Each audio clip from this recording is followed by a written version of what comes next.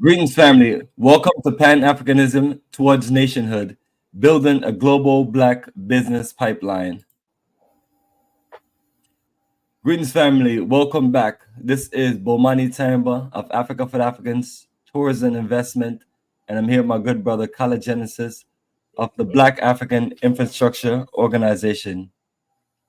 And family, we are the kings of Pan-Africanism with a vision towards nationhood. Greetings, my good brother. Welcome to the night. Yes, welcome to another Saturday live. Oh yeah, right? oh yeah. As you know, how we doing Saturday nights. Yeah, I figure I should. I feel like I should be somewhere else. I mean, but Yeah, but we unfortunately, dedicate our time to this movement. unfortunately, I'm here instead of somewhere else having a great time partying and have a good time socializing and networking. But past we're life. gonna make the best of it. Yeah, past life. That's like the sacrifice. it's a sacrifice. I don't know what we're sacrificing, but family, tonight's topic is live, and yes, has the Pan-African movement become a loser's paradise?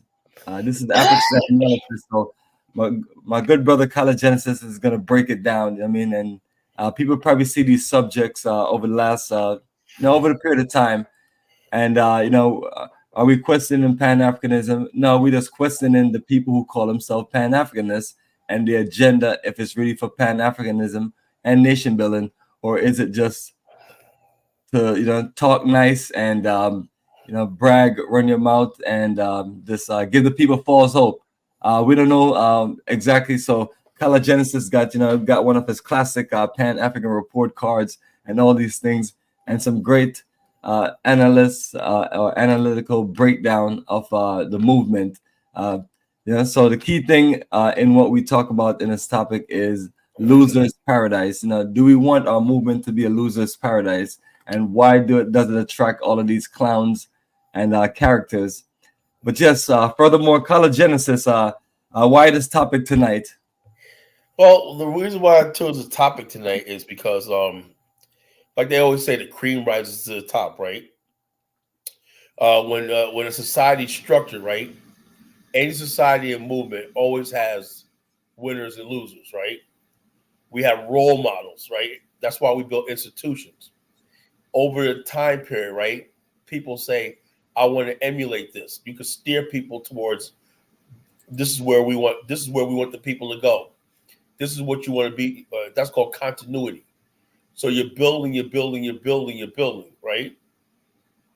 Now, when we start talking about something like Pan-Africanism, okay, and my whole thing is, although I believe in the movement and everything, unfortunately, it has not produced the thing that galvanized any movement, which is power.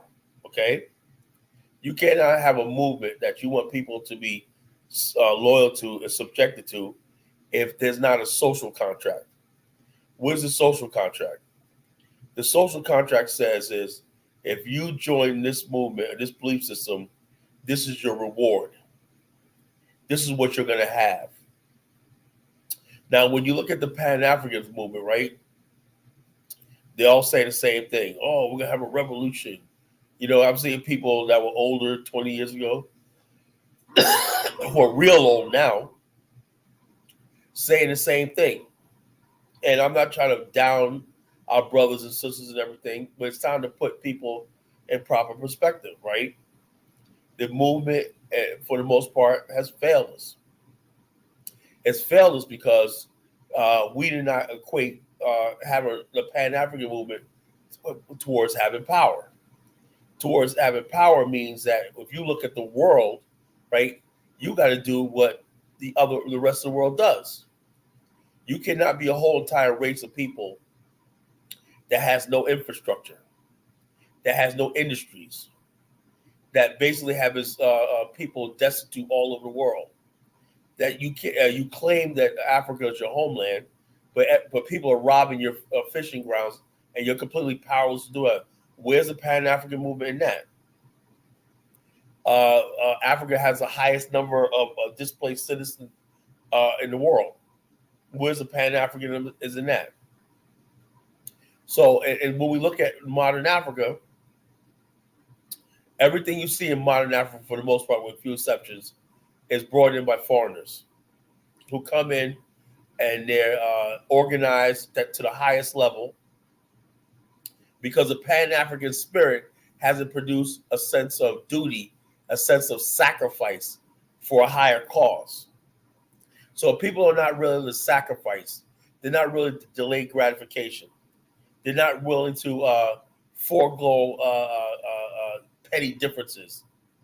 Then what you're doing is the movement is becoming a farce. Now, if you know that and you're not talking about that, right? Yet you want to sit here and argue about who's a Pan-Africanist, it doesn't mean anything.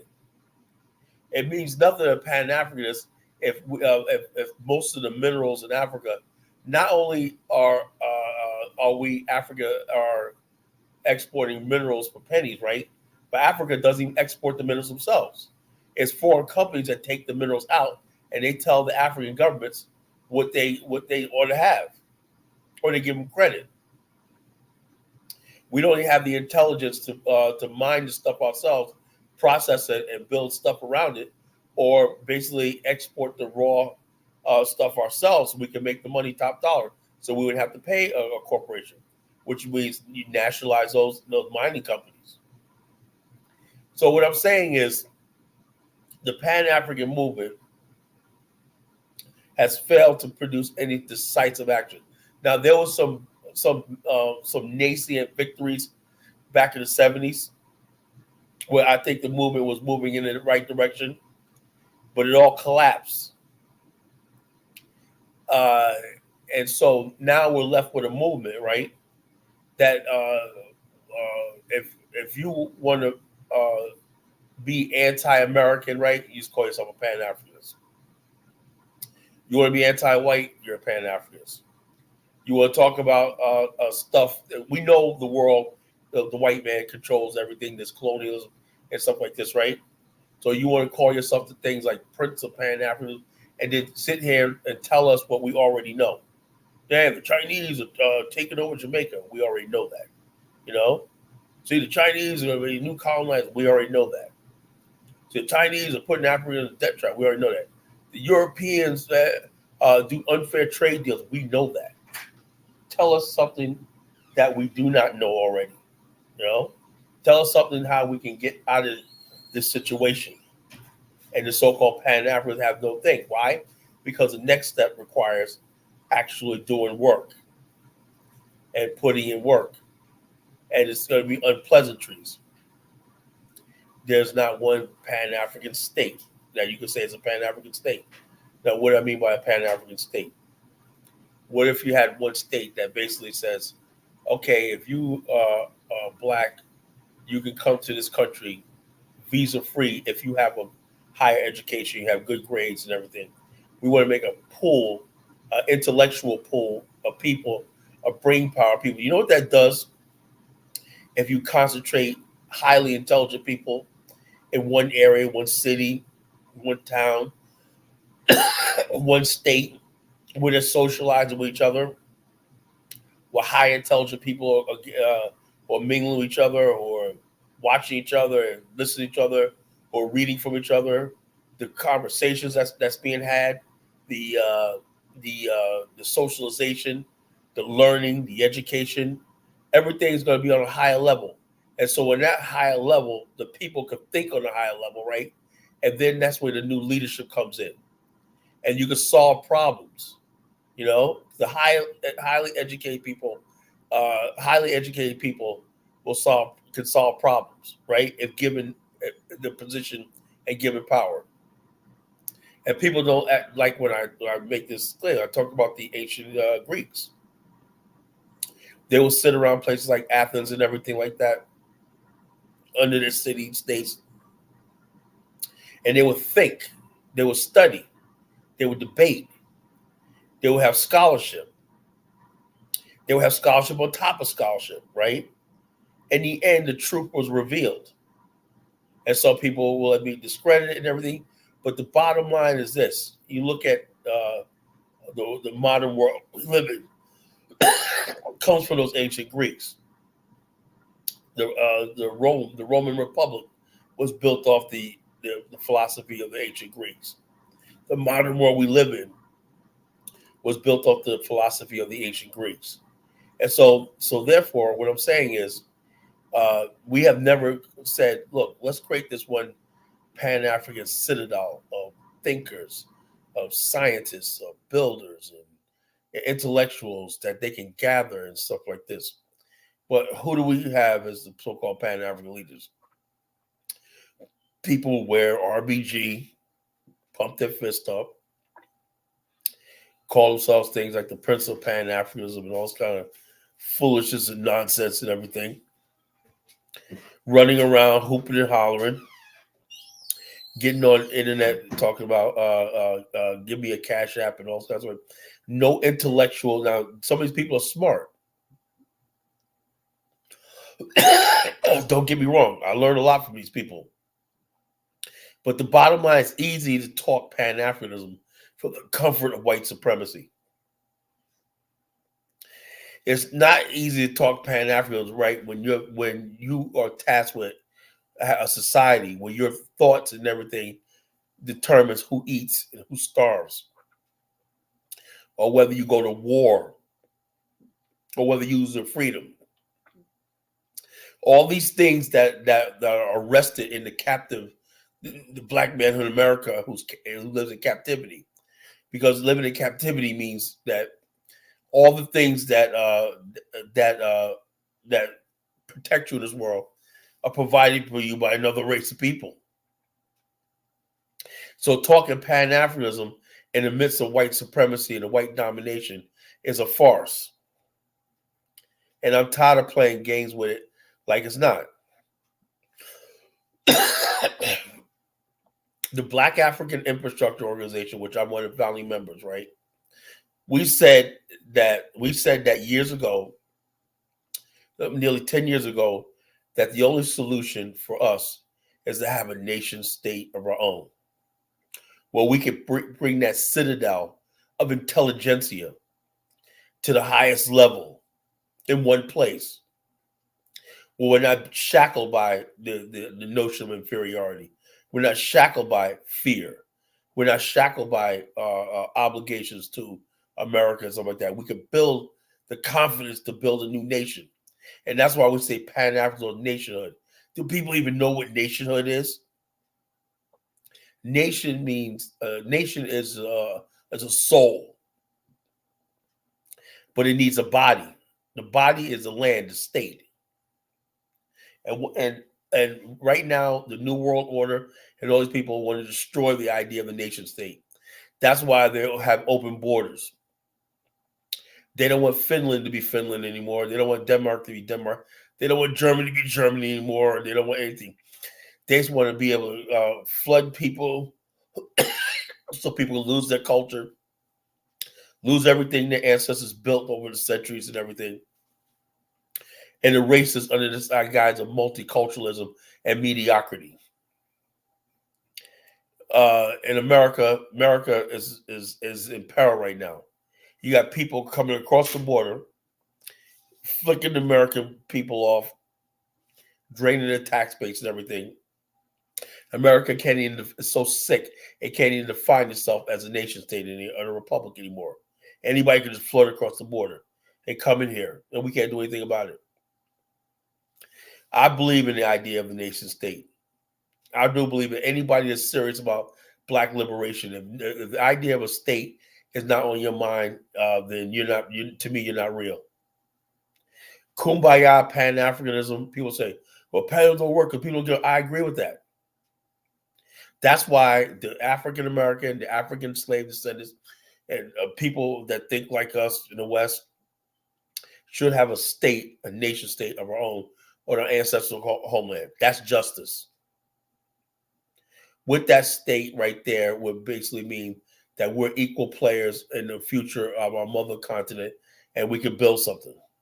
And we will take the best and brightest minds of us to build that citadel of civilization. And I have the confidence and know that we can do that to the highest level. I have no doubt in my mind that we can do it.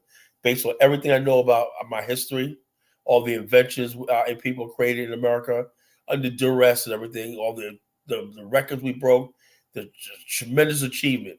We produced the first non-white billionaire in America. Ask how many billionaires, how many Asian or Indian billionaires were ever created in America? None. Reginald Lewis, 1987, black man, became a billionaire in America. We, despite all the racism and everything like that, we still succeed. The Bible says, "I'll prepare for the table before you in the presence of thine enemies." That means no matter what they try to do with us, we are going to always prevail and survive. Now, the Pan-African movement should be about nationhood. If you don't have the idea that we need our own government, our own land, our own territory, that we could start all over to build a black family up again and build black communities and build black sisterhood and brotherhood and stuff like that, and have our own way of life, then you're not the Pan-African movement is not. Matter of fact, to tell you the truth, I don't even like being called Pan-Africans anymore. Call me a Black African infrastructuralist, because I believe that only by building Black African infrastructure, right, where our industries, our military, and all stuff like this, everything, right, is that should be our end game. If that's not your end game or not, then what are you doing? What does Pan-Africanism mean? That means we just sit around and this clown ass nigga's a Pan-Africanist. Yeah, I'm a better Pan-Africanist than you are. To do what? It means absolutely nothing if the end game is not you changing the complete dynamics of our situation. It's not going to be changed with the Republican Party, the MAGA. I'm not trying to say don't vote. I'm not saying don't participate in the political process. But your end game as if Pan-Africanism is real should be the idea that we have to part ways with white America, that we need a nation of our own. If that's not in your soul, if you don't see yourself, you don't dream about the idea of having your own flag, your own national sports team, your own national anthem, and everything like that. And when you look on the money and the currency, it's pretty. Your heroes are on there and everything. Your books, your monuments. When people come to your country, that the heroes they see at the monuments and everything, the naming of the airports and the roads, everything reflects around your history and what you went through and everything. So they respect you in your own land. Then you're not a Pan-Africanist and you don't mean anything. So I want to open with that, Bomani, so you can pause and go over the itinerary. Greetings, brother. Color Genesis, great deliverance, and I'm sure everyone is waiting for more, and I'm sure all the trolls in the audience is ready to come at you. Yeah, because they love their masters, and they love their master, and you're talking against their life of living with their master and being that secondary figure to the master. If somebody look, let me tell you something. If you believe in America and this is America, it's a great thing, I have no problem with that, right? But don't call yourself a Pan-Africanist, right? Or a black nationalist, and the only thing you want to talk about is whether Biden or Trump is going to win the presidency and all this kind of stupid stuff. No, our mind should be a nation of our own. Not just moving to Africa and whatever scam and politics. That's why we produce. This is how sick the movement is, right? It produces people like Akon and Dr. Arikana and all these other people with these stupid ideas to build fake cities. We have to build the nation of our own. Not no Akon. He's not one of us. Yeah, so people, when they start calling these different names, they're going to say you have an issue with African leadership. I mean, that's what people are going to come we at are you. our own leadership. We are our own leadership. No group of people, every group of people should have be able to choose leaders among themselves. Elijah Muhammad always said that. Your leadership should come from you.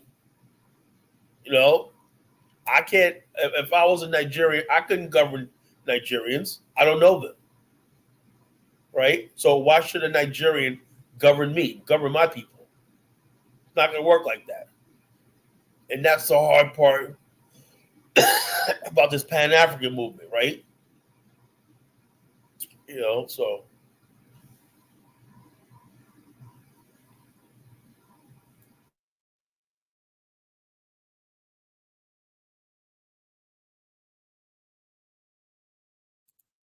On that note, family, we're gonna take you to paradise, and then we're gonna resume and get you connected with the topic of the day,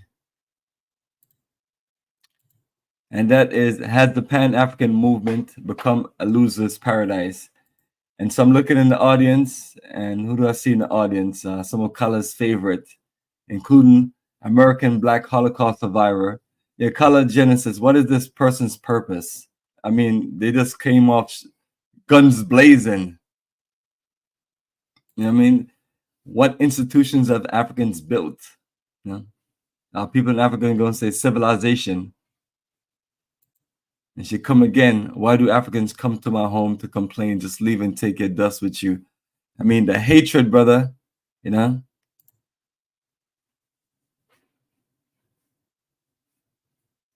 Yeah, brother. I honestly want to know what's some of these people. And I'm just playing a few. I'll come back and set it off. And not Measy. He'll be clapping on Black America. Is that what you're doing, Kala? No, not at all. Then look at this one. I likes when he yaps for 40 minutes, only for me to destroy his talking points in 40 seconds.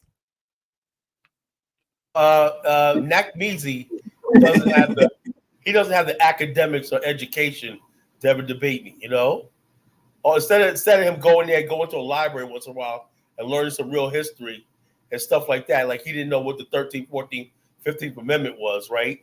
You don't know that. You can't debate me. You don't know what the Monroe Doctrine was. All the stuff is relevant. You don't know basic history. You can't come and debate somebody like me. And you can't sit there Wikipedia and debate me. You can't destroy my talking points because my talking points are just very poignant. I'm talking about the idea of what I believe is the end game for Pan-Africanism. If it's not about nation building, if it's not about an end game of a nation state, then it means absolutely nothing. So that's the point. I don't believe in kumbaya Pan-Africanism. If I could do what I'm doing without Pan-Africanism, I'll throw this shit out the door. Because everybody I'm seeing in this movement, right, I can give 2 cents about it. It's become a shit show. When I've been doing this for so many years and whatnot, and the people I know, I'm dead serious about what I'm talking about. And people get lost in the translation and think I'm just somebody on here just talking nonsense. That's why I don't have a YouTube channel. I'm not here for entertainment. I'm here for the real deal. I got people call me, Colin, I want to join your movement. And I don't want nobody inboxing me. I don't want nobody WhatsApping me. I don't want nobody doing like that. You want to join this movement, right? The Ning site, the social network. You hook up there and you build with the people we already have. And I'm tired of playing games with people. If this stuff is real or it's not. And that's what I'm going to get down to the bottom line tonight. Absolutely, kind of break it down, brother. So, yeah, so I'm sure you're ready. I'm sure kind of always ready for it. Like he explains, man, it's a serious business. We're not here to joke or play around, and this is not a comedy special. I wanted to play one more comment, and then break and come back. This is another person right now. I was just showing you comments from 3 different people that they have already started off already. That one. Who's this guy right here, and what is he talking about? Kala is trapped in the paralysis of the analysis. Maybe you come on and tell me what the fuck he's saying. I don't, God damn, man. I'm a smart dude, but damn, man, I can't figure everything out. It's like we're watching Batman and whatnot. They have the thing. Oh yeah, and also they figure out the thing with the. I think he went over here. Thing. Holy moly, Batman! And they figure out the riddle. What are you, the Riddler, man? Don't talk to me in riddles. Talk to me in friggin' plain English. I hate when people give me riddles. Yes, brother. I'm telling you, man, that's why the topic is what the topic is. People think we just come up with these things just to come up with them. Let me hit you with the topic again. Has the Pan-African movement become a loser's paradise? And it seemed like, these folks are just and then they see me and you, we're working on what we're building as far as connecting to Liberia, which we're on the way to next month. That's what I'm going to be also talking about on the schedule, and we're making our incredible move. So Carlo will be able to show, you'll be able to just show them a whole lot more. You'll be able to just put your vision right in front of their face, 4K, 8K style. Right. So family, be prepared for the highlights. All right, so family, I'm going to go through our schedule and some small detail for our upcoming Africa tours in 2024 and 2025, and then get back to our dynamic topic. Yes, family, for those interested in traveling to Africa with us, you can visit our website, africafortheafricans.org, and while you're on our website, you'll see the big banner. You see the MP3 player on the left and the slideshow in the middle with photos from the past 17 years of us traveling to the African continent on the Africa for the Africans tours and investment. And to get all the action and the details, just scroll on down, and then you'll see our schedule to the left and some supporting details. So everything on the left, you click on it, open up to the right, and full view. So you'll see Black Star Pan-African community. So when Kala is talking about Afrikstan, when you talk about community, when you talk about us investing in our future, that's one example. So with that energy being, we always say that we have great plans, great ideas, great vision, but we also need great support behind it to make it work. So that's why we always push for us to support Black-owned business and us to build as much Black corporative economics as a people, and just compete by doing those simple basic things, the fundamentals. Scrolling down Africa tour book. So this is a list of our tour program itself. So if you're looking to travel with us to any of the previous countries, you'll see a tour book, and it gives you just a full in-depth details beyond just the itinerary, and then introduction to ourselves, and also introduction to the country, and introduction to just our energy and our reconnection. So that is the tour books. Scrolling down, newsletter on Africa tours and investments. So that is our classic MailChimp newsletter. So that's also the email list. So if you're interested in getting the messages as far as all of our upcoming tours, that's the link right there. You can sign up. Africa Repatriation Consultation and Relocation Support. And this is serious, families, especially for those who are looking to give up their life and looking to make a move to Africa and are still in a fantasy land and still doing certain things. I'm one person that you can always call, and we can talk and go through it in full details. That way you have a successful move and you have people that's going to support and work with you versus work against you, because those things are how it works. To where you show up the wrong way, and you have people take advantage of you. So it's one of those things where you have to just be connected and properly, and just be clear about what you're doing and making your move. And we always recommend operating and working with a unit of people of like minds, so we can have each other's back, because most of the places that you're going to leave once you leave America, it's dangerous waters to you, especially if you're new to the international world and things. And it's one of those things where you wake up and and Africa that you're looking for is not what you expect, and that's because you're just expecting something that's not what's real. So the goal is to give you that level of clarity and assist you, and just make sure that your journey is successful. So that's what we have experience in. And the best thing I always recommend to everyone, just process these things out completely and don't make rush moves. And when you get to the country, don't let anyone convince you to make any quick moves, quick decisions, or quick investments or anything like that. A lot of times that could just be a setup, because you're not in the mindset of if this is what you want to commit to and do. So it's serious. So those are things that we bring with you with the real experience. And scrolling down, you'll see a list of all of our tour schedule from there on.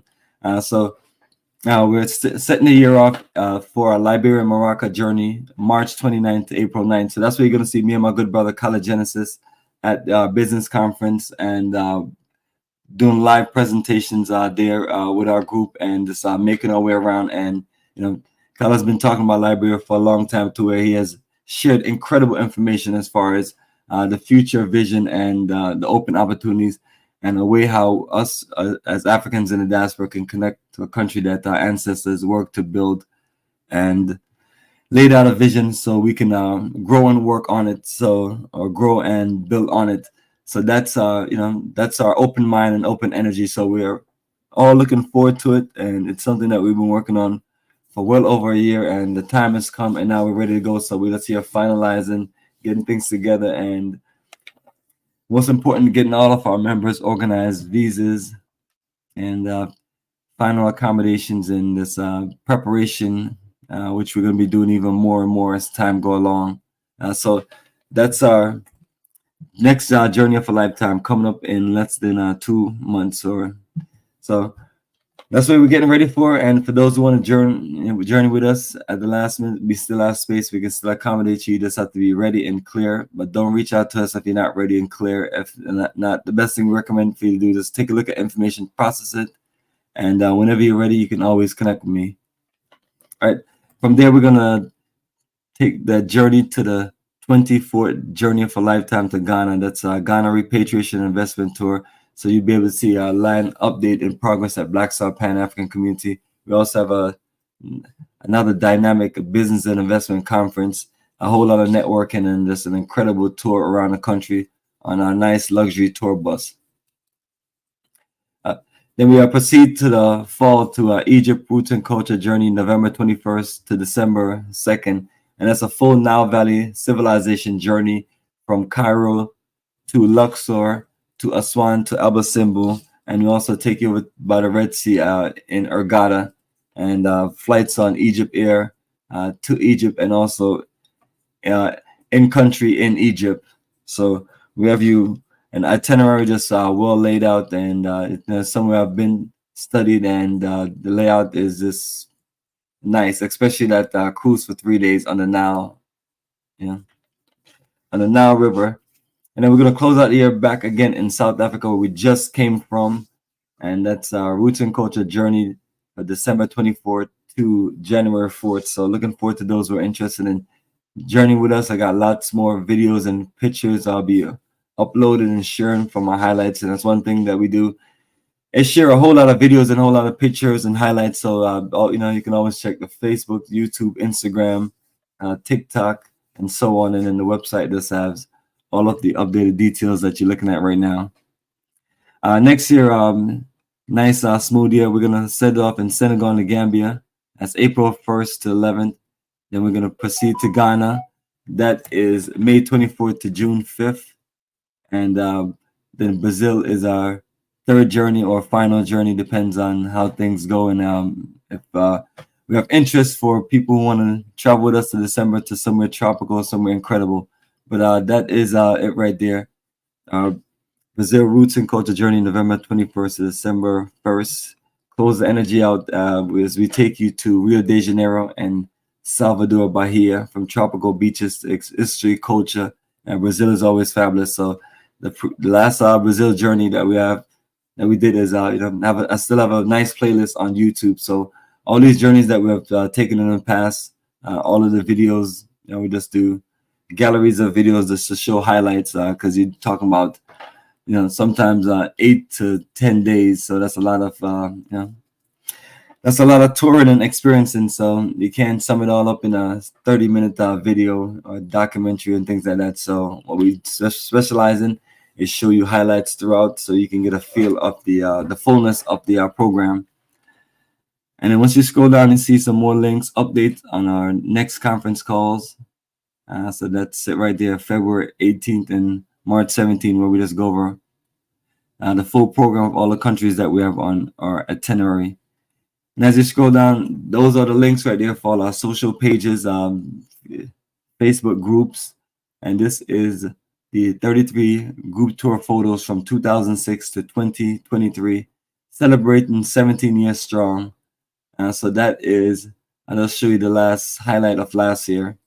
And as you scroll down, you see more. So, and then what you see is us in these cool Africa for Africans t-shirt that we designed just to show the color, the energy, the solidarity of us as a people that's moving together. So that's been one of the popular things. So most of the tour photos you'll see us in these t-shirts. So I always got fresh new designs. That's what we do, you know. And that's me over there right there in the red, black, green with the white all matching. So, you know, we got the color coordination going, and that's my dad across from me. Yes.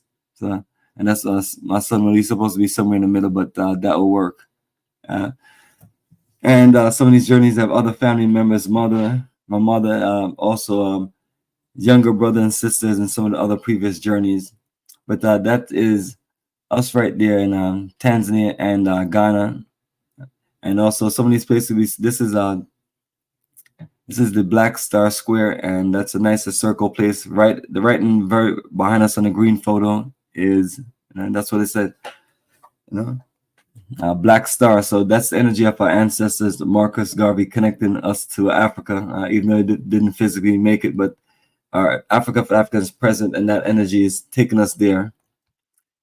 And Senegal and Gambia, red t-shirts at Goree Island, which is one of the first places that I landed in when I came to Africa. Once I landed in Dakar, Senegal, that was one of the first things that we ended up doing the next day, which was to go to Goree Island, and that's a visit that would haunt me for the rest of my life. Once I went to Goree Island, I mean, the presentation, the stories, I mean, it was traumatizing, because especially if you heard about history and then you're going somewhere physically and then you're getting a great presentation about what really happened to your ancestors, change the scope of your mind. But since then, I've been taking people to our historical location as far as African Holocaust dungeons, but beyond that, also opening our minds to be a part of the future of Africa, and connect, network, build energy, change our family legacy, build international brand, things like that. So, family, on that note, you can scroll down and you'll see photos, group photos, all the way down to 2006, and so that's what we're building. And the next group photo you'll see us, Liberia, Morocco, and we'll have those shirts on. I got the colors worked out. Blue T-shirt with excuse me, not blue. Yeah, blue T-shirt with red logo and white writing.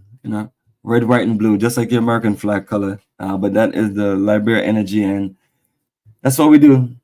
So let me open things back up for my good brother Kala Genesis, because he has a whole lot he has to share, because we have to educate our people, and that's what we do here. We educate our people about Black empowerment and organizing, and just giving our best effort, and representing our ancestors and leading our generation to the future. My good brother Kala Genesis, looking forward to you, my brother, connecting with you to Liberia. It's going to be fabulous, awesome. We're going to go to all of your favorite spots and everything. Just be on your best behavior. Don't party too much and have too much of a good time, because everything is going to be getting recorded. Yeah, I'll behave myself. I'll try at least. Anyway, Now Seeker says, you just try to integrate into African society. Now, how do you integrate into something that's collapsing? Integrate into something that's collapsing. And it's like people don't understand something, right? Do you understand that our ancestors? Oh, I know you're talking about Nala Seeker. You're talking about that troll that think he's wise. Yeah. I mean, these are the fools that we have in the Pan-African movement. That's why I said, somehow these losers attract, because they can get away with us talking and judging the movement, and then basically, if you ask them a question, what are you building or contributing to a movement? Do you even support Black-owned business? They can't answer these basic questions, but then you're going to be a knowledge seeker. And you better be seeking knowledge, because you don't have any wisdom. Yeah. And so my whole thing is, we, like I said, we analyzed this years ago before we launched the BAIO. Could we actually just integrate Black into African society? And then we realized that, tribe and ethnic identity means something. What it means is, it means power. Whoever the Europeans did a thing on Africa, whereas they left certain groups of people in power. Okay, through intermarriage, through education, through ties and bonds, everything. I think the Africans, particularly, are in a worse situation than we are because we never developed those affections towards white people that the Africans did. To be honest with ourselves, right? We've always had that resistance movement here in America. Maybe it's the American in us. The idea when people say, I'm a revolutionary, where do you get that from? The American Revolution, you can't go to any African country talking about I'm a revolutionary. They're gonna look at you like a rebel. What are you trying to overthrow? What are you trying to change? And they look at you like you're crazy. Now, if you talk about revolution in these African countries, they're looking at you sideways. What are you trying to do? You trying to cause strife? Are you trying to usurp the existing power structure, social order, and everything? They're like certain groups of people have power, and that's just the way it is. And if you don't have power, if you're not part of the dominant group and everything, then you're not going to go anyplace. So therefore, all our ideas, right? Our mind, everything that we conceive will just die. And I see that with Bomani Kambo, right? It's a shame somebody with a brilliant mind like that, right, decide to integrate into Ghanaian society. And what does he have to show for it? Nothing. He can't get audience, can't get nothing because nobody wants to hear what he has to say in Ghana. So yes, he's in Ghana, and yes, he's like that, but it must be frustrating that only thing you do is sit in a room and lecture and listen to himself talk. It's never translated into moving society because the society, for the most part, don't want to hear what he has to say. Now, if Bomani Kambo was part of the Afrikstan that we want to build and everything like that, he would basically be somewhere in a position where he's at least listened to, where we take him seriously. We'll say, hey, okay, we understand we come from because he's one of us. He understands what we went through. He understands what we need. And that's just justice for every people. I believe every group of people deserve justice. I have no right to basically suppress another group of people, tell you that you got to stop being who you are just to be appease me. Now you have no right to tell me I got to do that to appease you. So it's best when you look at the whole continent, right? You got 12 million square miles, right? Underdeveloped, right? And you mean to tell me that you have 250 million people in the West, Black people in the West, from the first world, the industrialized world, right? You mean to tell me there's not one country that says, you know something, let's bring some of these people home, build new cities and build new ports, build new airports and everything like that. Let's create a technology pool. Because what the problem is in what we have on the continent, right, is we have a brain drain going on. Whereas people get a little bit of education and they get a visa and they're trying to leave the continent. And there's no commitment towards what? Nation building. No one cares about nation building. You can have a country, but that don't mean you have a nation. A nation could take care of itself. A nation can provide for its people. A nation should be able to create a middle class for its people. A nation should be able to give all the people the basics, the essentials, and everything. It's not that hard to do if you have a sense of nationhood, if you have a common purpose. Now, in America, they had this thing called e pluribus unum. That means out of many we are one. They talk about all the white people, like talk about the Dutch, the English, the Irish, and all these other people. Out of many we are one. And so the American experiment was that we could create this so-called melting pot of people. They don't talk about Europeans coming here to create not you come over here and one generation, you're not German anymore because of socialization through Americanization, you become an American. And that's the way, and it worked. So what I'm saying then also those people become pretty much loyal to this new idea called America because they were born here and this is their new land.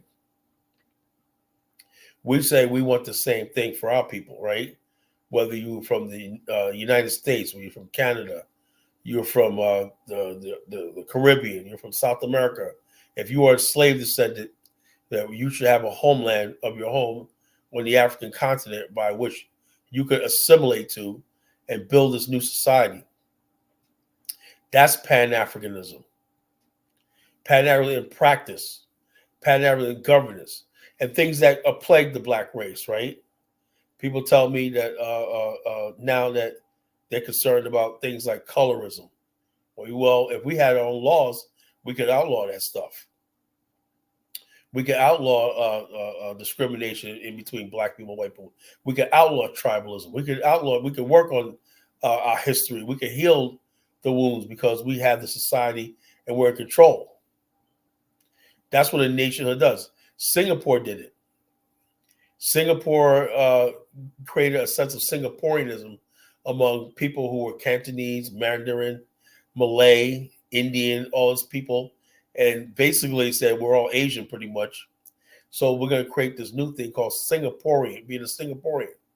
We're going to make sure everybody feels like they're a part of the society as equals, that no person in Singapore more Singaporean than the other person.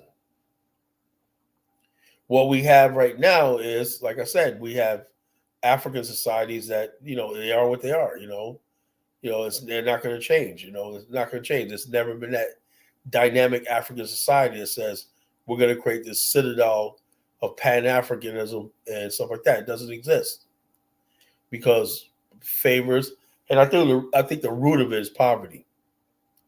And I don't know if Africa has ever been tested with wealth and industry and stuff like that. If Africa could produce one really highly industrialized modern society and you had a middle class, maybe things will be different, But as things go right now, that's not the case. But back to what I'm talking about, the losers, the Pan-Africans, right? I don't think when people join the Pan-African movement, I don't think they really think this thing through.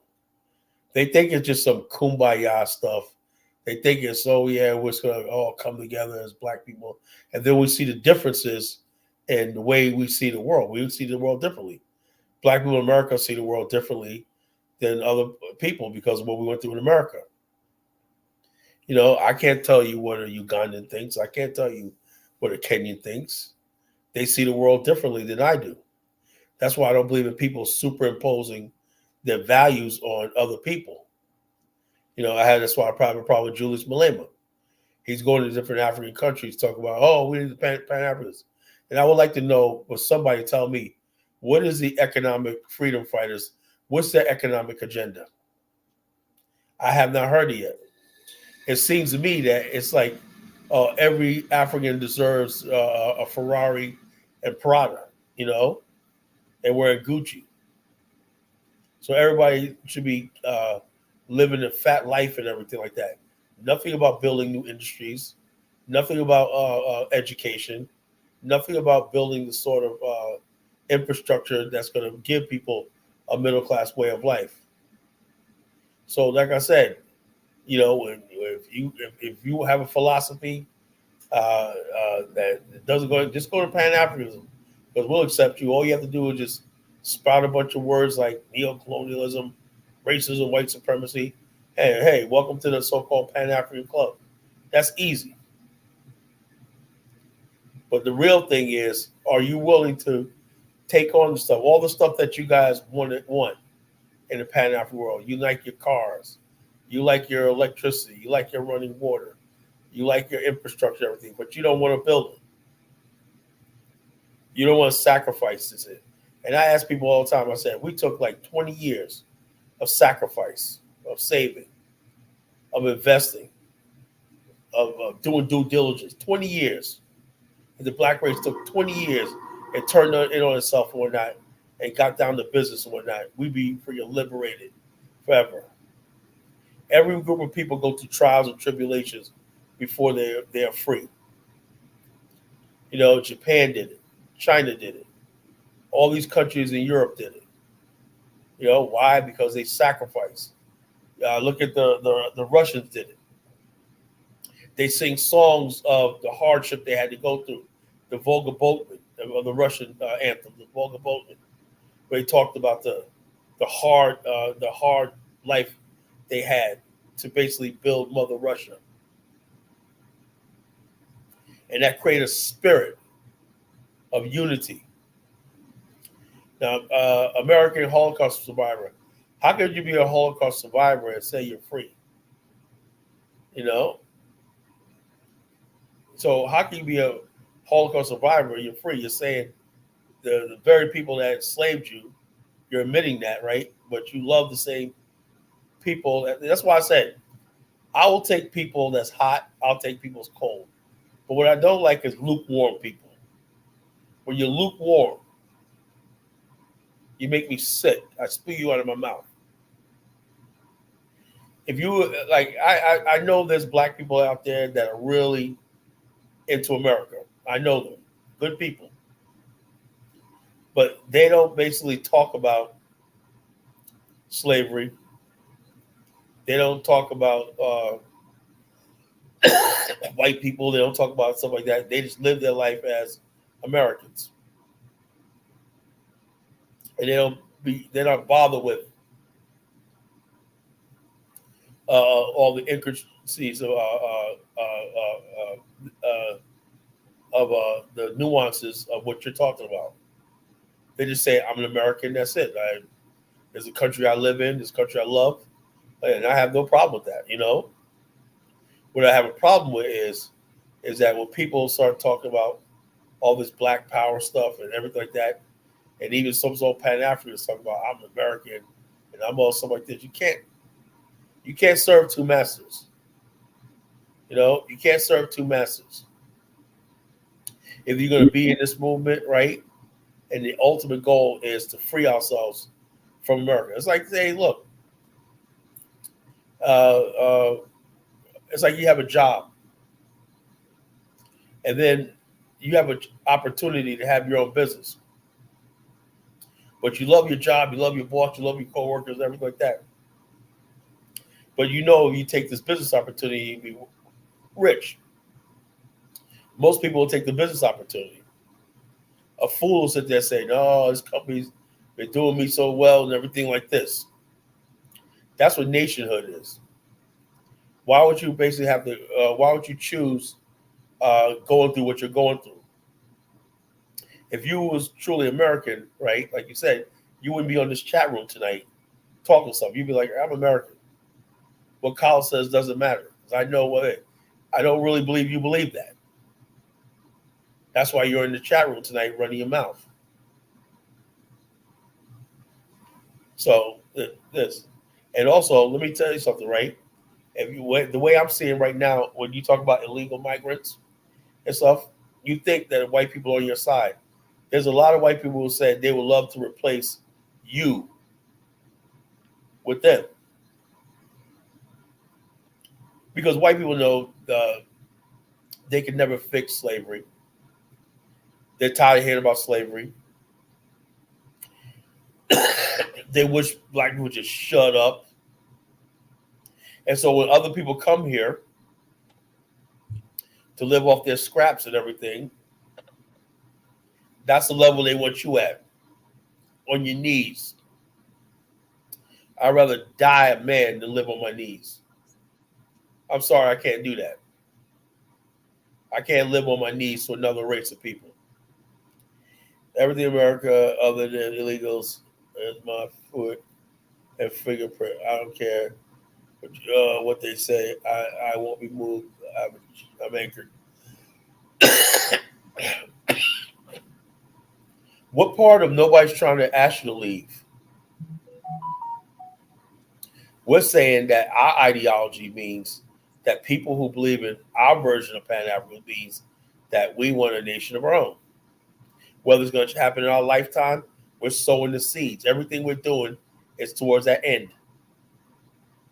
So we're going to have the next generation is going to build on what we laid down. And that's another thing that we don't do, is that we don't build for the future. Every time I hear the so-called Pan-African, they only talk about themselves. You never hear them talk about oh yeah, I'm doing this because I want my children to inherit this. I want to do this because I got future generations I got to think about. It's always the immediate. And that's why they go to Africa and they fail and they make some mistakes. Because real people that plan for the future can foresee things way in advance. People who are emotional, right, only act on impulse.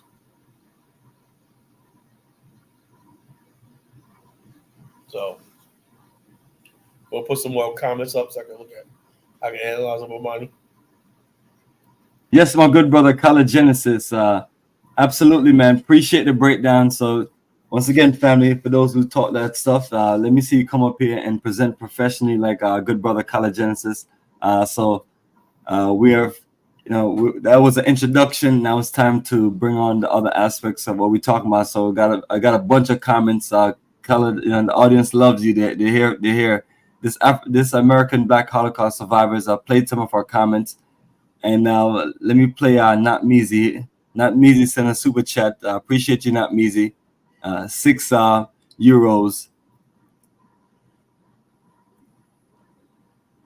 Now, Carl, I don't know what he means by that. I'm never going to read it out loud, but what he means by that. Because he has, he continued on from there on. I don't know. I don't know. I think he's Tariq when he's trying to get a sense of humor. Tariq's actually funny,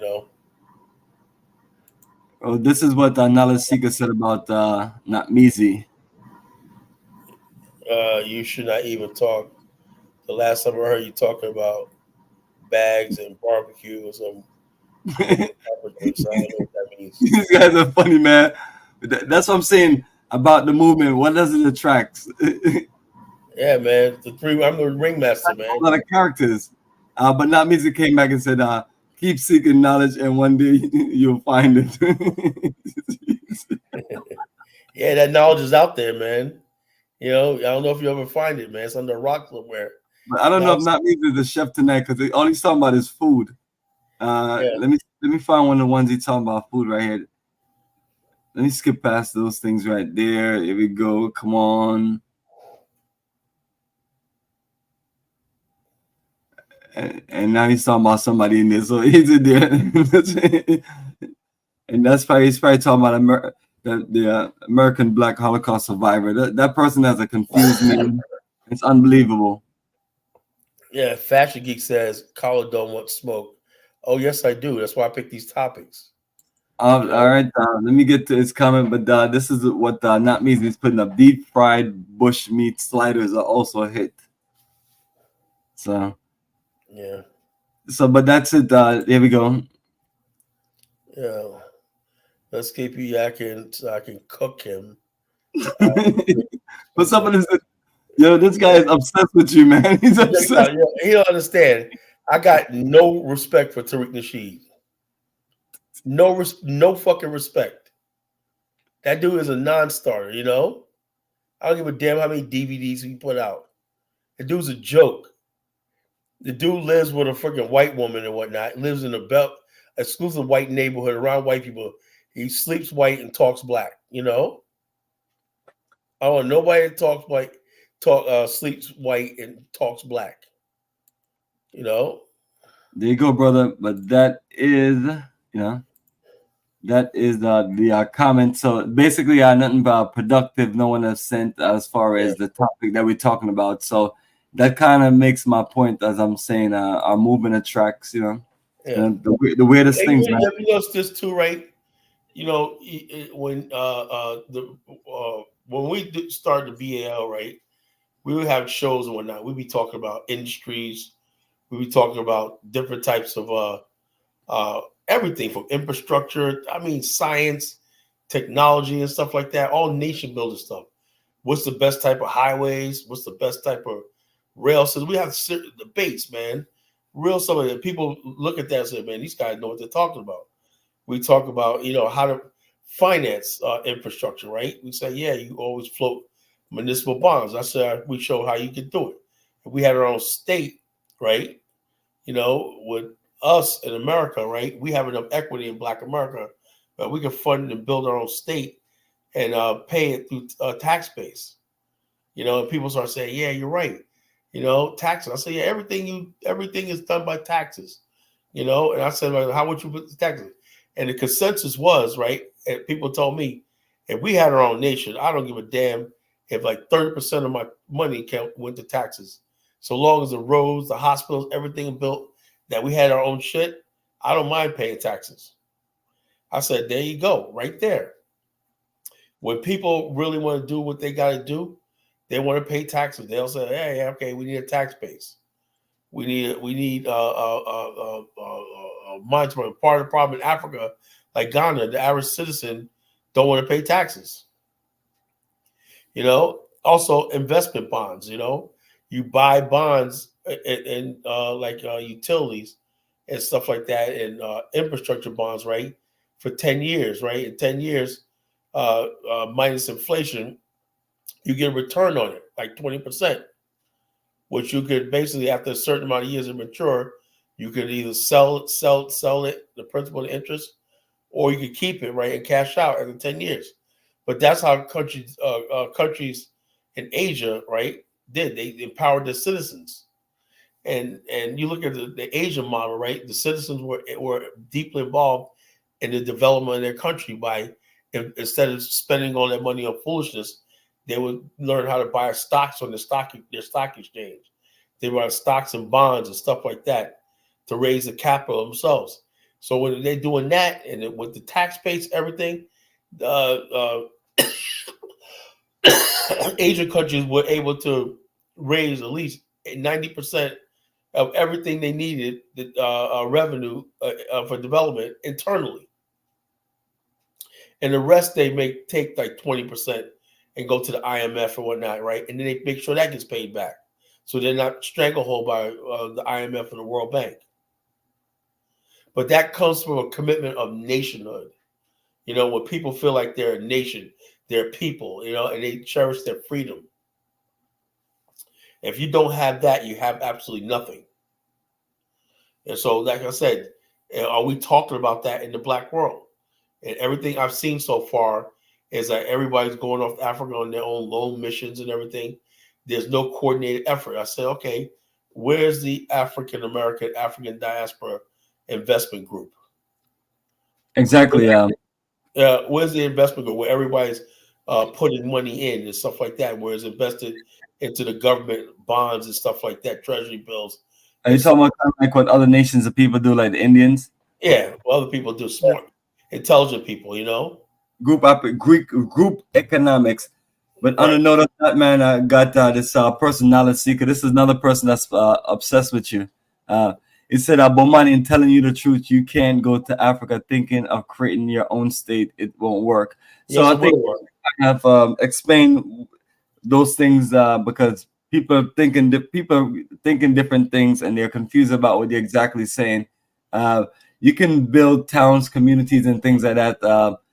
And I'm not sure if he's wondering if you're talking about a whole state, a whole country. we can't start off with a whole state, but we can start with municipalities, right? Like your city, Jonesboro, right? That's like a micro state. You can start off like that with a town. It's basically a town in a county. Town and county is realistically a country, a mini country in itself. So when you're talking about communities, when you're talking about development and things like that, you have to just build it and practice it little by little. Because, example, I was telling you, I was in Tanzania a few months back, and I was at a part of the city, and the tour guide was explaining that almost all of the investment, all of the homes, the real estate in this specific area is Indian dominated and Indian controlled. So to give people an example, an idea, and they're in a country, and the country doesn't oppose that. They're practicing group economics and working together and doing things because the country is benefit from it. So I don't know if that's a direct example that we can use to explain to our brother to a point and things like that. So I think that's where people get this notion and they come at you left. But that's what I'm talking about, people. When we talk about the Black Star Pan-African community and we're talking about certain things, you're talking about just really doing community economics. That's honestly what it is. And then you you're using that momentum from there to gain more momentum as far as as far as because as far as you just having more leverage to live in the society that you live in and make sure that you have things things growing and you have people contributing to the development of it, because as you can see in certain places you go get a piece of land and okay, well then there's no infrastructure coming.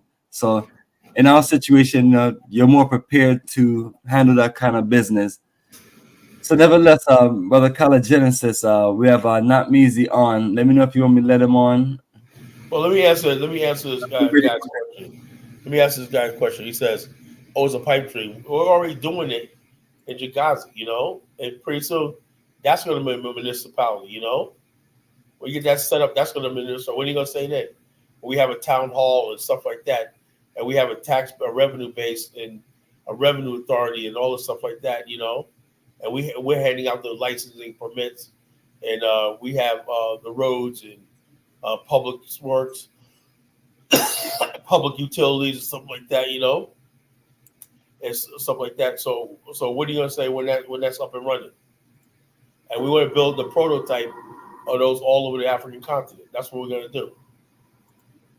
Absolutely, and that's it. It's basically giving you a good example. Say if myself and other Black people in this area decide to put our money together, and then we just buying up more of the certain parts of the town, and then we're reinvesting it back in it, and then we're making sure we're doing it to create more opportunities for our own community. That's an example of what we're talking about, family. But when they hear you say it, they think you're talking about, well, we should have a direct country of our own to just be able to do certain things, and it's like that is always an ultimate goal. That's the ultimate goal, but at the same time, realistically, start by building an apartment building. I mean, that's that could be your foundation of your Afrikstan right there, and then build out. Start building communities first, and then like America didn't start off as a nation. Guys, Start don't off act as little like you towns don't and see me territories. here. Are you gonna let me talk? Greetings, Kala. Greetings, My time Not is Me. valuable. Thank you, my brother. Thank you. What do you say, Not Me? Can you hear me, brother? Dear brother? Yes. Muffled. Let's hear what he has to say, Kala. Yes. Go ahead, brother. So I hear the giants of Pan-Africanism, of modern Pan-Africanism, talking about taking baby steps. It's no longer nation building. Now it's enclave and community building. Pay attention, chat. They talk a big game. Yeah, we're going to go back. We're going to nation building. Garvey points. But then when you get down to the brass tacks, it's talking about let's get a community center where we can give out bags like knock music. But let's talk about Kala's point, okay? Well, you got to turn your mic up. You're muffled. I can't hear what you're saying. Wait, but you hear what I said though, right? I'll get to a better place. Come on, brother. I cannot hear what you're saying. Well, because you're talking over me. I'm not joking. Bomani, can you understand me? Bomani, I cannot hear what you're saying. Bomani, can you understand me? I can hear you loud because I have everything. Selective hearing. Kala has selective hearing. I can't hear what you're saying. All right, hold on, Not me there. If you can just back away from the mic a little bit, I'm gonna add J lines in here, but continue, Not Measy. All right, thank you, brother. Is this better? Yes, Kala, the main thing, Kala, can you hear Not Measy? Let me slightly. Okay, I mean, Not Measy, go ahead, I can hear you. This phenomenon of selective hearing, when it destroys your talking points, is quite hilarious. Instead of bringing brother, please, let me finish. I want to reach my 40-second goal. I want to take you in 40 seconds. Please, let me take you in 40 seconds, brother. Dang, why the brother's so mad, man? Who's mad? You'd be mad if somebody was cutting you off too. Kala, regardless if you agree with him or not, this give Not Measy a few moments to speak and present his point out. Welcome to Pan-Africanism towards Nationhood, Not Measy. Go ahead and share with us what you want to share with us based on hearing our 1 hour presentation. Thank you, brother. That's the problem with this. How many times have I gently corrected Kala on his lack of discipline, his lack of mic control? Whenever there's an opposing point, rather than hear it, he gets technical difficulty. He talks over you. Those are not the hallmarks of a leader, especially not one in the Pan-African community. If you can't fluently say municipality, you don't need to be on the mic, brother. If you can't speak truth to power about your own people, but you trying to get us to go to a place where you admitted there's no middle class, the tax system is not set up for the people, which is why Ghana can't create, because there's all these little mom and pop businesses that are not paying tax. So the people who come with business get overtaxed in terms of bribes. The whole economy over there is set up for failure, and you're trying to get us to go to a place that you ain't at. Make it make sense, Colin. Now I'm gonna rest my mic, and then when I get in my office, I'll come back and cook you more. All right.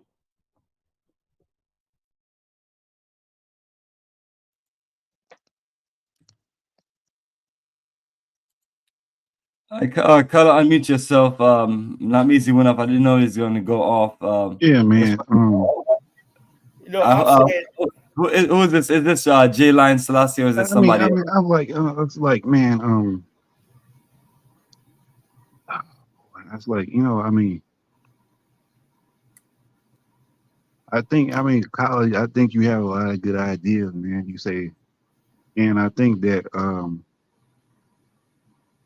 even when you try to, like, you know, I think you try to find like for people, for the diaspora to work together, but you know, some of these people that are caught up with this like save America type of thing, they'll try to find any problem with Africa or any type of thing like that, or it's just like and then when you point out the problems in the West, right? Like, oh no, you can't talk about this, you can't do all this, but you know, they can't face the reality, right? That, you know, black folks don't control nothing in the West, right? And of course, Ghana's gonna have some other problems, or certain black countries are gonna have the problems. Okay, they don't have as much as the West. Huh? That's just obvious. But you gotta start somewhere, right? You know, you build up the private sectors and all this type of stuff. So, but they're so bent on trying to save these like Western white countries, where there's UK, where they're a minority, where they don't have at least you have a fighting chance there. Huh? And you think like a subculture, you know, a less percentage of people are going to, you know, take over. That's no way in hell that's going to happen. Huh? So it's like, you know, they don't want to be in a rally, man. So, and I think that that's what it is. So they don't want to notice that like a lot of black folks in the UK and America, they don't even get along with each other. Their families are messed up. The family structure is destroyed. You can't even work. You can't even get the family. You can't even get your family structure right. So how the hell you gonna get your economic right? The culture is dysfunctional. You know what I'm saying? You know, you got all this. You got drill music in the UK. You got all this murder. You know what I'm saying? You can't even get that right, man. So how the hell you gonna get the not other? just that. You know what's violence? A lot of violence is. Go to the Caribbean. I did not know Trinidad and Tobago had a high murder rate. Same thing with Belize. Same thing with U.S. Virgin Islands. All these places are murder capitals. I didn't even know that. I just found that out. I'm like, shit, man, what the hell's going on? Yeah, Virgin Islands is just a U.S. territory, so that's not. Well, it's like I don't understand something, that's what goes back to I said what the Monroe Doctrine. You know, the Monroe Doctrine. We're still living under the Monroe Doctrine. Black people here in this Western Hemisphere are doomed. That's why white people are trying to form some alliance with the indigenous populations of this. Oh yeah. But we addicted. A lot of black folks, they're addicted to that white structure, man. And that's the thing is, like, well, you know, I don't blame people, right? Because America, the West has the infrastructure. Hands down, America, we wouldn't be on here if it wasn't for America's. I would not have what I have with American infrastructure, right? But well, of course, of course, if you steal resources, take from everybody else, build your stuff up, everything's for sale. You have a big military, of course you're gonna have more than other folks. You know what I'm saying? Right. I mean, And like, also, it's not, they got the technology, the you know what ingenuity. I'm Let's saying? be And honest. the tech, I don't know what I'm saying. Let's Yeah, be but honest of with ourselves. course. They like I said earlier, earlier about the ancient Greeks and everything. They create these citadels of thinking. A lot of black people don't even know this, right? Because I was privy to this living upstate New York. There's whole towns and ways of life white people have there where everybody you know is a doctor or something highly educated. Places like Connecticut, right there. You got people that white people, right? That just they run the world, and they run the world because the lowest people they'll have millionaires and billionaires, and the people that they're so-called working class whatever are doctors making $500,000 a year. So they don't have they're not in the life of the average white person who may work for a living, or much less black people. So therefore, in those circles, those social clubs that they attend, decisions are made. Decisions are made about who's going to be elected, what's the foreign policy going to be, and so it's on a high level. Don't let social media all this fool you. Yeah. All these things they come because yeah, what do you think about this? They create things, right? Like climate change, right? That's created by white elitists. The average person in the world don't care if 50 years from now we can reduce the global temperature by 0.5 degrees. These are white people sitting around talking about this, and the climate change is rooted in, if people don't notice, right? It's rooted in Malthusianism. If people knew what Malthusianism was, right, they would be against it. It's rooted in the idea that the world is overpopulated and we have to reduce the world's population. And Henry Kissinger once said, we have to reduce Africa's population in half. If But Africa, what's funny about that is that now they have a demographic problem that's in the West, right? And guess what? South Korea got the tech. They're almost down to extinction, man. You know what I'm saying? So they have like a birth rate that's like 1 point something, some kind of crazy. And it's like and like some of the dudes are like shipping getting women from like other Asian countries. So they have a problem with that is like, because when you have like a lot of these industrialized countries are starting to have this have this problem. And I think that with you have this inflation going on. Inflation is so high in Europe, it's ridiculous. So they're gonna have to do something because the greedy, this hyper. Africa doesn't have that problem. That's what I'm saying. They don't have that problem. So 90%, it's like 80% of the population is under the age of 30, and Africa has a high birth rate. So yeah. I mean, they paying like in Europe, they're paying like trying to pay couples to have kids and stuff. Like like Germany. I mean, it's bad out there, man. It's like because they're not going to have enough people. Their own success. Black America is going through the same thing. Our birth rate's low. Yeah, that's what I'm saying. All these industrialized places are having it, so that means you're going to have a high aging thing, and that's going to mess up the economy. So it's like you can have all the economic system, but if your family if your family structure is all messed up, that's how Rome went out, right? Rome, because of the lack of family connection, the culture. If your culture is messed up, I don't care how good your economics is or stuff like that. You know what I'm saying? Like, if your culture and the family structure is messed up, man, that's gonna start sinking in. You know what I'm saying? So, the only way the nationhood is built around the family. There is no family in the West. I mean that's done, man. You know what I'm saying? So it's a wrap. That's why we have to start all over again. It's a wrap, but it's like but I mean, how can you start off when there's like no such thing as gender? There's none of that. There's all this stuff is designed. Gender is we call it interchangeable. It's 2-3 different. You know what I'm saying? I mean, you can't build nothing off that. So it's gotten to a point where it's and you can't go. You're not going back to the old days or any of that type of thing. So I mean, what's gonna happen is the West.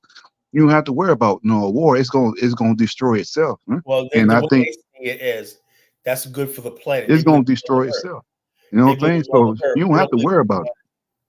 They believe in Mother Earth. The head of Disney, right? The lady, these white lady, she goes like, "Well, I have to." They'll talk about we have to introduce transgender characters because I have a son that has to transition.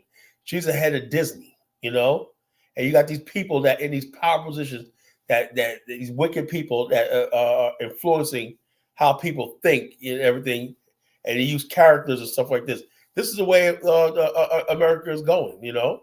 And it's all about money too, right? And so it's like, because a lot of these corporations, you gotta pull money into like all this radical feminism, all that is like corporate stuff. You know what I'm saying? They all gotta promote something, right? You know, social engineering, because everything's for sale, right?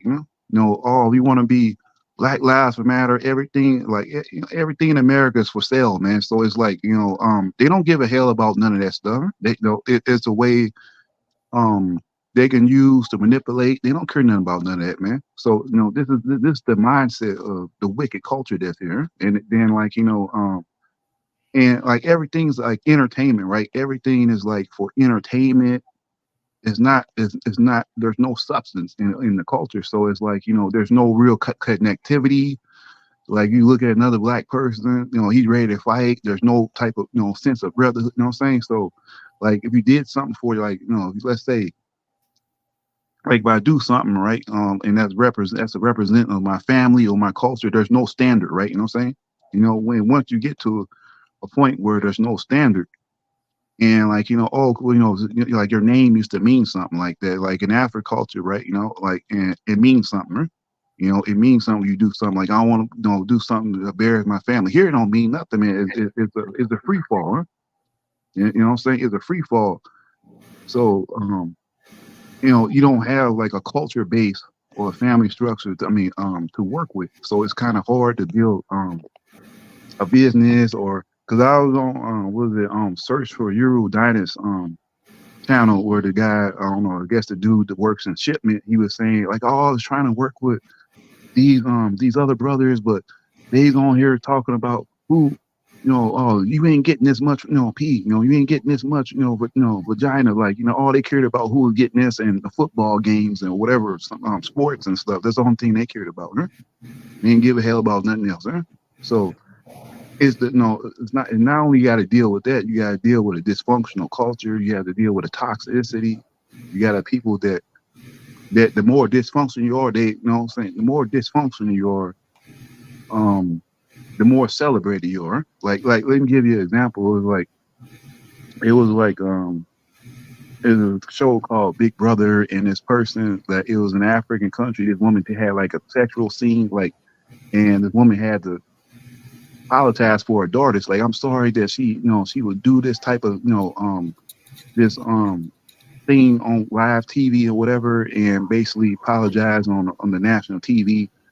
And it was in the East African country. I ain't gonna name the country, but it's the East African country, and the person haven't even been back. Huh?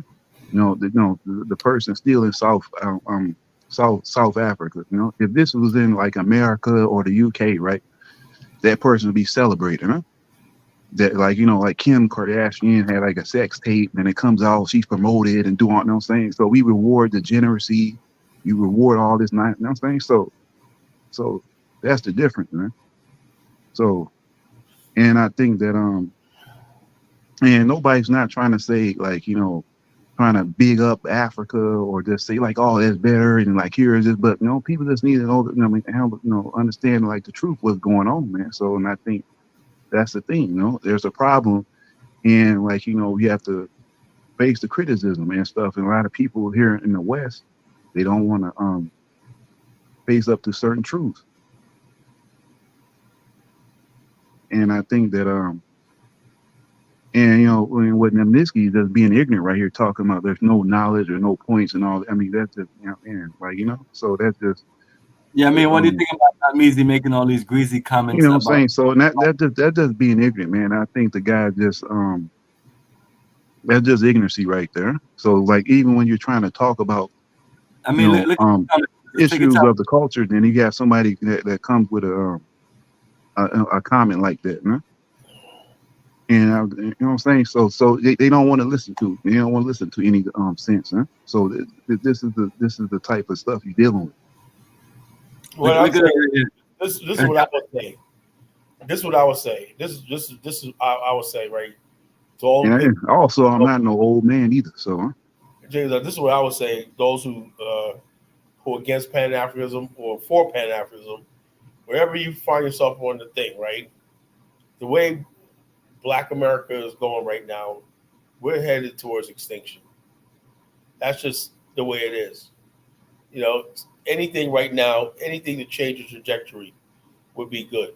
It does not mean every Black person has to go. But imagine if we had one place that represented our culture. We'll say that's what we are, you know? But we don't have that, you know? The Jews create the state of Israel, right? Most Jews don't even live there. But they support the state of Israel as a symbol of the modern Jewish world, you know? And I was growing up, right? One thing I used to always know is I grew up in New York around a lot of white ethnic immigrants. You know, they will always talk about their go to their home country, so draw from their home country. I have friends that were German. They would go to Germany, have distant relatives and everything. They come back and they talk about, oh yeah, we spent this thing in Düsseldorf, and we went to here, went to Berlin, and blah blah blah. And I have friends that come back from Italy. Oh, we spent time in Milan. We was in Palermo, Sicily, and blah blah blah. Greeks, everything like that, right? And they will always be proud that they could draw on their homeland. You know, Yeah, yeah. But what lie? But what lie did I say? Did I say anything that was a lie? who Out said there. the line? I'm just saying, but What niggas say, oh, are you talking about? you know what I'm saying? So I was just saying, so you say, oh, well, that's just old man, this is just this and stuff. Well, I mean, what I said was the truth, right? You know what I mean? Whether you don't want to take it or not, I you mean, know, what it's where saying is you can call it doom or gloom or whatever. I don't give a hell what the hell you call it, you know? You know what I'm saying? You know, the truth is the truth, you know? So, I mean, you can call it whatever the hell, I mean, you know, the guy want to call it. So, huh? You know what I mean, it was no lie what I said, huh? So, and I think that's People can't see this that person took it personal. Black Look at America is in serious trouble. yeah, and I was saying, and you can see that, like you can see, like um on like on a lot of these channels, people are saying this stuff, and people just want to ignore it, like, oh yeah, this, that, and like, you know, and people that don't want to listen, man, I was like, okay, then you know, you can't talk any like sense or any type of logic. So it's like we just the more and that's why I realized, huh? And this is where you like you said, you got to find people that like-minded people, and that's it, you know. And you got to move on, and just like it's like what do you call it, just talking to a rock, man. It's like and I don't know, so, and a lot of it is just like 'cause I know it, college, you much older than me, and like you ain't seen this stuff, right? You don't seem like it's a waste of time, right? Sometimes, right? Talking to some of these people, right? Yeah, I've been doing this for years, and people like and some people. I'm saying like this. People think that okay, Pan Africa means just moving Africa, right? Hmm. That's not enough, you know. No, but but it's also like it's investing, it's connecting, it's like It's building. having a structure. It's more than just going to a place. You know what I'm saying? It's a mindset. It's and yeah, and I don't know, man. It's just And to build, right, you have to be for real. You know, yeah, but they don't, but nobody cares about that, man. And it's like people just want to just it's a like a culture. It's like a flex. It's a flex, and like who can show off, who has the biggest, card. No, I mean they own that. They own that stuff, man. That's who the got a culture here. They house. don't care about none of that, man. They don't care about like trying to have like some knowledge or trying to do something or trying. You know what I'm saying? They care about just it's just a damn show for them, man. Like for a lot of people here. Yeah, yeah. You know, in other words, basically, they couldn't make it in America, so let's go to Africa and show off on that to the locals. You know, that's not what we're about. We're about trying to change the trajectory. We build that if we can basically build what we build in Africa, right? We could have billions of dollars flowing between Black America and Africa, and we all come up. Right now there's no trade between the Black world and the West. Think about it: 200 million people in the West, billion people on the continent, right? And there's no trade. Everything that we eat and everything like that comes from everybody but us. So therefore, Africa has the ability to produce cotton and textiles and everything that can build our industries here in America, right?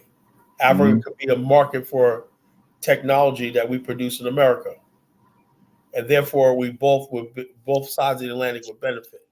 That's what the idea of an Afrikstan is all about: a state that's going to connect Africa with the diaspora.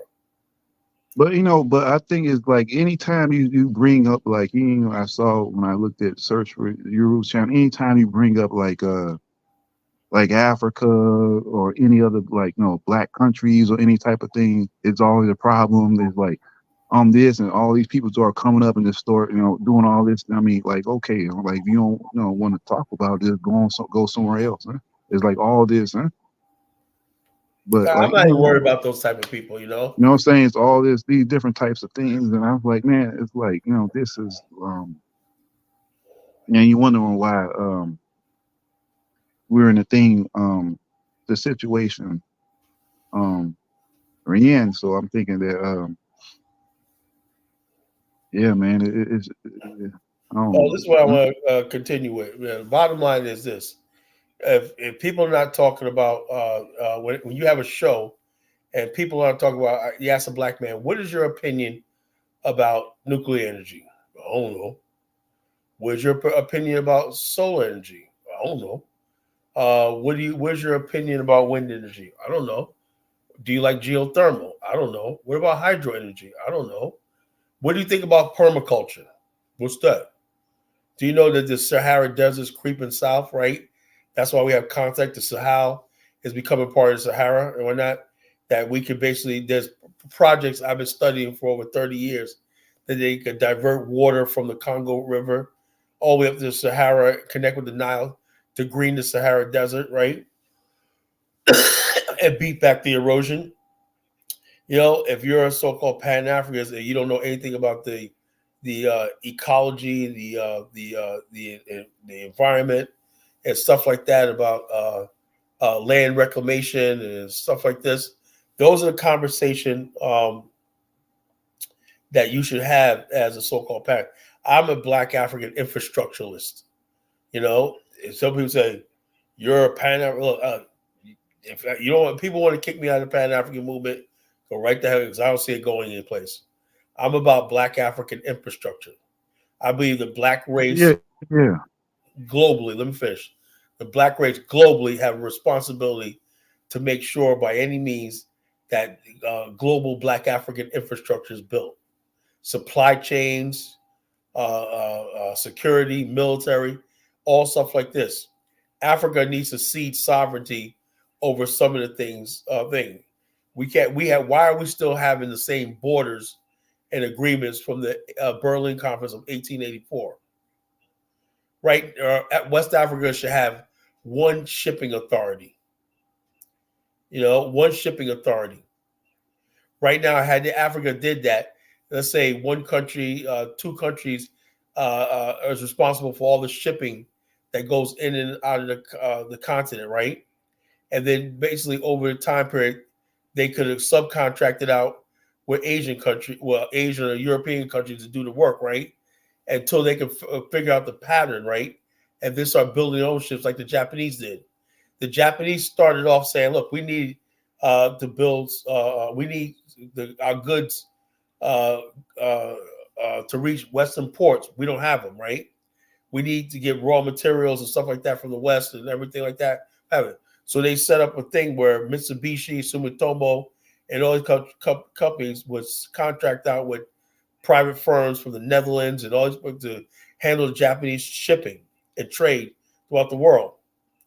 In the process, the Japanese were learning the modern shipping business themselves. They were studying, write down everything they said. And then guess what? In the 1880s, the Japanese government purchased 13 steamboats and gave them to Mitsubishi. It said, "Now your turn to start to get into the shipping business yourself." After they mastered it, and Japan began to infer its influence in places like Nagasaki to Shanghai. Nagasaki and Shanghai was the main port between Japan and China. You know, that foreshadowed the Japanese invasion of China, because Japanese, after they basically built the shipping lanes and the Japanese influence in Shanghai, right, was growing, right, and right before that, Japan built shipping between Japan and Port Arthur in Korea, and that basically foreshadowed the idea of the first Sino-Japanese War, and then also the Russo-Japanese War. So therefore, what I'm saying is this, though, you know, there's not have not been the Pan-African world has not come up with a plan to make Africa self-sufficient in shipping. Everything that comes in and out of the continent is controlled by other people, and we don't have control of when they come in. They just dump on the African shores. But yeah, I mean, like what he said, I never talk about his own thing. My thing is, I mean, if you can, you know, well, you know, the people that should be making the comments about your own people should be you. You know, I mean, like College Engineer said, you as an African American, shouldn't you be the most critical, huh? Right? You know, while we're outside group, you know, because you know how it is, right? You know? Mm-hmm. And I was saying, saying, so, I never do that. So I'm saying, so that's another problem. If you can't do, you know, self critique on your own culture, then that's a problem, huh? The bottom line is the Pan-African movement got to get beyond the blame game. They got to get beyond racism, white supremacy, and stuff like that, and basically start talking about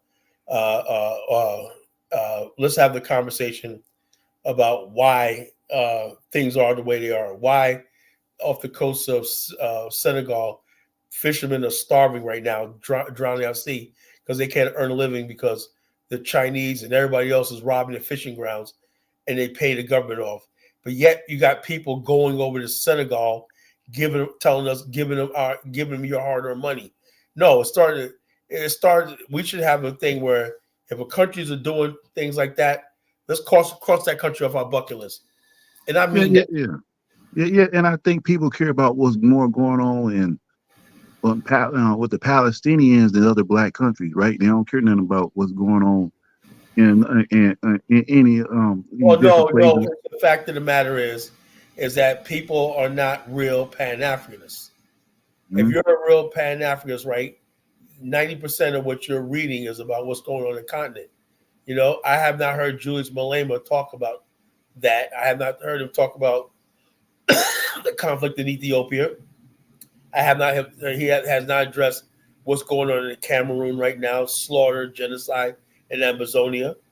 You know, I haven't heard him talk about what's going on in Congo right now, where you got serious refugee crisis, and you got young kids as young as 4 years old picking coltan and whatnot, getting they're getting damaged in their skin at 4 years old instead of being in school. Everything. I haven't talked about that. I haven't heard talked about that.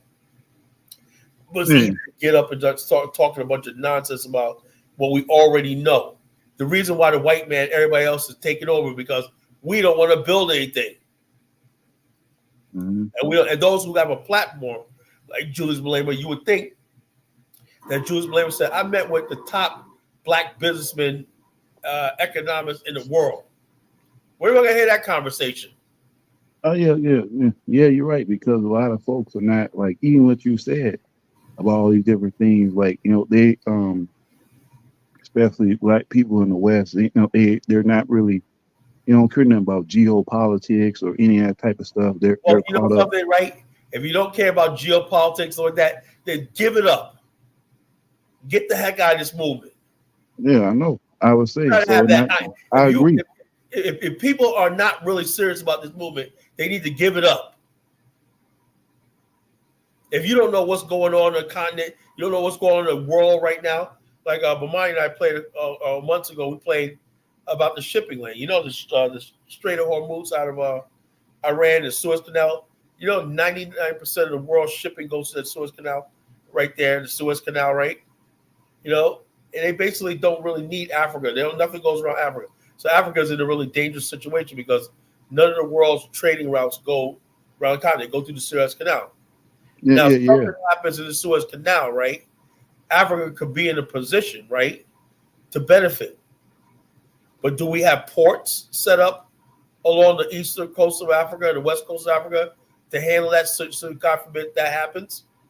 You know, no one's even thinking about that.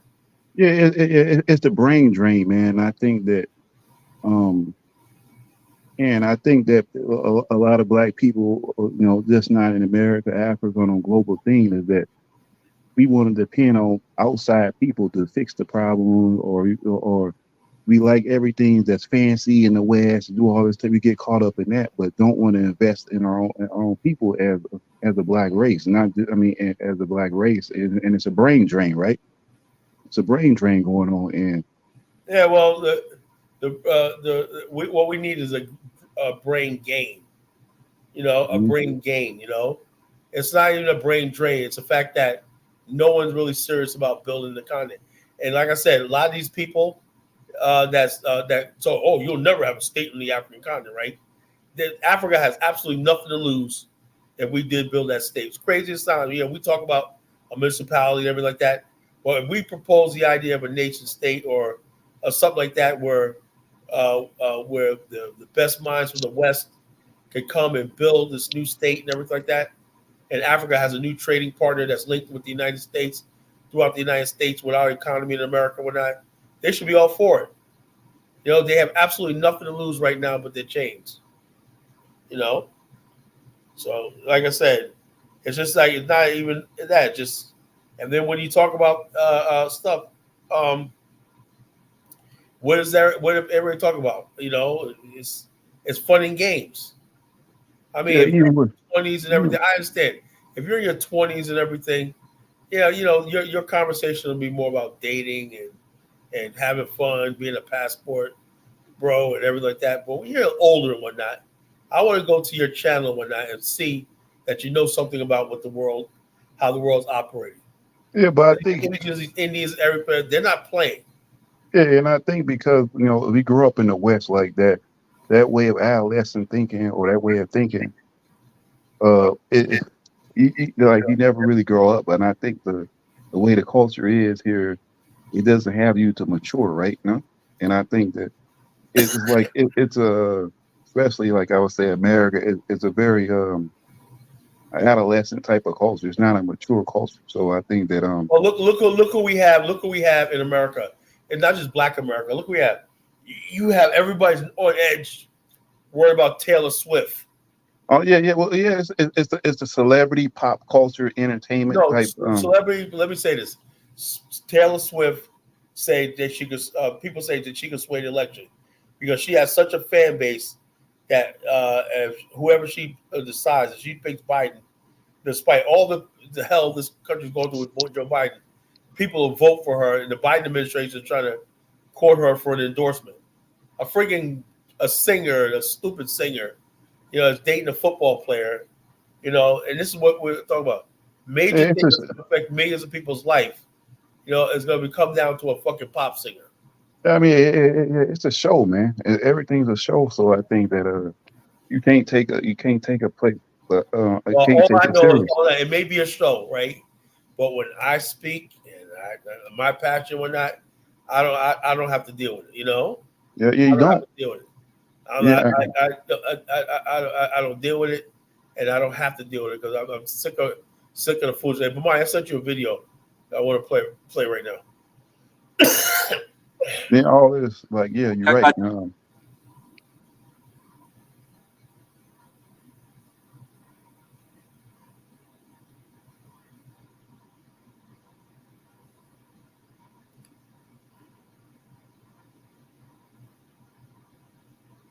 Yeah, then it was a battle between FBA, ADOS, and all this. We gonna do all this. We gonna do. That's not even that. It's FBA is the most embarrassing thing that ever came out in our history. You know, I had a client the other day, and I was filling out an application. Right, she was like, I was like, "What's your ethnicity?" You know, so a light skinned lady. She was like African American. I was like, that made me feel good. So I'm African American. You know, I have yet to hear somebody say I was already here. I'm a pretendian. I'm a Mo. I'm a Hebrew Israelite. I'm a FBA ADOS. No, majority of black people, 99% will say I'm African American like this. Yeah, I mean, yeah, that's what I'm saying, man. It's like, then you have these, like people like I see Tyreek and I see all over the place, and we gonna do this and we gonna do all this. I mean, these people, I mean, like, they ain't doing nothing, man. They ain't gonna change All nothing. Tariq is a distraction. You know, all Tariq is a distraction. All this is like against the black African infrastructure.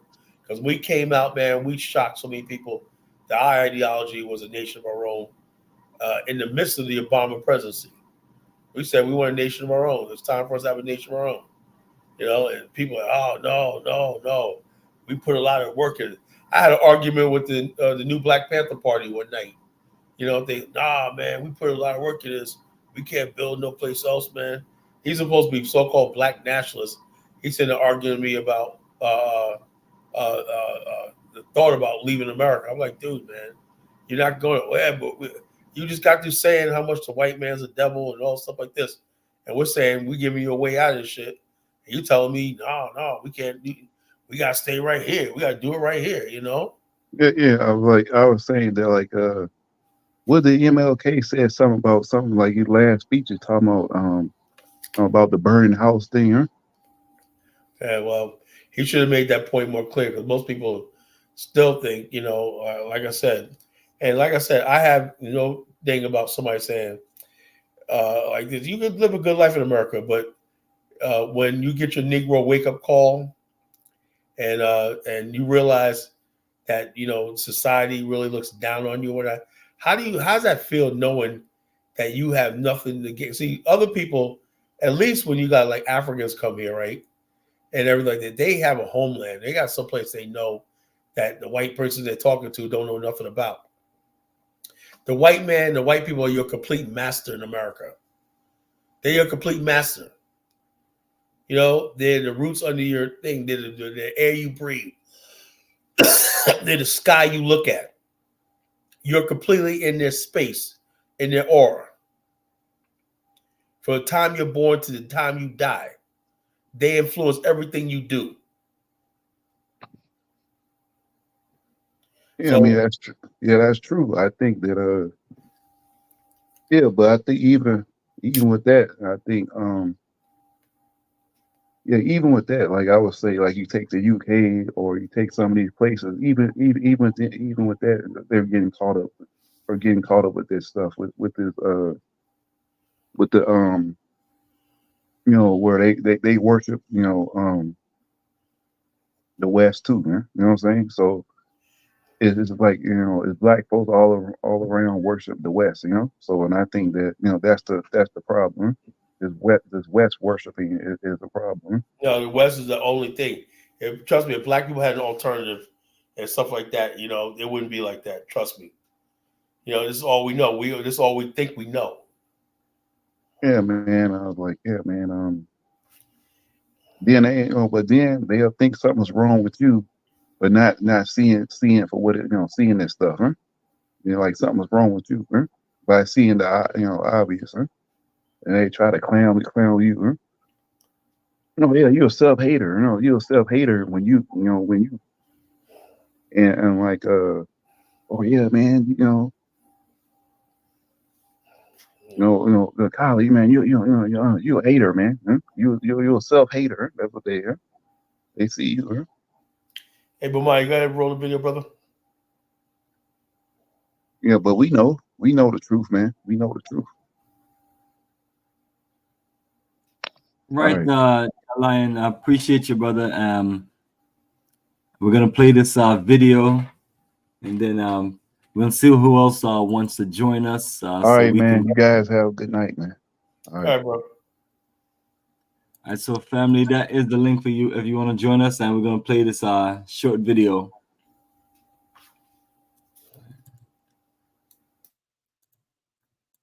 that African leaders are in no mood to change the fate of the continent. They are not willing to demand respect and project their authority. Rather, they are more willing to please and appease their former colonial masters, standing up for them, lining themselves up, and getting loaded in buses if need be. Well, that's not an exaggeration, but a reality. The recent Italy-Africa Summit 2024, held in Rome, showed how low the African leaders are willing to stoop only to win favor and shake hands with the Western leaders. But out of them, Kenyan President William Ruto has made himself a laughingstock. He flew from Kenya all the way to Rome, like other leaders from 45 African countries, to attend the Italy-Africa Summit 2024. Now he is being grilled and criticized for what he said earlier and took a U-turn. So how badly have African leaders embarrassed not only themselves, but the entire African continent and its population? How were they mistreated, lined up, and loaded in buses? Again? Let's find out. In May 2023, Kenyan President William Ruto surprised everyone by taking a stand against the Western treatment of African leaders. He gave a speech during the Pan-African Parliament Summit. Ruto received a standing ovation after speaking out against the mistreatment of African heads of state during their visits to European nations. He said African leaders often lacked a platform to fully express their concerns and were only given a brief window to contribute. He said we aim to be effective, not just snap photos, dine, and then head home. He said that eating in Western countries is not the purpose because Africans have food in their own countries. He really spoke his mind and did not weigh them to ensure they were not against the West. Rather, he decided to be candid. He asked what kind of results the West could expect with 50 heads of state, each with limited speaking time. He pointed toward the Western blackmailing, saying that the most unfortunate thing is that some of those inviting us to these meetings threaten consequences if we fail to attend. He said that African leaders have now decided it is not wise for all 54 of them to stand before a single foreign president. Instead of 54 African leaders traveling to that country, the president of that country should come to Africa. It's because that country wants to engage with Africa, not the other way around. Ruto then said that sometimes African leaders were mistreated, loaded into buses like school children, and that's not acceptable. This statement referred to an incident on September 20th, 2022, when President Ruto, alongside Tanzania's President Samia Suluhu and other African leaders, were transported by bus to attend Queen Elizabeth II's state funeral in the United Kingdom. Instead of providing individual transportation, British authorities cited logistical issues and filled all African leaders into a bus.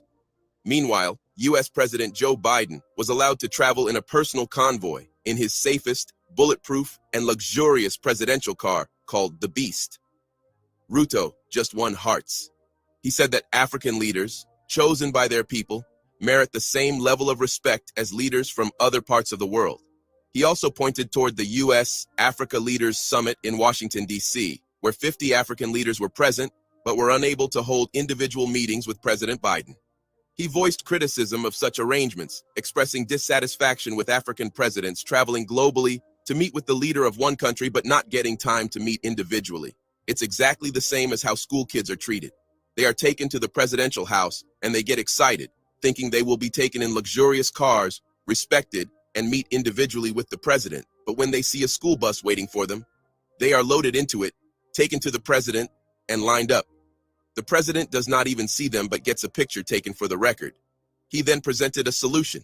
He said that as a part of the African Union, it has been decided that if there is a discussion between Africa and any other nation, we will delegate the chair and the bureau. In other words, a few representatives from the African Union would participate. But guess what? African leaders did attend the recent Italy-Africa Summit, and William Ruto was also present. Here's a reminder to please like and share the video, and subscribe to our channel to watch more videos on Africa's geopolitics, economy, and changing landscape. Let's continue now. Not only him, but African leaders from 45 states were present there. It was in deep contrast to what Ruto said and what was decided. Instead of sending African Union representatives, the African leaders just could not fathom the happiness and decided to participate personally. Instead of manifesting their collective decision, the feeling of personal attraction to the West won. Even if every African leader is accountable for this, Ruto is the center of attention. He is being grilled. Meanwhile, he is trying to defend his actions. While being present at the summit, he was feeling embarrassed and knew he would have to explain himself for attending the summit. Therefore, in a single statement, Ruto defended and yet tried to please Italy's prime minister. He said that he wanted to express his gratitude to President Sergio Mattarella, Prime Minister Giorgia Meloni, and the Italian government for hosting this summit. He said that although he had previously expressed reservations about invitations extended by individual countries to all 54 African nations, this particular conference has been distinct and encouraging due to the pragmatic approach adopted by Madam Prime Minister. But only he knows what pragmatic Italy's Prime Minister did, because he was again lined up and made to stand collectively with other African leaders for a photo shoot. However, they were blessed this time because individual photos of the African leaders with Italy's Prime Minister were taken. Now, we know that when it comes to African leaders like Kenyan President William Ruto, they do not hesitate to contradict themselves to achieve their goals. However, other African leaders had not made explicit remarks about how they are treated. It was Ruto who first talked about it and pocketed the credit for criticizing the West. And now he has to answer. Disillusioned Kenyans have criticized Ruto for his inconsistency despite staunchly supporting him in 2022. Although Ruto may excel at creating a favorable impression, his actions do not consistently align with his words in terms of concrete accomplishments. The same is the case with every African leader who participated in the summit. Instead of being absent from these summits, African leaders compromised on their integrity, but did so by making Africa embarrassed. It's rightly said that everyone has plans for Africa except Africa itself. Why are you not investing in tax liens? No, seriously. Why are you not investing into one of the most incredible real estate? The pattern where foreign governments, international organizations, and multinational corporations execute to benefit from Africa's resources still exists. These external actors pursue their own agendas when engaging with Africa, which does not always align with the long-term visions of African nations or their citizens. On the other hand, the African nations and their leaders have not consistently a coordinated or effective approach for shaping their own destiny or maximizing their potential. African leaders are more divided than united and focus more on their personal gains than the collective interest of Africa. If this continues, African leaders will always be a source of embarrassment for Africa, and other countries will continue to exploit it. What will happen at the upcoming summits, like the Turkey-Africa Summit, India-Africa Summit, Russia-Africa Summit, China-Africa Summit, France-Africa Summit, Saudi-Africa Summit, and US-Africa Summit is to be seen. Chances are that the African leaders will prioritize winning favor from the host of these summits by attending them instead of asking them to come to Africa and propose their suggestions. What do you think? Should African leaders decline to go to other countries and sit before their leaders like servants? Or should they consider it a compromise and participate to avoid getting left out? In the comment section right below, let us know your thoughts on William Ruto's defense of his U-turn from his earlier statement. Do you want to watch more videos like this one? If yes, subscribe to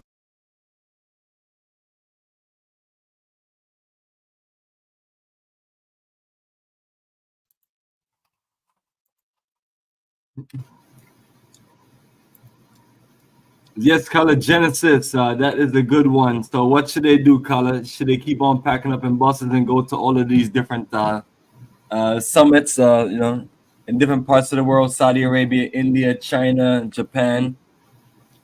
I don't get it. I thought, people telling me, remember a decade ago, people said Africa Rising.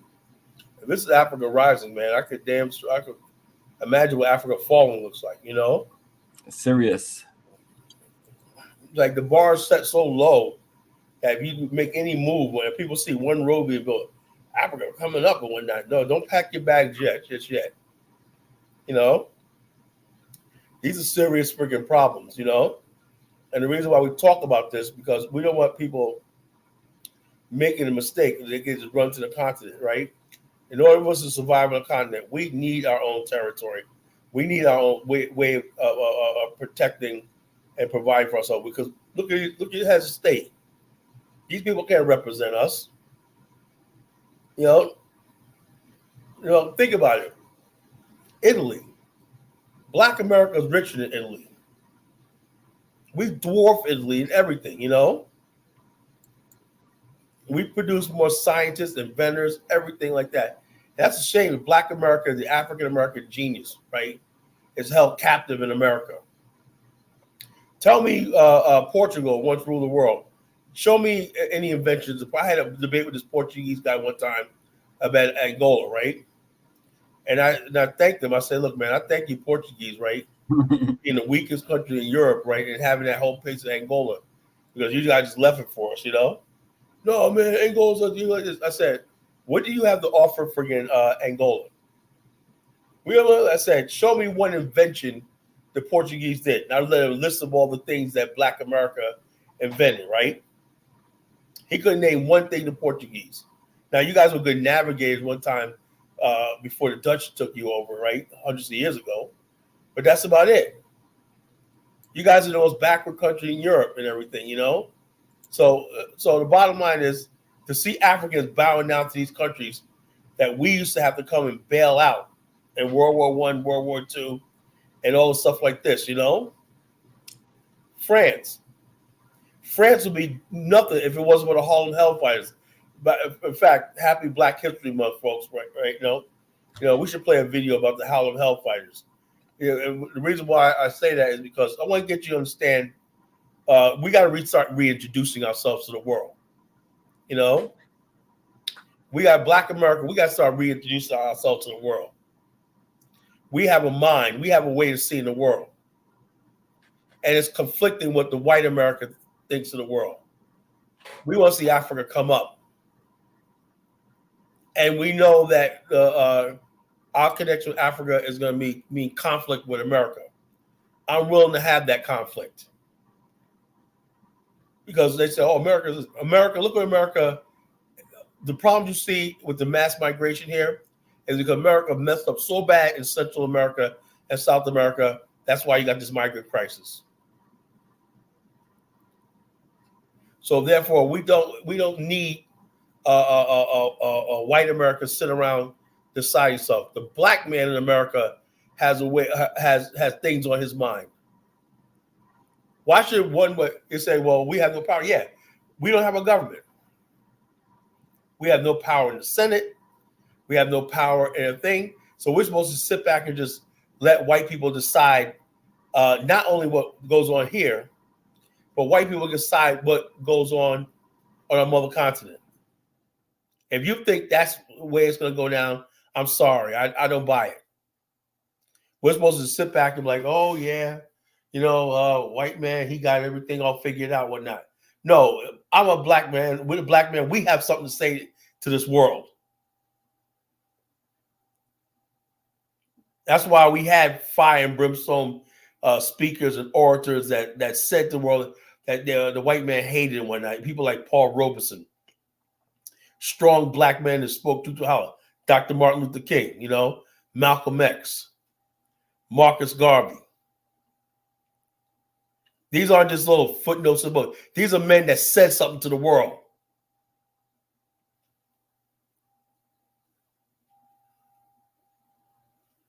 I remember President Tolbert of Liberia, him and Richard Nixon were friends since boyhood. But you would think that Richard Nixon, president of the United States, he's president of Liberia, that he was actually Tolbert was way more educated than Nixon. Way smarter than Nixon was. Because he was the president of a small country. Oh, I'm Richard Nixon. I'm the president of the United States and all stuff like this, you know? The white man in America is so freaking overrated. We have smart Black men in this world and whatnot, but they have to have a chance to lead. And we have to get behind strong Black men and strong Black leadership. What we see right now is an embarrassment. These are people that's handpicked by the West. You stay begging and pleading and crying instead of saying, you know something, you know, I like what's going on in the Sahel region. You know, they basically got rid of ECOWAS. That's another thing. All you so-called Pan-Africans, I got my ECOWAS passport. Now we're good. ECOWAS collapsed right before our eyes. it collapsed. I told you it was going to collapse. People don't want to believe me. I said ECOWAS is a joke. Anything that's tethered to white financial institutions, global institutions, is a farce. You cannot build Pan-Africanism on stuff that's a farce. It has to be real. Now, all these countries in the Sahel region, they just created a new military, like one confederation, smart, intelligent.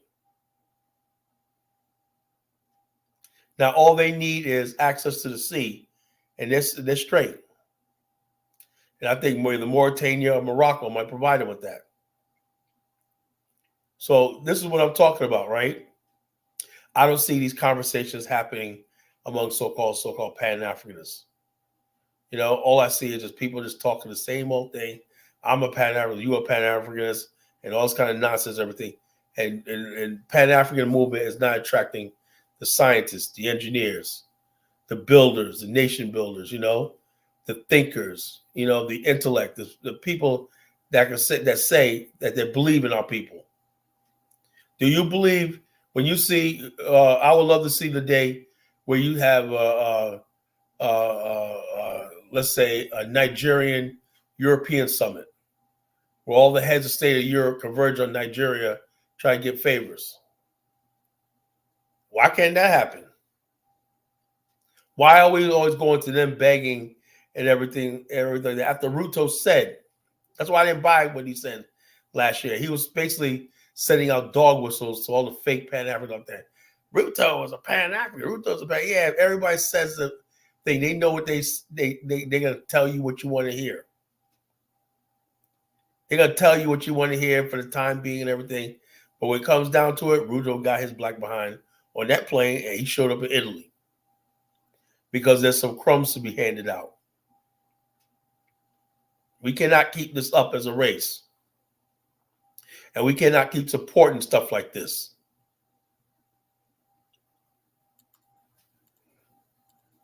I want to see the day where somebody like Julius Malema, that calls himself an economic freedom fighter, right, just held a summit with top black businessmen in America, top black corporations in America, top black businessmen in the Caribbean, top black thing, and top black businessmen on the African continent. And we have an agreement to study how we can industrialize and build a continent. Is that conversation happening? No. Oh, that's my favorite buddy. You know? Let's see what the Pink Panther has to say. The Pink Panther theme song. Pink Panther theme song.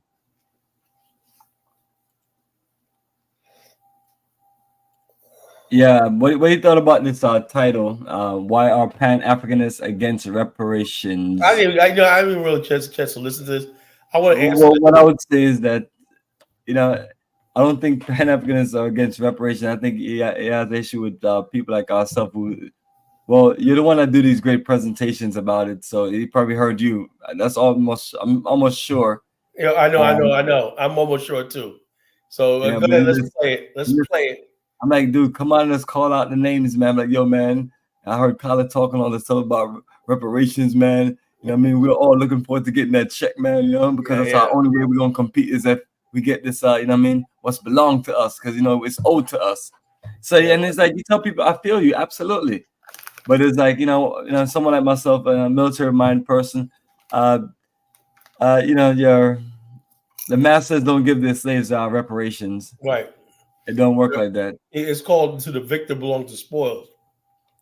Not to the victor, let's share the spoils, whatever like that. You know, the victor doesn't have any obligation to share the spoils with the vanquished. You know, that's never been happening in humanity. You win, and all the things that come along with winning, you gain. To the victor belongs the spoils. That's why the black man has to start learning how to win. You know, so go ahead and play it. Someone hear what he has to say. Yeah, I mean, I'm starting to wonder, does this guy have a home or office or anywhere outside of like a park or in a vehicle or, you know what I mean? And I guess I guess he's not on the driver's side, so I guess he's. Oh no! And when you do videos, sometimes it shows you it's opposite for some reason. Okay, maybe that's what. It shows opposite. He's driving. Yeah, other view. Anyway, nevertheless, let's hear what this is about. I'm sure it's all about you, Kala. What do you do to this man?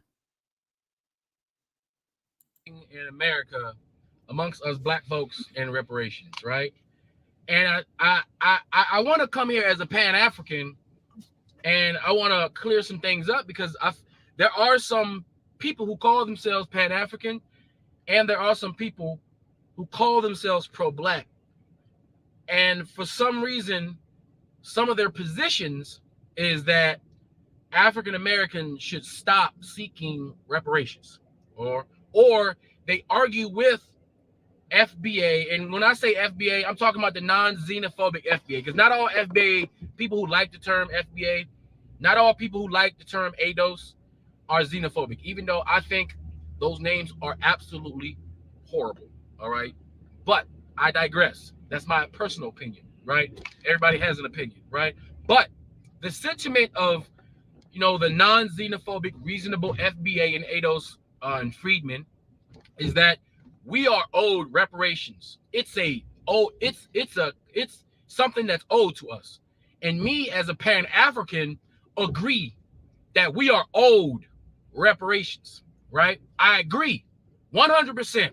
And everybody else got paid reparations, and we have not got paid reparations, right? Now, where I think the issue lies is that there are some individuals who kind of go too far in rhetoric, right? As a Pan-African, I understand, who's fully aware of the situation that we're in, I fully understand that. Does having a 4.0 GPA matter? 6th to 12th grade parents, we're going to expose the college. The white man in America is not going to volunteer. I'm going to be careful with my words. The white man in America is not going to volunteer reparations. They're not going to volunteer it. You've never seen a thief, right, take back what they stole, right? In real life, thieves don't give back what they stole. Look at the whole European world. They literally stole our entire culture and all of our artifacts, and they put it in museums all across Europe, and they won't give it back, even though the whole world knows it's ours. They stole us from our empires, from our kingdoms, and they didn't pay them back for that, right?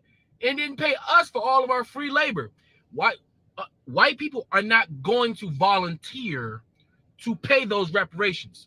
Why won't they do it? Because first, we know they don't admit what they do is wrong. They live in a certain fantasy world at which everything is Eurocentric. Everything, what they do to justify the things that they do. With all that being said, reparation is still owed, right? So I believe as a Pan-African, no matter how daunting of a obstacle that is, how daunting of a request that is, we should still continue to ask and fight no matter what, because this is how I see it, right? There was a time when we were enslaved that I'm sure that us African people who were enslaved would say, damn, we ain't never gonna be free. And there were probably some Africans on that same plantation, right, who were like, nah, we're gonna be free one day.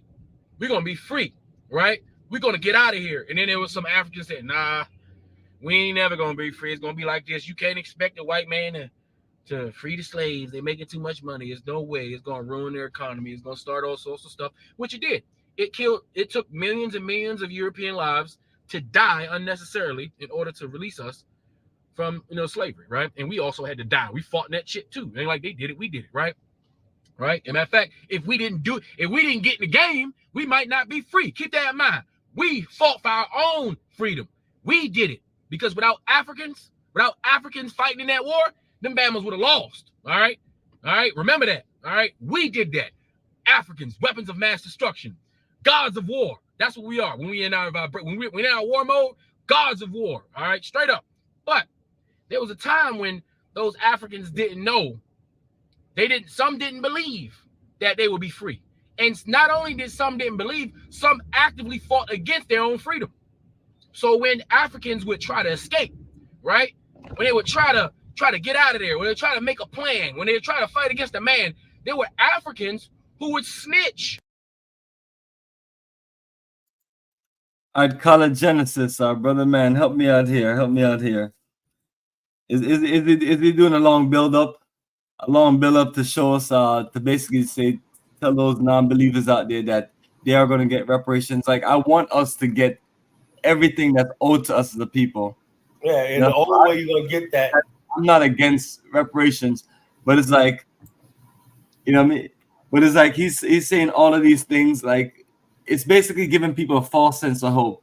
Just because we're in a certain situation and we're in a different situation, I don't mean that's gonna happen with reparations. Right. The bottom line is this: is that you want reparations? You really seriously want reparations, right? Then that means you have to really talk about severing your ties with America. See, white people are like this. They conquered you. They beat you. And the bottom line, they know you're too scared to part ways with them. They know that. You're scared of them. You're relying on them. They employ us. They like this. They basically still rule over black people in America, you know? And with that, they don't need to do anything because they have all the power. Even when you see a black person in power, he's in a position of white power structure. So the bottom line is this: it's not about in the real world. And when I'm tired of black people like this, right? You ever notice that every time when a character's on television, everything, but it's all about love and everything like that, it's always a black person. That's how we got to come together and we got to make a better world for everybody like that. But every other group of people don't give a shit about what the rest of the world thinks. They don't care. Like, they just care about themselves. The Mexican, you think Mexicans really give a damn what the gringos think? No. They're coming over here to win. Everybody's out for themselves. You go to New Brunswick, New Jersey, right? Where you got Pakistanis and all these other people open up gas stations and everything. You think they're really in their mind, they think about how they can help the black man or whatever. But no, they're here to set up businesses. You've been to Jersey. Have you been to Jersey lately? You know? And in the Bronx in New York, those Sunoco gas stations and everything like that, which these Arabs and everybody else own these gas stations and everything. They're making millions and millions of dollars. You think they really give a damn about appeasing or trying to get along? No. Black people have this idea that white people are going to be like them. If it was me, I'd give you reparations. That's because you don't have anything. You've never tasted victory. If you're basically somebody who's a fighter or whatever like that, and you beat somebody to fight and everything, you savor that victory, you know, and you don't feel guilty about your win. You know, one thing when I was doing martial arts, my teacher always told me, he said, look, man, don't ever, when you beat somebody, don't ever feel, you shake their hand or like this, but always take that moment of savoring victory and say, yeah, I did this and everything like that, because it's all about winning. Black people in America do not have that killer instinct that want to win at all costs and everything. We always care about how other people think. Martin Luther King, I have a dream that little black boys, little black girls would go like this, you know? And people always say, oh, what a beautiful speech. He talked about us all coming together and we can live in the present. Where's the white person's version of Martin Luther King? There's none. They make a passionate speech, but white man's not gonna lose any sleep over whether you love him a lot. Nah. Black people have this idea that white people is gonna one day see the wrong of their ways and everything and give them a reparation. It's never gonna happen. My point about reparations is that we were back like 5-6 years ago, and I was listening to Pan-African Strikes Back yesterday, right? And he made a good point. I don't know if he listened to me and repeated what I was saying. Well, I don't know. Maybe he just came. I would like to listen to you. You know what I mean? He look up to you. Well, maybe. But he was saying 5 years ago, 6 years ago, it was like exactly. I said about 6 years ago, everybody was talking about buy black, do for self. All remember that? Everybody was like, buy black, pay yourself reparations, building black businesses. Now nobody wants to do that anymore. Everybody wants to sit around and talk about reparations. And reparations has hindered not only the black nationalist movement, Pan-African movement, but just black empowerment in general. No one talks about black empowerment anymore. Because we think empowerment means we're going to get some reparations payoff, whatever. We will talk about building our communities, buying back the block. I got a comment for you, man. Is this what you're really saying? But or is not needed basically I assuming? don't know. I don't know what you mean by he's shitting on our people. How am I shitting on our people? You know, most black people in America don't give a shit about reparations. Never even talk about the argument. See, that means his old scope of his world only centers around the internet. If he was in America, he would know. No, you go to a barbershop, nobody's thinking about no damn reparations. You know, and also we say Pan-Africanism deserves better.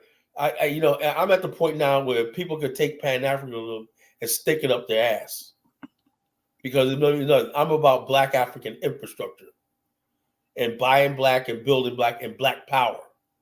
That's what I'm about. I'm about Black African power. If Pan-African means sitting back acting like a goddamn fool, and not, then you can keep your Pan-Africanism. Because everybody got their own little goofy ass version of Pan-African. I'm the college genesis. I decide what's the friggin' Pan-African, what's right. Nobody can critique me.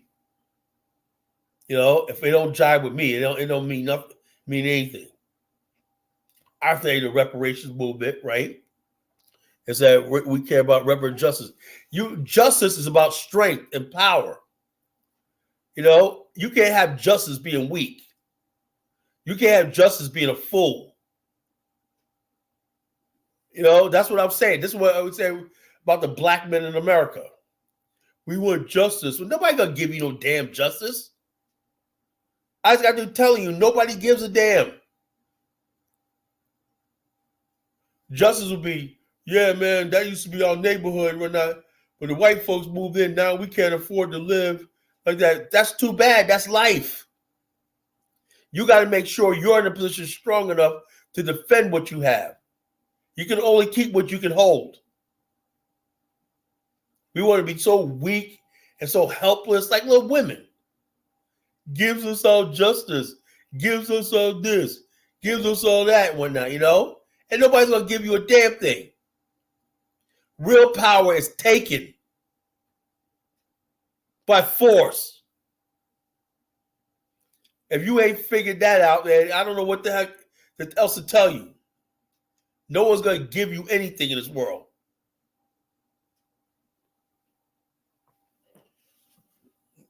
So the bottom line is this. The reparations movement is a non-starter. It's just a way of distract the people from doing real work. If you don't believe in the Pan-African world, what we're talking about, nation building world, what about I got all these black-owned business apps and whatnot. I use them all the time. My neighborhood, I'm always discovering different black businesses I patronize and stuff like that, circulating black dollars back into black hands. How many of you got black business black apps on your iPhone, smartphones, where you're locating black businesses?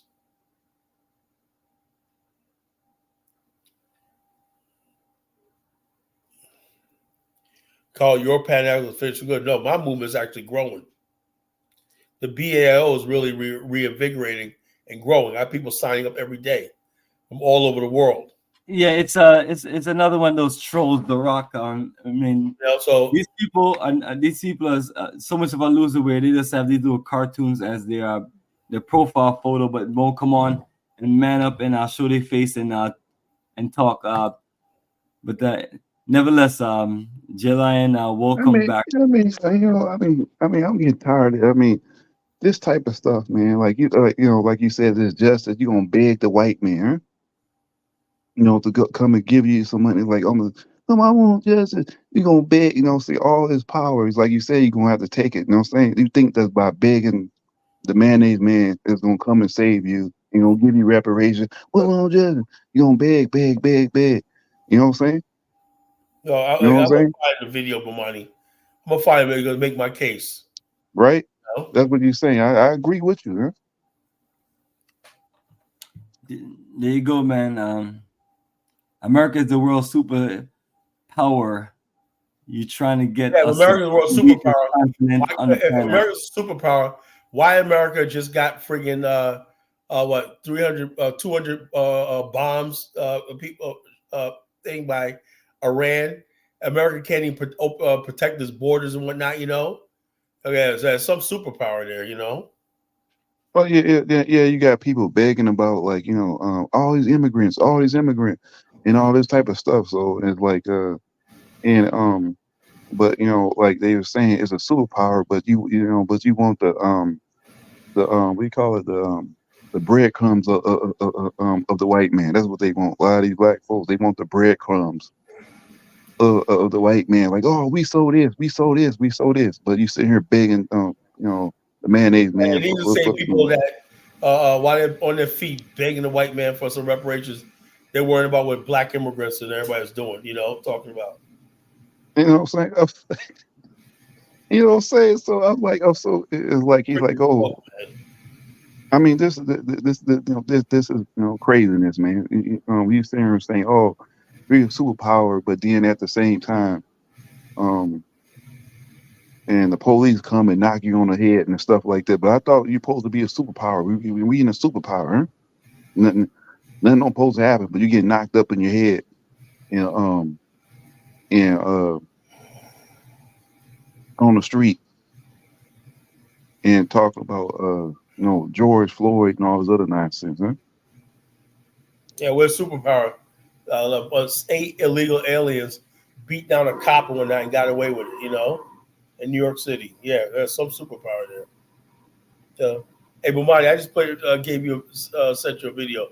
I don't know if you want to finish playing Afro Think Tank or you want to play this, but this makes my case.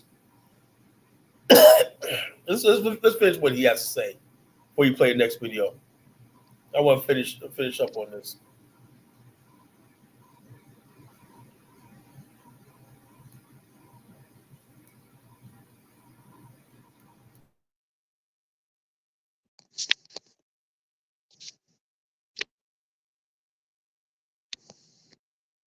All right. Well, I can only play so much of this. That was just a few minutes. That he spent that first 5 minutes telling us about, telling us that what about all the things that we thought about couldn't happen that happen now. I mean, and these are the psychology that people come with when they're trying to get you to believe in things that's impossible. Well, he don't know that evidently he don't know slavery was eventually going to end because America was going through an industrial revolution and the need for slavery was dying out.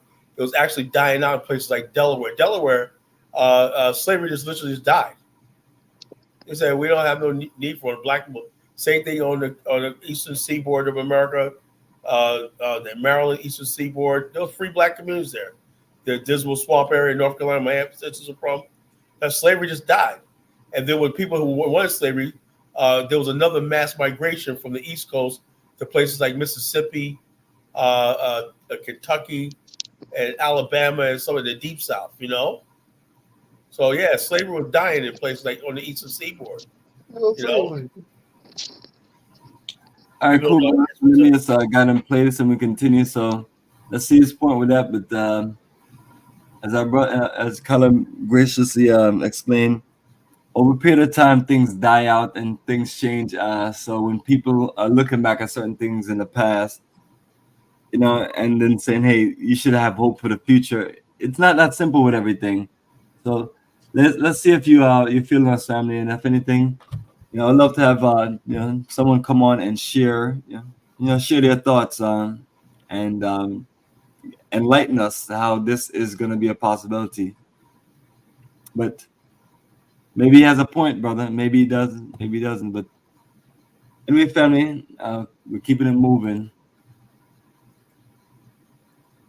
On the Africans trying to be free because they didn't want to have to deal with the downfall. They didn't want to deal with with the repercussions, and they also didn't want to deal with the unknown, the change, because people were used to, even though slavery was a barbaric practice, there were some people that was used to it. They settled into it. That's all they knew, right? And you know, African people, we have the highest tolerance. People always say we don't feel pain. It's not that we don't feel pain, it's that we have high tolerance for shit. We can cope. We know how to adapt. That's what we do. If you notice, some people don't know how to adapt to change. We know how to naturally adapt to change. Now that can be perceived by other groups as, damn, y'all don't feel shit, huh? Right? Because of all the shit they did to us, they wondering how we still here.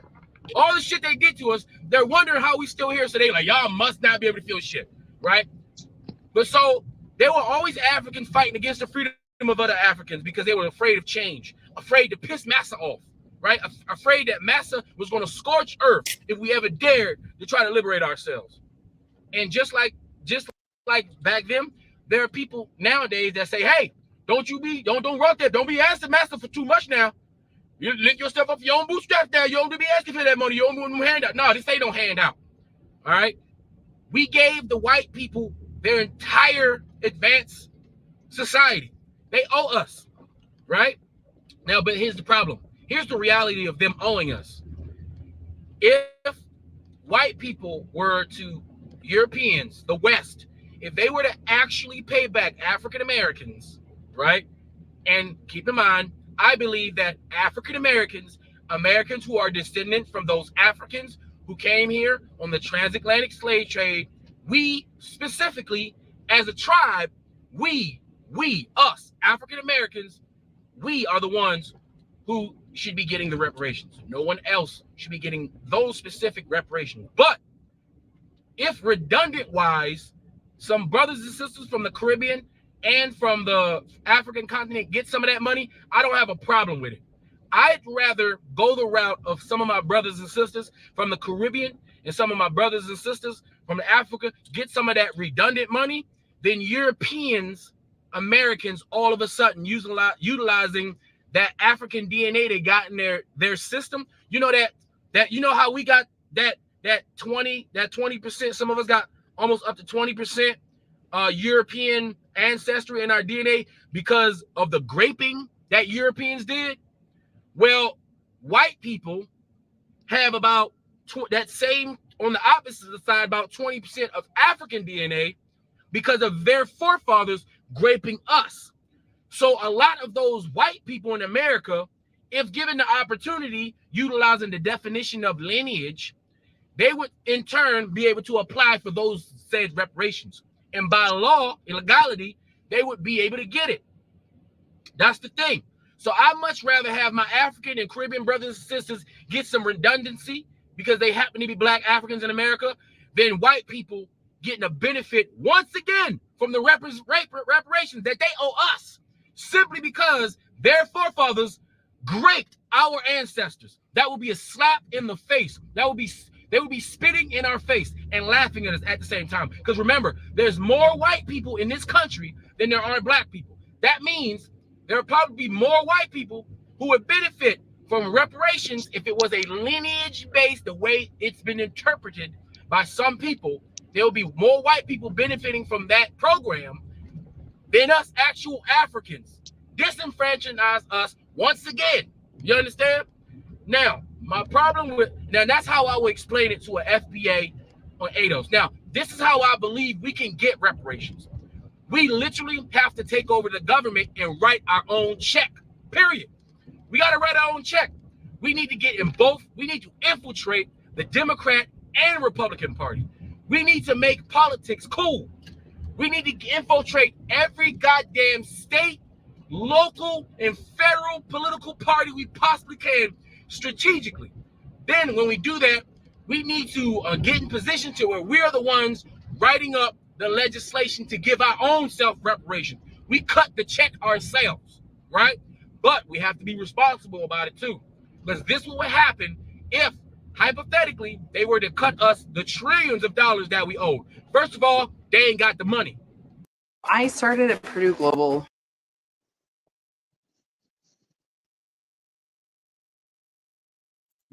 Yo, and guess what? The uh, affirmative actions, right? but brother, hold on now. You have to hold on. I'm trying to get Color to respond. Go ahead, Color. Oh, He said a mouthful on the last few things that literally mentioned, and then he cut off at the end. Where talk about they can't talking pay him. about white people have White black people DNA benefit in them. more. White people have black DNA in them now. They could claim a reparation. See how stupid this whole argument is? White. It's a never-endingless argument and debate and situation. Look at And it's even what happened in mediocrity. California. With when they were trying to push that reparations bill. These things are only going to get so far, and then it circles back around to more confusion. And then not only that, he says we have to get into power. We have to take over the government. Okay. That part was a classic, God. That part was a classic. If you think that black folks, the most apolitical group of people in America, right, are going to take over the government and pay themselves a reparation check, but we can't even get decent schools, decent lunch meal for our children. We can't even get funding for our schools and our districts and everything like that. Every last time I see Ayanna Presley talk about every last single one of these black Congress represent war zones. Then we literally have war zones in black districts and everything. We have you can't even take over the Democratic Party. How are you going to talk about take over both parties when the Democratic establishment decides who runs for office in Black America? You got politicians. Let me tell you how your Congress is supposed to work. Your House of your representative, you're supposed to be able to change that person every 2 years, right? Whatever the political landscape is. That person breathes wrong, you replace them. They get caucused and everything like that. They constantly in fear of their job. A black congressman knows that once he's elected, all they have to do is get up there like this Cori Bush chick, right? She wrote it on the Ferguson thing.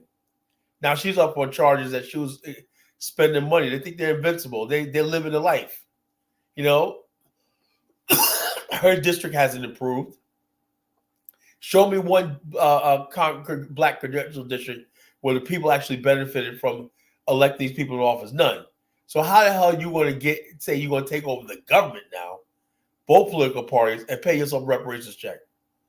And then it can be challenged in the Supreme Court, and also it could be nullified in the state level because it has to be disbursed through the states. You could have a filibuster by the states. They can say we don't agree with this legislation. It's not going to be law here or whatever like that. They could pass any sort of maneuvers to block it. You don't have the numbers. We're only 13% of the population.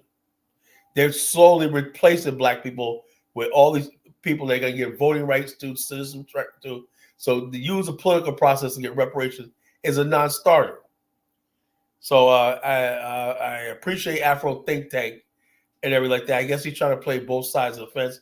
We're absolutely owe reparations. Oh yeah, nobody's going to doubt that black people don't owe reparations, right? But here's the thing, we are about panning out towards nationhood.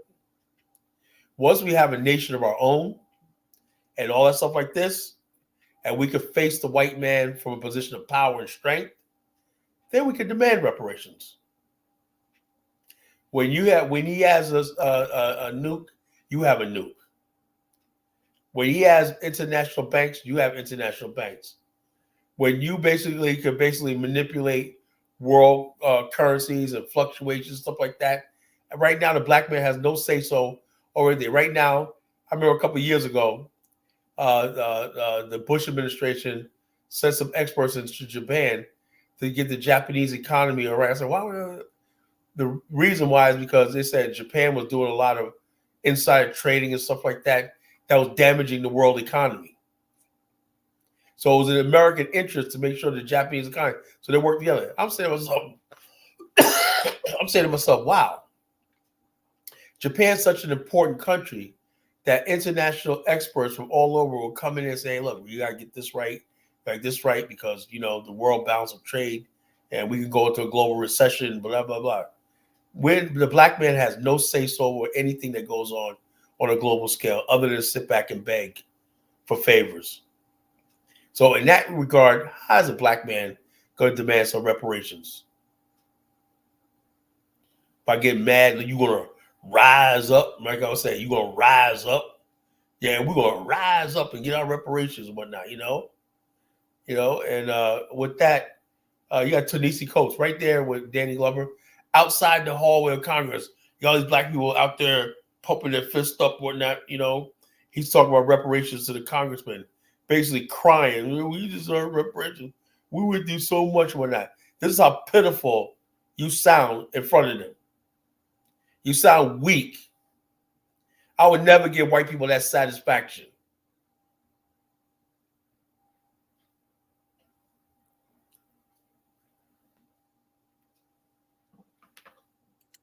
Yes, Color Genesis, appreciate the breakdown. J-Line, I know you wanted to respond to the video, and also I'm sure you want to respond to some of the things Color talking about. I think even when affirmative action, right? More white women benefited from affirmative action than black folks. Mm-hmm. And I think even when Obama was in office, right?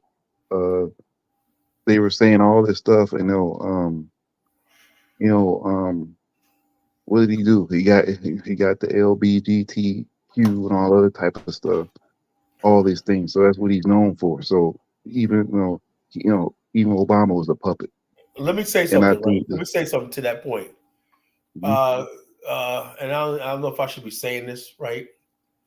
But when we insurance professionals do our AHIP certification, right? I'll never forget this. In 2019, what came online in the Affordable Care Act was Article 151557, right, of the Affordable Care Act, right? And I was all for the Affordable Care. I'm still for it, right? But that little article, like a rider that was stuck in there, right, or closure of when they wrote the bill, the article says that we insurance agents, right, insurance brokers, are not allowed to ask people their gender. I said, what? How did this get signed into law? They snuck that in there in the Affordable Care Act. That was Obama. We're not allowed to, they were talking about gender reassignment and all stuff like this. I was like, what the hell is that? That's going to throw the whole insurance industry in a tailspin. Women are biologically different from men. So the rates of stuff like that is going to be different.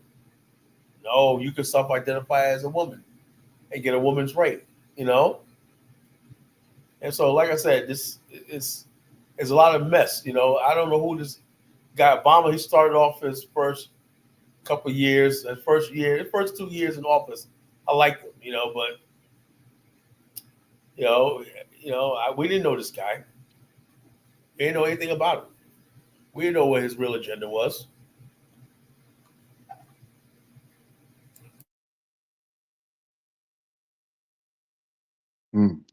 Yep, that's interesting, man. And I think that the only solution is for black people to work globally, man. And I think you're right, work to come together. And this little because this whole saying like, oh, you're this, I'm Caribbean, I'm this, I'm this. I mean, where have they gotten? From us like, oh, I hate you, I hate this, and all this stuff going on. Like the whole world sees us. You got that melanated skin, right? You got that, black skin. They just gonna see it like, okay, that's an N word. The Asians, the Arabs, the Europeans, right? At the end of the day, right? You know what I'm saying? That's you know what I'm saying? When you get off that boat, you come here. Ain't that right, Kyla? Yes, brother, absolutely. Yeah, I mean, if the problem is now is that people are using reparations as a wedge to say we deserve something that you don't get. So they're actually creating division around something that's proved it's never going to happen. We want to delineate because we don't want Caribbeans and all these people to get our reparations money. Okay, yeah, it's coming. You know, your reparations check is in the mail. You know, okay. Yeah, they can keep on dreaming for the next 10 generations. But nevertheless, let's play this clip as we're still talking about this movement attracting just losers and people with this mindset. That's the only thing that they think about is just reparations. And it's like me and Colin, we're not denying that what is owed to us and what we have to do and things like that. It's just people. Our point is that people have dropped everything else, and that's their only focus. Yeah, and nobody said he don't deserve it, right? Nobody's not saying African Americans don't deserve it. Yeah. We deserve. You have to put the power to get access to what's owed to you. If you don't want a nation state, you don't want a government through diplomacy and stuff like that to make it happen, then you ain't serious about it. You know, if you think the Congress, you think you're gonna be a good Negro American and use red, white, and blue, and you're gonna get reparations at the same time. No, it don't work like that. You know, you need a nation of your own to talk about something like reparations. That's how Germany, the state of Israel, got reparations from Germany. They were a state.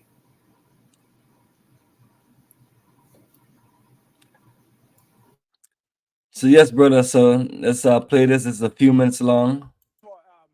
One of the things I tried to make clear in my testimony is that we've received the era of enslavement, the era of Jim Crow, and in fact, I would actually even add the era of mass incarceration. It's a little low, Bomani. Can you play a little louder?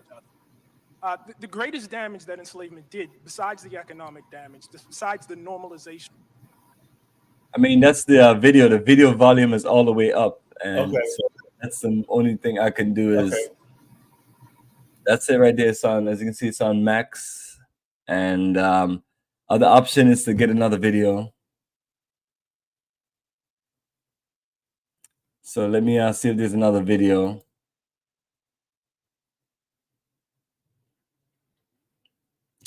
And while I'm looking for that, let me just switch back to Afro Think Tank, and we can finish playing his video. Yeah. And there's a few of them. Collecting, they ain't got the money. Realistically, they can't pay out anything. $2, $3, $4, $5 trillion. Our GDP is not even close to that. We don't even produce that in a year. We don't have that. Honestly, we don't have it, right? And keep in mind, the federal government and all this money that's circulating within the West, that's built off the backs of our ancestors, that money is circulating. It's moving, and it needs to move in order for our economies to work. So if they were to pay us out, that would dramatically destroy the value of the U.S. dollar. Meaning, as soon as they give it to us, it won't even be worth the paper it's written on. So the reparations have to be something responsible. Maybe it has to be broken up in several different economic ways to where we can benefit effectively. Remember, it was 40 acres and a mule, guys, and we're talking about 40 acres and mules with inflation, and interest all the way up from the point that when they neglected the treaty, because Europeans. Every treaty they sign with anybody, they always break, right? They did it with the Indians. Every single one of them they broke, and they broke ours. We didn't get our 40 acres and a mule, right? So we have to understand, and that wasn't a cash payout. That was land, and that was access to a mule, which was basically a business, right? And the ability to farm in a commercial way and feed yourself. So we have to come up with something reasonable that would suffice and that would benefit us in the same way that 40 acres and a mule would benefit us, right? And we have to do it in a way that doesn't destroy the United States of America, the country that we don't want to give up, because God damn it, we died for it, and we fought and built it, and we are the most paid. We are real Americans. We are real Americans. We need to take this country over. Since we built it, since we financed it, we need to take this whole shit, right? We need to take Africa and take this whole shit. All of it. Take it all back. All of it. And don't feel ashamed about it. Europeans did it, right? We can do it. Let's do it. Let's do what they did, right? So I think Pan-Africans, they shouldn't discourage or belittle or down FBAs or ADOS or any group of Africans who's solely concerned about reparations. Because as Woo, color, brother, color. Yo. Yeah, he said he unleashed a lot. And basically, what he's trying to do is straddle the fence, right? He's trying to appease these ADOS FBA people. Yes, he is. Yes, he is. I mean, dude, get off the fence, man. What are you really down with? Yeah, and I'm like this. Okay, like I said, I think a lot of these guys, they mean well. Afro Think Tank means well. I listen to some of his stuff. He does a lot of Black African history, and I appreciate. I mean, the brother's definitely sharp. I mean, you have to give him the man. Yeah, I give him that, man. He's definitely a sharp brother. His knowledge on history and coaching. Oh yeah, man. Yeah, like I said, man, I ain't gonna take that away from him. Yeah, absolutely, brother. So definitely a lot of knowledge. But I mean, I don't think people are knocking reparations. I think the fact of it is our movement is becoming too overburdened with reparations, right? And there's little to. I mean, the reality of it is so much less focused on so much other things that's more tangible, or more practical, or more realistic, or more, what we should be focusing on. LARP. It's not LARP. I say it has to be logical. I mean, can it be LARP? It possibly can, but I mean, how much of our movement do we need to focus on reparations? Just like when we're talking about how we should work to get to know more of our people in Africa so we can do international business with them. Then people come up and tell us, well, we need to focus in America and we need to stay in America and do this. It's like when it's time for us to expand and do the work, the people want to limit us, but when it's time to just go in this, we're really thinking that a wicked evil nation is literally gonna give you what is owed to you. I mean, you heard the conversations when this was going on. It was legal for people to own slaves. It was legal for people to own people, and it was legal and then the Africans sold their own people. I mean, it's like it's like always appeared from the beginning to the end of these conversations. It's a level of justification that you don't get around when you're talking about the powers to be or people that has to sign on to this, whether it's other Black people or other white people. All those things come into consideration, and it gets to the point where it gets so confusing, brother. I've been down here over 20 years, and I remember on the radio they were talking about reparations, and the group that was talking about reparations is the same group I know of, and it's no knock to them and things like that, but they haven't made any progress in the 20 years as far as making certain moves. Now, people like ourselves, and that's the being this, and then people make it seem like, oh, well, I'm dedicating my life to making sure that our people get what they deserve in the future. The way you're gonna get what you deserve in the future is, you have to go back to Amos Wilson, and you have that big book, Blueprint for Black Power. And for those who haven't read the book, don't know much about it, it's just it's putting our energy and efforts of Black cooperative economics instead of putting all this energy into into this movement. What if we put that energy into something else and really just why the cooperative economics, all stuff like that takes actual work. I realize that, right? Yeah, it does take work, but think about all these rundown neighborhoods that we talk about that are rundown. I mean, nobody. I mean, well, who stopped any of us from putting our money together and making it and putting brothers to putting our people to work and creating a system of where you can generate wealth or generate income. So that has to be us. But the thing is, though, but reparations cost work too. Look at what these people are going above and beyond. Look at Tariq Nasheed. Tariq Nasheed actually thought he was going to be a Black leader, a few years ago when he's trying to lead this FBA and talking about reparations and organizing our conventions and whatever he was doing. Yeah, that has fallen completely flat, bro. It turns out that him and Beck Cornell, all it ends up is conventions. Showboating. They all end up hating each other. I mean, what happened to Tone Talks? He used to talk much stuff. Now they're all falling out with each other, at each other's throats and whatnot. There was a fist fight at the reparations thing in California. So I'm saying to people that it's senseless for us to put so much energy in our movement dealing with reparations when we have so much more practical, tangible, and realistic things that we can get done and build a better momentum.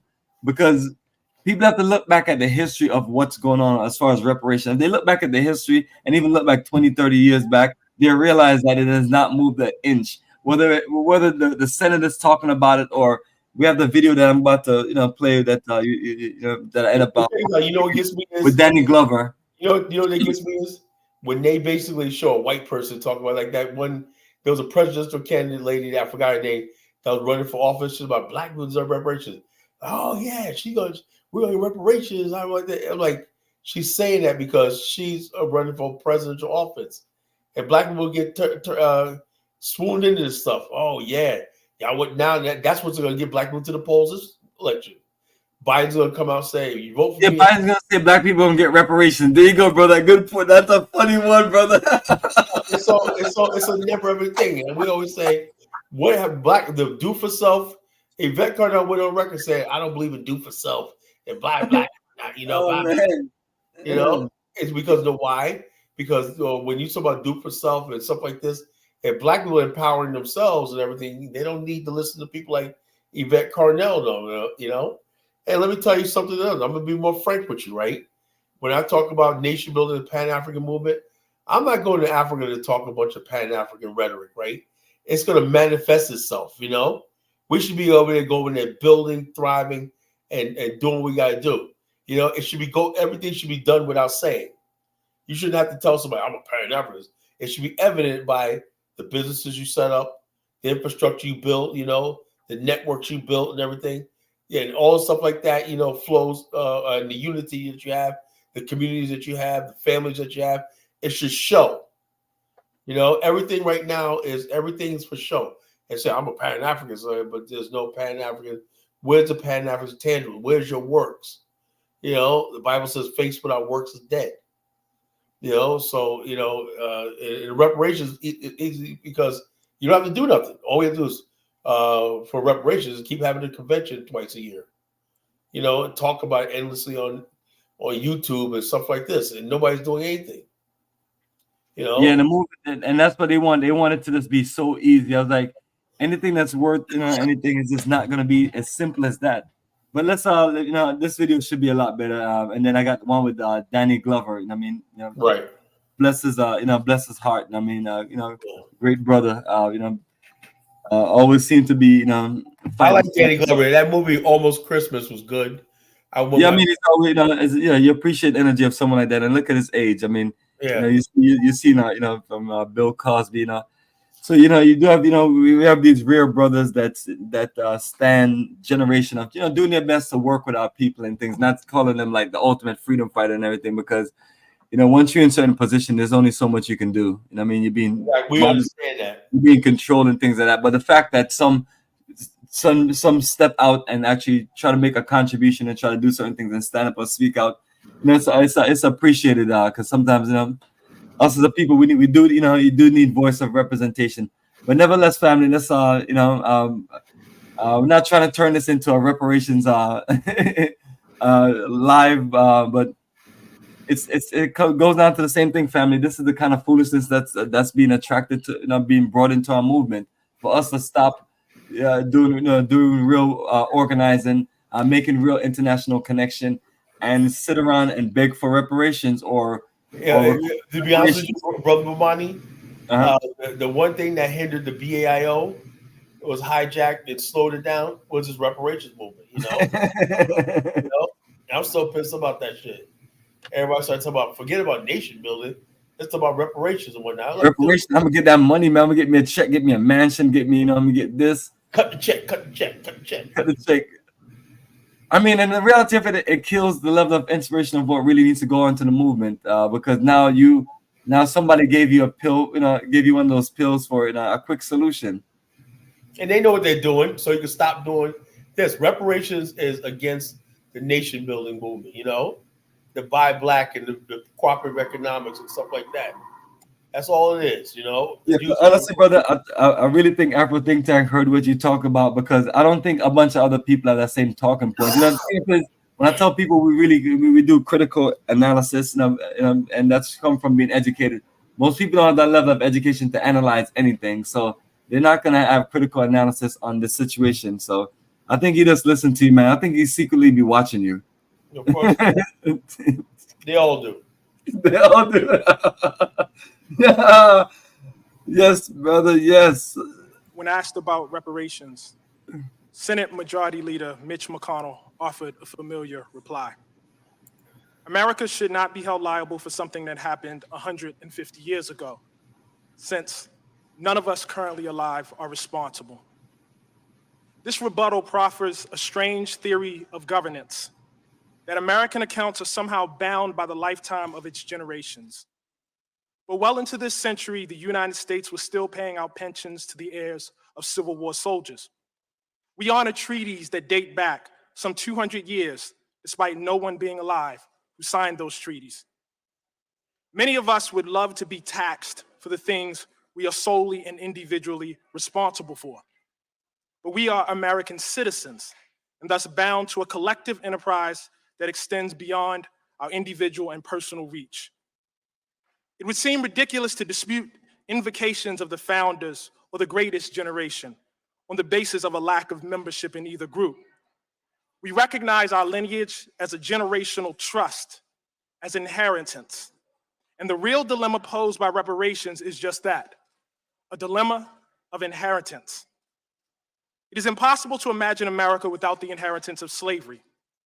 As historian Ed Baptist has written, enslavement, quote, shaped every crucial aspect of the economy and politics of America, so that by 1836, more than 600 million, or almost half of the economic activity in the United States, derived directly or indirectly from the cotton produced by the million-odd slaves. By the time the enslaved were emancipated, they comprised the largest single asset in America, $3 billion in 1860, more than all the other assets in the country combined. The method of cultivating this asset was neither gentle cajoling nor persuasion, but torture, rape, and child trafficking. Enslavement reigned for 250 years on these shores.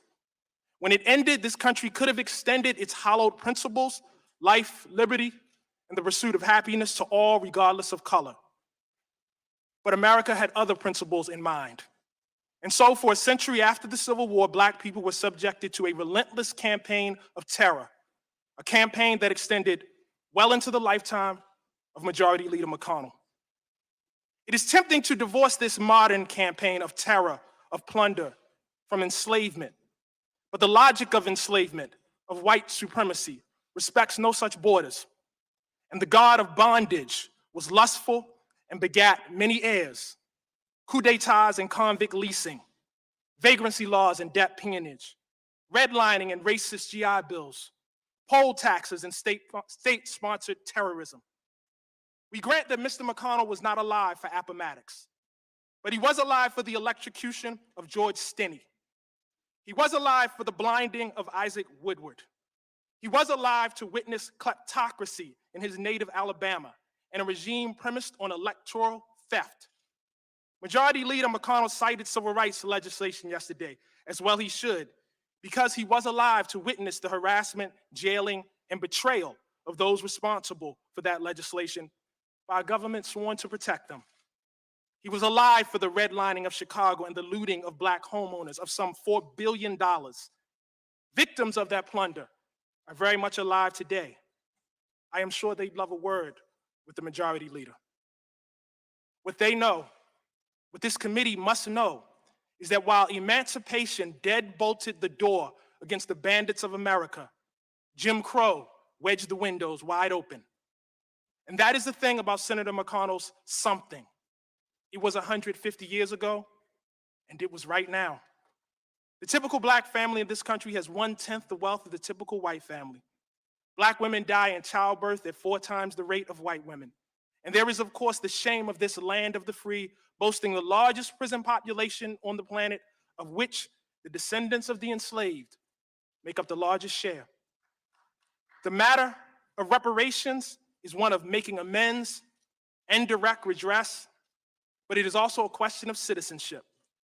In H.R. 40, this body has a chance to both make good on its 2009 apology for enslavement and reject fair weather patriotism, to say that a nation is both its credits and its debits, that if Thomas Jefferson matters, so does Sally Hemings, that if D-Day matters, so does Black Wall Street, that if Valley Forge matters, so does Fort Pillow. Because the question really is not whether we will be tied to the somethings of our past, but whether we are courageous enough to be tied to the whole of them. Thank you.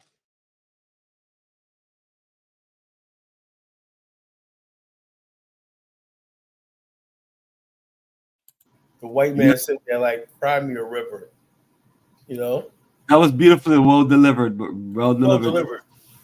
But like I said, I heard those speeches so many times before. One thing the black man will give you is a speech, you know? And passion, you know? You'll have racists out there with tears in his eye. Yeah, man, just say we all of a sudden denied, boom. You know? It's all right, Negro. The cafeteria, here's your ticket for the free lunch today. Go get the hell out of here. Go get. Here's the next clip, brother. Ready for it? This is Danny Glover testifies before House Judiciary panel on reparations. Yeah. So this, this is to support the Afro think tank video in talking about well, it shouldn't say Pan-Africanist. It used to say this Kala, who represents the Pan-African energy. Literally feels that I think it's a distraction, you know, honestly. You know, I really do. I really think it's just Negro see the Pan-African movement growing. And it all came out when the movie Black Panther came out, you know? And people were like, oh, people going to Africa. People building, open up business. Yeah. Remember those sisters back in the days, those sisters with the Shea Butter sisters that were making money in Ghana and stuff like that, doing stuff, you know? And a few years before they had Blacks Without Borders in South Africa. And people said, oh, they thought we were giving up on America, you know? They're like, we're focused on, they don't want black people in America focusing on Africa. That's all this is all about, you know? So they pushed the reparations movement to try to hinder us going global. yes, family, we're global enterprise, and that's what we talked about at the beginning, building a global black business pipeline. That means well, we need black people in Japan, you know, getting, building links with Japan. We need people that live in Beijing, China. You know, we need people that live in Singapore. We every place corner of the globe purchasing businesses, investing in their stock markets, and bringing those industries to the African continent. We can do that. We have the power to do that, you know, and that's what we want to do, you know, to free ourselves. In other words, basically, we don't want to be on American plantation, you know. We're not limited to America. And what the reparations movement is doing is tethering us to this endless struggle for reparations and ignoring the whole world out there in front. Black people in America are in a position of power. We could take over the world if we really wanted to. Think about it, you know? Well, that's what Afro think tank talk about. He giving people a lot of false hope, and I'm saying is like get them to beat their chest and run out there and just get stomped and crushed. But nevertheless, man, let me play this, man. False sense of hope, right, Colin? Yeah. Get them excited. I do believe it does interfere with Pan-Africanism because when people talk about reparations, they don't call me talk about nation building. People stay away from me. The people who support reparations stay away, clear column. And you know who else don't support reparations really? Umar Johnson. That's one thing I agree with him about. You know, but he knows, Umar Johnson knows, if you talk about reparations, you ain't gonna support his movement. You know, he's doing it for selfish reasons. I don't know what his reasons are. You never know, brother. For real, man. Mr.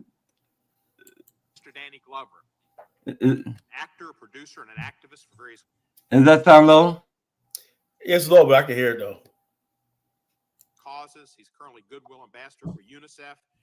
chairman of the board of Trans-Africa Forum, an African-American lobbying organization for Africa and the Caribbean, and a friend of Harry Belafonte. You're recognized for 5 minutes. Thank you. Start the clock. Thank you, Mr. Coates. It's not often that you hear the words of a young man and they enliven your emotional memory, your historic memory, as he just did at this moment. Thank you so much. I am deeply honored to be here today, offering my testimony at this historic meeting about the reckoning of a crime against humanity that is foundational to the development of democracy and material well-being in this country. A national reparations policy is a moral, democratic, and economic imperative. I sit here as the great-grandson of a former slave, Mary Brown, who was freed by the Emancipation Proclamation on January 1st, 1863. I had the fortune of meeting her as a small child.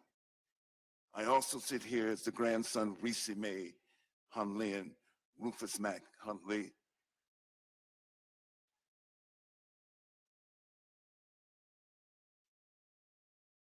My maternal grandparents, who were both born before Plessy versus Ferguson, Supreme Court decision in 1896.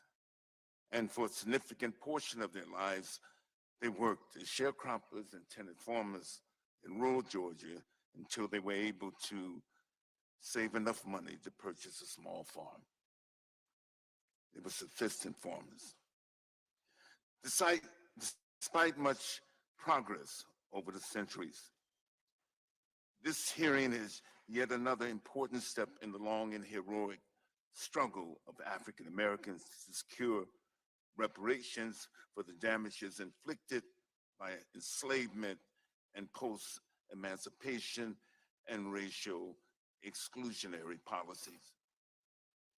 Many of the organizations who are present today at this hearing are amongst the historical contributors to the present national discourse, congressional deliberations, and Democratic Party presidential campaign policy discussions about reparations. We are also indebted to the work of Congressman John Conyers for shepherding this legislation. The adoption of H.R. 40 can be a signature legislative achievement, especially within the context of the United Nations International Decade of People of African Descent. We should also note that the Common Market Nations and the Caribbean Community, CARICOM, Reparations Commission, chaired by Professor Sir Hilary Beckles, who is here with us today, has exercised a leadership role from which we as a nation can benefit. Our sustained, direct, effective policy actions in full collaboration with African Americans and progressive citizens, allies, is the ultimate proof of the sincerity of our national commitment to repair the damages of the legally and often religiously sanctioned inhumanity of slavery, segregation, and current structural racism that limit full democratic participation and material advancement of African Americans and of our country's progress as a beacon of justice and equality. So I call on all of the elected public officials in Congress to demonstrate your commitment in action today and stand forth with Congresswoman Sheila Jackson Lee and co-sign H.R. 40. In closing, with the insightful and still, with the insightful and still relevant words of Dr. Martin Luther King Jr. in 1968. and I quote, "Why is the issue of equality still so far from solution in America? A nation which professes itself to be democratic, inventive, hospitable to new ideas, rich, productive, and ultimately powerful. Justice for Black people will not flow into society merely from court decisions, nor from fountains of political oratory, nor will a few token changes quell all the tempestuous yearnings of millions of disadvantaged Black people. White America must recognize that justice for Black people cannot be achieved without radical changes in the structure of our society. The comfortable, the entrenched, the privileged cannot continue to tremble at the prospect of change in the status quo. Thank you.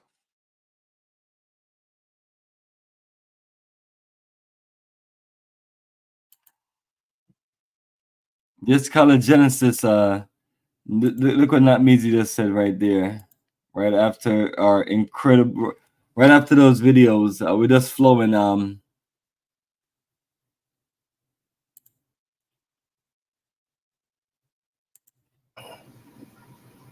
My point is that when people say they're in the Pan-African movement, right? And their end game is not, somebody put in the chat room a little while back, I forgot the person. He said you should build a Pan-African city-state in Africa, right? That'd be great. That's what we're talking about. The wealth that state would create would be reparations itself.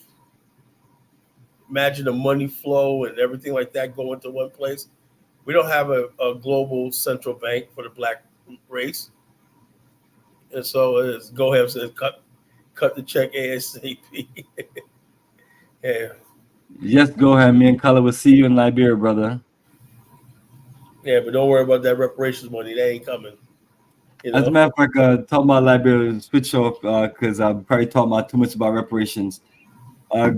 Go ahead and wanted to know, we were talking earlier, he wanted to know, as far as the Constitution of Liberia, is certain things set in place, because I'm referring to also what John Cashman was talking about last time, to where you get a Liberian passport. So for people who want, who have questions about the Liberian passport or those possibilities or options, what do we share with them or let them know?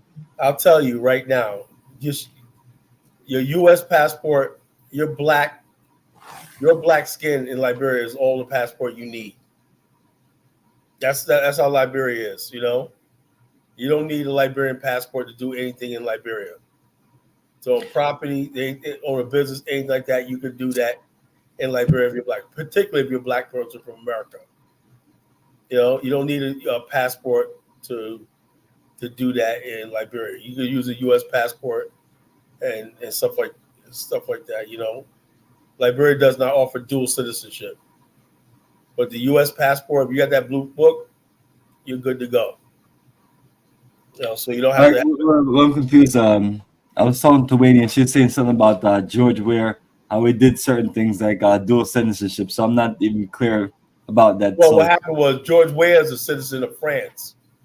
So there was a lot of people that, certain people had dual citizenship and whatnot. Sirleaf had U.S. citizenship and Liberian citizenship like that. But, those are certain people. But those were Liberians, right, that were displaced, right? If you're a Liberian and you have to leave Liberia because of the war or whatever like that, and you seek citizenship for another country, yes, you can have a Liberian passport. But if you're not a Liberian, born Liberian, you cannot have two citizenships. You can become a Liberian, right, and say, give up your U.S. passport and become a Liberian, but for whatever you want to do in Liberia, I don't know why people say, I need a passport. You don't need a passport, Passport. But as far as like in the Constitution, if someone from the from the African diaspora, if someone from America, a Black person from America, can can they go to Liberia and be qualified for a passport based on whether it's a constitutional or historical? Remember, when the constitutions were written, there was no passports, right? Good point. There's also, and the passport laws only came about recently. All right, gotcha. And so therefore, what it was like Ross was telling me. Yo, what's up with the Gem Jewel, man? Liberia had dual citizenship for Liberians. You know, for Liberians, I said that. Liberians can have dual citizenship, not African Americans, right? And also, Liberian is a place where if you can live in Liberia as a black man, and there's no such thing. It's not easy. There's no such thing as being a Liberian in the Constitution. You know, it just says person of Negro descent. So there's nothing, what you call this. Nakmeezy, oh, get him, Jim Jules. Nakmeezy makes friends with anybody. Anybody that goes against Colin, man, Nakmeezy, get him, man, get him. For real. Hilarious, man. Hilarious. But the bottom line is this. If you're trying to buy property in Liberia, that's the main thing. Do you want to buy property? Yes. You want to own business? Yes. You want to invest? Yes. You can do all those things, you know. You don't have to consult with no chief. There's 3 types of land in Liberia. There's traditional land in the interior. There's government land, and there's private property, you know. You know, you buy somebody private property, you got the title deed and everything. It's yours. You know, there's a black couple. I don't know if you want to play this video to make my point. You know, you want to play this video with it's a black couple that bought 25 acres of land in Brewerville, right? They got 3 properties, a farm, beachfront property, everything. And what I liked about them, right, was they're talking about they're gonna build this area for their kids. They're gonna have the kids are gonna have beachfront properties, everything like that in the country, you know. And so they're like pioneers, you know, in Liberia. You know. I'm trying to see which video that is. Okay, I'll send it to you. I'll send it to you. Give me 1 second. This will clear all this up right now. All right. Well, while you're playing that, while we're playing that, I'm gonna play a clip from the richest black family in America. So let me select one and play. And as soon as you send that video, I'll get it ready. All right. All right. So, Carla, we're gonna go with. They have a list of 1, 2, 3, a list of 10. So we're gonna play. We'll play number 2. Mm-hmm. The Stewart family. This is supposed to be the second richest black family in America. David Stewart, the man with the Midas touch. The Stewart family. David Stewart, the man with the Midas touch. Whatever he touches turns to gold. And I wouldn't be surprised if his coffee brews cash in the morning. David Stewart's business acumen is legendary. He's so sharp that his employees say he could sell sand in a desert.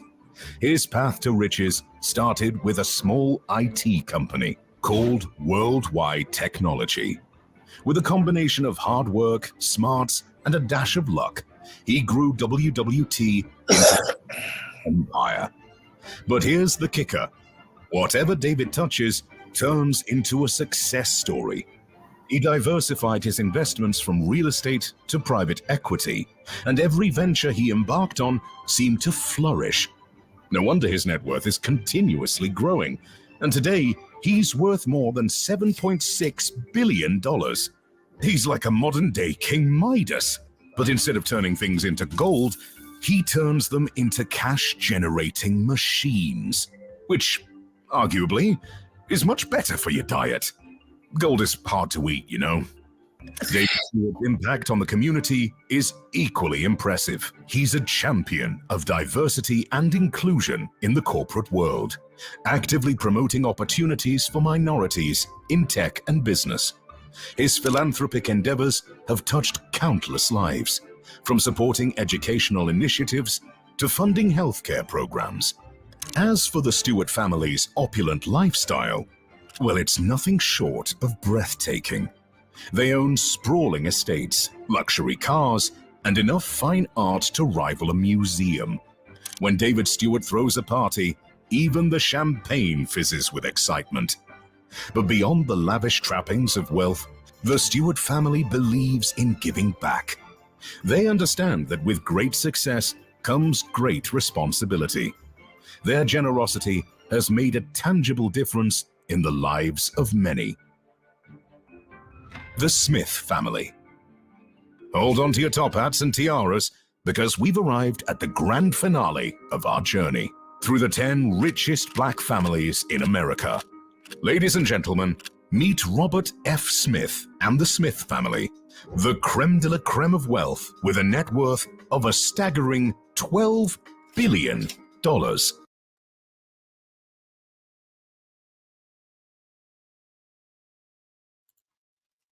Carla, I'm looking for that video. Didn't see it. Okay, what I was talking about? Yes, you said you was going to send me a video. I'm going to send it to you right now. I just wanted to play this about David Stewart because I wanted to play another video about him.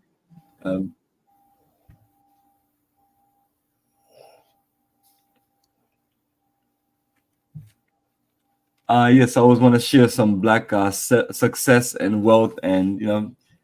Yeah, we're tired of losers, man. We want the black winners, you know. And the bottom line is this: the people who go to Africa actually building, they're not calling themselves Pan-African. They're just going over there building. Like the family, the couple I just sent you, you know, they're building nice properties in Liberia. And we're gonna link up with them. You know, they're in the States right now, but hopefully they're there when we're there.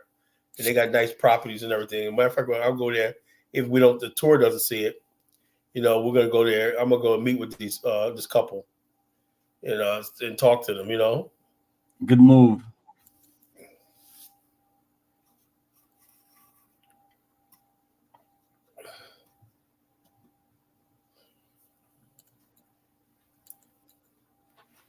People don't understand what the word citizen means. You know, me personally, right? When you're black people, when you're black from America, right? I already got like a privilege when I'm in Liberia. I already got a privilege, you know. And so when I was there back in March, back last year in March, right?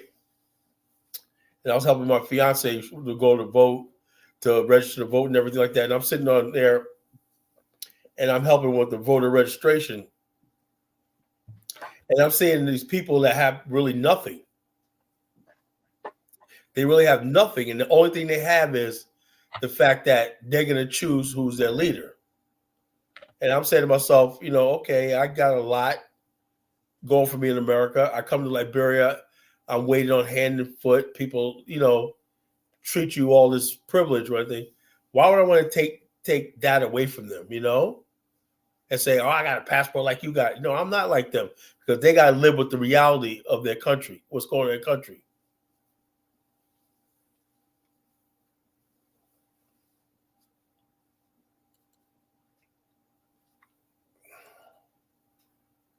The Rock, Colin, go to Africa and stay there and don't come back.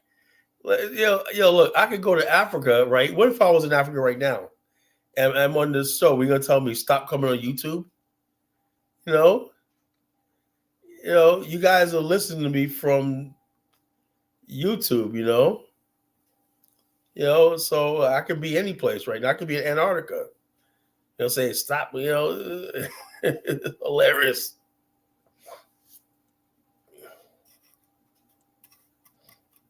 Yeah, The Rock, brother, these people really don't have anything better to do than stay up there this late at night and just making their raggedy comments. Do you have another window open on your phone? For me? Yes. That sounds like I heard a feedback, but it sounds good. All right. So where was I at? So that's the video that you have up. Let me go ahead and play it.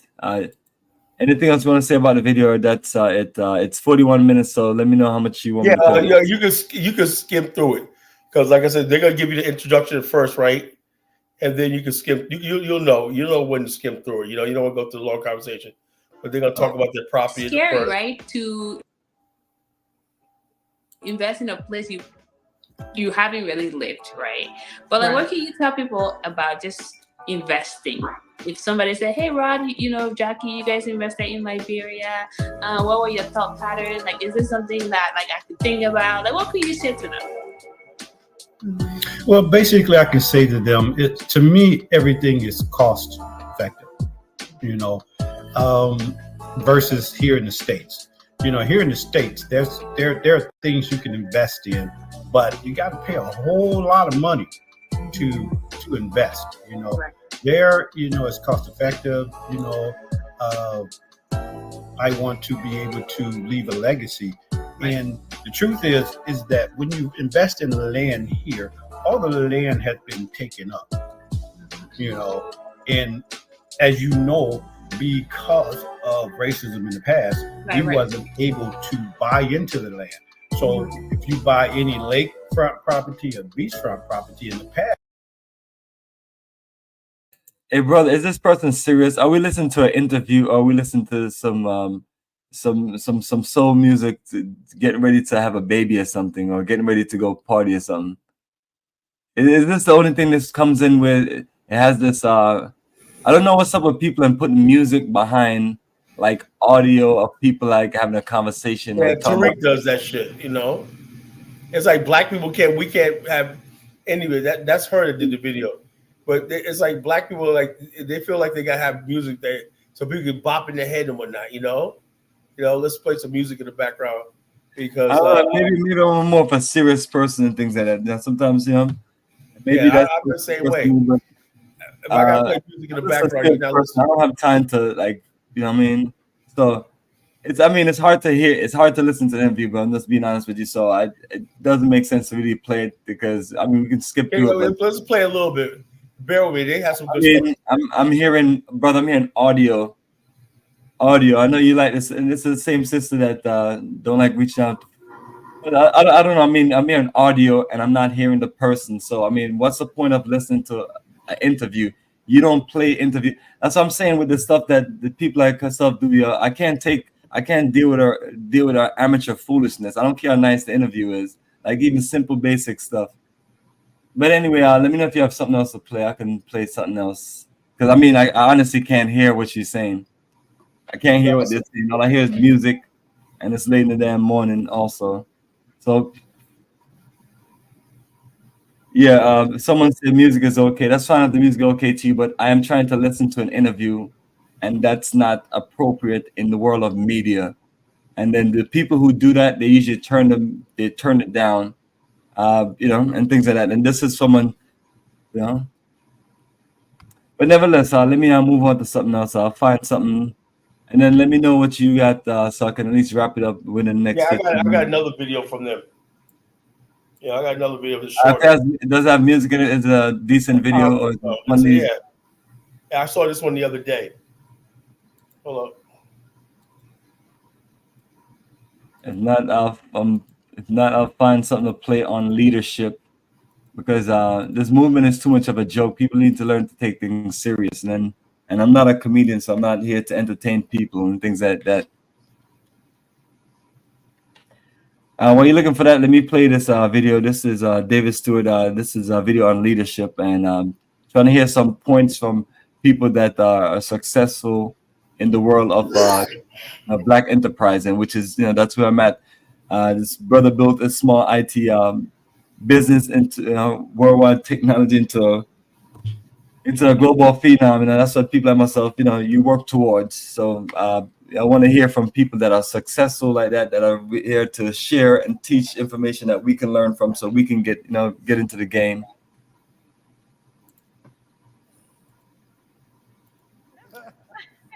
Now, why Naki's a colleague at G-Check?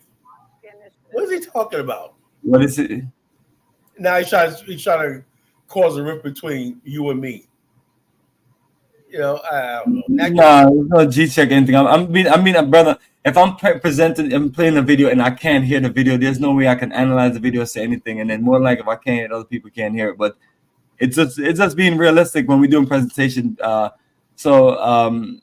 don't know what's her problem on how she do things. That's her business. I'm not here to judge her. She's one of them weird people who can't even put up an email address if anybody needs to do certain things. But nevertheless, that's your folks, brother. Like I tell you, I get tired of dealing with these folks with their amateur mindset and things like that. So personally, the only way I look at it is people gotta have to step their game up, because I'm not gonna lower myself to be down with this too much people and things like that.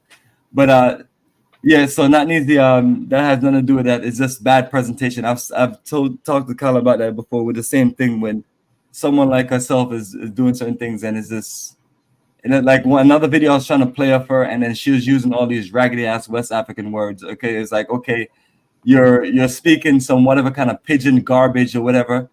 It's like I would never understand it. It's like, you're in a country that speaks English. You're in a country where all your books and your stuff is in English, and then your audience is English, and then you speak all this crazy stuff to where they can't connect with you.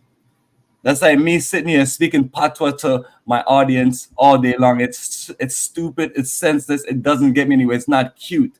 It doesn't deliver business.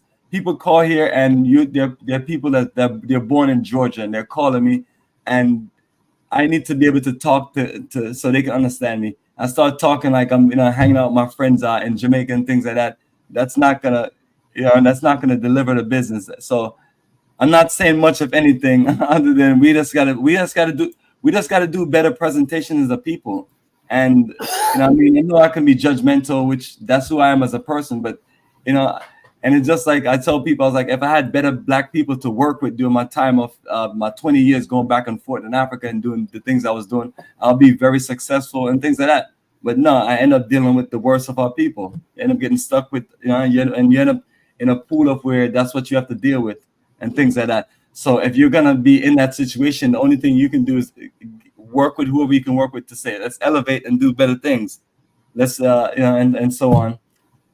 But anyway, I'm not. I don't know who this person is. Who is this person? What she's talking about? She's talking about The Rock. Color, do you let? Man, it's like, wow.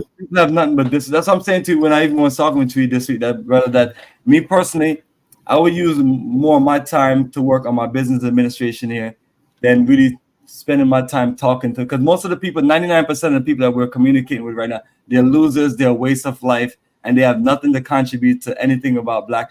They're up bored and have nothing better to do, don't have a date, don't have any love in their life, and they just want to hear people talk and oppose their thoughts, because our thoughts transcend their little feeble mind of things like that. Some people can't think properly. They can't think enough to where they can multitask or do certain things.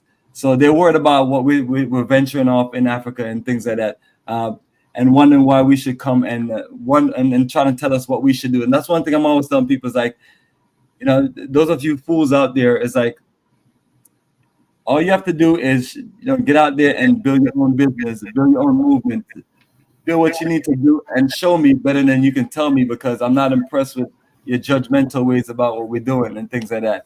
And the always trying to divide folks and things like that. And one of the things is, when you look at anything you see me doing, whether it's my IT business or my African tour business, you see the level of just detail and professionalism and my availability throughout the week, whether it's email, phone calls, or whether it's meeting people, doing things with people. I'm a serious person in this movement, military trained, university educated, technically educated, business educated, street smarts person. I built my presence on an international scale, and the only thing I'm doing when I do these shows, my phone number is right there, email address and information is there. Only thing I'm doing is trying to talk to connect with one or two people out there that may have some level of intelligence and things like that. But for the most part, I don't expect to get anything from most people other than the level of immature disrespect, stupidity, trolling, and childish texts from grown-ass people. That's why I'm not impressed by all this fake-ass movement. And I believe in Pan-Africanism and nationhood, and that's why this banner is up here, and that's what I push and I believe in. But I also believe that most of the people who claim that they believe in this don't believe in this, and they're not for it. All they're for is just consistently dividing our people and causing confusion and things like that. So So, brother, that's why I honestly don't usually even waste my time, brother, because Yeah. everything, the whole time I've been on here, brother, there's nothing. I mean, I look in the comments. As far as the comment, one brother came up here and, you know, his energy was good. Not music came up here and said whatever and then ran off. And then in the chat, posting nothing but foolishness. So I don't know. Maybe that's what's out there. But, you know, I'm going to start working on. And as soon as it 4 hours, I'm just automatically ending the stream because there's no need to continue for another few hours with no energy at source.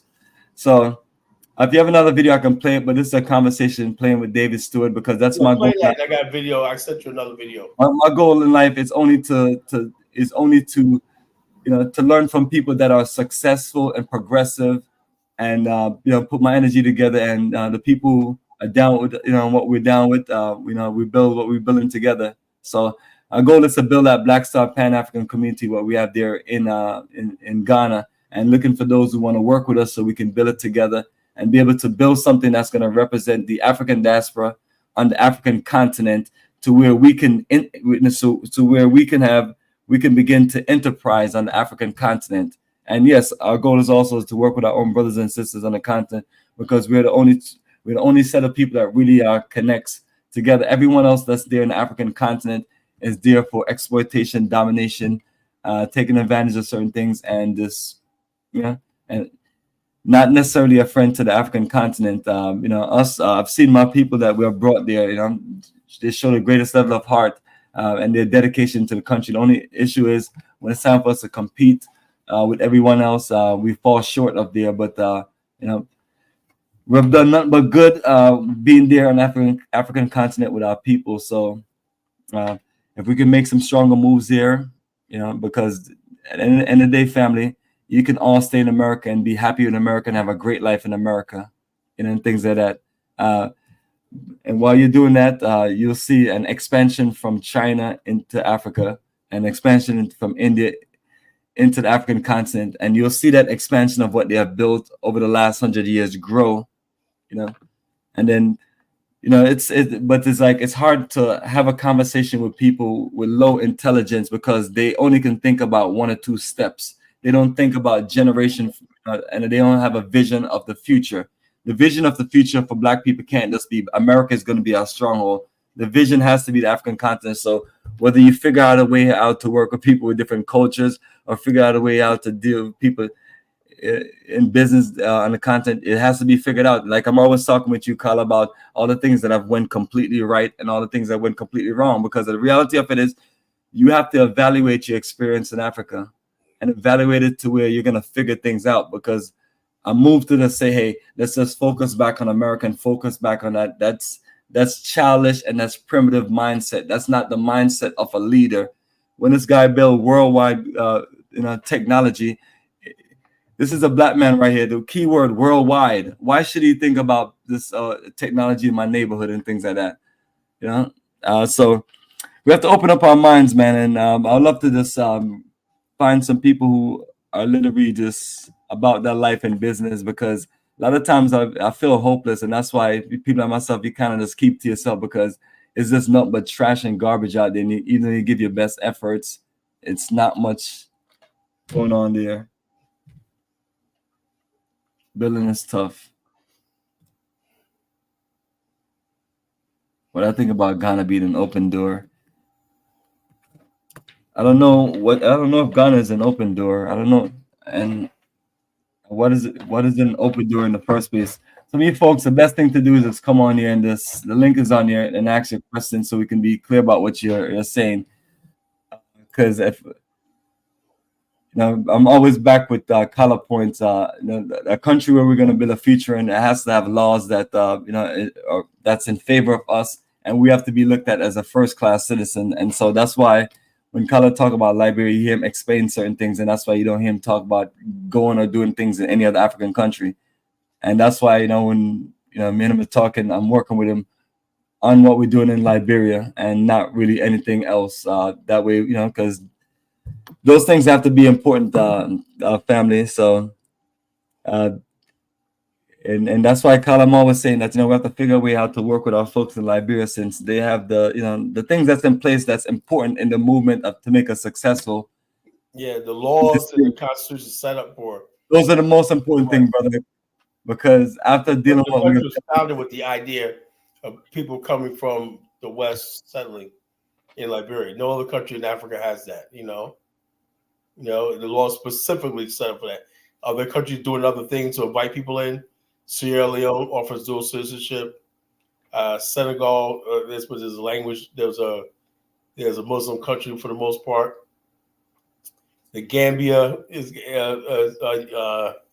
you could own land, but this who wants to go through conflict with locals and stuff like that? You want people. What's wrong with you, bro, man? What kind of trash talking are we talking? Yeah, I don't know. We're not talking trash. Yeah, that's his opinion. We're talking about diplomatic relationship. Just like a diplomatic relationship, we give people an example. The last government in for 6 years, you represent the face of that connection from Black America to Africa, and that's 6 years. You have countries, Jamaica, Barbados, Trinidad. Those countries are lining up and love Africa, and but Ghana's figured out for a while, but it's like when it comes to Liberia. So she's talking about diplomatic connection. A diplomatic connection will be to build business and build relationship, or even reach out to Black America. There, I didn't see any of that, but nevertheless, I mean, I got my folks ready. We're coming to Liberia to come to check it out, and that's from there. We'll kind of see how things are. But we're trying to be diplomatic, and that's the energy that we're bringing. But if we don't meet back any diplomatic, just like in Ghana, we try to be diplomatic. And everything, it literally got us nowhere. I mean, some people got passports and citizenship, but you have no laws on the books. You have nothing that's in place to protect you as an investor, protect you as a person returning. You're just. We got in Liberia, we got high-level Black Americans. You got the Yale group. You got so many different groups over there. The BAIO is going to be another group that's going to be doing stuff. You got the Dr. Kula. And they got different Black organizations going there now, and businesses, everything. There's a lot of engagement between Black America and Liberia right now, Yeah, this person really a Liberian, or she's like a Liberian troll? I mean, yes, they're governments, and you guys not. So yeah, we know we're not governments. I've done diplomatic relationships where, when you look at like, I'm personally responsible for. I have a lot of people that I got to move to Ghana to live and do business. That takes some skills and some work. That takes some influence, and that takes some work. So, even so, we can do those things ourselves on a local level, but the governments have to step their game up and things like that. And one thing you have to do at this very moment, key Black governments have to work with themselves, and you have plenty of them on the Caribbean, plenty of them in the, out in the Caribbean Sea, out in Central and South America. But then you have no outreach from Africa. One thing I could say, Ghana is one of the few countries that will go out and do those kind of outreach. But we're talking about a country that was built by the African Diaspora. It should be a better reach out and a connection. So hopefully those things happen, and we as a people can do our part diplomatically. I'm not one of these third grade educated village idiot fools who sit around every day and the only thing you can think about is that, well, I'm not going to have anything because everything is my government. You think about the government like the government is God. I mean, the government. Where I'm from, people government themselves, and because you can't depend on government to do anything. So from your own personal security to feeding yourself, to creating opportunities for yourself, you figure those things out as a people. And if nothing else, it goes back to the world of Amos Wilson, Blueprint for Black Power. Put your money together in the world of Black cooperative economics and brainstorm together as a people, and make a move and say, I want to see a future for my children, so I'm going to make a move, and I'm not going to sit around and wait for puppet governments who are basically useless Black people who turn their back on their own Black people. And that's my definition of most Black governments. Coming from a Black country where you have bad governments, as far as the way people feel, as far as, so it can't be the ultimate situation to fix our problems as a people. The people got to represent. People got to build, like we talk about, brother. Whatever happened to the private sector? Whatever happened to enterprising as a people? Whatever happened to lobbying? What happened about do for self? black buying black and all stuff like that. What that goes out the door when we talk about Africa, that goes out the door. That's a problem I have with a lot of Pan-Africans, right? Go ahead. So they talk about, oh yeah. They'll say, why don't you have a susu or investment club and everything? Why are people fall on hard time? How come you guys don't have a credit union, a bank, or something like that where you're pulling your money together, as a diaspora, in the country, so you help each other and stuff like that, This person just like the doll that they represent. Talking points are like a child. But he make other guy bad. Yeah, and and if you don't know by now, we insult people with low IQ and low intelligence, because I don't know why they feel like they can communicate with us, because we're looking for people with higher level of intelligence, because we can't do nothing with people with third grade education and village idiot mindsets. That's what the Pan-African movement attracts. Losers, clowns, bums. Exactly. And that's what I'm saying today in this chat, brother. There's a bunch of them losers and clowns, man. Made me regret a lot of the decisions I made to deal with black people in my life, man.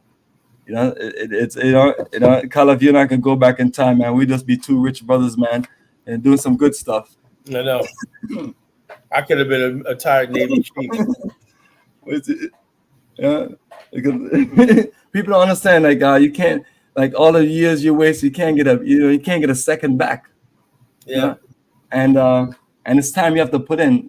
They see things and they just think you just got magical time. No, that's time you're sacrificing from other things that your life is involved in.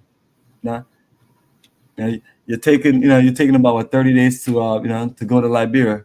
That's some stuff you do in the military when you have the 30 days. I mean, you're entrepreneur. You're not supposed to have that much time off like that.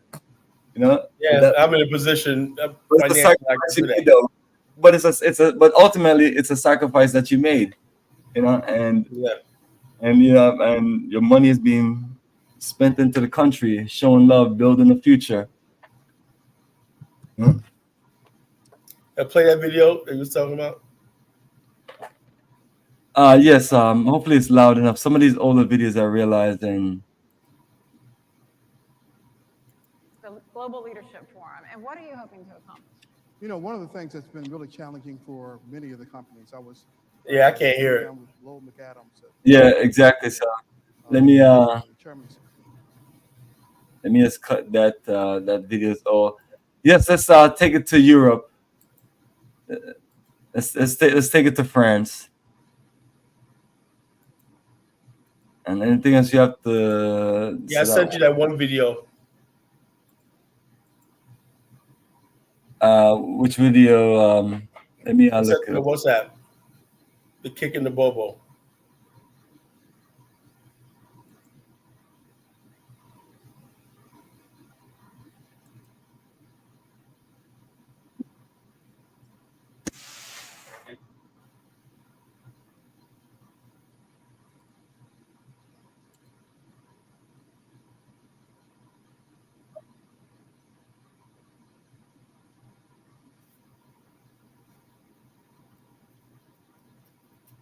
All right, so the video comes up. Let me swap out.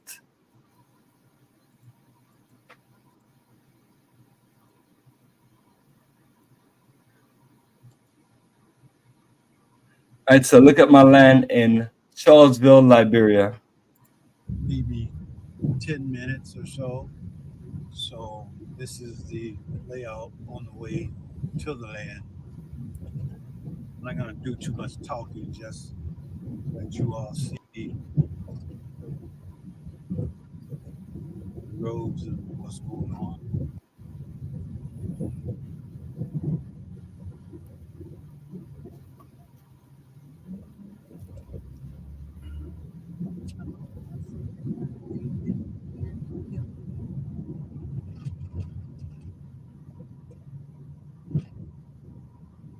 Goham knows this guy from. He sounds like he has a Chicago accent. That'd be cool if he knows this guy. Yeah, I don't know if he knows him, but this guy shoots some crappy ass terrible videos, man. Some of these people don't need to be making videos on YouTube. Finish saying what you're saying, and I'll finish playing the video. No, I was saying, Goham says, that's my Chicago brother. Oh, gotcha. That's. I think he was saying that guy in the video. Chicago brother, you know. What is wrong with this lady? Is she stupid? Little girl, I'm a grown ass man. I got real life and business to do. You know, I don't play games, sister. I don't play games. You look at my website, you see the level of success. Almost none of y'all out here could commit 20 years to Africa and do what I've done, and be able to run the technical and business stuff. Just like all the people. I don't have respect for immature, stupid people who play games. I'm a serious person. And no, I was never trying to reach her.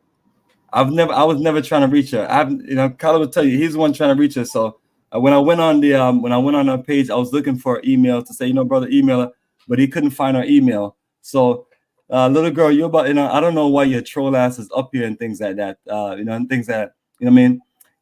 I'm a Jamaican brother here in Georgia, and I've been spending the last several months going out of my way to recruit the best of my Black people that have traveled with me to come to Liberia, to come spend money, do business in your country, not to give white people, to come and build a relationship and do things in your country and do things with Black people. That's what I do. That's what I specialize in. I make my time and I answer and I return people phone calls throughout the day. People reach out to me. People come by here. We help people with visas and all aspects of traveling and all aspects of business. And it's a technical operation. So I have, so we have computers here. I have appointments and I get them done. People reach out and communicate with me. I communicate back with them. I'm a professional.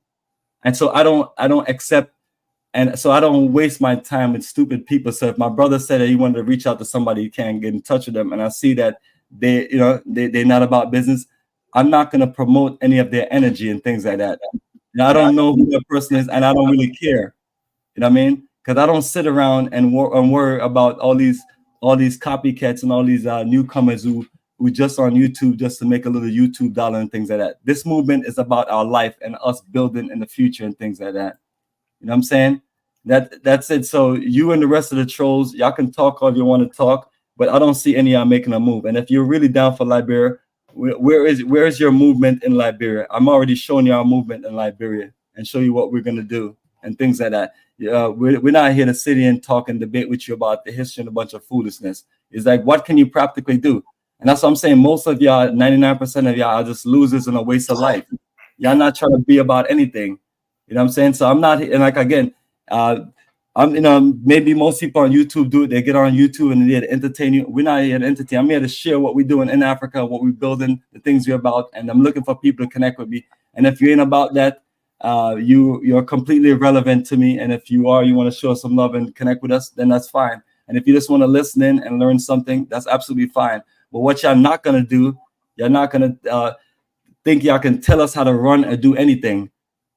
And then one thing someone told me, don't let anyone who don't know nothing about business, don't have no business, give you any advice about business. That's why I personally listen. I personally have conversation with Colin and we talk about business because I could talk to the brother have his own agency and his own business enterprise. We can talk. And there's many other people we can talk. But most of the time, I'm not going to sit around and have a conversation about business with, and there's nothing wrong with having a job. That's the best thing. All of us started out from a job. But business is about leadership. And it's about saying, you know what, I'm going to go up above and beyond, and I'm going to create opportunities for other people. I'm going to work with other people. It takes a little bit more responsibility. So the best thing you could, so how we doing, family? What about Kyle's connections? I have connections, but I was trying to throw her business over because she had property. She sold several African Americans property. I said, I knew some people that were ready to go, like, boom. I could be like, hey, look, check this chick out right there, if you want to get a piece of property in Liberia when I couldn't get a hold of her. That's just good business as you make yourself available, Exactly. And that's when Kala told me that, me, I'm gonna have those conversations because the biggest issue that I have with folks is like some people, like I run into people sometimes, and then, it's like, if you don't have a business card, you don't have one. That's fine. Nowadays people have different things, but it's like these folks always making some excuses why they don't have certain things. And yeah, man, my website's on a construction, man. We rebuilding that thing up, and it's like everything is always on a construction. It's like when are you ever going to be ready to compete and then meet the next brother to where y'all can just connect and work together, And that's like I was telling you about that disappointment with Mark Blanton. So Gem Jewel, you can pick this one up also. These folks claim that they're in certain things, and then you reach out to them, and it's like they have a level of where I don't know, maybe they, only thing I can think of, brother, is I'm hardcore competition. You know what I mean? Because one of the things in my life, I'm committed to whatever industry, whatever field I'm in. I'm competitive to where I want to always be the best. I'm not a person that believe in second place or believe in runner up. Every trophy, everything I have here is is winner, and that's what we do. So we're not, but at the same time, you're trying to reach out to other people. I'm telling you, and most of them have been very, been great disappointments. And so when you said that, brother, and you're telling me that, I was like, this person, the first thing that I assume, that it's not even assume that I know is this person not serious. It's just like whenever you give me anybody's information and I communicate with them, not serious. Because first of all, you should never give out your information to people unless you don't want a response from them, especially a person like myself about business and and as a salesman, a businessman, I'm gonna reach out to you. But nevertheless, brother, we have to encourage our people to do better because it's like you're on this YouTube brand, you talk all that stuff, but then when someone try to reach out to you to connect with you to do something, you ain't about their life. That's what I'm saying about this fake movement, and it's too many people out there like that. So I'm telling people, if you're down with what we're down with, reach out. Other than that, we're gonna keep on doing what we're doing with you or without you. We're gonna keep, we'll do it without you. So that's what we're talking about tonight, family.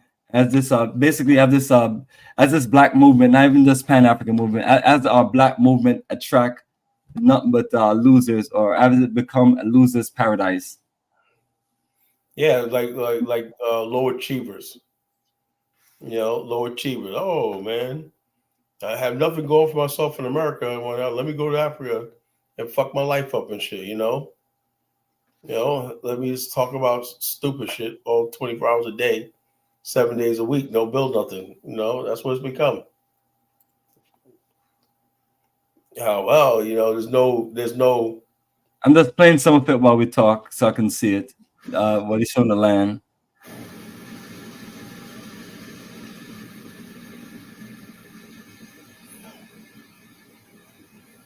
But I like this family because they bought several properties in Liberia, and they understood that this is a future there.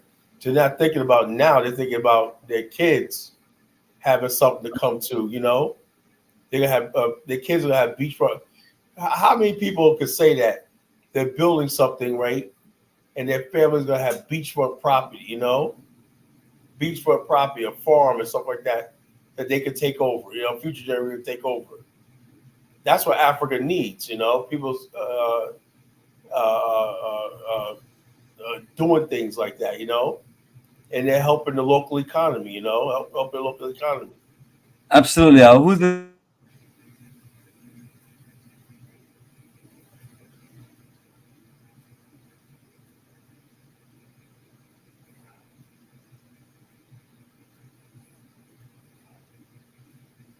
Somebody made a comment like Dr. Cambone and whatnot. I love Dr. Cambone, but think about somebody like him with his mind.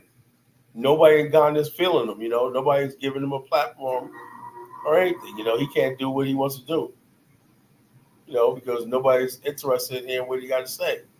I'd say, is this a comment you're talking about? So I would tell you, but that Pan-Africanism is played out. Africa will never unite till the Western world is destroyed. So these are that's what I mean. That we have a Black world filled with this. I mean, literally this low intelligent, low IQ, village idiot type people. And you don't have to be in Africa. You don't have to be from Africa to be in village idiots. I mean, it's a terminology that goes beyond this. You being any specific person.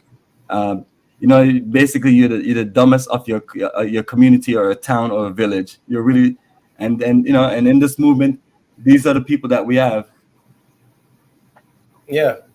So you're, and for any black people who don't believe in black people uniting or black people coming together, that you're not going to be able to compete with the rest of the world if you don't have some level of cohesionness and organization or understanding of the nation of people. Because that's why I was just in South Africa. I tell people, I was just in Tanzania, and the Indians was running circles around the Africans all day long. This is what I not only seen, this is what I've experienced. They run in circles around them all day long. You go in most places where and yes, family, you're in Africa, but even though while you're in Africa, you have more Asians in charge than anything else. I mean, the pool of the work class and the poverty class is just us as a people, and things like that. So, for those who just the thing of it is, the African continent and the people of Africa should embrace the African diaspora. Yeah. Because African diaspora have made their way and spent and put their money where their mouth is and showed up in Africa, only to be victimized by our own people in Africa.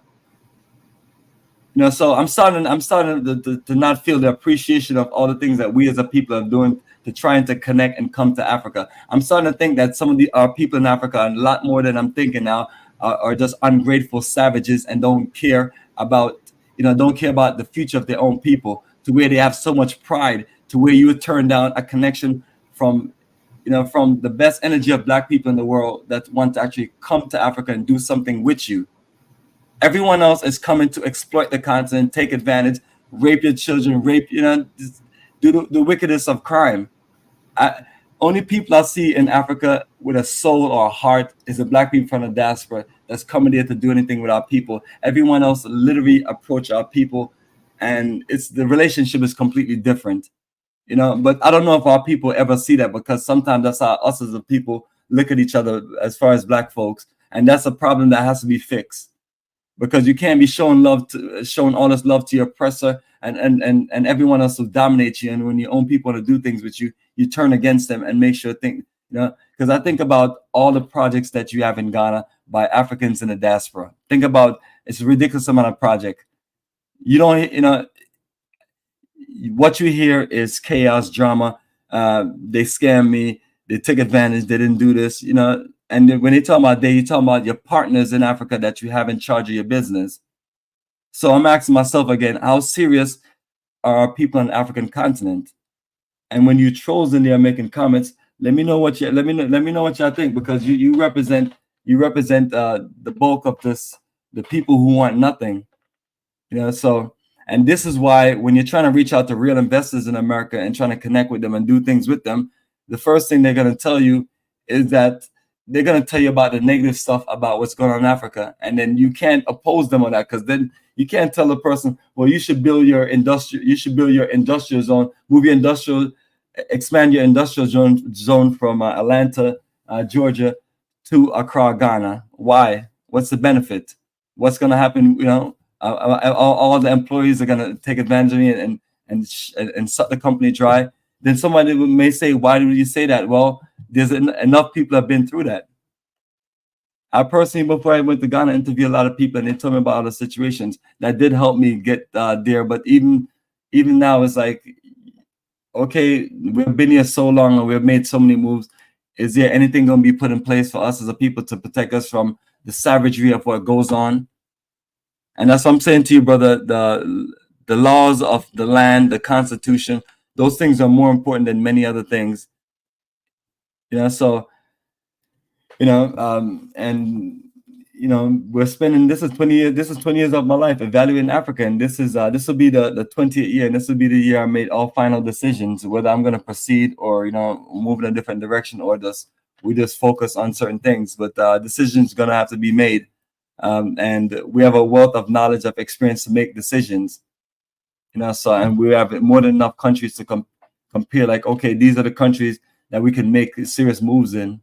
So the people that's in different countries, what you do to the brothers and sisters from the African diaspora makes a difference. So when we look at countries, and you look at countries like Ghana and Tanzania, because they're two more of the popular ones, you see the level of just frustration that black people in the diaspora is having. you know, you hear a lot on the Kinganda channel, all the foolishness that goes on in places like Tanzania. Now, I love Tanzania; it's a beautiful country, but living there, trying to be settled there, trying to get acclimated in the country is a whole different ball game. You know, so it's never always the same. So when I talk about diplomatic relationships and us connecting and things like that, it's all important. And you know, and I'm hoping that the rest of the people out there are not like most of these trolls on here, because you know, it becomes to the point where, you know, it feels like it's hopeless and you're wasting your time. And you know, and if you ask some people if they had a chance to go back, would they even deal with any of our, you know, deal with our folks? If I had a chance to go back 20 years ago, I wouldn't. And I knew what I knew now, I would steer myself clear of this path. Like Kala, you wouldn't know me, and many other people would know me. I'll be doing something else. You know, I'll be out there flying and sailing. You know, and you know, flying, sailing, and investing in the world, and enjoying, you know, and enjoying beautiful life with my family and things like that. Because a lot of times you put the work into a movement and it's not worth it. You know, I've joined organizations and all I did was just waste my money and waste my time. Kofi said, Africans dumb down other Africans. Nothing has really changed. At police barriers, I'm forced to use my driver's license by a corrupt police officer that can't read, just looking for money. Exactly. So people like to talk about how bad it is in America. When America, the police are going to stop you and they're going to do this to you and do this to you and do this. I've been living in this county for a long time, and things like that. It's never that tip. And I've been to Africa.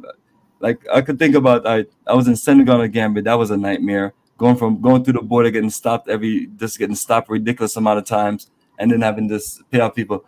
It's just about the same thing that happened in all countries. But one place I know I'm not getting stopped at when I'm driving around doing certain things is here in America. Yeah, and then also he asked me this happened in Liberia. No. How many times did you get stopped last year? Like, Yeah, let me show you. No, zero. The last time I got pulled over was like 4 years ago. No, back 5 years ago.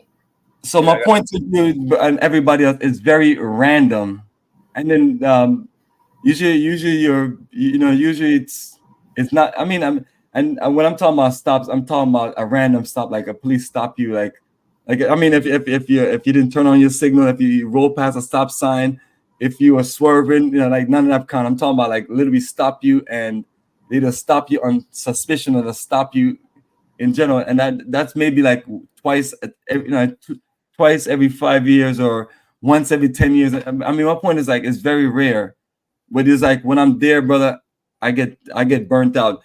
Stop here, stop there, stop here, get in this money, stop here, get in this money, and this is all in one day. Ridiculous. So, no, somebody asked, as higher Liberia, no, but military, no. You don't see that in Liberia, you know, where police pulling you over, asking for money and stuff like that. It doesn't happen in Liberia. It has not happened to me. I've drove all over the country, you know. You don't have those little bootleg check stops, and then next thing you know, police officers talking about, you know, they one time when I went there back in last March, right, and the police had the street by the Unification Park blocked off, whatever.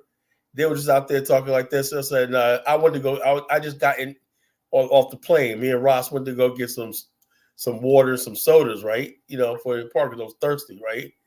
And so we went to a place one night, and the police had a thing. I said, yeah, can we let's go?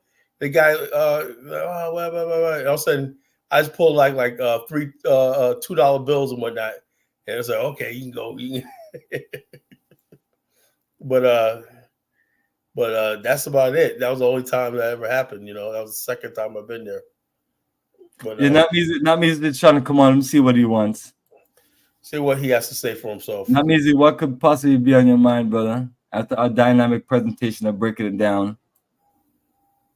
Hey, brothers, how y'all doing?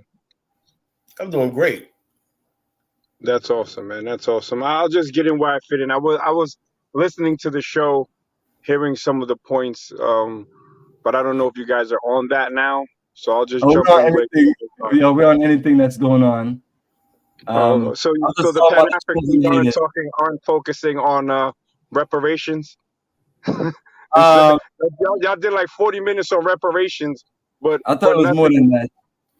Oh yeah, maybe more. Y'all did presentations on reparations and why we shouldn't get them, But Never said y'all that. didn't speak anything about Pan-Africanism. I just thought that was weird. Nat, come on, Nat, stop. Here's the thing. Let me summarize what we were saying, right? We're saying that when you start talking about reparations, it usually ends right there. You're not talking about anything else. And I don't believe it's a sincere, serious movement. And people want to waste their time. You know what it is? And some people want to believe in something. Let's get reparations. That sounds good and everything like that. Just like anything else black people do. Oh, yeah, it's good. It's like having your favorite football team, your favorite basketball team, something you believe in. If you believe in reparations and you want to dedicate your life to that and everything, hey, go for it. Go for it. I have no absolute problem with people saying they want reparations, right? The problem I have is when I say that, look, I'm not interested in that. If they want to challenge me on that, I say, look, you could do what you want to do.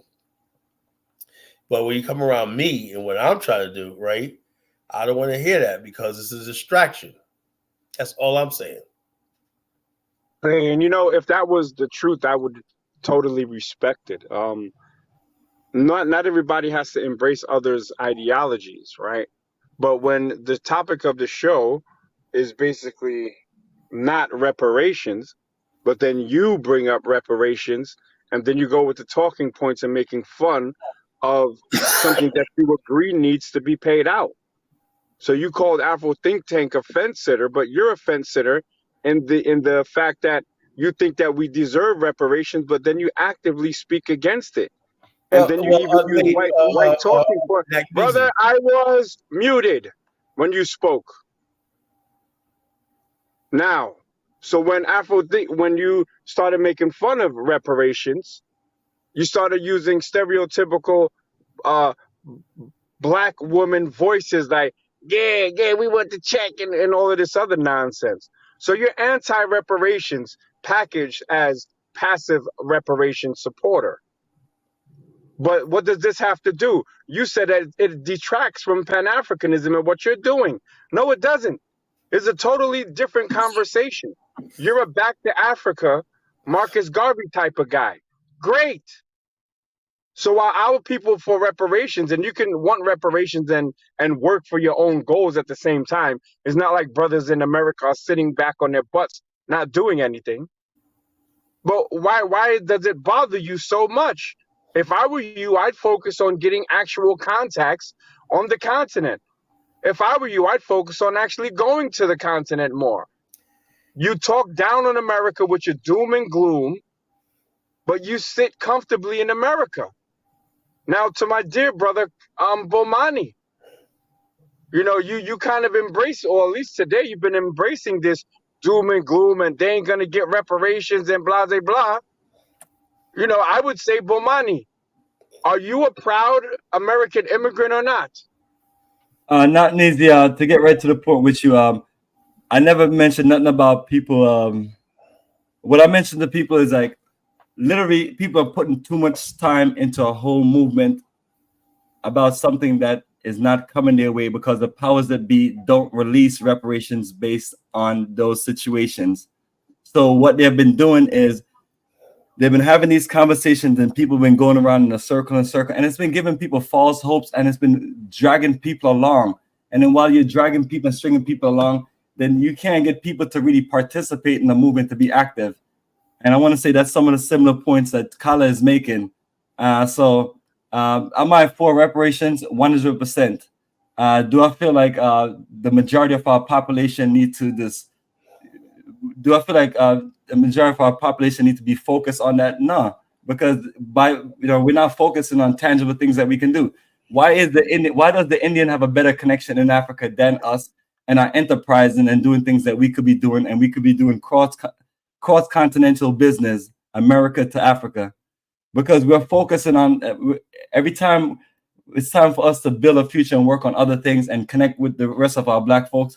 We're being distracted and being derailed and being confused by things. Like right now, you saw the court case. So now you have senators and other people using that as a talking point to mislead our people, telling our people, or even propping them up Look at the situation that went down in California. That was embarrassing. People literally from California was telling me, "There's like, Bomani, I'm gonna finally get that money. I'm gonna finally get that money. I'll be able to do these things with you in Africa." And I was like, "Brother, don't even start my emotions and string me along." And then what happened?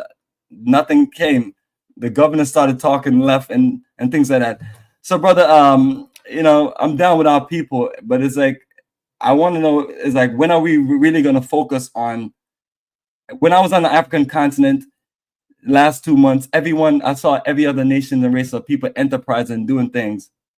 And then when I'm here in America, I have a neighborhood where it's been ran over, it's like you have an overflow of Mexicans everywhere. So it's like, what are we supposed to do as a people? Should we really just keep a hold on our faith to reparations, or should we just?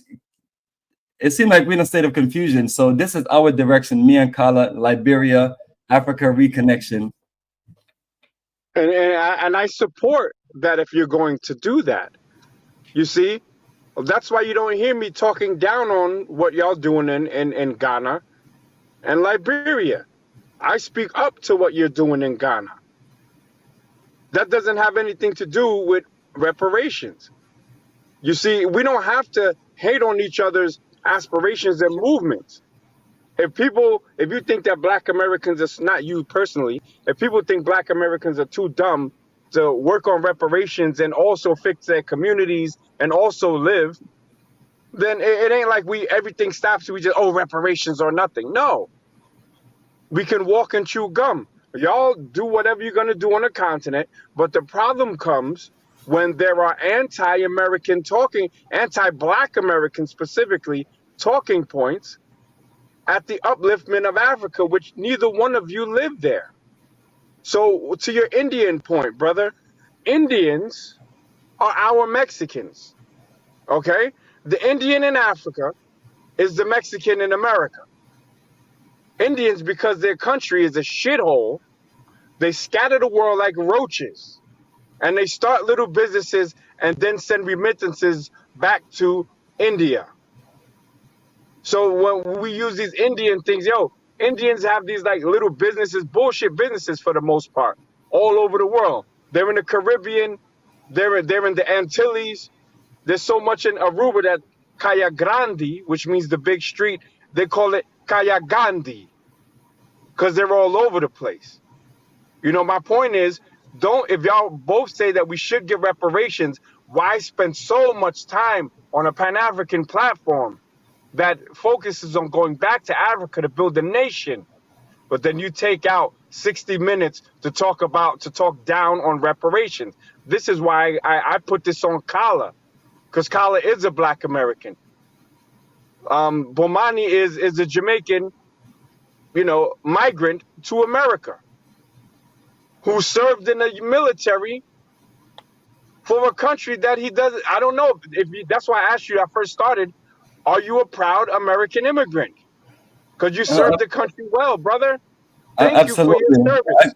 Absolutely. Do I like me some America? Absolutely. Absolutely. Thank you, brother. That's all I want to hear, brother. If you appreciate America, then you got to appreciate the struggles of my people in America that made it possible for you to come here. Don't be like Kala. The reality, brother, let's be real. Our people put ridiculous amount of time in reparations and not put enough time in the other things that other nations do to compete. And you talk about the Indians. The Indians don't just have raggedy ass business. Do they have some of those? Yes. But when you think about East Africa, they also have neighborhoods. They have enterprises. They have chains of hotels. They have chains of gas stations. And things like that. So let's not downplay that. If our people were more focused on national enterprise, we could be competing with the rest of the world. But instead, we're focused on reparation because it's so much owed to us to where we're gonna have to give every single energy in our body to get, because it's owed to us. We can't let the white people cheat us. They did this to us. They gotta give it to us. They gotta give it to us. But there's ways for us to be more tactical. And these organizations are drawing our people in, and then they're distracting them from being committed to a Black nationalist or a Black Pan-African movement and energy. And that's just that's why I disagree, brother. They're separate movements. They're totally separate movements. The majority of Black America is not speaking about reparation. That's a fact. Just like the majority of Black America is not speaking about Pan-Africanism. These are fringe movements and ideologies. They're not embraced by the masses anywhere. But if you ask most Black Americans, should they get reparations, you get more than if you ask Black Americans if they believe in Pan-Africanism. Pan-Africanism is a fringe ideology. But that being said, if you're going to be a Pan-African, just like you say that the reparations thing hasn't gotten any traction, meanwhile, yes, we're having exploratory commissions and meetings, and we're having talking points from politicians about reparations. That seems to be like more traction than the the Back to Africa movement that you guys are pushing. That movement has been dead in the water since Marcus Garvey, who started it, never even made it to the continent. Y'all are not doing it, and the ones that went went, from the white man, the ACS, American Colonization Society, to Christianize and civilize Africans. Those sound like agents being sent to the continent. So, but the point is this, brothers: if you're going to be in America and you're going to make fun, and this is specifically the Kala, make fun of Martin Luther King, one of our leaders, whether you disagree with him or not, whether you like Malcolm X or not, these are our leaders. Don't disrespect our leaders and make fun of what they went through. You got another brother talking about, yeah, y'all getting bopped upside your head from the police. He's talking about us. He's talking about some of our family members. Y'all got all that smoke, but y'all ignore all the nonsense on the continent. You think I'm going to trade in a first world passport for a third world dusty ass passport that won't get you nowhere? There's no middle class there. Bomani's talking point. Kala's talking point. There's issues with getting businesses started. Kala's talking point. Black American excellence with the richest families. We just watched that. Kala's talking point. So he speaks out of two sides of his mouth when he's not coughing. One in defense of Black America, and the other one trying to shit on Black America. If you don't like it, leave it. That's it.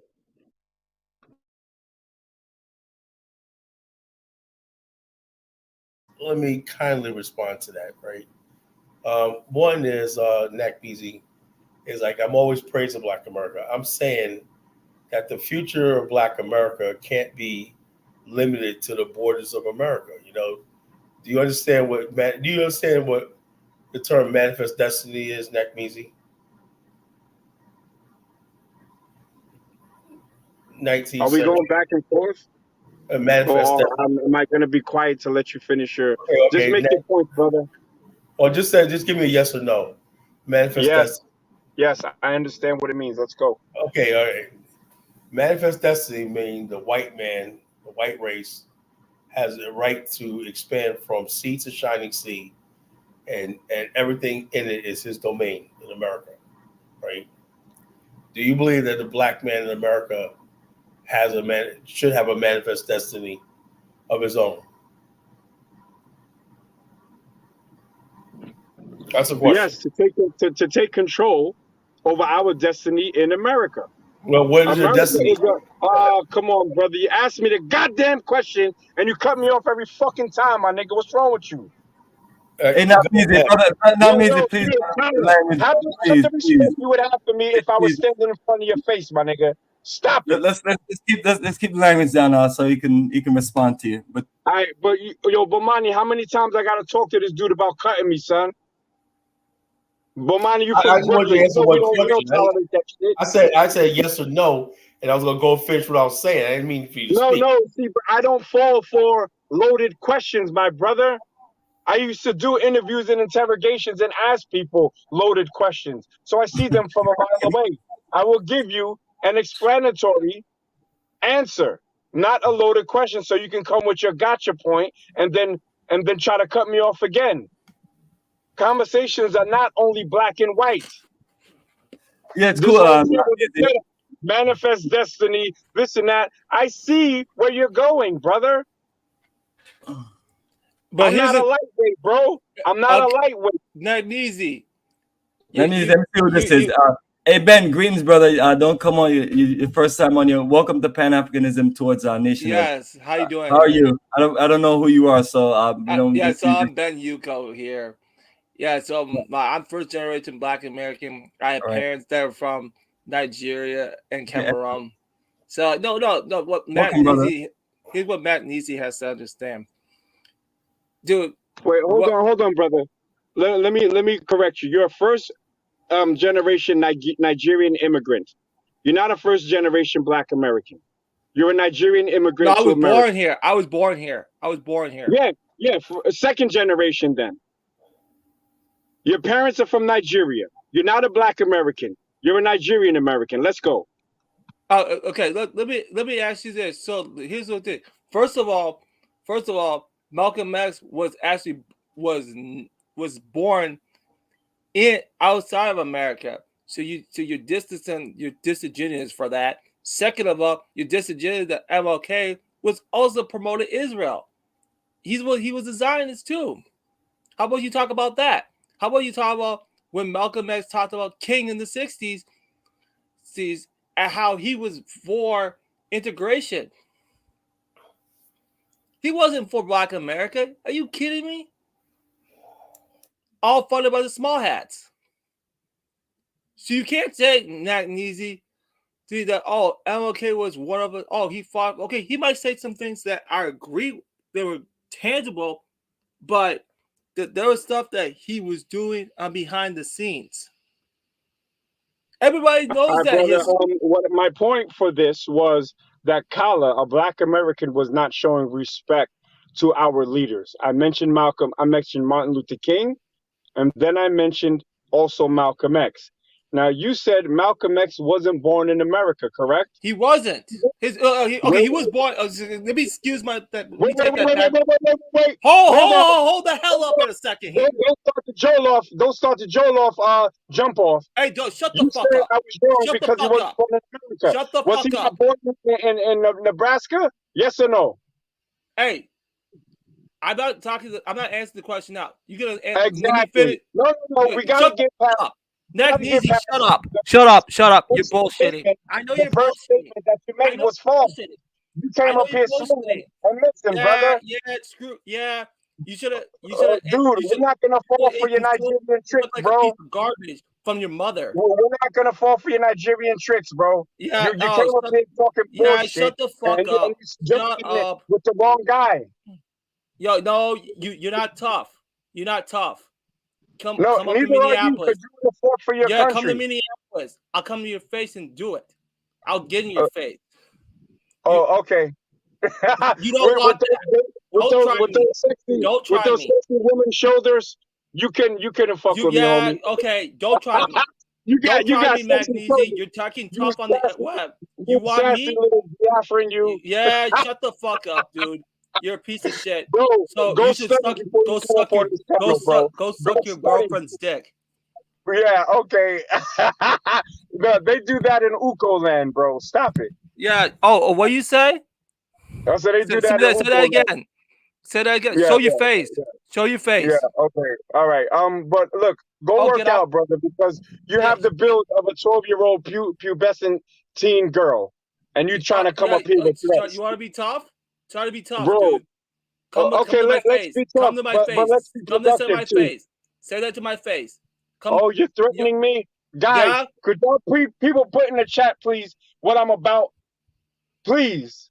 I'm really about that. I don't want to take it there because this is Bomani's platform. We don't need to threaten each other like you're trying to threaten me. No, we don't. You want to be tough. Hold on, brother. No. I don't have to do that for you, okay? Wait, but hold on. You're in my house. You're in my land. You're in my place now. I'm in your house. Where? Yeah, you're in my house. You're in my house. Right here. Right in this platform. Right, you're in my house right now, boy. Yo, you're a fucking clown. You're making Nigerians look worse than Magnesia. You're a fuckboy, okay? How many times did Brandon kick your ass on this platform? How many times he kicked your ass on your platform? You came up here with your stupid ass talking points, which were false, and now you're threatening me with violence. He wasn't. Threatening to do with violence. Who actually has professional fighters in your own country, dumbass? I do this fighting shit. Oh, you want? I wouldn't even punch you. I would just smack you like the bitch that you are. No, the bitch that your people been. The bitch that your people's been. That's why you're in Minneapolis. That's why you're in Minneapolis. Because you ran from your country. What tribe are you from? I will wrestle your ass, okay? You don't want that. Yeah, of course you want to wrestle. You want to wrestle with sweaty black American with some admin, you faggot. That's what you want to do. You want to, after this conversation, keep going with that shit. This masculinity. Yeah, keep you going. like this masculinity, right? Keep going. So what you're going to do is you're going to click off and go jerk off because you had some fucking. You're going to go fuck off. Go fuck with your mother, dude. Go fuck with your fucking mother. Go fuck with your black American mother. All right, great. Keep doing that. Go fuck. All right, great. Are you done? Yeah. Are you done? No, I'm not done. No, but you really are done because scholarly. No, you keep going. Yeah, go fuck yourself, you dude. Fuck with me. You fled to Minneapolis. Go fuck your black American mother. Go fuck. You guys can. I mean, he's a piece of shit. They're gonna flag the video. Turn on the profile. So Ben, if you really have something to really say against not me, say it to him without using all these foul language. Not ready. He's not ready for that work. Not easy. Where you get these pants from, brother? Where you get these pants from? This guy's clearly a fan of yours. Yo, Bomani, you know I got hands, right? Yeah, you're a boxer. So I don't know if can you talk about you bring it to me, bro? I got I'll hate to see him knock you out in this. Bro, I would have tried knock Beezy out when he gets here. Yeah, he's scared, Kala. That's why I want to see how good his hands are. Yeah, Kala, he's scared. He's scared. Why does he show all right, bro, his face? You really okay, brother? Like this, you're in Minneapolis, right? Can you come to New York, or because I'm not going all the way to Minneapolis? Yeah, no, come over here. All right. Well, then you don't want to fight. That BS. You don't want to fight. Brother. You brought it to negativity and violence after you started with false information, trying to get me on a gotcha when you were wrong yourself, brother. Just go back. No, I corrected it. I corrected myself. Okay. Okay. But say that's a great starting point. That's a great starting point. So you came up here wrong. You were wrong. No, I was going to talk about other things. Okay, I was going to talk about the immigration issue. You were wrong, brother. And I admitted that wrong. Okay. What part of Nigeria are you from, brother? I know college is very easy. Yeah, keep going. Keep going. No, keep talking. Where you from, brother? Completely out of your ass. Where you talking from, brother? Please keep the conversation off a man's asses. Where you talking from? Where you from, brother? Oh, none of your fucking business. So shut up. Well, a Google search will tell me what ethnic group the last name Uko comes from, but I just rather hear it from you, brother. Hey, none of your business. So shut up. Yeah. Well, okay. I don't have to talk to losers like you. You haven't built anything, so I know you're scared. Hey, Kala, how you doing tonight? I'm doing good. I'm going to explain myself.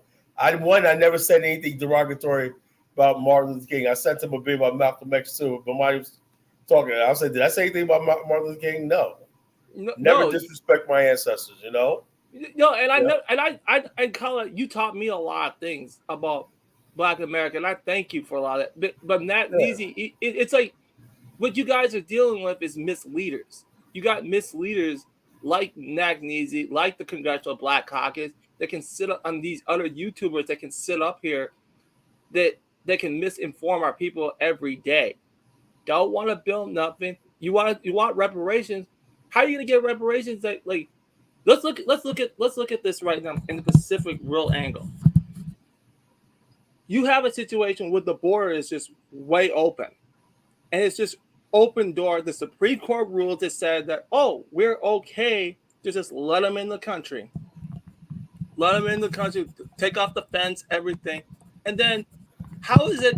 Then we have this office called the Office of the New America, where they just have mayor. They have an office where mayors are sitting on this nonprofit organization, crafting policy to make sure that everything goes as planned.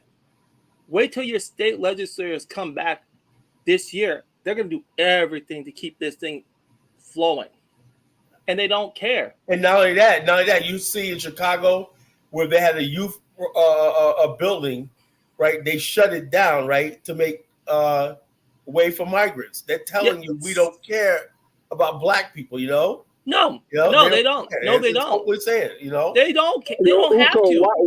why don't you go back to Nigeria and make your Biafra a real fucking thing? What are you worrying about America for? You fled. No, Did your parents flee the Biafran war because they were too scared to fight?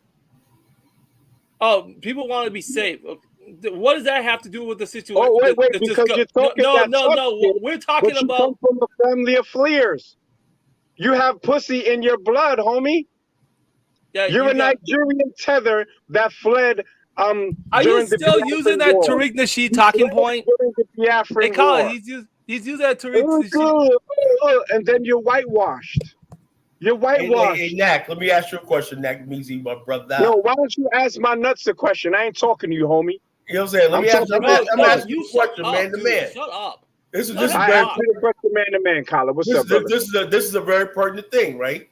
Now, 2 years ago, you said that you left America because of Donald Trump. Did you flee? I never left America because of Donald Trump. That's what you said. What the fuck are you talking about? You did say that, Nak Meezy. When I'm lying. You're lying. Nak, you must have been lying back then. So you no. So not easy. Just go ahead and just explain to him and tell him why you plead. So since that's what color is. Wait, hold on, guys, hold on. I challenge you to prove what you just said, because I say you're lying. Nak Meezy, I'm not crazy. I remember you saying that. No, you're a sane liar. Now prove that I left America because of Donald Trump. Prove it. You said you wanted to keep your family together and you was concerned about the Trump administration. That's what you said. Not for me. Now let me explain to you what I said and what happened. So you're ignoring everything, right? I have beautiful children that were born in the Dutch Antilles, right? So I could have brought them to America or came here to Holland. They weren't even in America for me to flee. I had already left and bought a house in Curacao. So what are you talking about? There was no fleeing. Me leaving New York where I was getting a whole bunch of money and stacked to buy a house cash and to send a paid for car cash to the Caribbean had nothing to do with Donald Trump. So what are you saying? Wait. Before you go to another question, just so we delve into my personal life, right? I kept my family together. You got a wife that's in another country that ain't even with you. Yeah. So if you want to go to the personal route, we can do that. I'm not. No, I commend you for keeping your family together, but I remember you saying you didn't like the right wing stuff that was going on in America because Trump got elected. I remember you saying that. Okay, well, yeah, that has nothing to do with fleeing the country. I bought property in Curacao. I just bought another property there, and I get my money and I learn what I got to do. Yeah, and people got to do. That has nothing to do with the son of Igbo immigrants that fled during the Biafran War. That has nothing to do with that. So it's a misnomer. You failed. No, you can't say that you can commend me. You commend me for keeping my family together, but then try to tie it to fleeing. Stop it. Let me explain to you. Okay, was that it? Was that it, Kala? No, I'm saying that. I'm trying to understand when people keep saying this. Oh, you're fleeing, but yet it seems like everybody's uncle, millions of people. Over like 10 million people over the last 10 years have come to this country and you got migrants beating police officers up and stuff like this, you know. And I say like this, this is what I how I feel, right?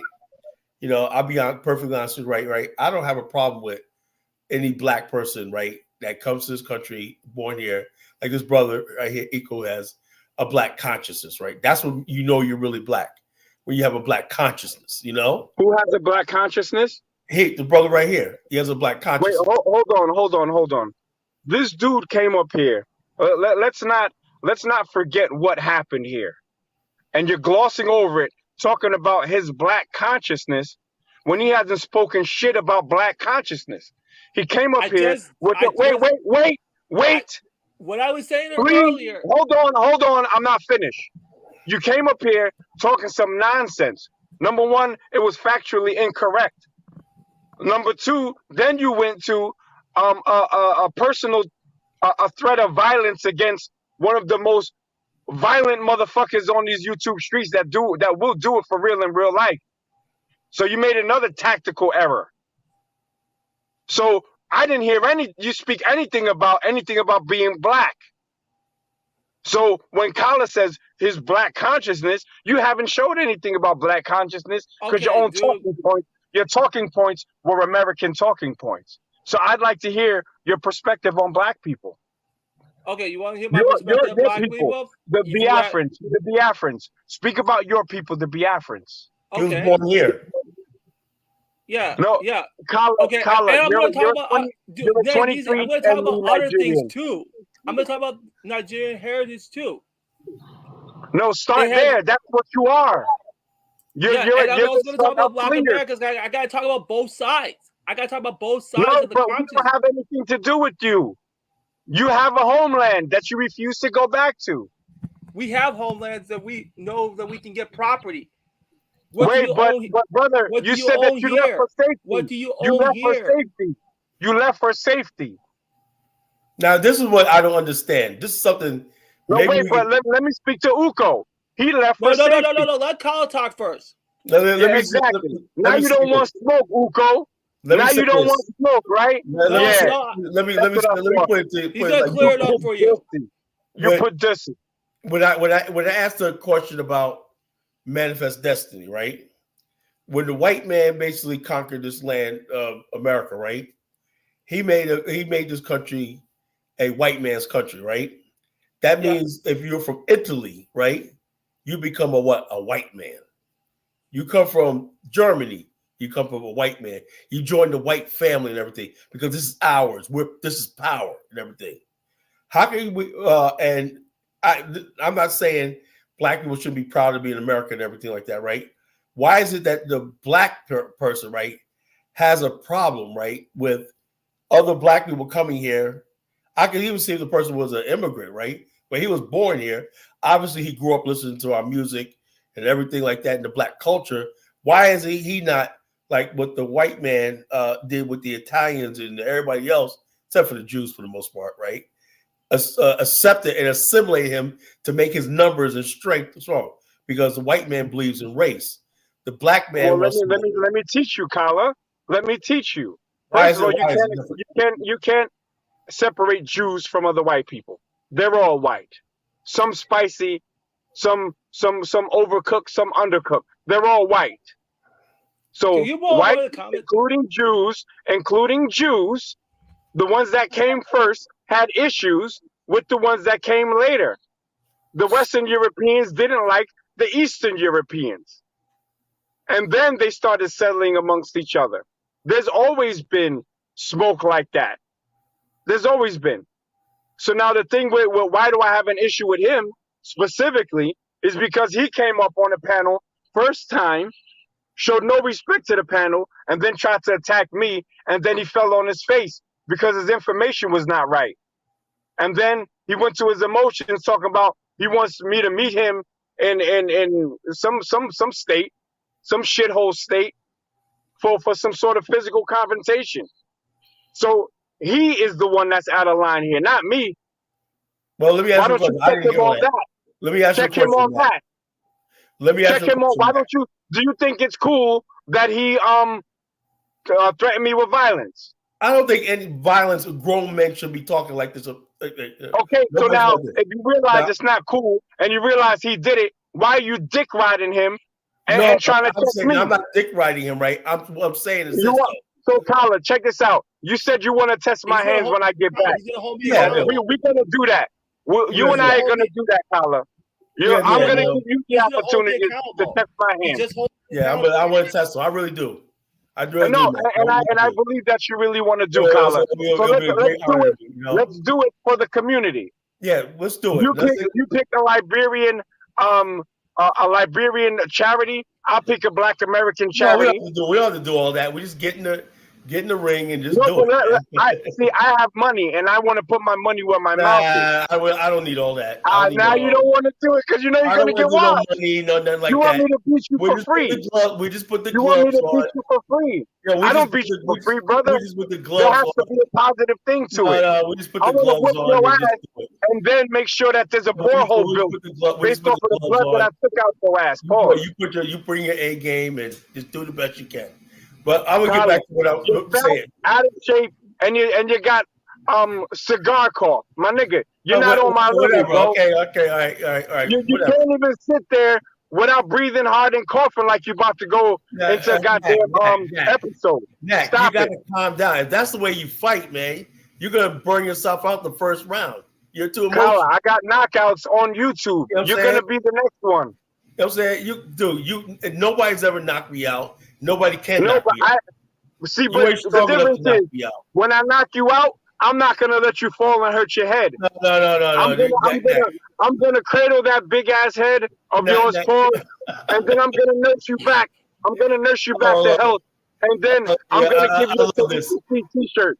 Yeah, I've heard. Look, I've been in many fights before. I heard that same argument before. I'm gonna do this. Usually end up that way. You said you wanted to shoot their hands with me. I'm just responding to your threat, brother. Well, I'm not saying I want to test your hands out. I'm punching your fat ass 9-month belly. Right? It's not personal, right? If somebody says they're a fighter, I just want to test them out. Simple as that. I do that. That's what I do. Bro, but you don't want to test me though, like really. I do. Yo, you serious, bro? I'm dead serious. Don't let your emotions get your ass whipped, bro. Okay, whatever. Uko, brother Kala, my dear brother Kala, don't let this Nigerian drive a wedge between us. You talking his talking points, and then you say you want to fight too. He's gonna get your ass whipped, bro. You know them Nigerians are scammers. Don't let him scam you into an ass whooping. Let's get back to the conversation. Yeah, right? Exactly. Get back to that. Get back to that. Conversation.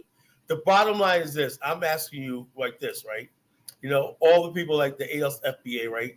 Why? Now, me personally, I've always checked people when they start talking tribalism, stuff like that. I'm on record with that, right? But when somebody basically is a black, a black man, because I love the black people, I love the black race, I give them the benefit of the doubt, because I know where there's strength in numbers, right? Constantly dividing us. You're a tether, you're this, you fled and everything. White people, I've noticed this, right? You got white people that people now coming from North Africa, Morocco, Algeria, Syria, Lebanon, everything. They're Muslim and everything. And they completely assimilated into the white American fabric now. But the black people, right? Because we don't have any power and we don't really have any power in America, right? We're all fighting over that. Black America is divided among each other, right? We see other black people, we're divided. It's all division. Why does that help us out when we're always talking about who have all this smoke for people who are the same race? Brother, he had smoke for me, and I gave him back the smoke that he gave me, brother. Not just him. I'm talking about in general, Nak. Like when you said Bomani. Now you're changing the goalposts. We're talking about Pan-Africanism. Now you're changing the goalposts. This is one wild Biafran savage that came up here talking about violence that got put back in his Jolof place. Who you talking savage, dude? You're a wild Biafran savage. You need to shut the fuck up. The reason why I say you're a savage is because you led with violence and misinformation. You make no absolutely make no sense. You make absolutely You no led with sense. violence and misinformation. You're a wild Biafran savage. Oh, Bobcat traditions and that means this not each other is suicide. This is ADOS FBA talking point right here, 101. Yeah, great. And ADOS and FBA led the way, so your ass can free the Biafran war, flee, and now you're here. Go back, support Nnamdi Kanu. He needs your help. We supported. Okay, let me tell you, I have supported Black Americans all the way. Okay, don't ever say that I have never have because people like Well, you, I don't know I will whether never you support have. you. But You will check never this out. support you. We don't need Just your you. help. We don't need your help. You're a tether. Tariq talking point 101. Yeah, I don't ask me what I think about Tariq. I don't think what do you anything think about him, him? but you are a tether. You fled your country for safety, and now you're talking shit about my people. You're asking. I'm just asking. What do you think about Tariq? What's your opinion about him? I think he's a man with his own talking points, and I have my own. Oh, okay. So what do you think about What do you think about everything he does for FBA? The hashtag and all the money he's What do you making. think about the Nigerian government starving the Biafrans out of war? I think it's terrible. I think it's a terrible idea. And that So whole what are you doing that to whole fix it? government, When that you whole going back government, to fix it? it's the same problem we have here in America, dummy. No. No. America is my country.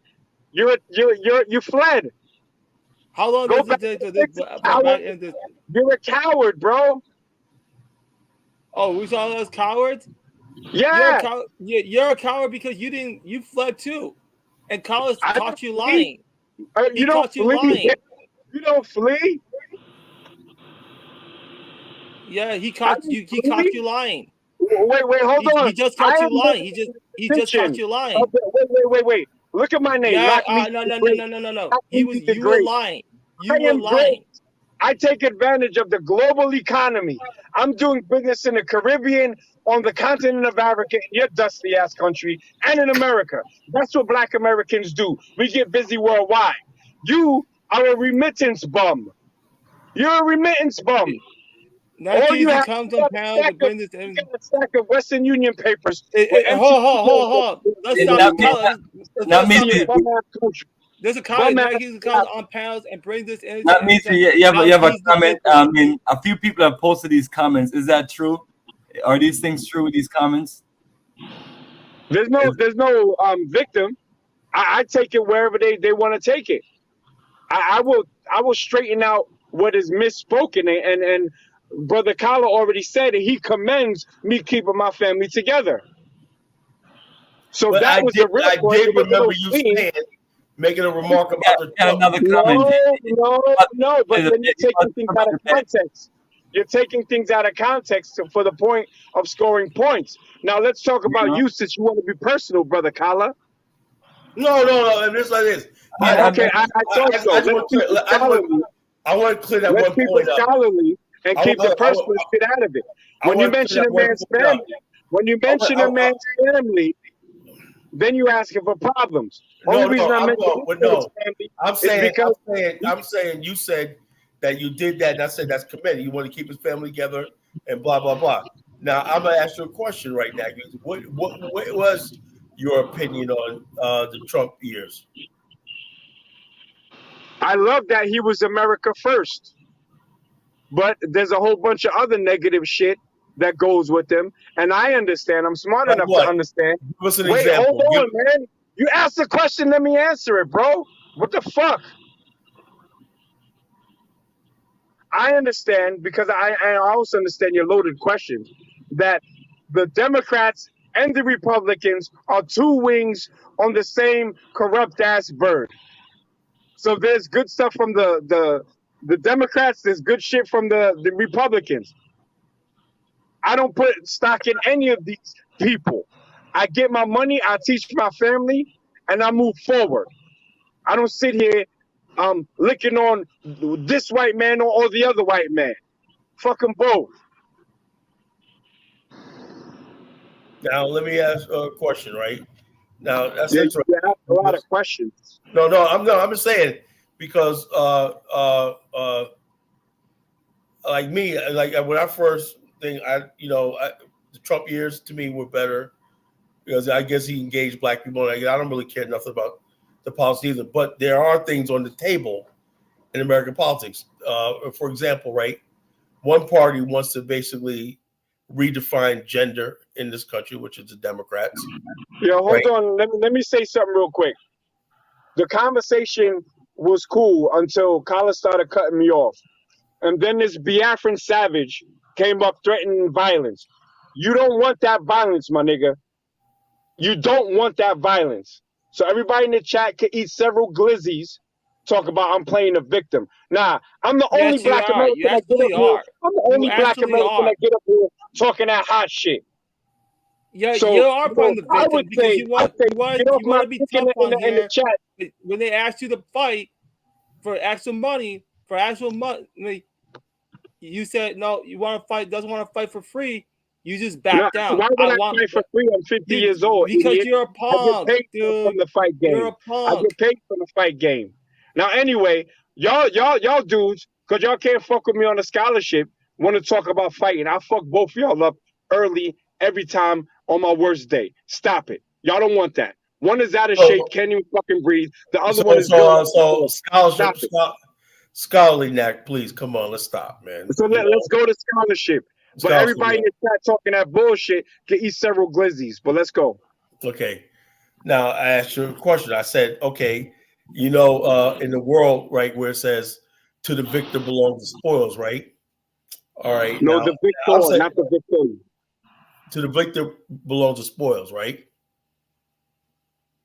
In the context of America, right? What group of people, what man has won this whole thing? The white man or the black man?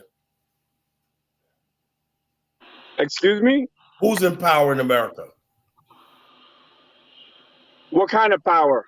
Okay, who decides who goes to war? Like, let me give you an example. The American right? government. Wait, Okay, no, don't give me an example. Just give me the question, brother. I'll give you the answer. Check this out. Three young black no, people. But ask me the question. Just clarify the question, brother. Look, listen to me. 3 young black people killed in Jordan, right? President Biden. I don't care about that. That's those are military setbacks. But we have the best military on the planet. Hold up. If those kids had better opportunities, they wouldn't be sitting out in the open on a base like that because they only needed a job in the Middle East or whatnot, in a dangerous zone or whatnot. We're still getting blown for a country that don't give a damn about us. Bro, wait. So are you saying that you don't appreciate the sacrifice of those black American soldiers? How they sacrifice? That's bullshit. Wow. For a Zionist. What the sacrifice? That's not sacrifice. That's for a Zionist operation. Are you insane? Yo, Bomani, you were in the military, bro. What are your feelings on the soldiers that passed? You talking about doing the drone attack? Yes, sir. Yeah, unfortunately, I mean, it's casualties of war, and I mean, even it's you could just be a sailor, and your whole job was just to be a mechanic or something, and then you're somewhere working on something, and you just get hit with it. But it comes with a turf. It's one of those things where when you sign up for the military, you have to literally honestly sign up and understand that you may not make it back home. It's a part of the job, part of the life, and you may be stationed or put on any parts of the world, and so. It's unfortunate because most of us, you're trying to go do 2 things. You're trying to go, make a living, get some training, do something for your career. You're not trying to be out there in war and die, even though you know the situation that you signed up for. But, I'll just say that the casualties of war and the unfortunate of being put out there in situations where they may not need to even be out there, in bad situations. So. And what about the fact that we have conflicts all over the African continent? We got conflicts in Haiti and all stuff like that, where the black manpower, where the black Harlem Hellfighters liberated France from Germany and whatnot. We have all this power and stuff like this. Why is that we're always fighting wars that don't benefit our race? Shouldn't we really be in the Congo right now? You know, should we be in Cameroon right now? Should we be in CAR, Central African Republic right now, holding it down and everything like that? If you're gonna die, let's die for something that we can benefit for the long run. That's the way I see the world.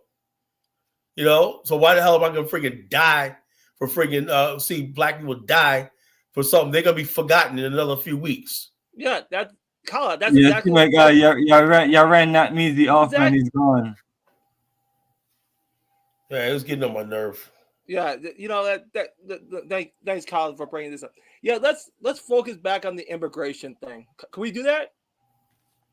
Go ahead. What we got here, folks, is like I was talking about the Office of the New Americas. How does we sit as black people in this country that are okay to tons of slaves when they all talk about? How can you sit there and say, "Oh, you're gonna get reparations"? They're not gonna give it. I support you getting reparations. But look at how many scammers and grifters we had that were going on the Breakfast Club with Envy. How many of them? How is that possible? How is that guy allowed? And I heard this guy had a sexual predator in his midst. You're making great points. I want to make sure we hear you clearly, but you have enough feedback. You are polite. You have enough feedback from your mic. You may have two things open. I just shut it off. Thank you, Bonnie. We have guys like that. Are you telling me that's okay? What message are you sending the world? Because this isn't just a black American. This is like, when I look at it, the world sees these images. They look at that and say, you know what? What the hell would I respect? I want to respect black Americans who are descendants, and I do. You know that. I respect this. I respect Africans.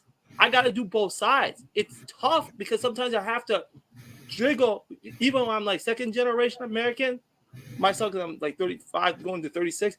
It's tough because you have to juggle the situation where I have to talk about this issue. How does it relate to Africa? How does Africa relate to America? What's going on here? It's two different sides, and that's what makes it so front. That's what makes it frustrating. I get, okay, you have a right to know your name, know your heritage. I get that. I support you 100%. I'm not on your side. But when we see people who took reparation, and the world sees it, it's like, what are you doing? And then you have that's just spokesman for reparations. Tariq Nasheed, a grifter, you know. That's yeah. You know, Yvette Carnell. Tone talks, man. This is a joke. That's why they laugh at us. We got people here in Minnesota we had Tejan Cruz, who was the head of reparation. He was smoking a pipe and beat up his ex-girlfriend. You have that going on. You had a guy on KMOJ that here in Minneapolis, Al Flowers, who's been taking money for organizations. When they have people who his sister was an ex-cop who's giving information to other people to block the drug raid, when she was an actual police officer on the police force back in the late 80s. How is that a change of your community? Then you have people with these DEI degrees. You want to be American. You have Africans too, which we can't deny that right here, right now, who want to just assimilate to America. And you say, oh, but this is what they do with these embassies. They bring coons in. They don't bring Africans that want to go build in Africa. That's what Magnesi never understands. Yeah. This is what, oh, you just talked, oh, he's just a man. Really? How is he a man? How is Tariq a man? He's over 50 years old, dude. You're a grown ass man with no skills, no understandings of commerce. How you that's a laughing joke. They laugh at you when you do this. And like I said, you know, the world's looking at, and like I said, I think the problem is social media. Yes. Excuse me, I got a cold, folks. Before social media, you had to get on a magazine, right? Somebody had to approve you. The editorial board had to approve you to get on a magazine. Your talking points got out there, you know. Even when the internet first started out, right? Remember? I don't know if you remember 1995, Windows 95, right? Before Windows 95, right? You had to dial up on the internet. It took you a while to get online. Most people, these idiots, were not online. You know? And then when things start changing towards the 2000s, where it was easy to get online and everything, now the worst thing is you got access to the internet right from your phone. Now you don't have to log in. You have to do all stuff like this. So I remember when I first get online, like, do I really want to get online tonight? Because I don't have to do the AOL dial-up thing. And then sometimes somebody calls your house and it knocks you off, and it knocks you offline. You know, knocks you offline. Remember that? So therefore, the average idiot was not online. Now these idiots online, man, they're posting videos, they're uploading stuff. And I was wrong. I have to apologize to the world. Because I thought back in 2006, when I really got back online, right? And I said, oh, man, this internet's going to be great because people can finally put out stuff and we can see a positive image. Boy, was I wrong. I did not know that decent black folks would not be rushed to put their personal stuff online. And all the village idiots, fools, clowns would get all the attractions, you know? And I'm saying to myself, what the heck? Yeah, I'm like, and people are doing anything for clicks, views, and likes. And then they learn to monetize it. You know, people pull stunts and like that. People are just making, it's a mess. It's a real mess. It allows Magnesium. It allows Tariq. These people were, I think here's what they did. What they did is they've been prepping it at that time. They were like preparing it and to let this blow up. Once they got all the traction, they got all the folks that they groomed over the years, like the Tariqs, like all of them, the Yvette Carnells, like the ones I talk about Minneapolis here, the black leaders like Jerry McAfee, Al Flowers, Lisa Clemens. What they did is they've been there, but they've been grooming, and they needed the George Floyd thing. They needed this to basically say, you know what? Let's let these people prop. I'll teach them banking. I'll teach them to monetize these social medias. I'll teach them.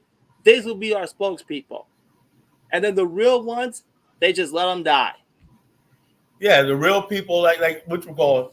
I bet you anybody don't know who Jawanza Kunjufu is, right? He's an African-American scholar, you know? Dr. Jawanza Kunjufu. I learned everything about Black Pan-African and African history and culture from Jawanza Kunjufu. Nobody knows who he is. But we know who Umar Johnson is. Yeah, because they pushed people. Because I realized I've been in before Umar Johnson, and I'll be honest, that's how I started building. But now I understand that now they put him out here to subvert people like Dr. Tony Martin. It supports people like John Henry Clark, people that are actually real scholars. We don't hear about them anymore, you know, because they take it over. Yeah, and that's why I said I'll state this, right.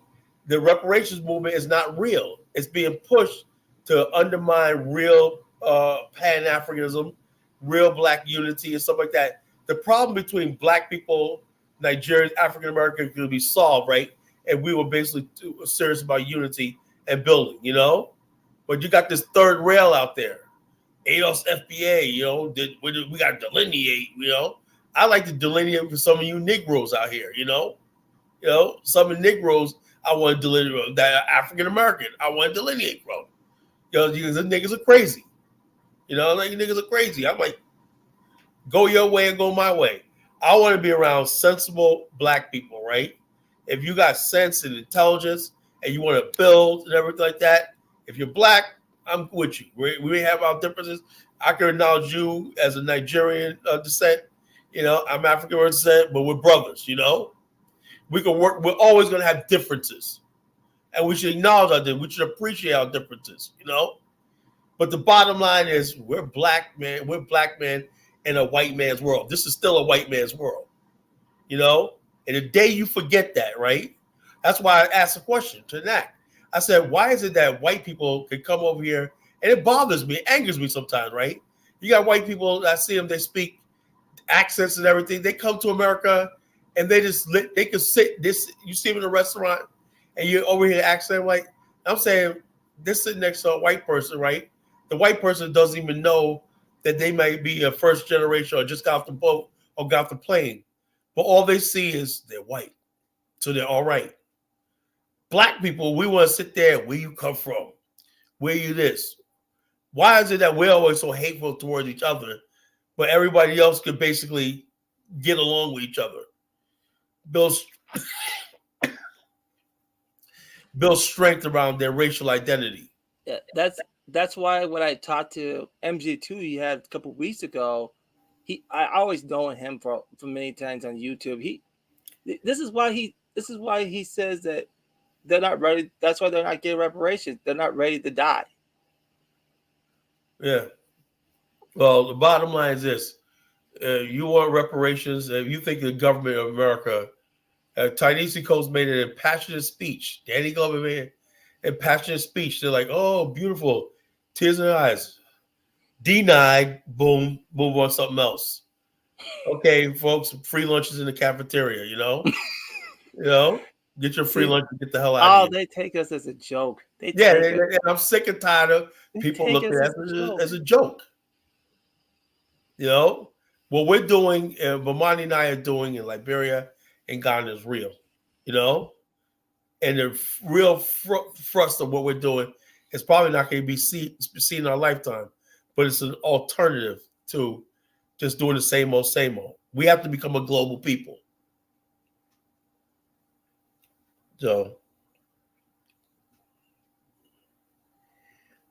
let's say before reparations debate, there were no issues between people are using. Brian, you put Dusty's comment up here. Yeah, before it started with the so-called when the movie Black Panther came out, right? The movie Black Panther came out. Black people were feeling this African vibe real strong. Everybody's feeling the Black Panther and everything like that. Everybody was loving it and everything like that. Everybody started doing the Wakanda dance and everything like that. Everybody was feeling good. And that basically translated into buying black and being black, the red, black, and green, and all stuff like this. And people talk about Africa and everything like that, right? And there was some black people, right? There's always these group of black people in America that basically do not like black people from other countries. And said, we have never had a nativist movement till recently. Think about it. All the history in Black America, right? We've never had a nativist movement. Harry Belafonte is from the islands. Calvin Lockhart played Biggie Smalls in the movie Let's Do It Again. It's from the Bahamas. Sidney Poitier is from the Bahamas. You know? We've always had people assimilate into our culture, you know? Daddy Grace was from the Cape Verde, you know? People came from all over the world, assimilate into the Harlem, Detroit black culture, you know, in Black America. You know, we always was like one people. Marcus Garvey. Until now, they basically talking about, it doesn't matter where you come from. If you're a black man in America, you're behind enemy lines. You're behind enemy lines, and you need to group up and be together. That goes for Nigerian immigrants, African immigrants, Caribbean immigrants. You are black in America. If you don't realize that, then you are a freaking fool. Because when it comes down to it, white people, they see themselves as white. And they basically like this. They don't care whether you're from Poland, Russia, like all they see is that white skin. You're part of the white club. Yep. That's all they think of. That's all they think of us every time. When it comes down, if it comes down to the environment, it comes on any other issue. They think of themselves first. They're gonna protect it. They're gonna grow their own food. They're gonna build their own infrastructure. Look at those past scientists those white people that they have that do a lot of things at earth science. they're gonna go praise that first before they praise our black asses. Bottom line is this: we're still. I'm saying it's like also, if we're a people, right? I asked the question, right? If we're a people, we're a nation. Black America is a nation that's waiting to be born, and you're never going to be a nation, right? If you cannot serve two masters. And like I said, when I see those kids that died in Jordan, that basically breaks my heart. That's futures they're never going to have, right? If there's a war and a conflict they didn't start.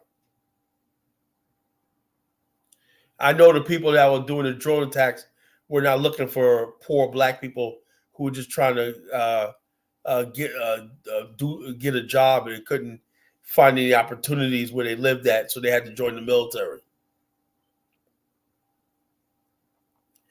So that's the bottom line, you know. Dusty Bros said, "I love all bros that love me." That's anybody, you know. I'm saying that not all black people in America, African Americans, black Americans, are gonna love you. So not all Nigerians, not all Caribbeans are gonna love you either. You gotta build with like-minded people, you know. Find decent people to build with, you know. When you start calling people tethers and all stuff like that, you're basically dehumanizing them and dismissing everything they're about. That person could be a good human being, have good morals, good character, good hardworking brother. You're gonna be like, I can't get with him because he's a tether. Let me tell you something about that thinking. That's a fucking white man's thinking. That's a child thinking there too. A racist white man's thinking. And white people are smart enough not to do it to each other because white guys, as long as you're white, they don't care. But how is it that you're doing to people of your own fucking race? That I don't understand. That's why they laugh at us. That's why they laugh at us. Insane. Call it. That's why they laugh at us. They said, you know what? We ain't getting no reparations. We ain't gonna give them. Why do you think Tariq did that thing back in Oakland? Why do you think they when he got up and they called him a plant? And that was embarrassing, you know.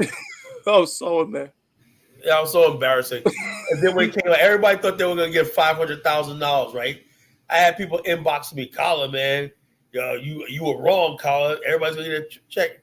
Like there was a recommendation, you know, a recommendation, $500. I said it was like, oh no, we ain't like that. We approved that thing. That was good. The California has wasted taxpayers' money doing that whole reparation study. We had black people thought they were going to get a check that day, you know. And next thing you know, no, we ain't talking about no money and everything like that. How about we give them some employment and some actual real skills like in now, you know what gets me is this. Now there are things, right, long term you could do. For example, right, if we were serious, the business community in Black America could rehab old steel mills, old factories in Detroit, right, and start putting people to work, and the government could pay for that, you know, and we could be in a position to be a global part of the global supply chain and building parts and precision stuff, semiconductors, and everything like that. But the people who talk reparations, does it like Tariq run a factory? No. Does he think like no? These are people that want to grift. These aren't business people. The best and the brightest among us are not leading us. We have the dumbest people. We have the most retarded people in our community. That's what we have. No, they got the retarded people got the loudest voice. There you go, man. That's why we have the subject up here. You know, and it's beyond. It goes beyond just the Pan-African movement. You know, if you just talk about black movement, it just attracts losers. I mean, think about the previous black organization that you joined outside the one that you built. You know, you probably had great people in that organization, but it was like a sense of just like the worst of our people are accepted. You know. Yeah, you know, anybody joins and you sit around all day, talk about this and talk about racism. I'm sick and tired of it. Yeah, they're gonna complain about the system and white folks and we need to and why we're not getting and why and when are we gonna get reparations? Those are the things that you have it's not like a group of progressive people saying we're gonna take on a challenge to focus on nation building, which is, you know, it's like I've been hearing people talk about nation building for so long. I'm like, okay, where are the true nation builders? So that's why, Colin, me and you, we're on our way to Liberia in less than 2 months, and we're gonna show people what nation building is about.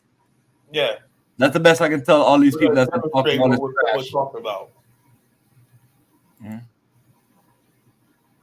We're gonna show you everything, and you know one thing about me, I record everything, and for this purpose, we don't even record more than we usually do, because I get, because over the last few years, man, it's, you just burn out by hearing people they're challenging us for no reason. It's like, what are you challenging us on? Yeah, so it's just a sad situation in our culture.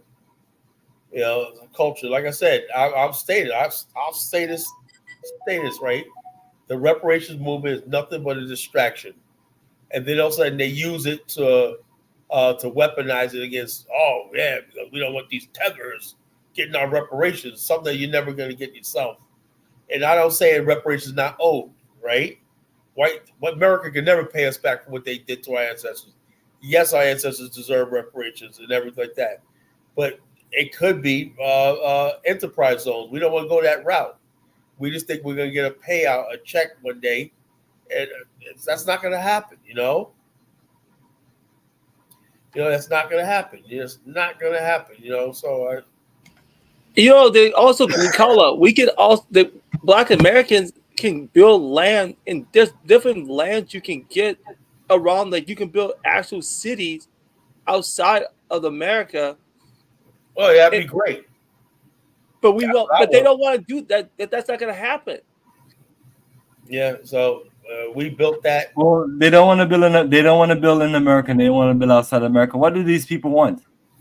Check us out. A clue is this: when Floyd McKinsey came up with that Soul City project, right? And Black America didn't really rally behind that, right? That was in the early 70s when that really showed me right there what was going on. Stuff we're going through right now is because when we did have people like Floyd McKinsey coming out of Black Power and said, we're going to build these prototype cities and towns and everything like that to give Black people a chance in America when that. And you know who supported? Richard Nixon. And we let that peter out in the vine and it didn't go anyplace, and we never tried to revise it again. We could have had nice communities, subdivision with their own industrial parks, their own airports, everything, sports arenas, everything, industrial park, commercial parks, everything, majority Black owned. Everybody starts saying, no. Then they move the goalposts again. No, that's separatism. We want to bring Black and white people together. Dude, white people don't want you. They don't want you in their schools. You complain about white people calling you your kids nigga and stuff like that, I remember at the time Black people were integrated into white neighborhoods and everything. They were called nigga this, nigga that. Soul City would have solved that problem, give you your nice communities and everything. You didn't want that. Here's a comment here. He said, why does it seem that Pan-Africans only focus on Black Americans, always talking down on Black Americans? No, we're talking about low IQ Black Americans like you are, Hey, good one, Colin. That's a good example. You just prove what I'm talking about. Low IQ. The FBA Adolf people come from the lower rungs of Black America, I mean, Colin, you said it, man. You said it's the ugly side of Black America. Adolf and FBA. That was a classic video. Yeah, that was a classic live. Gutter trash. Yeah, the gutter trash of Black America. That's all it is. Embarrassing. Don't let not me hear that, man. He's gonna wake up out of sleep and come back on. Black in the ADOS FBA is nothing but gutter trash. Now, some things about the ADOS FBA talking points, they're right about. Okay, I'll give them. They're right about. Okay. Like what? Pan-Africanism is a one-side show. Well, that. And when they say, to admissions to prestigious universities, right? If you're trying to say that we're going to rectify slavery or discrimination, right? You got to use somebody who is a descendant of slavery and like that to make it right. You can't just get somebody off the boat and say, hey, we got a black face in it. That's not going to do it, right? Because that person that's a black person from America is more likely going to reflect the values of the community came from, you know? Or let's just say like movie roles that require Black American figures, they should be played by Black Americans. Let's learn from them better than. I see. This is why I disagree. I agree and disagree, right? My favorite actor is Chiwetel Ejiofor, 12 Years a Slave. I don't think nobody could have played that role with him. And David Oyelowo's playing Bass Reeves, the lawman. I got no problem with that, you know? Because black people in America we've always played Mandela. We played all the heroes, you know what I'm saying? We played all that stuff like that. So that's one of the things that we could, you know, what we call transcend. You know, so like, I have no problem with, you know, something like that. But so long as a person knows the culture, David Oyelowo seems like he knows Black American culture, so he could play the role. You know, he played Martin Luther King. Chiwetel Ejiofor played Solomon Northup in 12 Years a Slave. He knocked it out the park. You know, but yeah, the movie's roles should go to African American roles and stuff like that. Just like a Nigerian, if you're going to do a film about Nigeria, you should find a Nigerian actor first. You know, for making a point of finding a Nigerian actor first to give him that honor. You know, that if he can't, then you say, okay, this person's going to play this role right here. Look at Daniel Day-Lewis. He's Irish British, right? He played Lincoln. You know, and you know, like that. White people are going to do that. You know, white people could come from British. The British, black and white, produce better actors. You know, and he played Bill the Butcher in Gangs of New York. But we just really have to get over this whole thing. As far as acting and stuff like that, we can do like that. But when it comes down to academics and stuff like that, and everything like that, yeah, the ADOS FBA people do got a point on that. Because they were basically feeling like, let's say they have like 3% role for blacks in college, but they got rid of affirmative action anyway. So a lot of the African and Caribbean immigrants that were benefiting from those spots, that's all gone, thanks to the Asians. You know, thanks to the Asians and the what they call the legacy students, you know. So that's all gone anyway. The Supreme Court struck it down. They got nothing. But thank God we got black HBCUs. Now there's a problem with people talking about they're coming here and taking over the HBCUs. You know, well, more black people should start, black African Americans should start going back to college, you know? Stop sending if black people are going to keep sending their kids to white schools and everything like that, and then they basically complain when Africans come in large number of HBCUs, what are you complaining about? You don't send them. You don't send them there. You don't send them there. Those even those who are not the best schools, I'd rather you go there. I'd rather you go there than you don't have to deal with what we're dealing with the college football right now with the NRIs and all that stuff and the college transfers. You don't have to deal with none of that. Most black people in America still have it in their mind. We talk about somebody being tethers, right? Most black people have it in their mind. You cannot tell them to that they're gonna be away from white people. You cannot do that. We have nice, affluent black communities. If given a choice, most black people, they want their kids going to school with the white children. You know, look at Alabama. There's a case study in Alabama, right? There's a section of Birmingham that wants to secede from Birmingham, right? You know, the black people, the white people, right? They say we want to form our own city and everything. The black people stopping that, right? They say, y'all ain't leaving us. I'm like, yo, so you can build. They said the white people said we even give y'all this. Y'all can have a good tax base and They said, no, we fought too hard for civil rights. So civil rights things, you're imposing yourself on white people. They're clearly saying they're tired of carrying your ass. Just like there's a part of Georgia. You heard about that, Bomani? There's a part of Georgia, Atlanta, that wants to secede from Atlanta. In a part of Georgia, what happened? No, there's a part of Atlanta, a white section, I think it was Buckhead, part of Buckhead that wanted to see from Atlanta. They want to get away from black folks. Black people like, hey, no, ain't happening. You know, black people know who butters their bread.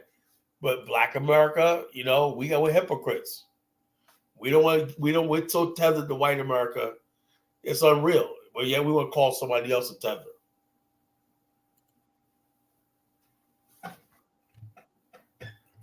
I got some comments for you, brother. Yeah, post them. Baruti, let me get Baruti comment. There you go. Colin, if the current reparation movement led by our undermined I think ideas have to be at odds with reparations, because you know what it is? I'm gonna tell you what it is, like I said, and I am not trying to be funny, right? I know I got a sense of humor, but I'm not trying to be funny. I came to the conclusion that a lot of times black people just like to hear themselves talk. You know, they 1 minute we talk reparations, nationhood. It's like you could go to somebody. It's like, what is your plan? Oh man, and they're all over the place, and they get nothing done. Every conversation, I bet you know reparations thing you went to Bomani. Every conversation under the sun was happening. Somebody probably came in there talking about nation building one day. Some people talk about reparations one night, and it all sounds good. It's all enjoyment and entertainment. And there's no focus. Now, if there's somebody that's focused on reparations, you want to do that, that's fine. Hey, look, go off of you. Hey, that's fine. But the problem is, like, is that they come and I can't blame the reparations people, right? I know people that should be doing the Pan-African movement, should be in the BAIO, being active and everything like that, and they'll sit there and they'll waste time talking about. I thought you were about nation building, but yet I saw you in a live stream and you're talking about reparations. This, I thought you were serious. When people, to me, my experience, right, and I could be wrong, when people talk about reparations, they really got nothing going on for themselves. They don't got anything going on themselves in America. And they damn sure they got nothing going on in Africa. And it revealed a lot of our people. The people that want to build stuff or not, they're not thinking about that, you know?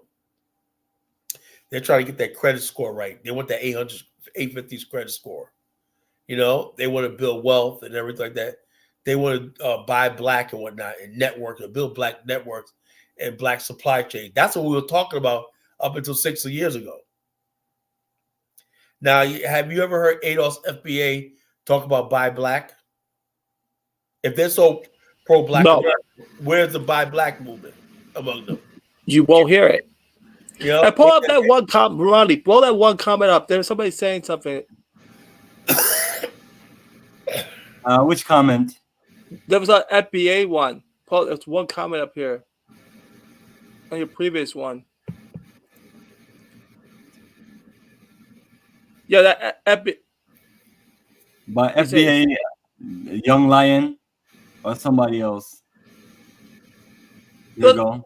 Yeah, but that one. It says Pan-Africans celebrate and respect each other ethnic group. Igbo, Yoruba, Jamaicans, etc. When it comes to Black America, we always get disrespected. It's not about disrespect. It's about the low class of Black America that has to stop. It's the low class of Africans that have to stop. The low European. Those are the people we're talking about. We're focused on America because we live here. It's the low class everywhere. As we see this everywhere. We want nothing to do with them. They are the worst. Yeah, and also I can tell a Young Lion is a young guy. He's impressionable. He listens to Tariq. And Tariq sounds like he's like that. But brother, don't go down that path. The African immigrants and all these other people are not your enemies. They're not your enemies. Absolutely. Family. You know, they're not your enemies. We're always going to have different like that. But the worst thing we do is tribe up and sect up and everything. Like the people start this thing, underestimate tribalism, right? And, you know, before somebody gets hurt, you know, people start, oh, yeah, dude. The last thing we need as a vulnerable race is start turning on each other based on what your background is. That's the last thing we need. So we need to put ethnic exclusion. Okay, now what is this ethnic exclusion? Because there's sections of Black America I want to be excluded from. I don't like this gangbanging culture, and so we'll call it. Look, 80% of what we see in Black America is negative. The Raising Cain series and all the stuff like this, Purple Valley and all this kind of nonsense, producing lesbian culture and LGBTQ, gang violence, dysfunction, everything like that. We don't have our shit together. What is Black culture anymore? It's got dumber and dumber, especially the last 3 years. Yeah, it's getting Black America look at Sexy Red. All this. Oh God. And garbage and everything like that. Is that what we really want? Is that Black American culture? Hell no. That's the dumbest. What happened to the days of Aretha Franklin or Gladys Knight or Patty? What happened to the 90s and whatnot? Our culture is getting so ghettoized and so ratchet and whatnot. It's like, what about this freaking city culture? Oh shit! That's where women are doubling down on acting ratchet. You got grown ass women. There's one woman on TikTok, right? Look like somebody's great grandmother talking. I'm like, I felt I was gonna say something nasty, like, lady, you're fat, you're old, stop, Nobody wants what's between your legs. That's nasty. So I'm like this. So no, it's no shame anymore. Everything. So what is the Black culture in America? Oh, it's all about no voting, no fucking. It's that stupid. Yeah, shit. that whole Saucy Santana, that's accepted now. Bill Porter, yeah, academics, yeah, all this garbage, Tell me what is Black American culture anymore. Not like the 90s or the 80s or the 70s. No. Look, I want my culture back in Black America. I love watching. I remember I watched all episodes of the Cosby Show, The Fresh Prince of Bel-Air, man. Bring me back Will and Carlton and whatnot, Bring me back Malcolm in the Middle. Bring me back the Jamie Foxx Show. Bring me back all these shows, the UPN network. Moesha, like all that stuff. The Parkers. Black America used to be so much fun. We were so in love with our culture and everything like that. We were like, everybody was cool, Everybody we was a black world. Now everything not anymore. In Black America is negativity. That's why I say I see this AOS FBA is another dysfunction, another sickness.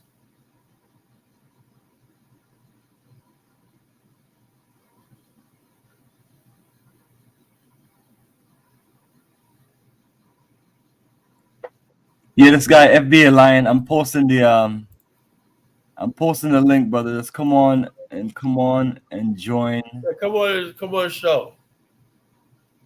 I'm gonna go. Thank you guys for this. I'll come back next week. All right, bro. You take care. Appreciate you joining. Yep. So, family, the link is right there.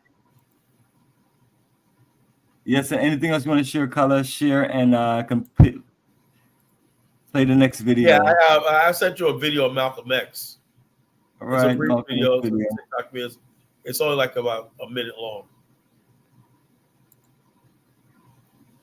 You showed the video. You showed the video went through. Last video said, "A look at land and Charles." I sent it to you this afternoon. All right. I'll send it to you again. The Good King Justice, is that it? Hold on. TikTok.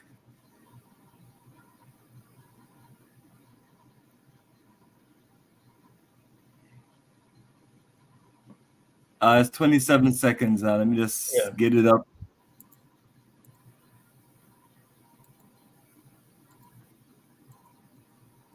That's how people these trick the sea disciples. They come on shows like this and they know they're gonna make fools of themselves. It sounds good when you're sitting around a bunch of fucking low IQ idiots like Tariq talking a bunch of nonsense. You seem like, oh yeah, but let me tell you something. I bet you anybody there's not more than 20,000 you who think like that ADOS FBA. Nobody knows what the ADOS FBA is in Black America.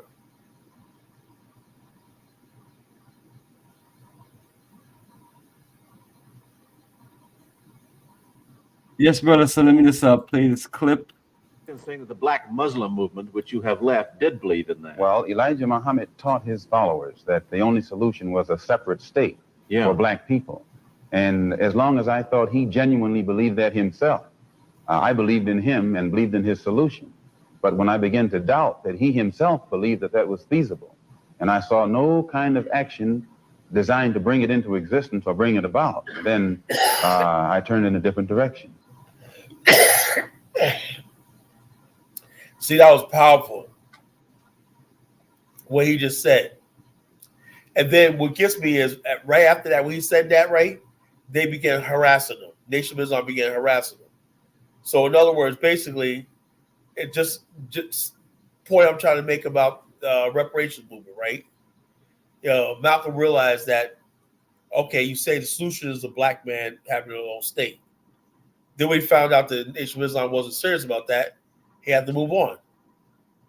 Black people in America, right? Tariq is not interested or is not serious about reparations and all stuff like that you talk about, or in the so-called FBA lineage.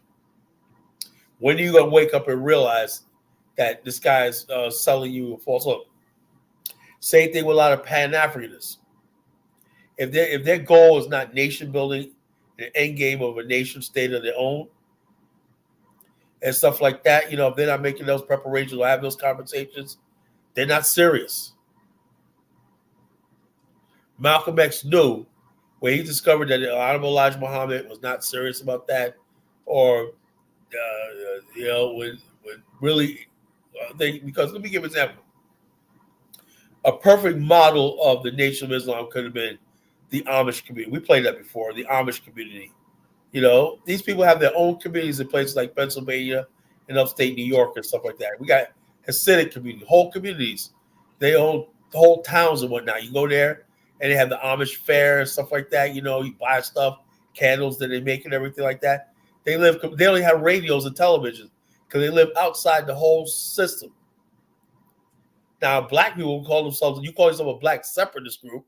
Let's say you want to be a Black separatist, right? But yeah, you're all engulfed in the white man system. You got the television, the media in your house, everything like that. Malcolm said, okay, let's build these communities like we say. He realized that the majority of people didn't want to give up their comfort. They want to complain about the white man, but they didn't want to part ways with him.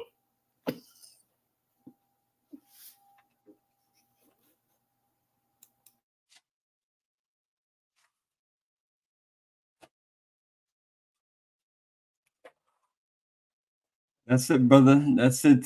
See what else. Who have any comments? They've got.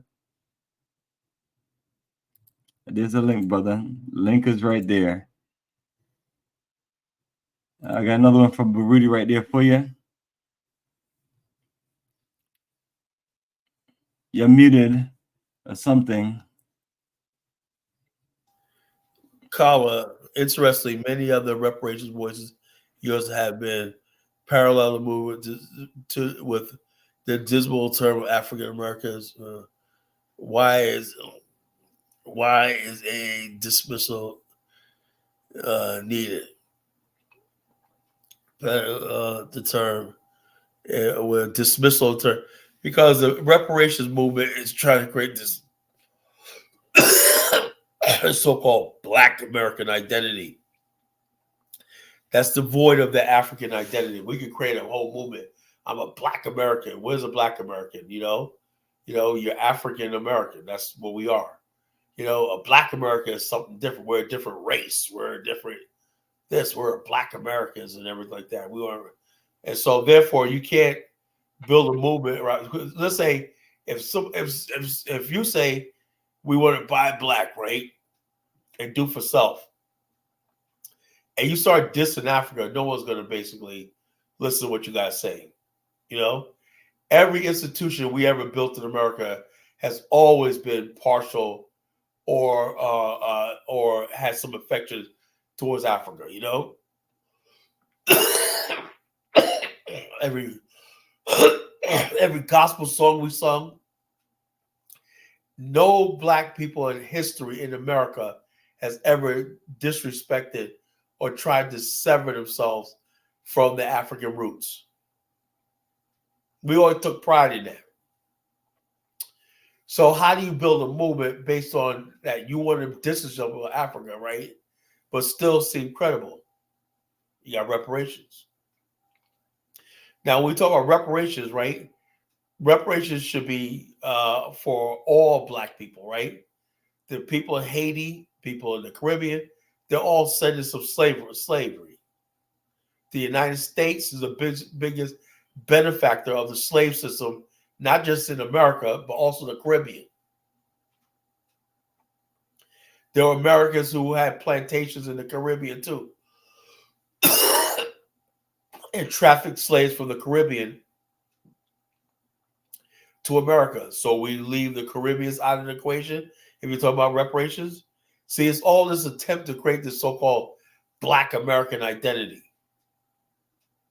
and try to legitimize it with a reparation struggle, which I know they're not serious about. That's it.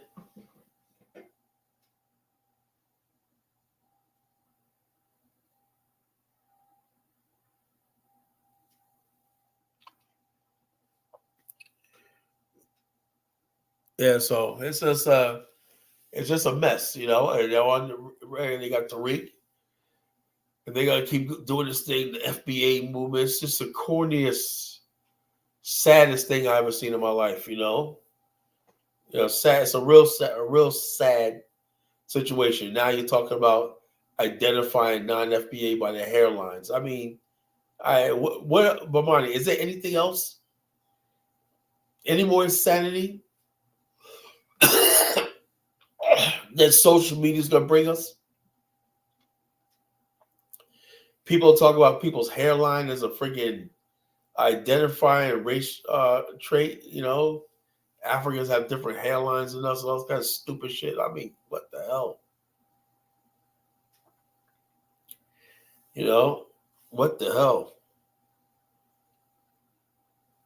Sad situation. What's this video?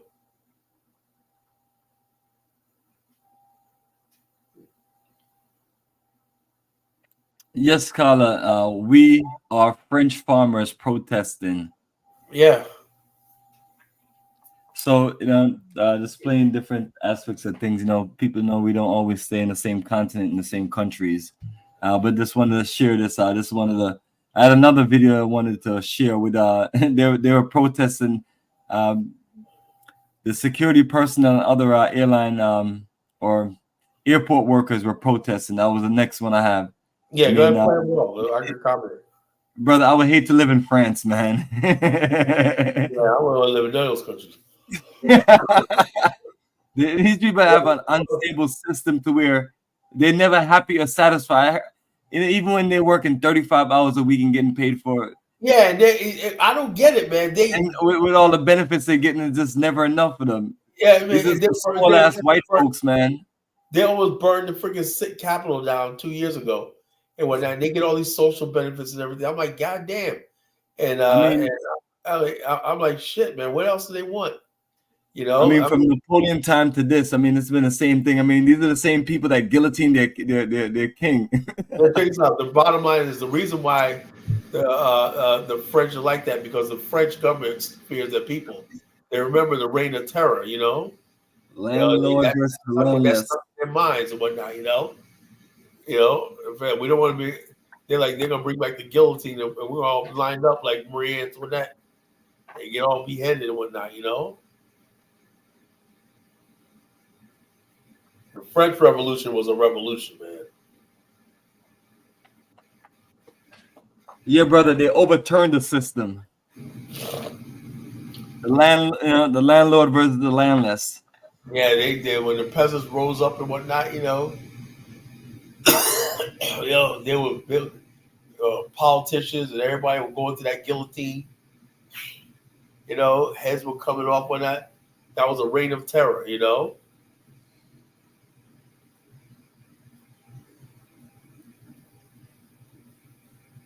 Shit, I would have fled France, man. You want to get that knock on the door when that somebody just accused you of being against the French Revolution, you got guillotined. Robespierre. So all this stuff right here is so relevant. You talk about history. That's why I said, you know, at this point, at this age, at my age of my life, I cannot play games with people talking this stuff because sooner or later it's going to lead to violence. You know, this oh, he's a tether and all stuff like that. It's going to lead to violence. You know.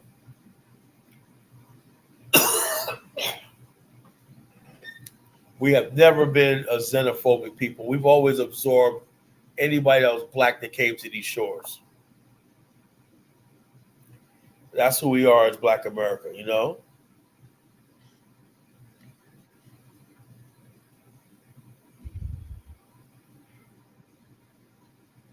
The Fall of Robespierre, the French Revolution. That's a nice little short film. But nevertheless, let me. You want to watch that? Yeah. I mean, it's always a great, interesting tale. The French Revolution. Out of all the revolutions in the history of the world, it's one of the ones that's very unique. It was very unique. Because I mean, you're talking about the landlords versus the landless. Yeah. And it was the only time in history to have it. American Revolution was simply one group of aristocrats against another one. As a matter of fact, that is the best revolution right there. I mean, the French. Look at.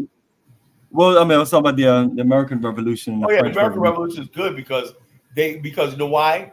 You know what made the American Revolution start? The Monroe Doctrine.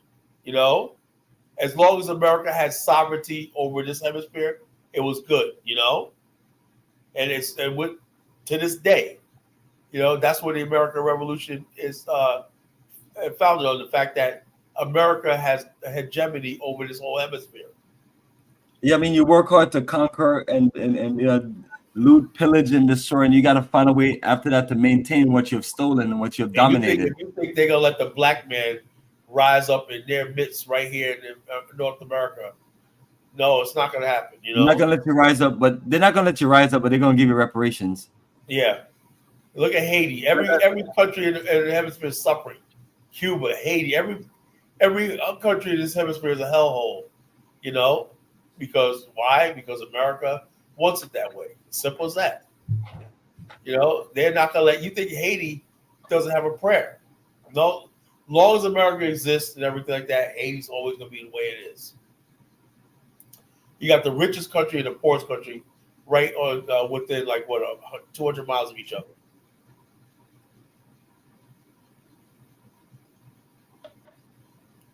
And that's the way it's gonna be. You know, that's what it is.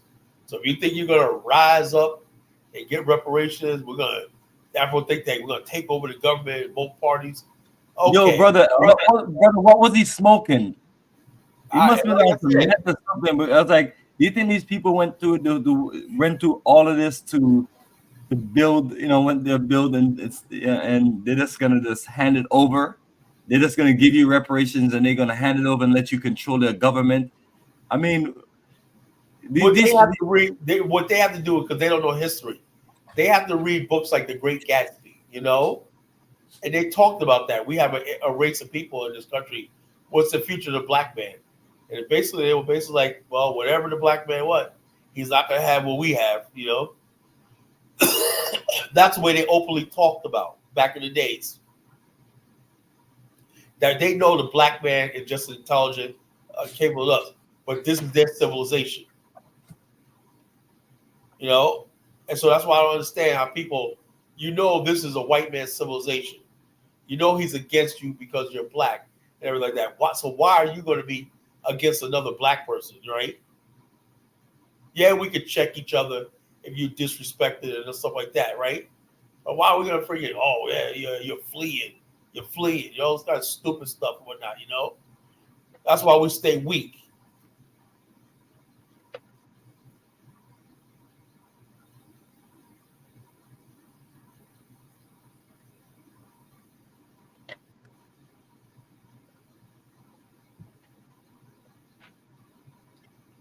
Yes, brother. Yes, brother. So let me just play this.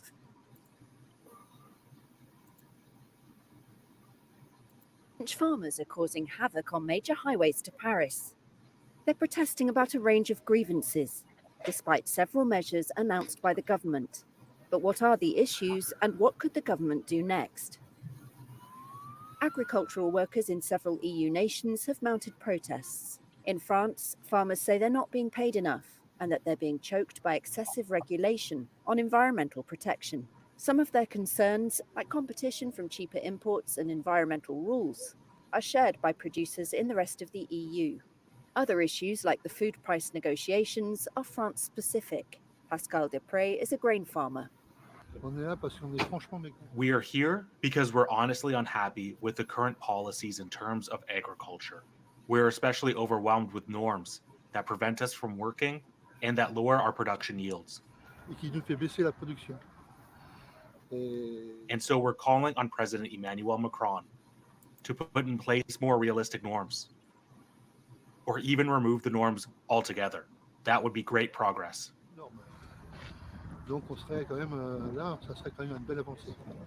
Many feel that a push by the government and retailers to bring down food inflation has left them unable to cover high costs for energy, fertilizer, and transport. A government plan to phase out a tax break for farmers on diesel fuel was also a flashpoint. Discontent about unfair competition in sugar, grain, and meat has also spread. Large imports from Ukraine, for which the EU has waived duties since Russia's invasion, are in part the cause of that. The imports are resented for putting pressure on European prices, while not meeting environmental standards imposed on EU farmers. Philippe Chalmin of Paris Dauphine University is an economist specializing in commodity markets.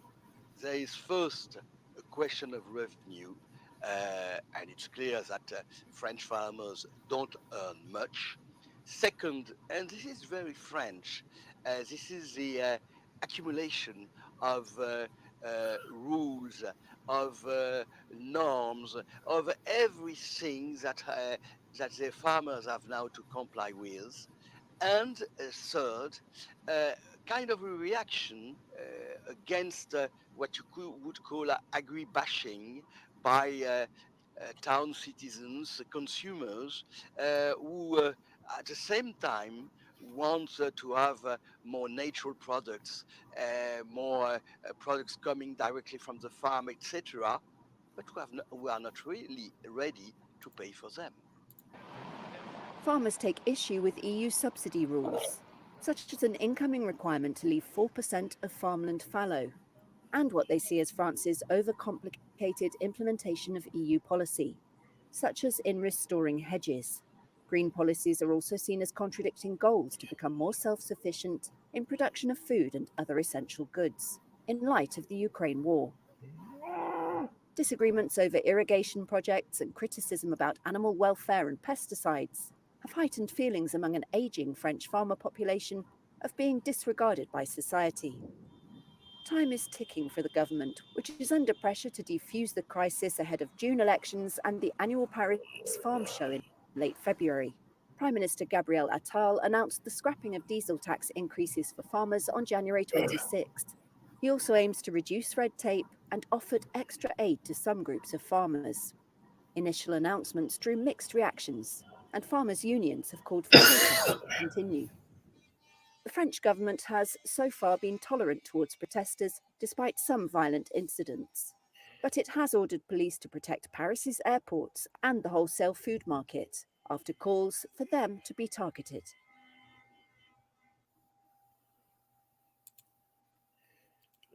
Maybe we ought to move to France, man. Start our protests, whatever. At least they'll stand up and fight. Yeah. Move to France. They give in all the time. I tell people all the time, I don't know. Let's see. Bruce, a young lion forcibly transport ideas inserted to U.S. treasury. Okay, it says Africans forcibly transport the U.S. for ideas inserted to the U.S. tapestry created Pan-African concepts, jazz, gumbo, Kwanzaa, porch, architecture. Yeah, we have a whole culture here that we created, you know. That's our culture, that's uniquely to our own. And Young Lion said, I don't care, rock people who don't like me. What you have to do is stay up there. Your scope of knowing people can't be online, right? What I would tell a Young Lion, FBA Young Lion, is stay off the internet, right? Get to know people face to face, you know? Get to go to a place and meet some group of people or not, you know? When you're people online, you see the worst in people.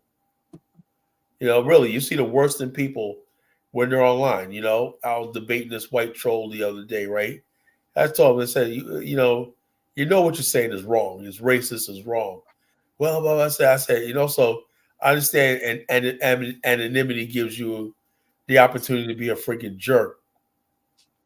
But why don't you rise above that, you know?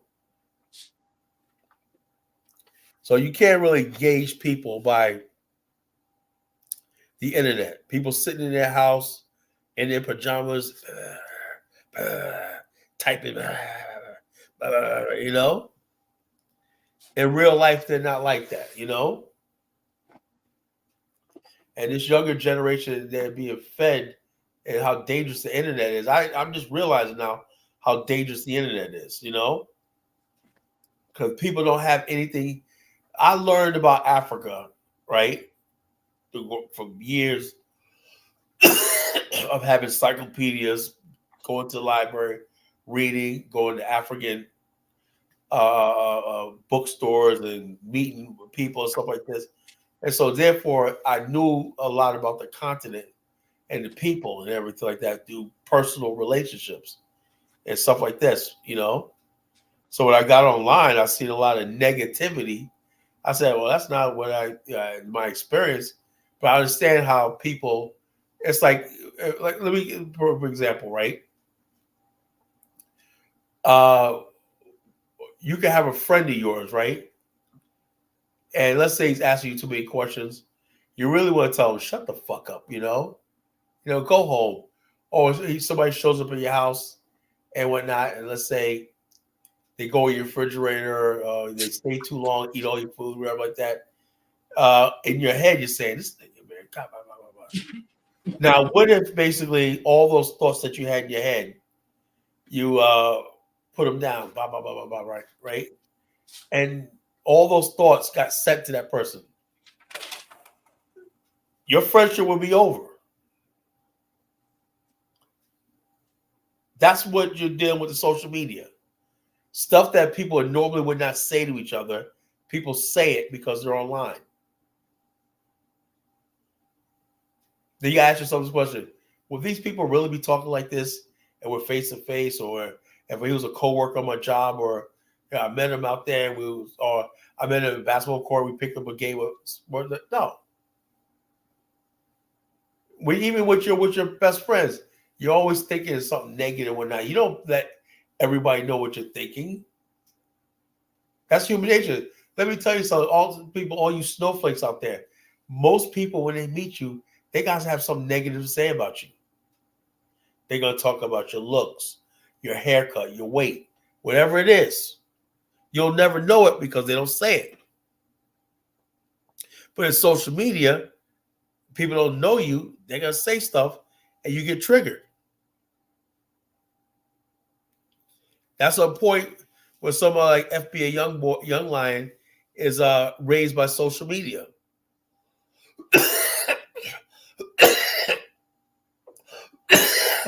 Oh, excuse me. So people who don't have life experience, and they go on social media, and I'm disappointed because older people like Tariq ought to know better. You're dealing with these young impressionable minds.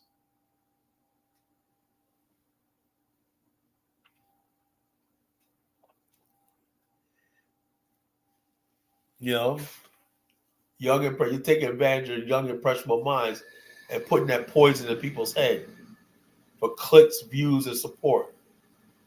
What are you guys going to do, you know? Okay, you made your case. You don't like Nigerians. You don't like Jamaicans. You don't like the. Now what?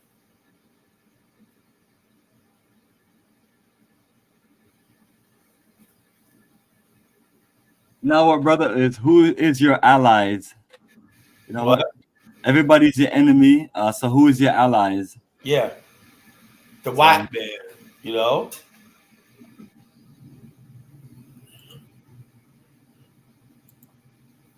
So, and like I said, you know, the FBA movement, ADOS movement, do not speak for the majority of Black America.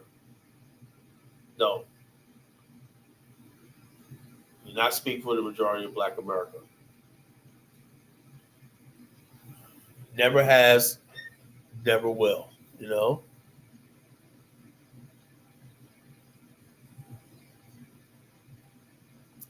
I bet the young lion is only like around 21, 22. He's a kid.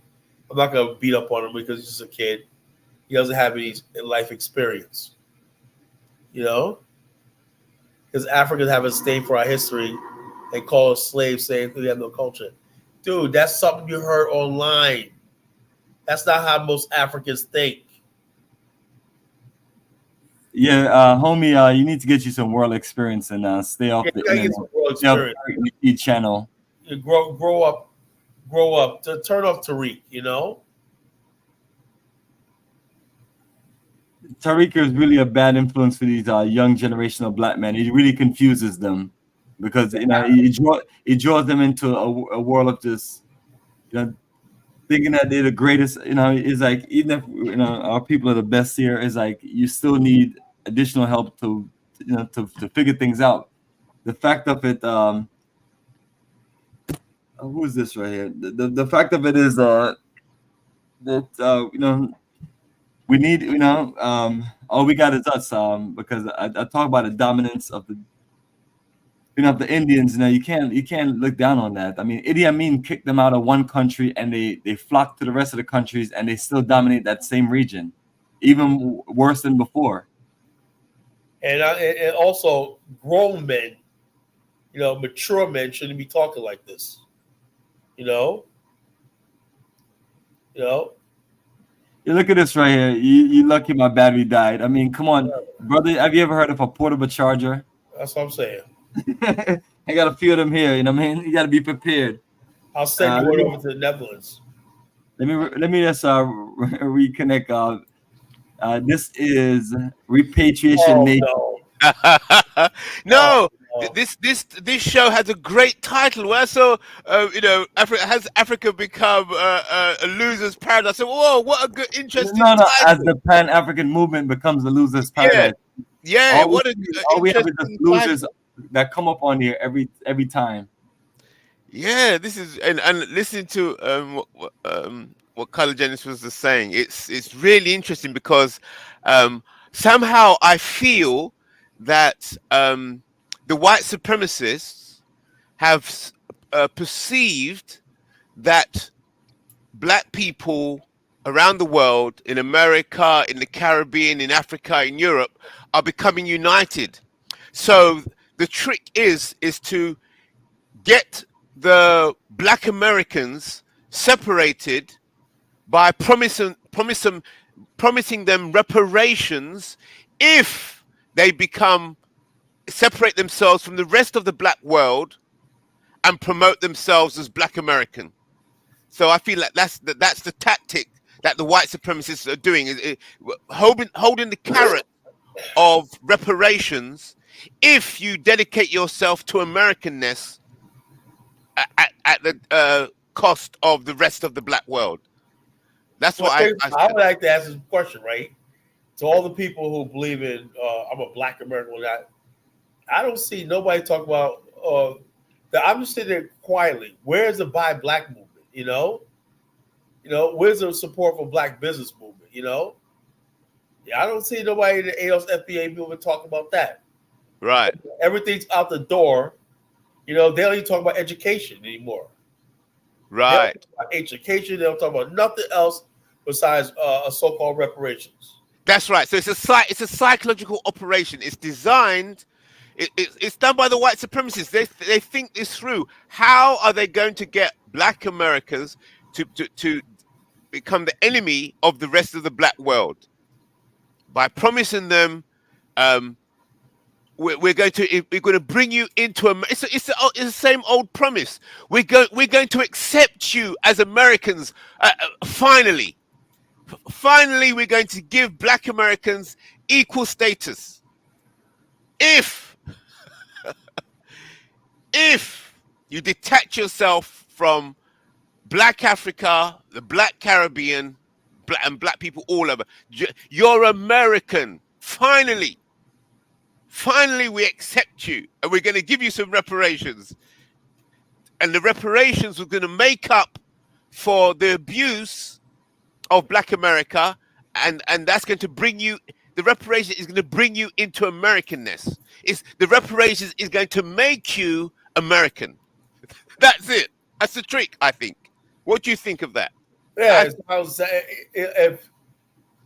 the thing is though.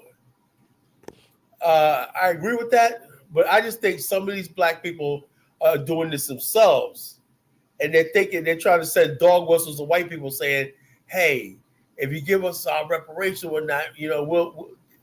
Because white people love this tension between. Don't think they're not watching all this. Of course, they're watching. They're watching all this, and so they're basically saying, "Yo, we'll keep doing this if you just go along with this. We're gonna get reparations movement and stuff like this." Because the bottom line is this, and if some white people use it to their advantage when they see a weakened black race. Yes, that's right. They love it, Yeah, and I think it's part of this. It's not the black people. I keep saying it. Don't blame the black people. It's always the white supremacists who spend their time and think deeply. It's not a month or a year. They plan this for years. Yes, so it aligns with the vote thing. Yes, voting and democracy, right? You'll get the reparations through the democratic process. So if we're failing to give you reparations, yes, we're gonna support you for reparations, but you have to get the vote. So therefore, if you can unite Black America and get them to vote and promote democracy, then we'll pay you the reparations. But you have to show us that you believe in democracy.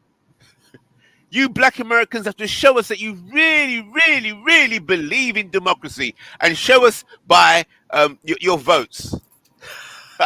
So voting the right man, and the right man or right woman is going to give you your reparations. But if you can't get the votes, if you can't seem to unify yourself, well, it's not us. It's because you're not really demonstrating democracy. So it's a carrot.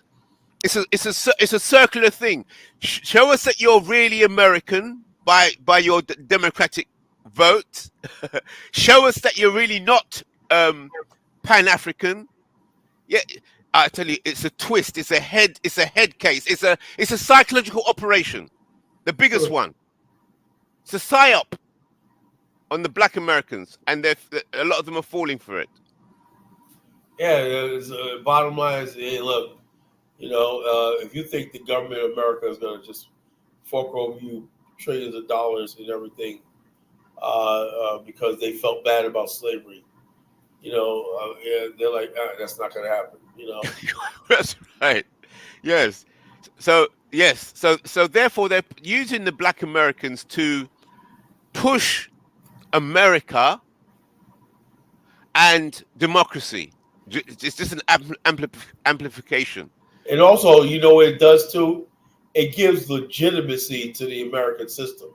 That's right. That's it. That's the term I'm looking for. Legitimacy. We're going to get reparations for that. What you're basically saying is you really believe America is this just country. That's it. You said it better. Yeah, you said it much better than I said it. Like, are you insane? Are you insane? That's it, man. You said it. Manifest destiny and whatnot. They mean we're going to conquer this land. We have every justification. We have a alliance with a white race. Blah, blah, blah, blah, blah. Anybody who's white could join this club. Now, if you want to be black, you're just going to be a black version of a white person, right? Yes. you know, and you join the thing too. You'll get the scraps of what we leave left over you. Yes. You know, that's all it is. And actually, I love the way you put it there. You know, such talk to legitimacy, right? To the Americanness.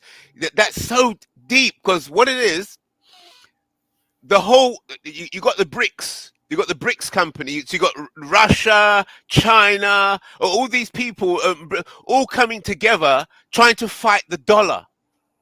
So with all that discontent all around the world, saying that the dollar and the American way is so oppressive, they've got to try and dominate the moral high ground again.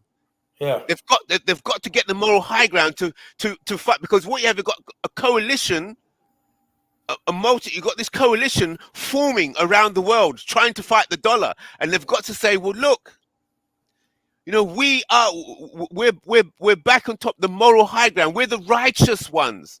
We're the ones that can serve justice.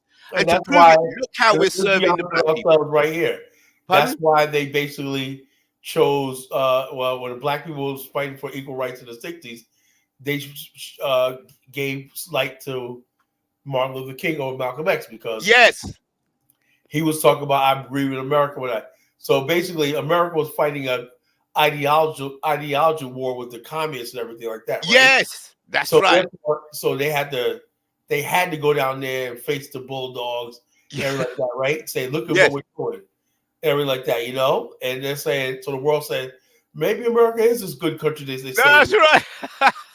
And so, like I said, I've already known all this, right? I'm so well read in this or not. You can't come with me anything like that. Nobody can debate me on this. Right. Now, if you want to be a fool and believe that, you know, that, oh yeah, well, this government's going to do the right thing out of the goodness of his heart and whatnot, there's always a ulterior motive, right? Just like Gavin Newsom in California, right? We got reparations, whatnot. Everybody just love themselves with Gavin Newsom, whatnot, you know? It's like, no, we're going to do a payout, whatever. Oh, wow. You know, we're not going to get no money. Same thing they're doing in New York right now. With the governor of New York. We got a panel covering reparations, right? It's to make New York look just and everything like this. Because all California, New York, just, and the bottom line, they keep stringing black people along, giving them false hope and everything. Yeah, and you're not going to get anything, you know. Yes. And now, if you like wasting your time like that, hey, more power to you. You know, I'm just giving my opinion. Yes. You know, just take it for its word. This is just Carl's opinion. It ain't the law. It's just my opinion. Yeah, and I think this is all a good sign for black people and for Africa, actually, in the background, because these are all countermeasures to the rise of black power, African power, black African power. It's a countermeasure. So this goes back to the many discussions I've had over the years on the panels with all these different people, and they say that Africa's is finished, it'll always be down because they haven't got the guns and the bullets and the weapons and atomic bomb. But I've always said the real power is in the moral high ground. Exactly. That's right, and it seems so soft. What do you mean the moral high ground and to appear righteous? No, it's very important, because at war, if people start dying, even one soldier, you have to justify that death. You have to justify to those people, to their family, and so on. Why did those people die? Huh? America could have wiped the Japanese out in the Pacific even closer. You know what they were doing? Where Japanese soldiers were wounded, right, in America, in Iwo Jima, you know, but that they were treated by American nurses and stuff like that, you know? Right. But the Japanese, so what they do with American soldiers, they killed them, right? So psychologically, America won the moral high ground in that war. Even though Japan, it was a war between two countries and everything like that. Yes. America sees the moral high ground. That's it. Giving aid to the Japanese wounded and stuff like that, returning the Japanese whatnot, you know, and letting them give them food and aid and everything. And Yes. so, and same thing happened in the first Gulf War. Remember that? Yeah, winning hearts and minds. Remember winning hearts and minds. You know. Yeah, you see. The reparations movement is to win your hearts and minds. Hearts and minds. That's it. So that right. Because get your black ass to the polls and vote. Yeah. You know? That's right. That's right. So the hearts and minds, because at the end of the day, although somebody has that gun and their finger on the trigger, what is in their head? Because whoever controls the hearts and minds decides which directions the guns will be pointed and when the triggers will be pulled. Yeah. It's all in the head. The gun doesn't shoot itself. It's, you know, if and you know, in many times we read about the history of war, that a very small group of soldiers can wipe out a whole large army because they have the moral, you know, they're fighting for a reason. Exactly. And if your soldiers, they're not getting paid well, they're not getting fed well, or they're got in trouble at home. Remember in The Godfather Part 2? Remember that? Remember when the guy blew himself up and Michael said to Hyman Roth, and said, he goes, I seen a soldier, a rebel blow himself up and captured, right? He goes, Michael, what does that tell you? He goes, they can win.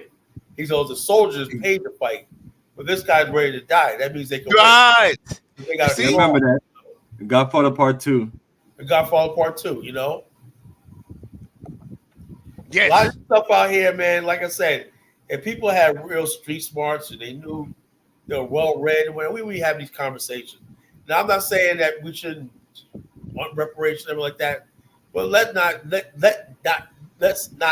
let that be in the way of when we talk about having real Black Africa, which is building Africa. That's the goal. But okay, so here's where we challenge each other. You know, College is supposed to be. I'm saying reparations is the direct counter to white supremacy.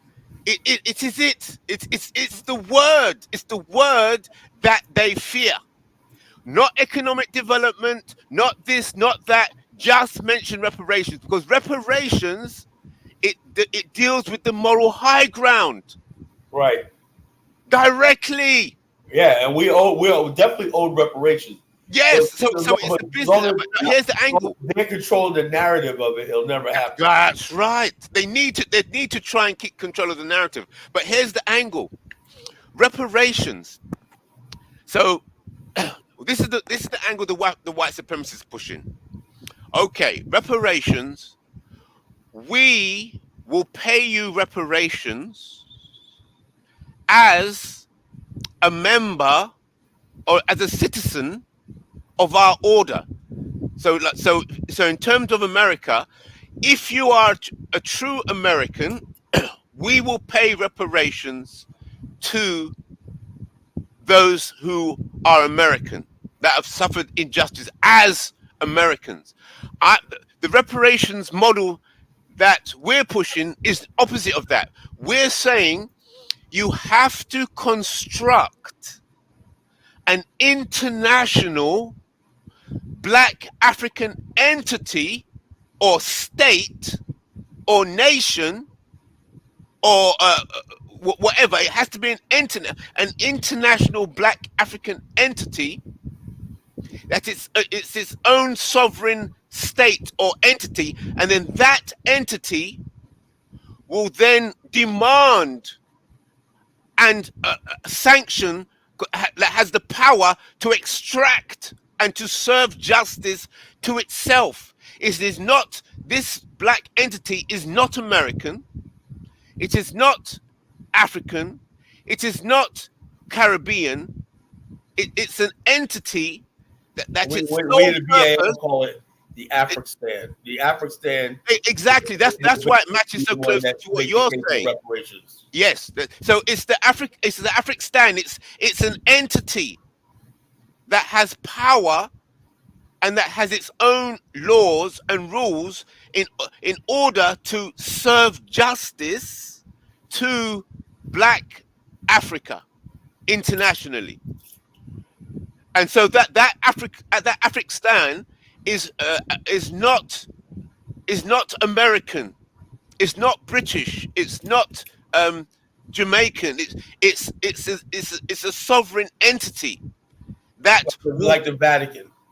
That's right. It has to be something like that. And then reparations, that entity will serve reparations for itself. It will say, look, you owe us this, you owe us that.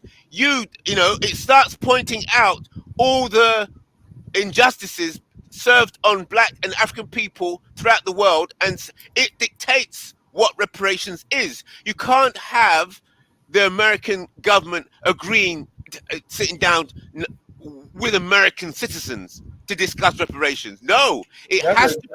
I never understood why people think you're going to be a U.S. citizen and you're going to demand reparations from a government. Dude, it's not going to happen. No way. You have to have a U.S. entity. You have to have an Afrikstan. That's when you know you're serious about a reparation. That's they know. That's right. When you talk about Afrikstan, people tell "Call it, man. That's so dangerous, man. You should give up this idea of an Afrikstan." No, I'm gonna keep saying that because if you want reparations, that's the only way it's gonna ever happen. That's right. That's correct. That's correct. It has to be an international entity. Yeah. So anything else is just playing games and just like this. It's just disheartening, because most people. No, now's the time to be happy. What do you mean disheartening? What are you talking about? Now we're moving into reparation territory. That's what we want. What I'm saying is the way people think. Like I will listen to Tyehimba, the coach, spill his heart out to the Senate, the Congress, wherever he's talking to Danny Glover, and all these people. Oh yeah, and what happened in California? They thought they were going to walk out with checks that day. When everybody, I had people that had their money already spent and whatnot. They said, "Colin, man, I will send you $50,000, man." I'm like, okay. Wait a minute. Bring me up to date. Are you saying that California started paying out checks? No. They had a reparations study, and they say, okay, they made recommendations. They said, where the money will come, and the best, I tell you what, this is what we can't do, right? If you really want reparations, keep doing that. Enough white people will fall out dying laughing that we could probably take They're probably Gavin is all probably on the floor crying, laughing. That's right. They're probably on there choking, laughing. Y'all thought y'all gonna get money. And this is not making fun. I'm just saying the best and brightest, the losers, not just the Pan-African losers, the grifters and all the Tariq, absolute uneducated people, don't know anything about anything, are leading people out there because they got so many followers on freaking YouTube. Right. Right. And so they went out there, they really thought they were going to get a payday, Yeah. But you see, the disappointment can work to our advantage, to the Afrikanistan advantage, because it's becoming manifest. You see, look, all the promises are not being kept. So people start to look for an alternative. They'll start. The only thing about that is this: when we're talking about Afrikstan, that actually takes work. That actually takes almost every last single platform, from Phil Scott to everybody that got an influence. You have to have people that can reach millions of Black people, 24 hours a day, 7 days a week, focused on that. And then, whereas Black people don't know how, one thing is what? Delayed gratification. Delayed, yeah.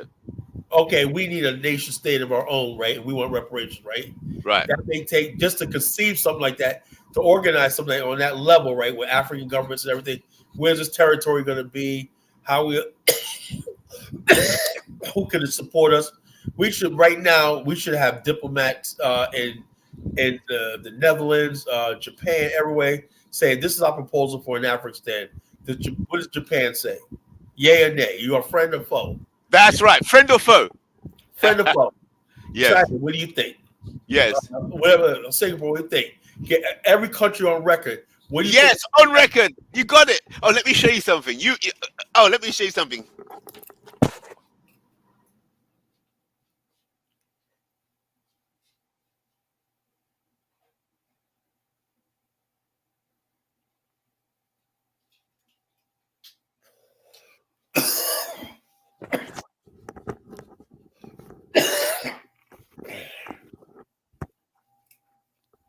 Yes, you said it 100% what you just said there.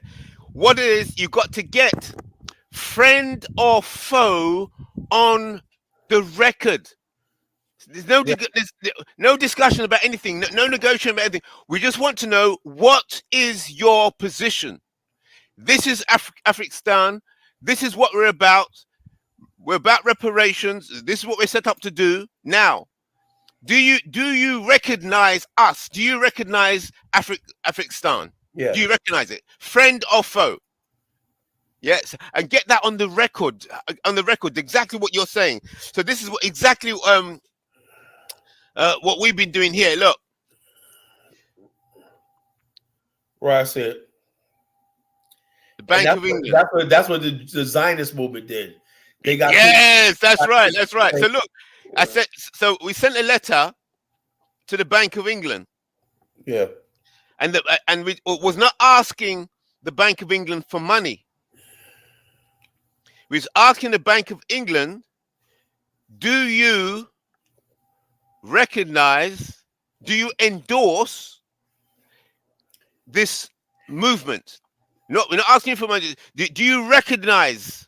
Do you recognize us? And they say, "Oh, we're not in a position." so this has been the letters back and forth, but 3 letters from the Bank of England. So we was writing them back, yeah. And so 3 letters back and forth. Actually, 4 letters back and forth from the Bank of England, and they're basically. And the first thing we talked about reparations, but the first letter they put the word repatriation. See the trick? Can you see it?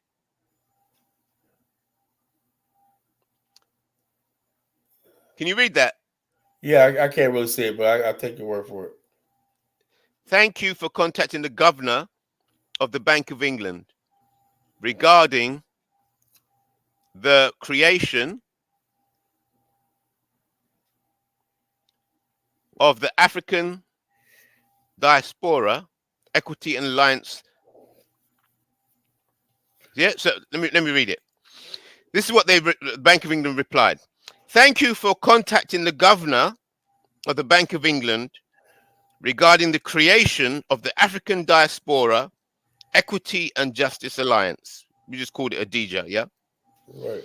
We have carefully reviewed the contents and the nature of your request as outlined in your letter of the 15th of September 2023.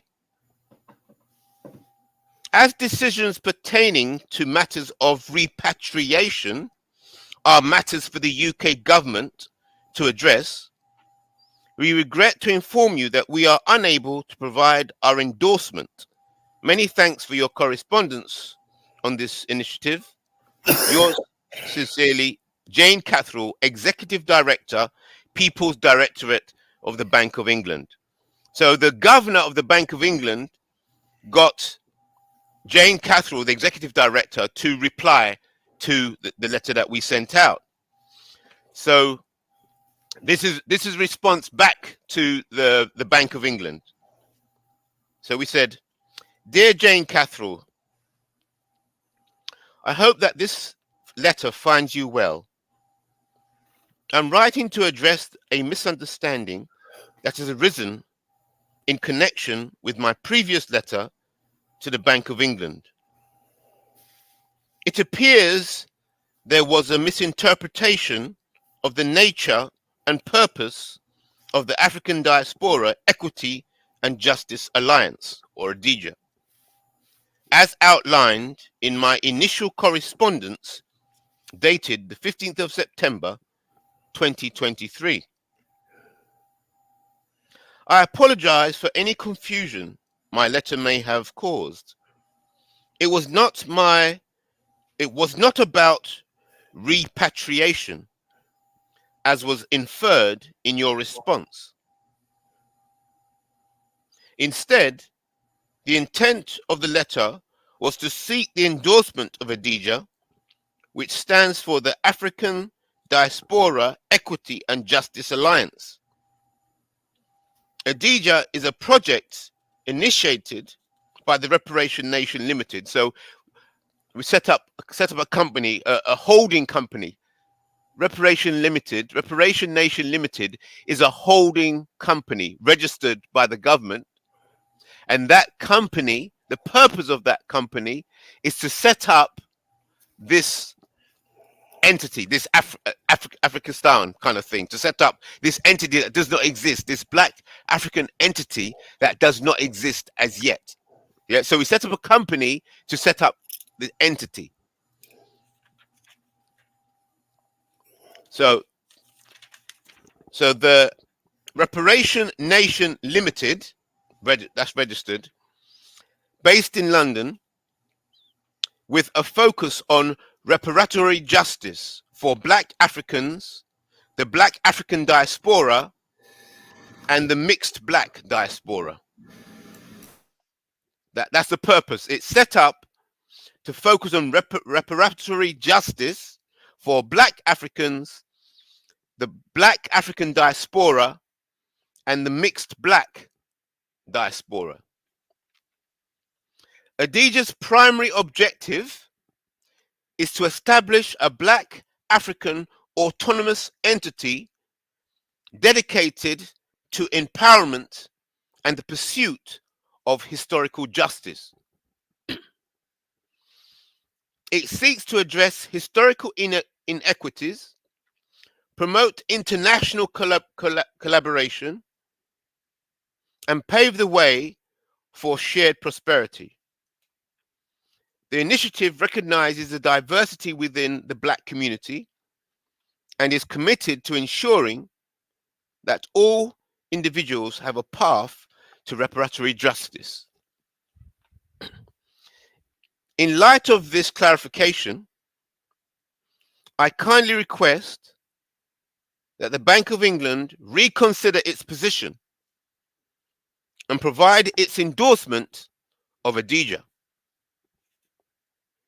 This initiative aligns with the values of justice, empowerment, and unity, and it seeks to address long-standing historical issues.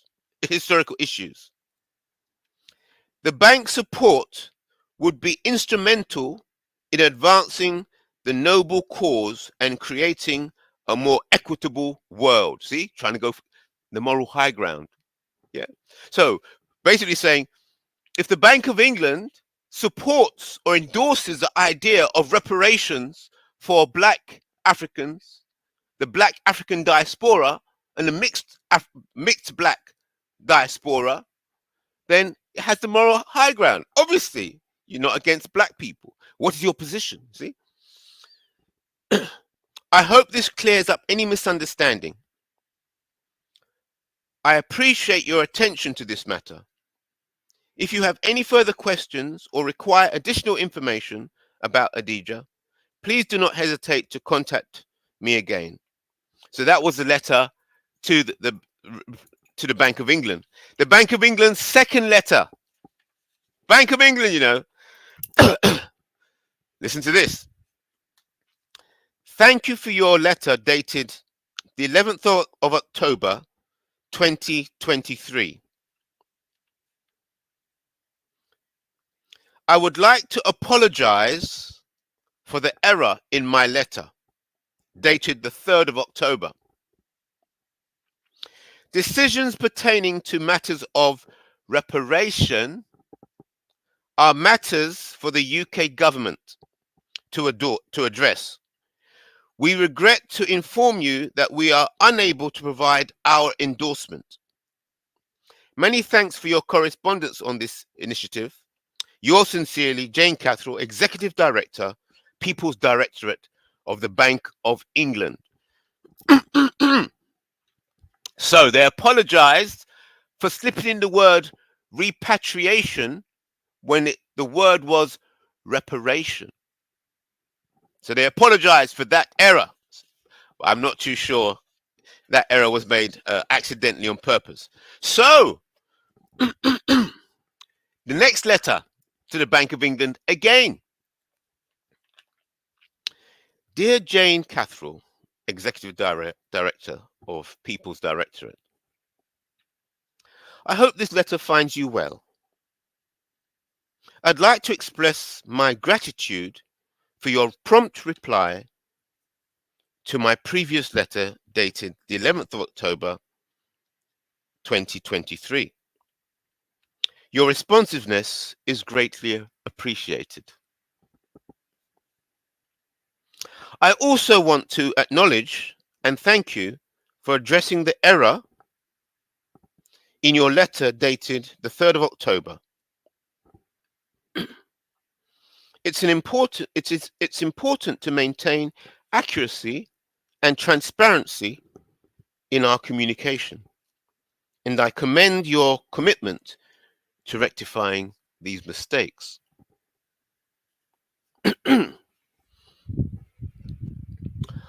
I want to acknowledge and thank you for addressing the error in your letter dated the 3rd of October. It's important to maintain accuracy and transparency in our communication, and I commend your read that again, commitment to rectifying any mistakes. In the context of this discussion, in the context of our discussion, Bank of England now, discussion with the Bank of England, in the context of our discussion, I would like to draw your attention to information available on the Bank of England website that sheds light on the bank's historical involvement in the slave trade. The website states, and I quote, "Slave trading was the central business of the British companies such as the Royal Africa Company and South Sea Company.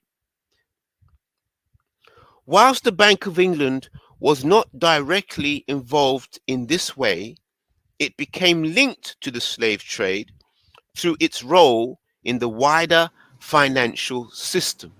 End quote. IEC3, it's getting late. Okay.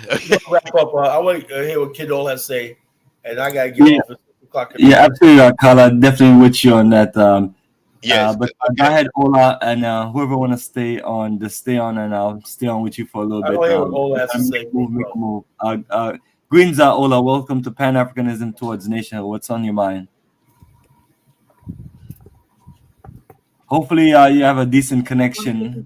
Bomani, thank you, man. Greens, brother. A lot. See, I watch. I just wake up, chilling. Sudden means in knocking with that Nigerian guy. I really don't know what is going on with that Nigerian guy, if it's Pan-Africanist or not. Bomani, you see, what I finally conclude in my mind is it will be very difficult for I don't know if it's YouTube or whatever, but I think it will be very difficult for Africans, continental Africans, and the diaspora to actually unite together fully. If I have to follow the YouTube way of analyzing things, because the divorce is so very long that the diasporas are now having their own set of mindset that is far different from the continental African ones. Why I'm saying this is this: the view of the diaspora and the view of the continental Africa is far, far different. The diaspora does not really, the continental actually does not really understand the diaspora. You have to understand continental Africans that live in Africa, apart from those maybe that came to United States or other part of the world, is different. Encountering and seeing things. Even these Africans that left newly, might be due to grizzle pastor or something else, have even difficulties integrating or have a good relationship with the ones that left years, about 600 years back. So if you analyze these things, then you now wonder, okay, these are the ones that left newly, might be for great pastor to study or to have good life, but still they could not actually integrate or into this diaspora people type of lifestyle. So why do you think the continental Africans that live in Africa can actually see things or even understand the way the diaspora live their life. So you have to understand the continental Africa's uh, classes or whatever it is set up is far different Yes. from what the diaspora set of lifestyle is being set up. Right. So Right. continental Africa have more tribalism. Right. So can I Not ask you a about, question, hold on, Ola? hold on. It's not about skin color. We don't Yeah, see I here understand. in Africa, we don't see here, even when we're black, but we don't Yeah. really see each other as the same, even when we're the same, but we choose by our set of where we're coming from, Clan and faith, tribe. and all these things. Yeah. So by virtue of marriages, you can be my in-law. I can respect you. I can give you things. But the moment you touch my sister or abuse my sister, definitely I will remember you are from that tribe. You Right. understand me? And here, Right. children belong to the father. You are from where your father from, not where your mother from. So somebody can say, "Oh, your mother is this." You are from here. I said, "No, I'm not from there. I'm from this place because my father's from that place." I Right. remember my mother's side vividly, but it Right. doesn't mean that I don't love her or I don't love my mother's family. I do, but Yeah. my father's side come first. That's where I belong to. So, Right. so you have to understand that we use it United States as kind of like case of example, but I think for all the diaspora, all the diaspora, United States blacks will be far more difficult to integrate with or associate with. You Yes. understand? Because one, their type of way of life is far, far, far, far different. Opposite. Yeah. You understand me? Compared to the other side of other diaspora. So if I'm speaking, I'm using Black Americans as a case example. But the Yes. other side, I don't really know much about the other side. I know the Right. Jamaicans are far more closer to the Africans in terms of food, in terms of ways of languages that be applied to their own things. But Yeah. but sometimes we don't have to deal with more about the Black Americans. If anything, have to really go further, at least if there's any type of connection or anything, I think Yes. the Africans should far more concentrate more on those that are in a way in behavioral and food taste. Yes. At least try to learn those for more. But Right. you should not just start to, oh, let's be one now, but try to learn, okay, we left each other for a very long time. Let's see if we can know each other. But Right. but to the Black Americans, I think just forget about it. Okay. All right. So what do you think of this, Ola? So what you know? You have you heard of the Bank for International Settlements? Ola, have you heard of the Of bank? what? Of what? The Bank of International Settlements. Have you heard of that organization? No. I don't know nothing about all these things. All right. Have you heard of the World Bank? Yes. Have you heard of the IMF? Yes. Okay. The Bank for International Settlements is above them all. The Bank for International Settlements. What are they settling? What are they settling? Ah, right. What they're settling is any disagreements that may take place between the nations. That's right. They are. Yes, so you can look it up. You can look it would be a good read for you to look it up. The Bank for International Settlements. So entities like the IMF and the Bank for International Settlements, right? These are entities. You know, that they settle disagreements between nations. So what I don't know what word we can call them. They're like above the nations. Are they a nation? What are they? You see, it's hard to find a word for what they are. But if you've got two nations who have financial disagreements, yes, they're going to settle it. They meet at the Bank for International Settlements and settle it. So let's go through this together, because I want to ask you. I want to ask you: would the Africans be happy with being part of a black bank or a black African bank for international settlements?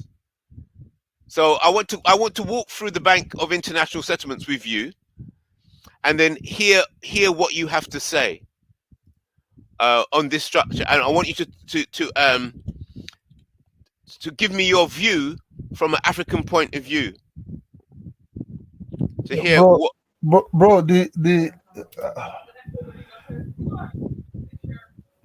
what you're talking about is Africa has some certain banks or whatever, agricultural banks, that banks, these banks. But look, Africa is full of other type of race also. We have the Arabs, we have the. That's why I said the definition of Africa should be based on if you're black African like me, continental African like me. Yeah. I mean the black ones. I think we have to start naming ourselves the sub-Saharan Africans. I think that is the definition. Right. So walk with me through this. Look, so walk with me through this. So the sub-Saharan Africans, right? So what do you think of the idea of setting up a sub-Saharan African bank for international settlements? Sub-Saharan bank. All those ones will come. Look, all those ones will come. I think I'm not really into politics or any of those things, but I just think, you see, unity, you can't force unity. You know what I'm saying? Unity come naturally. Yes. You can force it. If you force it, you're going to blow up in your face. Right. So this is come naturally. You understand? So it's not about some of all these things. You see, why we have all this topic about Pan-Africanism, not Pan-Africanism, because Pan-Africanism actually, whatever be, it was sold to some elite of Africans, but not the Africans directly themselves. Not the sub-Africans themselves, you know. So a typical sub-Saharan guy, black African guy, will tell you what is Pan-Africanism. But by the time oh, it's very nice. Right. You start with, oh, that is very nice. Right. But you have to understand, to us, our dispute settlement is being settled sometimes by intermarriages. Ah, right. Oh, interesting what you're saying there. So basically, the settlement was traditionally done through marriages. Yes. So these tribal men were fighting themselves. Yes. Yeah. What brought peace to some of these tribal lands you see today? Yes. That's why we Africans don't want to rival it. Is through intermarriages. Right. Interesting. I've fought for years, right? They will not have peace. We exchange, we start marrying from each other's territories. You understand me? Right. How do you expect me to pick up a gun and start fighting my cousins for the other side? Right. You put that related. You understand me? Right. But still, you still have your differences of your where the children from. You understand? Yes. But you can't expect me now to go to my mother village and start attacking them. It's not going to happen. Right. Rather we start being mad to settle peace with ourselves. Right. That's some of these Africans, what we call African countries, live together as peace, as a peace nation. Right. Because of the families. So we become like family. Right. Even when you have misunderstanding. Yes. So the both sides now come together, the both chiefs are now together to settle things, or both families. Right. But you see, we're not there yet. You understand me? I understand with that's what I try to make differences. You understand? I try to make differences. So Ola. So this is brilliant. You've set me on thinking now, because basically what you just said there, the Bank for International Settlements, what you've said that the ancient way of settling things was by intermarriage, right? Oh yes, because that's Yeah, the yeah, way. yeah. That's Okay, the way. hold it here. So, right. So thinking about that, you've reminded me that that's the way that the kings and queens of Europe used to settle things as well. Oh So it's yes, always been that way. that's Marriage. human nature. Yes. Okay. So watch this. This is what I want to explore with you. This is really interesting. So when you have disagreements between sovereign entities, historically, the way you arrive at settlement and the end of war is through marriage. Okay. Oh yes. Okay. So watch this. So how did the bank I'm starting to think, how did the Bank of International Settlements, which is not based on settlements to do with marriage, how did it become so powerful that it reigns over all sovereigns? It reigns over kings and queens and sovereign entities. How did this Bank of International Settlements rise above the traditional way of settlements? Okay, let me tell you this. How did it do that? That's what I've got to think about that now. You talk about businesses, capitalists, and all those things, money, and these are things that are being brought by the Anglo-Saxons people. You understand? Capitalism. Capitalism is still heavily in the western part of the world. In Africa, they have what called mixed capitalism and traditionalists. You understand? Say that again. Say that again. In some part of Africa, Yeah. they are what called capitalists mixed with traditionalists. You understand me? Capitalists mixed with traditionalists. So these are far more different. I'll give you an example. Now that we have faster way of communication, the intermarriages of inter-country in Africa is start growing now. In sub-Saharan Africa. Say that again. Say that again. Intermarriages of sub-Saharan Africans. When I mean in terms of countries, you can see Ghana marrying Nigeria, Nigeria marrying Ghana, Nigeria marrying Congolese, Congolese marrying Nigeria, Right. Ghana marrying Cameroonians, Cameroonians marrying Ghana. Yes. So it's fast growing now. Why? Because of the easy way of transport and because of easy way of communication. And because of easy way of transport, transport is part of communication also. Yes. You understand? Yeah. That's why I measure Caribbean countries, specifically the Jamaicans and the Haitians, you understand? The transport during the slave Atlantic time, the Jamaicans will still be refreshed by fresh blood of Africans that were coming towards that territory. So definitely the blacks there still able to have similar type of languages. They try to understand with each other, and they still share the food that they eat. They were eating in Africa. That's why most of these Caribbeans, strongly the Jamaicans and the Asians, still retain some of their African foods and their names.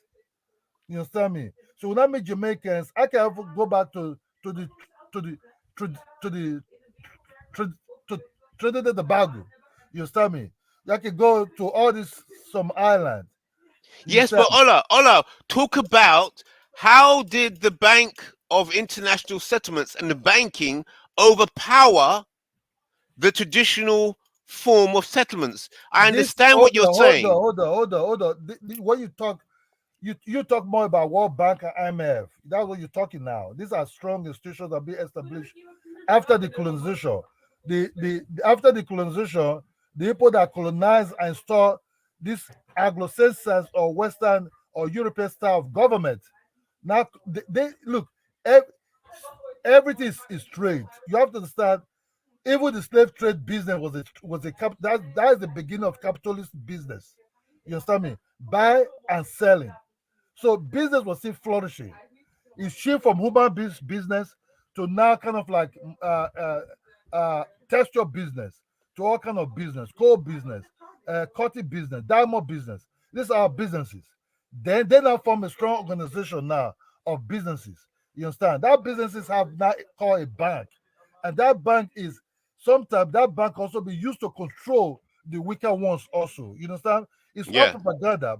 These banks are part of the propaganda. It's part of the media.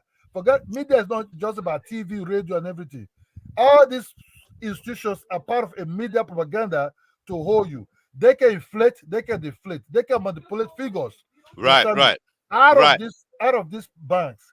So through this system, they also using this banking system, these institutions, as part of the buying and selling also, and part of Right, the borrowing also. So when you right. plug in into that system like a network, you understand me? Yes, If you're like yes. a network, you now depend on that system to run your program. You Right. understand me? That is Yeah, what today the BRICS are now forming themselves also. So now you now have a total different type of plug system now that is coming up. They're now yeah. doing business now with their local currency. People are not saying, no, I don't like this system anymore. If I have a problem with them, they might just switch me off. You That's right. understand me? So Yes. it's part of everything. So the Africans yet they develop their own bigger system. They can communicate with each other in terms of financially, in terms of transportly, which is transfer of capital, in terms of borrowing money, which is banking, and deposit and loans. You understand me? But Okay, so yeah, they okay. have it, but it's not yet strong. Right, okay. That's So what it's Ola, supposed to be. Ola. So what do you think of this then? Based on what you just said, that yeah, so based on what you just said, let me understand what you're saying. So traditionally, disagreements between sovereign countries and nations would be settled by marriage. So this Yes. new form is that disagreements. So no longer is it about nations settling with other nations. It's about a business entity settling with another business entity.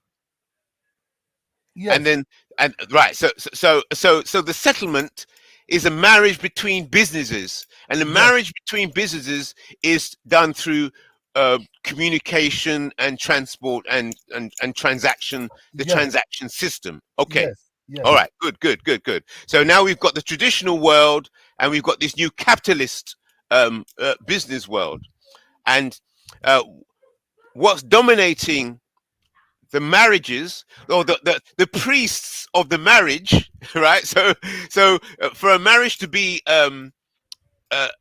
accepted, there would be rituals between one sovereign nation with its traditions and another sovereign nation. When they have a marriage, there would be a marriage ceremony. Yes, and then Yes. That ritual. That is it. That is it. Deposit, and that is it. And that is also the loaning. You understand me? So when you talk about the ritual into that marriages, that is the deposit and loaning also. You understand? So when you come into this settlement, or the priest, which is not the country that formed this plug of a system, they're not the priest. So what the priest yes, is not that's it. That's it. so the priest now Yes, is not asking you, okay, I'll buy something with you, but I want you to deposit something here. So yes, your yes, gold has to be deposited. If you have gold in your territory, okay, bring that gold, deposit it here. I will yes, loan you paper currency. You yes, understand me? So that is yes. the ritual. So that is the ritual that the wine will be on top of the table, the cigar will be on top of the table. So you can see Yes, how this business is being done. But yes. that's why I said capitalist mixed with traditionalist. But in the African way of doing things, you understand me, is different. That's why I bring you now. I'm not telling you about that tribal now. We can still call it tribal, but the growing relationship in Africa between what we call nation state, this modern nation state, Yeah. Congo, Mali, Yes. Burkina Faso, Ghana, South Africa, Kenya, you can see that they are intermarrying now or interknowing each other. Yes, against the French. Yes. It become more faster because I can buy a place 6 hours. I'm in Kenya. You understand me? Yeah. I can pick up a phone or YouTube. I can see somebody else. You understand me? I can say, wow. I can Google somebody or Instagram. You understand? So curiosity, like, it's like, where have you been? That's what I said, because we share similar way of culture and lifestyle. Okay, so watch this, Ola. So watch this. They say that this has been tried before. The unification of Africa, Nkrumah, Nkrumah, and all these people tried it, and then they got defeated by the West every time they tried it. They've tried it lots of times. Yeah, but what I told you, I said, you cannot just bring people out. You can't force unity. You have to, the unity have to be gradually. You understand? Don't force unity. You have to. Right. Okay. So watch this. That's what I said. Look. Yeah. Okay. So what do you think of this? Let's assume a Nigerian girl that married to a Jamaican girl, right? Right. Yeah. The asset is different. Even when they share similar way of lifestyle, I think Jamaicans and mostly West Africans share similar type of lifestyle. I think similar type of discipline, similar type of the way they see life. Yeah, yeah. So, but I will not allow you to lose your identity as a Jamaican woman. Right. You right. understand? So right. That's what I know you to be. Right. That's what I want to see you to be, because if you start losing it, I start getting confused.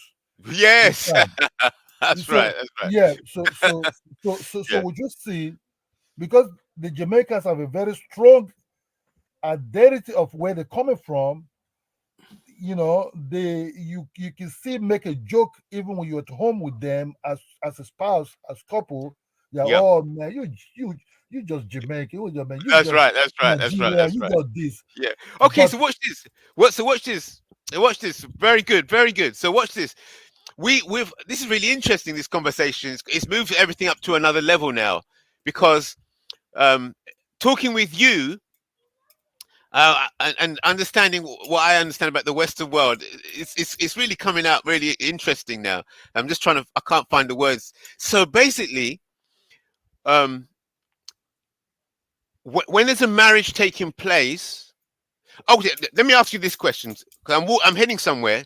So when one tribe is at war with another tribe, and then they come to a settlement through marriage, explain to me the marriage ritual between one tribe and another tribe. Okay. How do you know anything, or does anybody know anything? How does one tribe with its own traditions get together with another tribe? What happens in the marriage situation? Okay. I never heard anybody talking about that. I've never heard that. Okay, let me give you. You see, when they were fighting each other, right? If I evade you, what I'm looking for called fresh blood. Say that again. If I invade your territory, right? Yes. What I'm looking for is not like I'm looking for fresh blood. Right from the outset, yeah, fresh blood. That fresh blood means right from the outset, the Africans, the sub-Saharan Africans understand that you cannot marry inside the same tribal society where you are. Otherwise, you start producing what we call weak children. You understand me? Your offspring will not last. You start having kind of what the white people call birth defect, all kind of Mongol, all kind of looking people. You understand? You see? So what actually brought this civil war, why these tribes are fighting themselves, sometimes also connected by women. You understand? This is interesting. By women. And by these women, it's not really about territorial. It's about fresh blood. And oh my God, this is very serious, man. This is serious. That fresh blood is they're looking for stronger offsprings. Interesting. For their own tribal things, you understand? Right. So what did they do? When they were fighting each other, First of all, I told you it was not really about territorial. It's about they Right. were looking how to get their own offspring stronger. Oh, this is interesting. So, Wow. So when they start settling themselves, they now realize, but they start fighting each other just to kidnap some people. Why can't we just negotiate from it? Out of this women come life. Out of this women come peace. You understand? So through that form of understanding, the territorial of different things started to become secondary. You understand? The territory. Slow this down. So let me walk through this. This is interesting. The territory becomes secondary. That becomes secondary. You understand? Wow. Because they have an agenda. The other ones can be settled through this, what they're not settling now. What do? You have to show me that you can take care of my own tribal woman that you're coming to marry. So you will be at your best behavior. You get what I'm saying? You know, you come with different type of gift. You come with different type of peace. You come with different type of talk. You understand me? You come with different type of negotiation. You understand? So that will come about the bride price. You understand? The bride price was just a gift. Whenever it is, it's kind of like a gift. Show me you can take care. My daughter is not going to be in harm way in your territory. You understand me? So you will come all kind of talk, protection, everything. You see how peace reign? Right. You know? So through this peace, even with your daughter, because I already promised you, already give you all the work called the dowry, the bride price. So even when your daughter misbehave in my territory, I will kindly, peacefully come and meet and say, please, can you advise your daughter to behave well? You understand me? That is the judiciary now. Right. So the parents of the girl is not the judiciary now. You understand? They will ask, what happened? You start explaining. These are part of the whole ritual. So marrying a woman from somewhere else, you now create what's called peace. Wow. Peace. The Ashanti did it. You understand me? Only that the Ashanti was marrying, the Ashanti was taking men from other places because they were fighting a lot of battles. They were losing a lot of men. That's why if you're an Ashanti, you have if your mother's an Ashanti, you're an Ashanti. Because the Ashantis were more like the men that they catch up now become part of them, not marrying these women they have in their own tribal land. You understand me? That's how go that side. So it go on both way also. You understand me? A stronger tribe. Right. So wait a minute. So right. So right. So yeah. So you can see that intermarriages can create a lot of peace. You understand? So if you have somebody, So how does the priest? Where does the priest come in? What is the role of the priest? How whose priest is it? the priest in the society is the elderly man of the family. So that family can be the elderly man of that tribe. The priest is the elderly man of the family. Of the tribe, yeah. Of the tribe. Yeah. Interesting. So you have to start Africans. I try to watch a video of inter countries of sub-Saharan marriages. You understand more.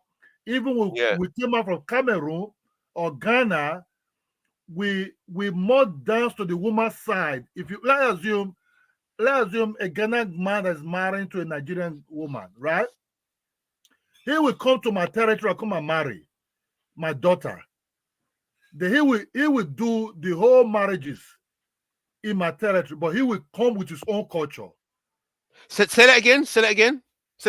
Let's say a Ghana guy that's married a Nigerian girl. Yeah. Right? He will come to my home to Nigeria to marry. You understand? That is the peace. That is the good behavior. You understand what I'm talking about? That is everything. The priest, right? So the priest now is not the priest. You talk about the priest now. What we call the priest will not be an elderly person or somebody be appointed by the head of the family. Wow. They negotiate that marriages. Negotiate them. That to see some of African marriages, you see somebody stood up for the woman family and said, do you know this man? Do you accept this man as your husband? You understand? So why the big boss, the head of the family or the head of the tribe will be sitting down watching? You understand? So that's what I said, the growing of inter-country marriages of Africans now is far growing than you think. But you have to understand we share similar way of culture. The culture of West Africans are not far different. They are very, very similar. You understand me? They are Okay, very, so hold very this. similar. So whilst I'm listening to you, I'm looking at, I'm listening to you talking about the African way, and at the same time, I'm trying to understand how the parallel between capitalism. So it appears to me, what do you think of this? That it's the elderly person, you said, oversees the marriage. Okay. So I've heard that really behind all this capitalism and all this finance, it's really people like the Vatican. So it's almost like the Vatican or some other entity is the elderly man between the transaction between the capitalist nations. These businesses. Yeah, okay, you're right. So let me give you as an example, right? The closest diaspora to Africans are the Caribbeans. Yeah. You understand? The closest. Why? When they're marrying, they come with a lot of their culture they have in Jamaica there. You understand? I don't know, go and watch a video of a Jamaican married to maybe Africans, Ghana or Nigeria or Cameroonians. Then you will see that when they do the occasions, the guy is dancing towards the Jamaican type of family style. First of all, they will play Jamaican music, right? They will serve a Jamaican type of food. Even when the food is kind of like similar. You see, now you're not dealing with peacefulness now, right? Then somebody with Jamaica will say, are you going to take care of my sister, our daughter? You're going to say, yeah, your best behavior, right? You behave, you promise all kinds of things, right? Then after the Jamaican side of the wedding, before the man start introducing his own type also, you understand me? He now change to his own type of traditional type of clothes. Then the woman now assimilates into the guy culture now. You understand? The wife started wearing maybe Cameroonian native clothes or Ghanaian native clothes or something like that. Yeah. You understand? So now they're now one. The woman now belongs to the man's side. You understand? But the man sees his wife still as a Jamaican, but who is part of his family now. Right. They will have children. They will Yeah. have everything. Because that's what I said, if we go toward this line, Africans should be more open to know much about the closest one to them that still have the same type of language in most of their foods. Yeah. And some of things that we should not allow the Black Americans dominate the scene of cooperation, because with them, it will be very, very difficult. Very difficult. One, they lost the food. They adopt the culture of Anglo-Saxons people. You understand? So their way of life is different. Have you ever said Jamaica just wake up and say you'll be roasting an African? No. But it's easy. Doesn't mean that the Africans Jamaica don't have misunderstanding, but they still settle it. Like what happened in London. How did they settle it? The Jamaicans came together with the Africans to settle their beef and their war. Right. Understand? So the Jamaicans still have that hierarchy of way of settling things. But compared to United States, you will never see something like that because they all scatter. They don't have that togetherness. Right. They all scatter everywhere. They all like speak everywhere. So you can't really deal with people that actually don't have the same taste of food what you eating. You understand me? Jamaica eat yams. So calorie yams. I'm not talking about potato yams. I'm talking about real African type of yams. You understand me? They eat similar type of things like Africans. So Africans should concentrate more on that. If they want to do anything together, you have to be African, West African Union with Caribbean Union. You understand me? The Black Americans are gone. You Oh understand? my You can't God! do nothing with them. Oh my God! You understand? You can't do nothing with them. There's Right. there's nothing you can do with them. You can see Right. on YouTube how the way they behave. They roast Africans. They call all kind of names to Africans. When Africa hit back, oh whoa, you hit not Right. back. You understand? So Right. so they also hate the. Do you know what Black Americans hate hate the Jamaicans? Because the Jamaicans are very close to the way of an African person is living his life. You understand Right. me? That's what I'm trying to sell about. I've studied it. I've looked at it. I've asked my friends, who are married to Jamaicans and these Caribbean women. They said they have a rules just almost like the way they live in Africa. There's no differences. The way they discipline children, the way they force them to school. You understand me? Jamaica will know, okay, I'm a Jamaican, but will probably tell you I'm an African descendant. Motherland. Okay, so what do you think of this? So what do you think of this then? So because because this unification, we have to look at the model. From this conversation, I'm learning that the model for unification, for settlement, from the beginning of this conversation, it's all about settlements. Because if you can make settlements for disagreements, if you have a system for making successful settlements, right, then you have the structure for building power. It's all about handling how you manage disagreements. That's what I've learned from this conversation. It's all about what is your management system for settlements, for disagreements. Yes. That's what I said. What is the system? If you want the diaspora going to Africa, the Jamaicans have never come to YouTube, started talking about they don't have no special cookies in Africa. You understand? You know why? Or the Jamaicans never come to YouTube, started bashing Africans. You know why? Because the Jamaicans have similar type of setting like the Africans. You understand me? They know how to create something for nothing in the hard way. The Americans are not used, the Black Americans are not used to that. Right. They don't know how to create something out of nothing. So watch this. So watch this. So what do you think of this model from this conversation?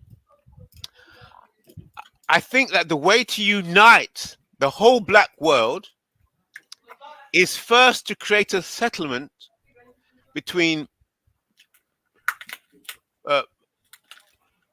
Black Africa internally. Well, not first, but the settlement process has to be Black, which when you mentioned Sub-Sahara, Black Africa internally, and then at the same time as that settlement, the process of settlement of Black Africa, that settlement process or that settlement system has to be applied to Africa and the Caribbean, settlement between Africa and the Caribbean. Yes? Yes, and then hold it. And then that settlement process, the settlement system, will then also have to be applied between the Caribbean and the Americas and the Europe. So it'll be a Caribbean, Americas, and Europe, and then Caribbean and the Caribbean with Africa, and then Africa with itself. So it's, do you understand? It's like Africa internal settlement, then Africa and the Caribbean settlement, and then the Caribbean and the Americas settlement. Yes. So that's the model. That's the settlement model. When you start mentioning the Americans, you have to separate the Black Americans out of it first. No. When I say that, I said no. We won't have settlements between Black America and Africa because, as you said, it's not going to happen. So no direct link there is going to work. No. But the link can work with the Americas and the Caribbean, and then the Caribbean and Africa. Yes, because that process. because the Caribbeans, look, let me tell you something. The Caribbeans are still more in a way 80% to 85% in terms of culturally, behaviorally. Let me say 90%, I'll say 95%. Africa, let's say 97%. The other ones can be picked somewhere. Let's assume almost African. So first of all, you have to know. I can easily live with a guy from Jamaica or Trinidad and Tobago or Barbados in the same house easily than live with a Black American person in the same house. You understand? Because that Black American person, I would never really understand him. His DNA his DNA of culturally everything about him have been torn upside down, tear into pieces. You understand me? You don't even know where it's coming from. You understand me? That's why you see them on YouTube bashing Africans because they're very confused. You understand me? They're very, very confused. I didn't know much. Look, I didn't know much. They are so confused like this. I start watching, studying them psychologically, studying them behaviorally, studying them, try to study their cognitive. You understand me? Why are they like this? Why are they like sun and rain? You understand me? Right. You understand me? They can be sunny today, within 2 seconds they're raining. They'll flip on you. You understand? They'll flip on you. They would first will tell you, I'm not African. You understand me? Okay, so Ola, based on this conversation, I want to move it up to a level now. And based on the principles, brilliant, actually. I got to study more about the marriage and settlement. The foundations of the settlement system is based on marriage. That's brilliant. And then therefore the solution is has to be seen from the perspective of marriage and settlement. It has to be seen from that way. The process, the rituals of settlement, the rituals of marriage. It's the secret. Yes, if I turn YouTube, right, I try to study every region. I've studied the Jamaicans heavily, the Caribbean, let me say the Caribbeans heavily. I studied them as, you know, conversation you see them having and everything. You can see that doesn't mean that you will not have misunderstanding, because every misunderstanding can also be settled also. Doesn't mean that a family, sisters and brother have a problem. But it's where you settle it. Settle it. It's all about the settlement. I never thought of it that way. It's what is the science? The science of settlement. So when an African person come and said, I live in the United States for 5 years, I didn't have no other problem with any other race, even with the Puerto Ricans, even with the Bahamas, with the Jamaicans that live in the United States, but I've held with the Black Americans. You know why? Because that set of Black people you call Blacks now, they're no longer Blacks that you think they're Blacks by name, but what they call themselves there. These people are like something else that you never seen in your life before. Oh my God! You know what I'm saying? Right. Another edge. Oh my God! So they're like Black Indians, like India in India, who look it dark. But right. Oh yeah! But the Sri Lankan Black, the Sri Lankan man will tell you, I'm not your brother. I'm an Indian. Yes, right. That's right. Greetings, Kofi. So Black American is like those Indians, like Sri Lankan Indians, the Tamas. Oh my God! Right now, these are not typical type of African descendants. You think what they are. Yeah, Ola, are you okay?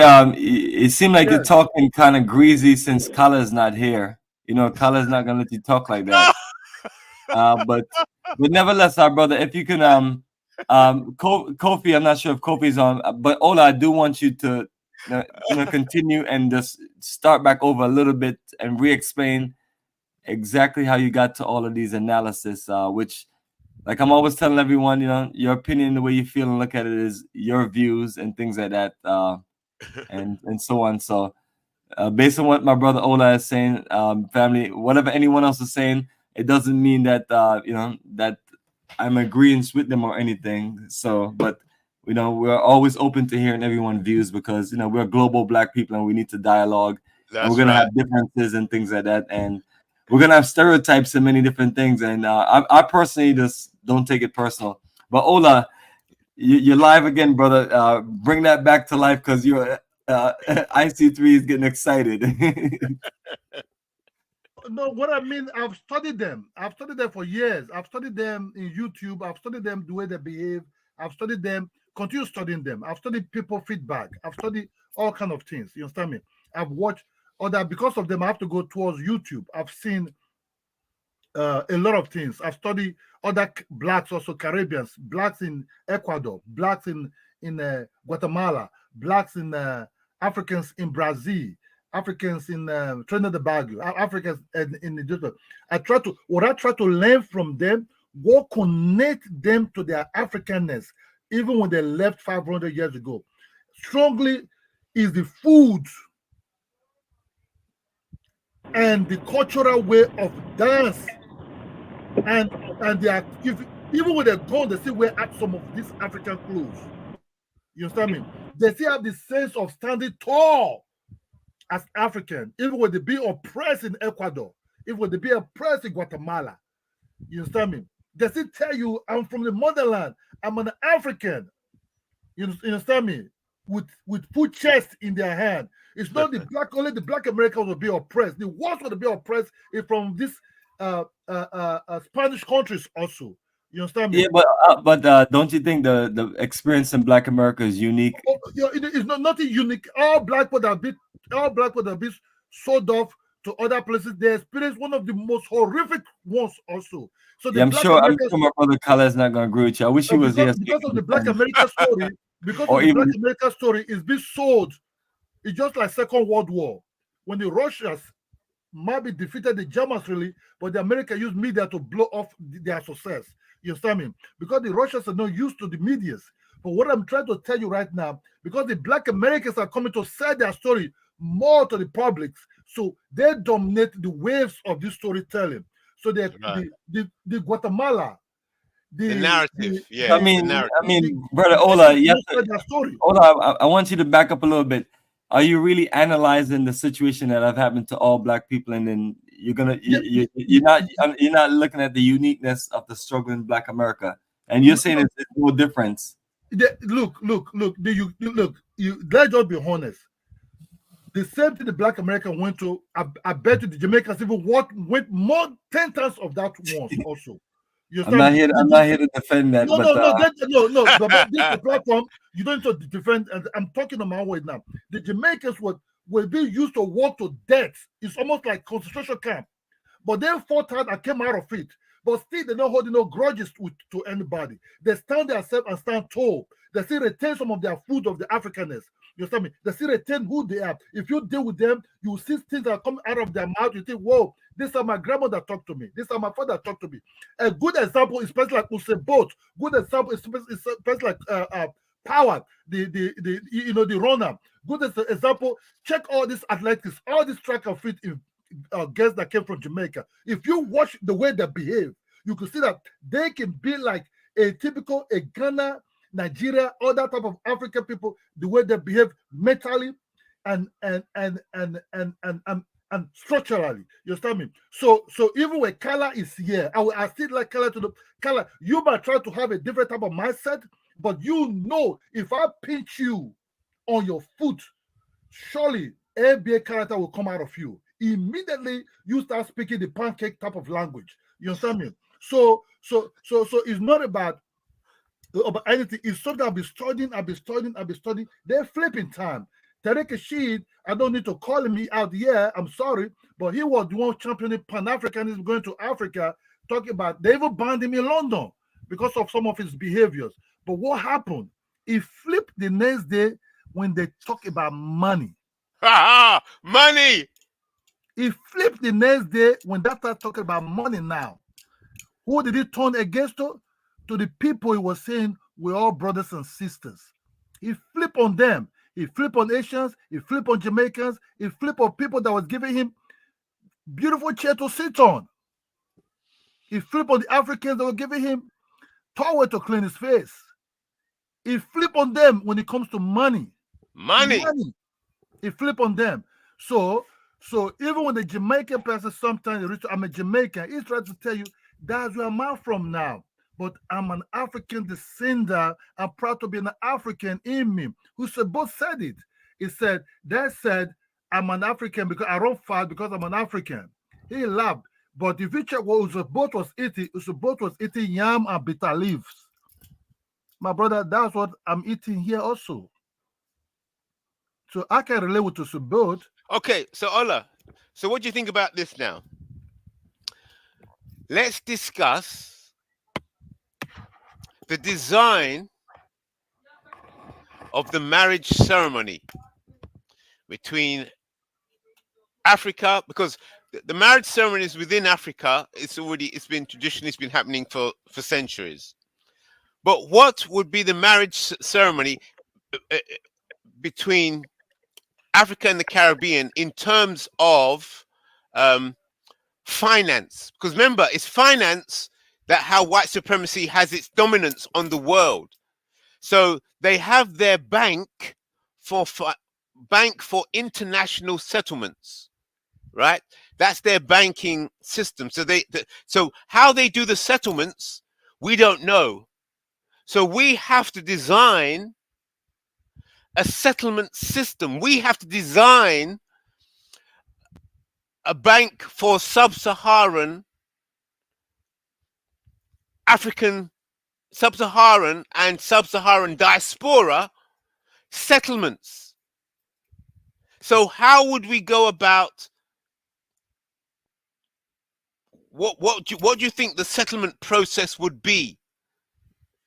Not literal marriage now, but the construction of a new bank for international Black or sub-Saharan settlements. Bank for international Black or sub-Saharan settlements. We're going to set up that bank. So what would be the settlement process? Applying your knowledge of marriage, of the marriage ceremony. It's coming slowly, but it will take some time. It now become African Union and the CARICOM, right?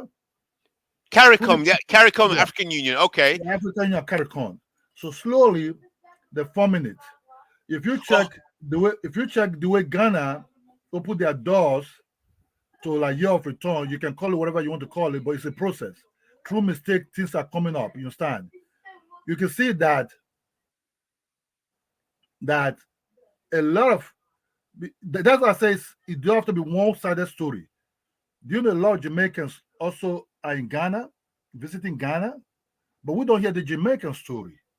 We only hear the one-sided story, the American story, because they are far more media savage in their promoting who they are. But if you really went over to Ghana or to any African country, you'll see that they might have an American accent, but you can see that they are Jamaicans. They are far more quieter. The other part of Barbados, the other part of these countries also. But because we always listen to the one-sided story, which is the Americans who always want to promote, they don't have special cookies for them in Ghana or in other African countries, or they start dissing Africa. Even when they're there, they say, oh, Africans are this, Africa are dusty. Okay, so hold it there, Ola. So based on what you just said there, and going back to what you were saying about the settlement or marriage ceremony between two warring tribes, the settlement marriage ceremony would always be overseen by the old man. It's always overseen by the elders or the old man, right? Yes. Okay, yes. so watch this. So applying what I heard you say, the old man and the settlement, it appears to me that the marriage taking place between Africa and the Caribbean, the old man appears to be the European, because I understand that the African Union is financed by Europe.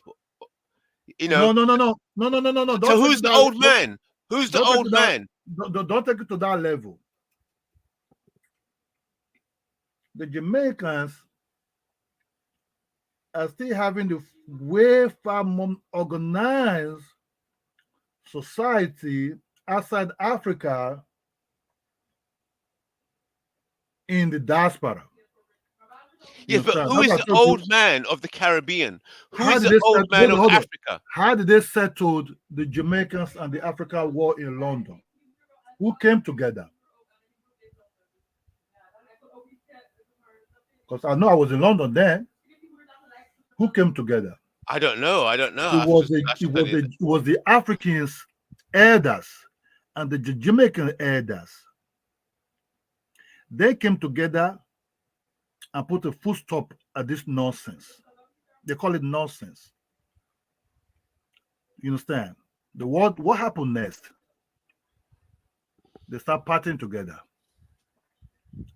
The Jamaican club now be opened up now for the Africans. It was already open, but they were fighting themselves on the streets because they want to dominate wanting. You understand? So it will not just be settled by the white man. It will be settled by the two communities that came together. So if one-sided, let us say only one-sided that have such a structure, it would not have worked. It was because the both sides have such a structure. Right. You understand me? That's why it worked. Okay, so the Caribbeans, the Coricons, they have such a structure, but the African American, the Black American have no such a structure. You understand me? So what you see with the Black people in America, they will tell you, I'm Indian, I'm from Toto Island, I'm Capo Color, I'm all kind of things. So how can you deal with people that doesn't have a particular structure? Rather, they have all multiple type of identity. Right. That they sell it to you, but you have one that actually have a particular type of identity. Right. Which is the CARICOM people who say, I'm an African who live in the Caribbean island. Right. That place might be their base, but they have such a structure. You understand? Right. But So we're going to have. Why do I say forget about the Black Americans? It's not going to work. Yeah. You cannot start dealing with people with multiple identity crises. Right. Now that is correct. That is correct. That is correct. If you watch some of them, they can be Africa today, tomorrow they're indigenous. You understand me? They are natives. They're Choctaw. Right. They're all kind of names that live inside United States there. Right. Even some of the we're trying to set the Jamaicans as indigenous, that they are Indians, native of that the Jamaicans blacks are indigenous. You understand me? Right. So you can't deal with people who have what do you call it, bipolar. Oh my God. Yo, Ola, you're saying a whole lot of stuff, man. I'm gonna have to get somebody on here to debate you because you just Yeah. Bomani. Greens Kofi. Hopefully, I'll take it back. Hey, Kofi, hopefully you're ready. Yo,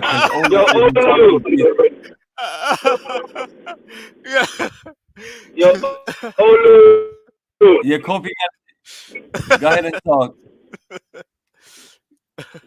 Guy Kofi, you're live. Go on, Kofi. Stop listening to Tariq Nasheed, man.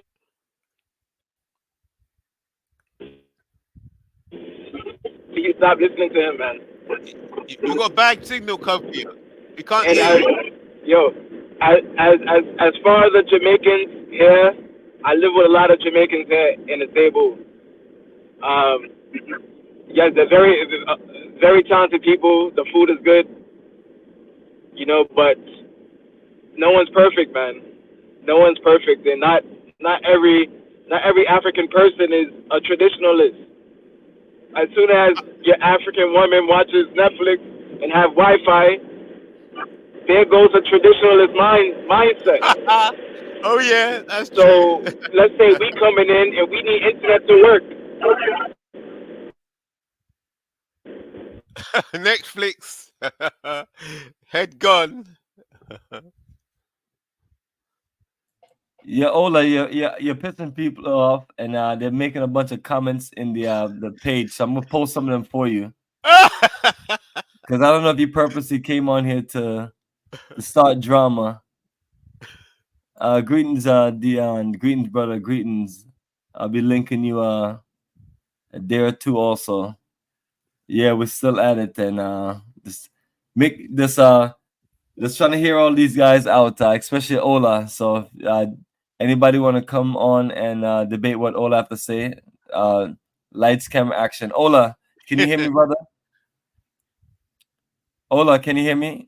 Try to unmute yourself. Ola.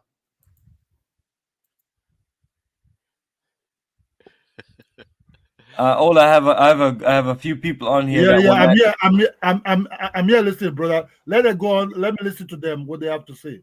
Yeah, absolutely. So my two sisters, I'm sure you want to address a lot of things that Ola said, and I didn't cut him off. I just wanted him to share his opinion. Yeah, but please be positive, as in. But I'm not in agreement. I'm not in agreement with what he said, but that's his opinion. But go ahead, Mary and Synovia, whichever one you ladies want to go first. Mary can go first. Greetings, sister. Welcome to Pan-Africanism towards nationhood. Oh, hey, What is on greetings, your mind? everyone. Greetings. Oh, hey, y'all. So sorry about my voice. I'm sick, so you might hear like a raspy voice. But I just want to say, like, I don't understand why Ola is stereotyping all of us, because some of us, we do not have us identity crisis and things like that. Like I said, on the United States Census, my father's dad of the family, my father's side of the family, on my father's dad's line, the Shy line, they had did a family tree. We found I found fifth great grandparents that were born in Africa. One of them was born in Guinea. She was born in Mandinka land. So she's Mandinka. So I don't understand why he keeps saying all of us, and saying that we should be excluded because we are Africans too. I have family members that live on the continent of Africa. So why are you trying to say that we're just saying that we're Native American and all this stuff, that we're bipolar and all that stuff? I mean, I can understand maybe you feel that way about us because you got the Tariq Nasheed type of people saying that, saying all this hateful stuff about Caribbeans and Africans and things like that, but you should not stereotype all of us.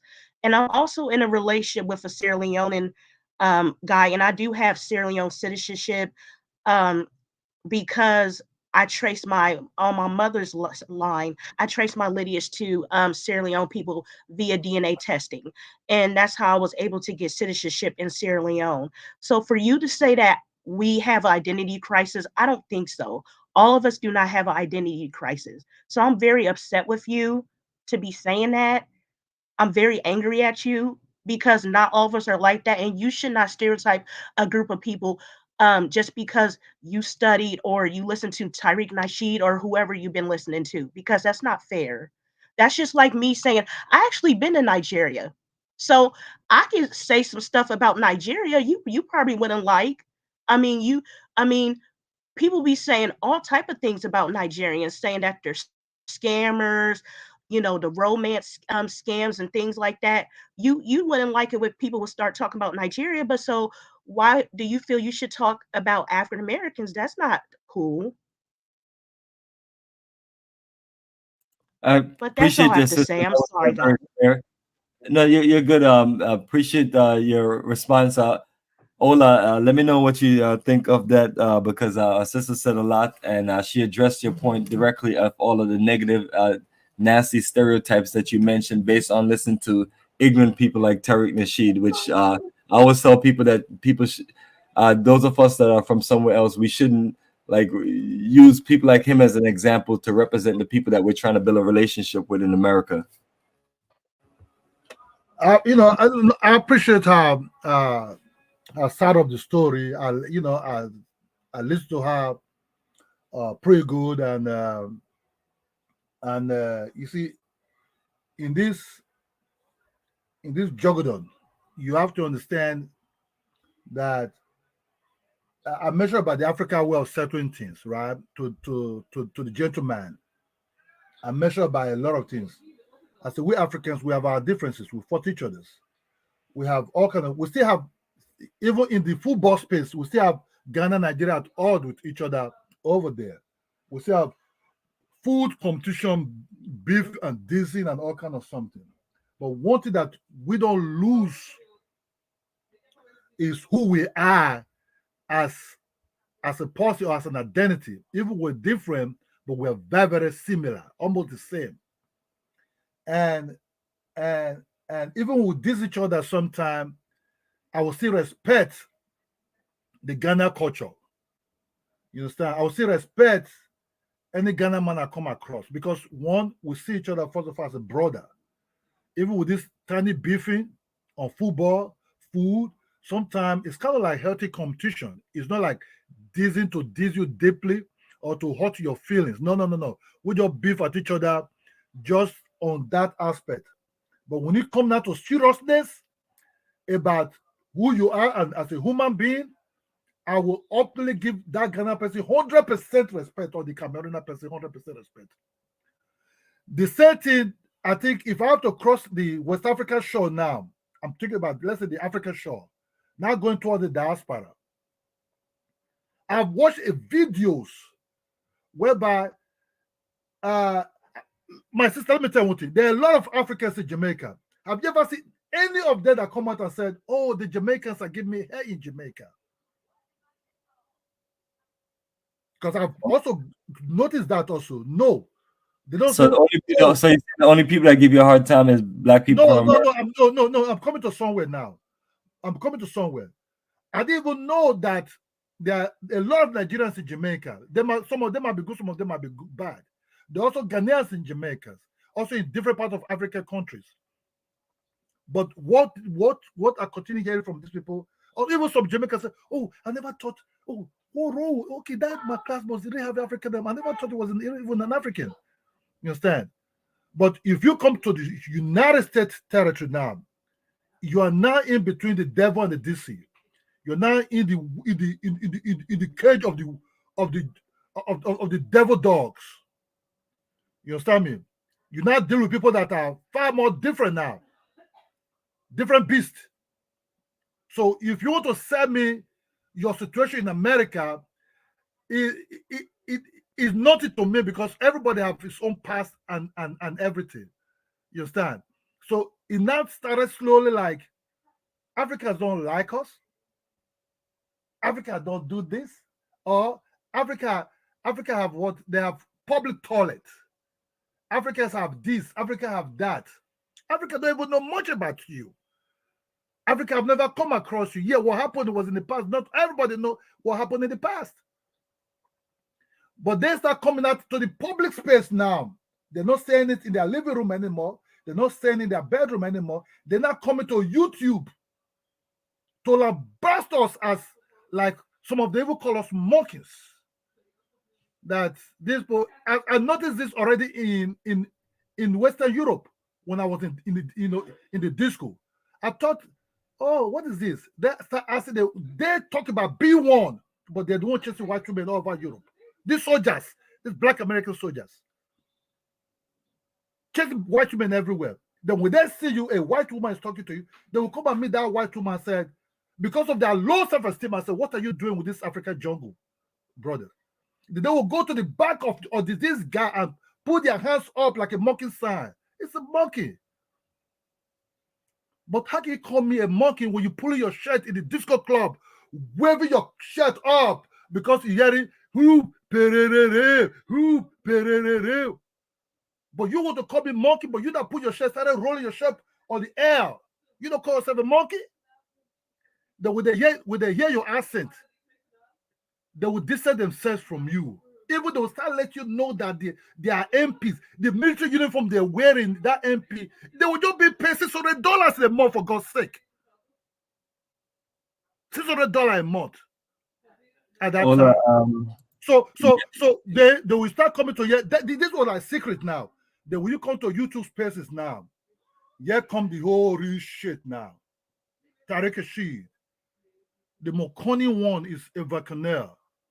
Then the other ones, they start running their mouth like somebody running diarrhea. They will start studying them. Who are these people? They will start studying their closer cousin, the Jamaicans. They will start thinking, why are these people like this? Why the other ones not like this? Then by being an African psychological doctor, native doctor, I start saying, okay, these people said they're Blackfoot, Choctaw, Native, Indigenous, Aborigines, whatever they want to call themselves. So these people may have multiple identity crisis. We'll call bipolar. They speak different time, rain, sun, and winter. Yeah, you're talking about a diverse group of people, so you're trying to summarize a diverse group of people, and that's where yes, I try to summarize them because that's where I see that's where you're going wrong. It's not Bomani. If you go to Ghana, who are the one coming to YouTube to bash Ghana? I said Ghana doesn't have business friendly thing. Even one said Ghana people are like fools that you have to tell them to do what they have to do for them to know what to do. Who are the ones? Black Americans. Even when the gay have a child with a Ghana man, it was bashing the guy. Even one stupid one said Africans are weak. I said, if Africans are weak, how do they? I said, do you know what Africans? Do you see what they can do if they're mad? You say Africans are weak? You think Africa just fold their hands and allow the white man to march on them like that? Do you know how many battles our women fought this white man? I talk about women, I'm not talking about men. Men will fight them heavily. I said, what mean by Africans are weak? They're not built like us. What you talk about? If you know you are really the blood of African, why should you say something? Because Africans always say the Black Americans as they're strong, they're determined. But now you want to pay us back that we're weak when you know you carry part of our blood that give you that strength and that DNA. Then you come on YouTube talking nonsense out of your mouth. You say, oh, you're on code. You don't want the white man to know what you want to know, but you back him into the white man. Then you think I'll be happy. I will study you and know that what kind of psychological disease that you're having, which is bipolar.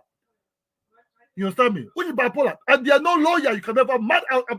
You can never marry to anything Black American. You're just wasting your time. There's nothing like loyalty. There's no lawyer. Okay. So would you agree, Ola, that this sickness that us diasporan Black sub-Saharan Africans, this sickness is brought about by in the money. It's the finance. It's the world of economic finance. Like you said earlier on, capitalism. So earlier on we talked about disagreements between different tribes and different clans were settled. Wars were settled by the process of marriage. So now we've seen that the problem we're having is all generated by capitalism. So we have to find a way for Black or Sub-Sahara and the Sub-Saharan diaspora, the Black diaspora, to settle our disagreements. We have to create a new form, a new ritual of marriage designed to settle disagreements between look, look, my brother, I define to you this settlement. There's a settlement you can make, there's a settlement you can never make. You just have to let that settlement, there's a cut your loss and let that loss go for both sides. You understand me? That's why I said so. I said the Africans have to focus more on the CARICONs. Yeah. Because these are the most closest. These are the most closest people you might. These are the most 95 to 98%. They have your type of culture. You understand me? They have your type of who they see you. But the others are just let it go because they already. You can do nothing with them. Okay. All right, Ola. We do have someone else, Marie. And I apologize if I'm not pronouncing your name right. wanted to make sure that you had time to respond to Ola because he just want to carry on and recircle the same stereotypes over and over. Good morning to everyone. It's morning for me, early in the morning. Okay. Thank you for having me on. Greetings to everyone and everyone in the chat. Um, I wanted to say I am African American. Um, that's how I identify myself. Uh, I'm African first, and I was in generation of my people's been here, not by their will, but we're here. Um, and Allah, he's got, good points about us African Americans thinking that we're Native American. Me growing up, my people didn't identify as African. They always identified as Native Americans. Cherokee. But we didn't have any Cherokee in us. I knew that as a child. I knew we were not Native Americans, but that's what they wanted to identify with. And it's look now, I was born in 65. Okay, so I've been here quite a while. So I've seen changes. Uh, our people back in the 60s and before my time, they were deprived of a lot of their history. Okay, it was stripped from us. We came here differently. We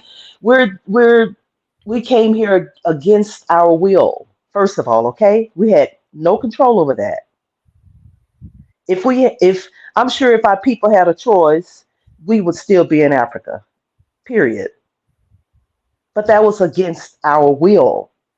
We were stripped of our culture. Christianity was beaten into our people.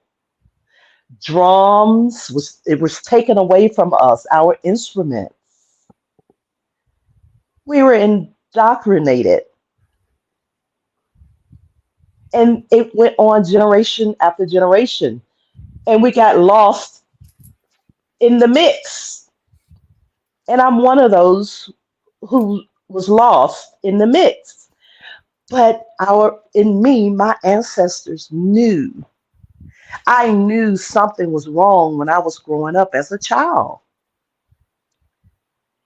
When you got other people, white Americans, you separated and you're looking at each other like strangers when you see each other in the grocery stores and you know something's not right. But I grew up in my own community and I'm thankful for that. I grew up with my people in my community. I had that opportunity. I grew up with Martin Luther King and Black Power, and I was a child, I remember having on a dashiki. No one ever told me, about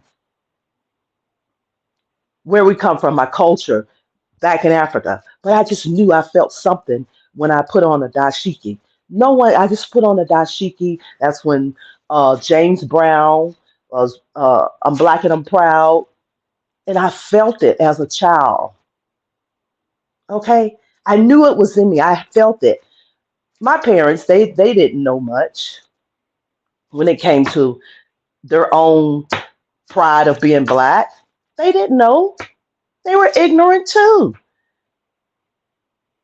Religion had my people under a spell and pretty much still got them under a spell, but times are a little bit better. Okay? And the commercials, we didn't have technology back then.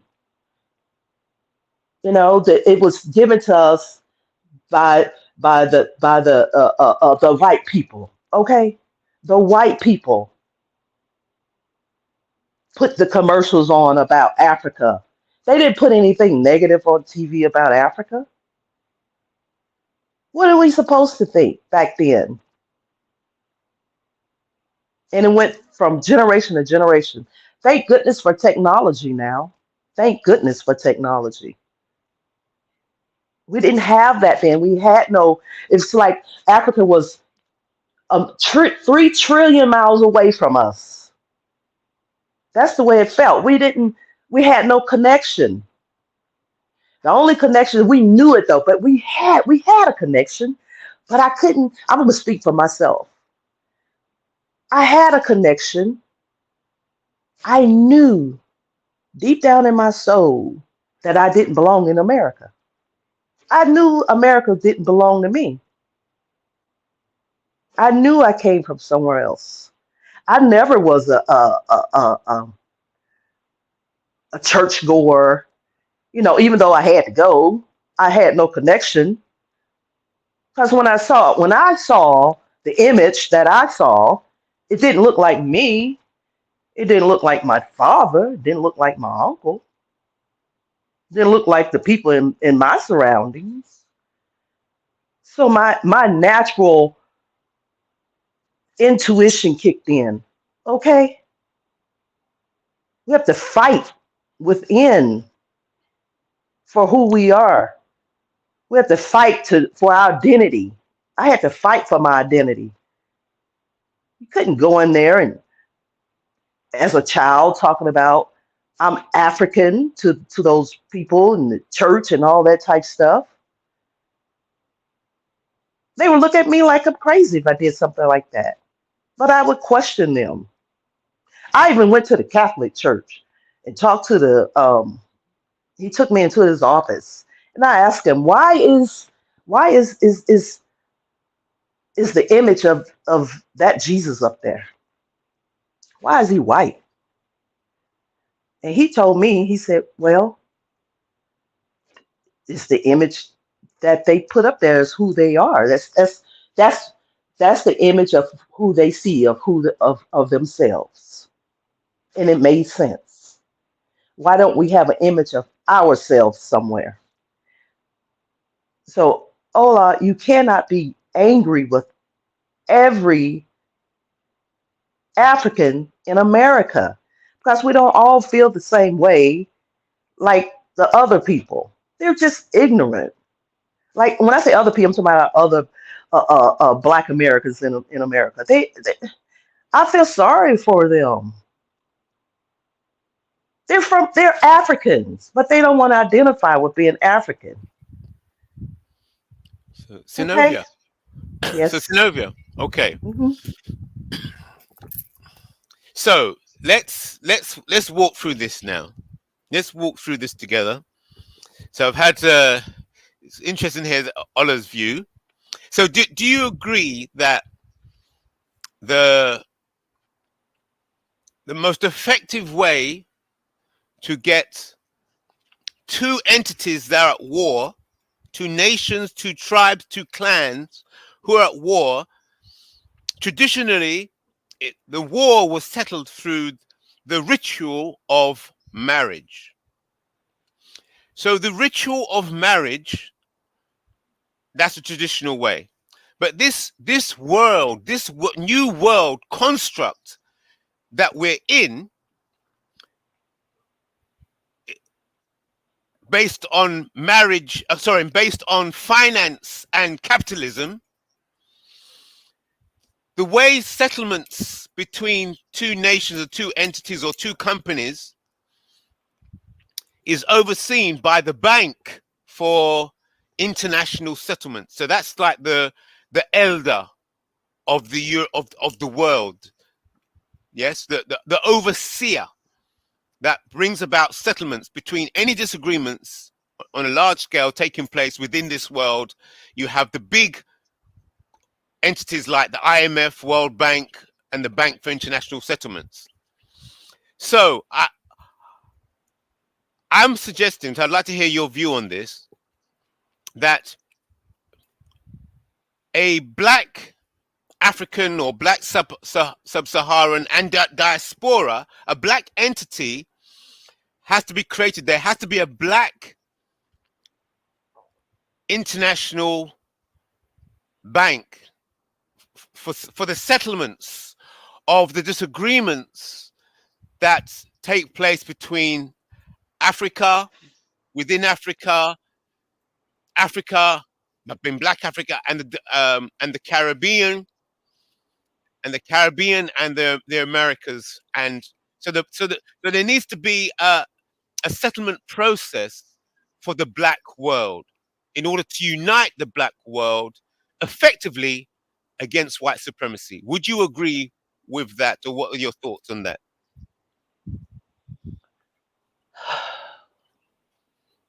That's I can see that.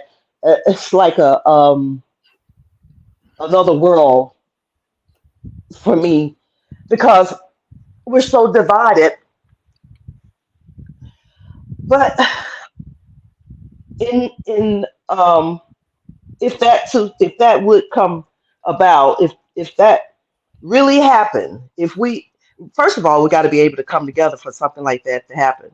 The powers that be is not us. We're fighting right now on this YouTube. How are we going to come together to even form a small bank?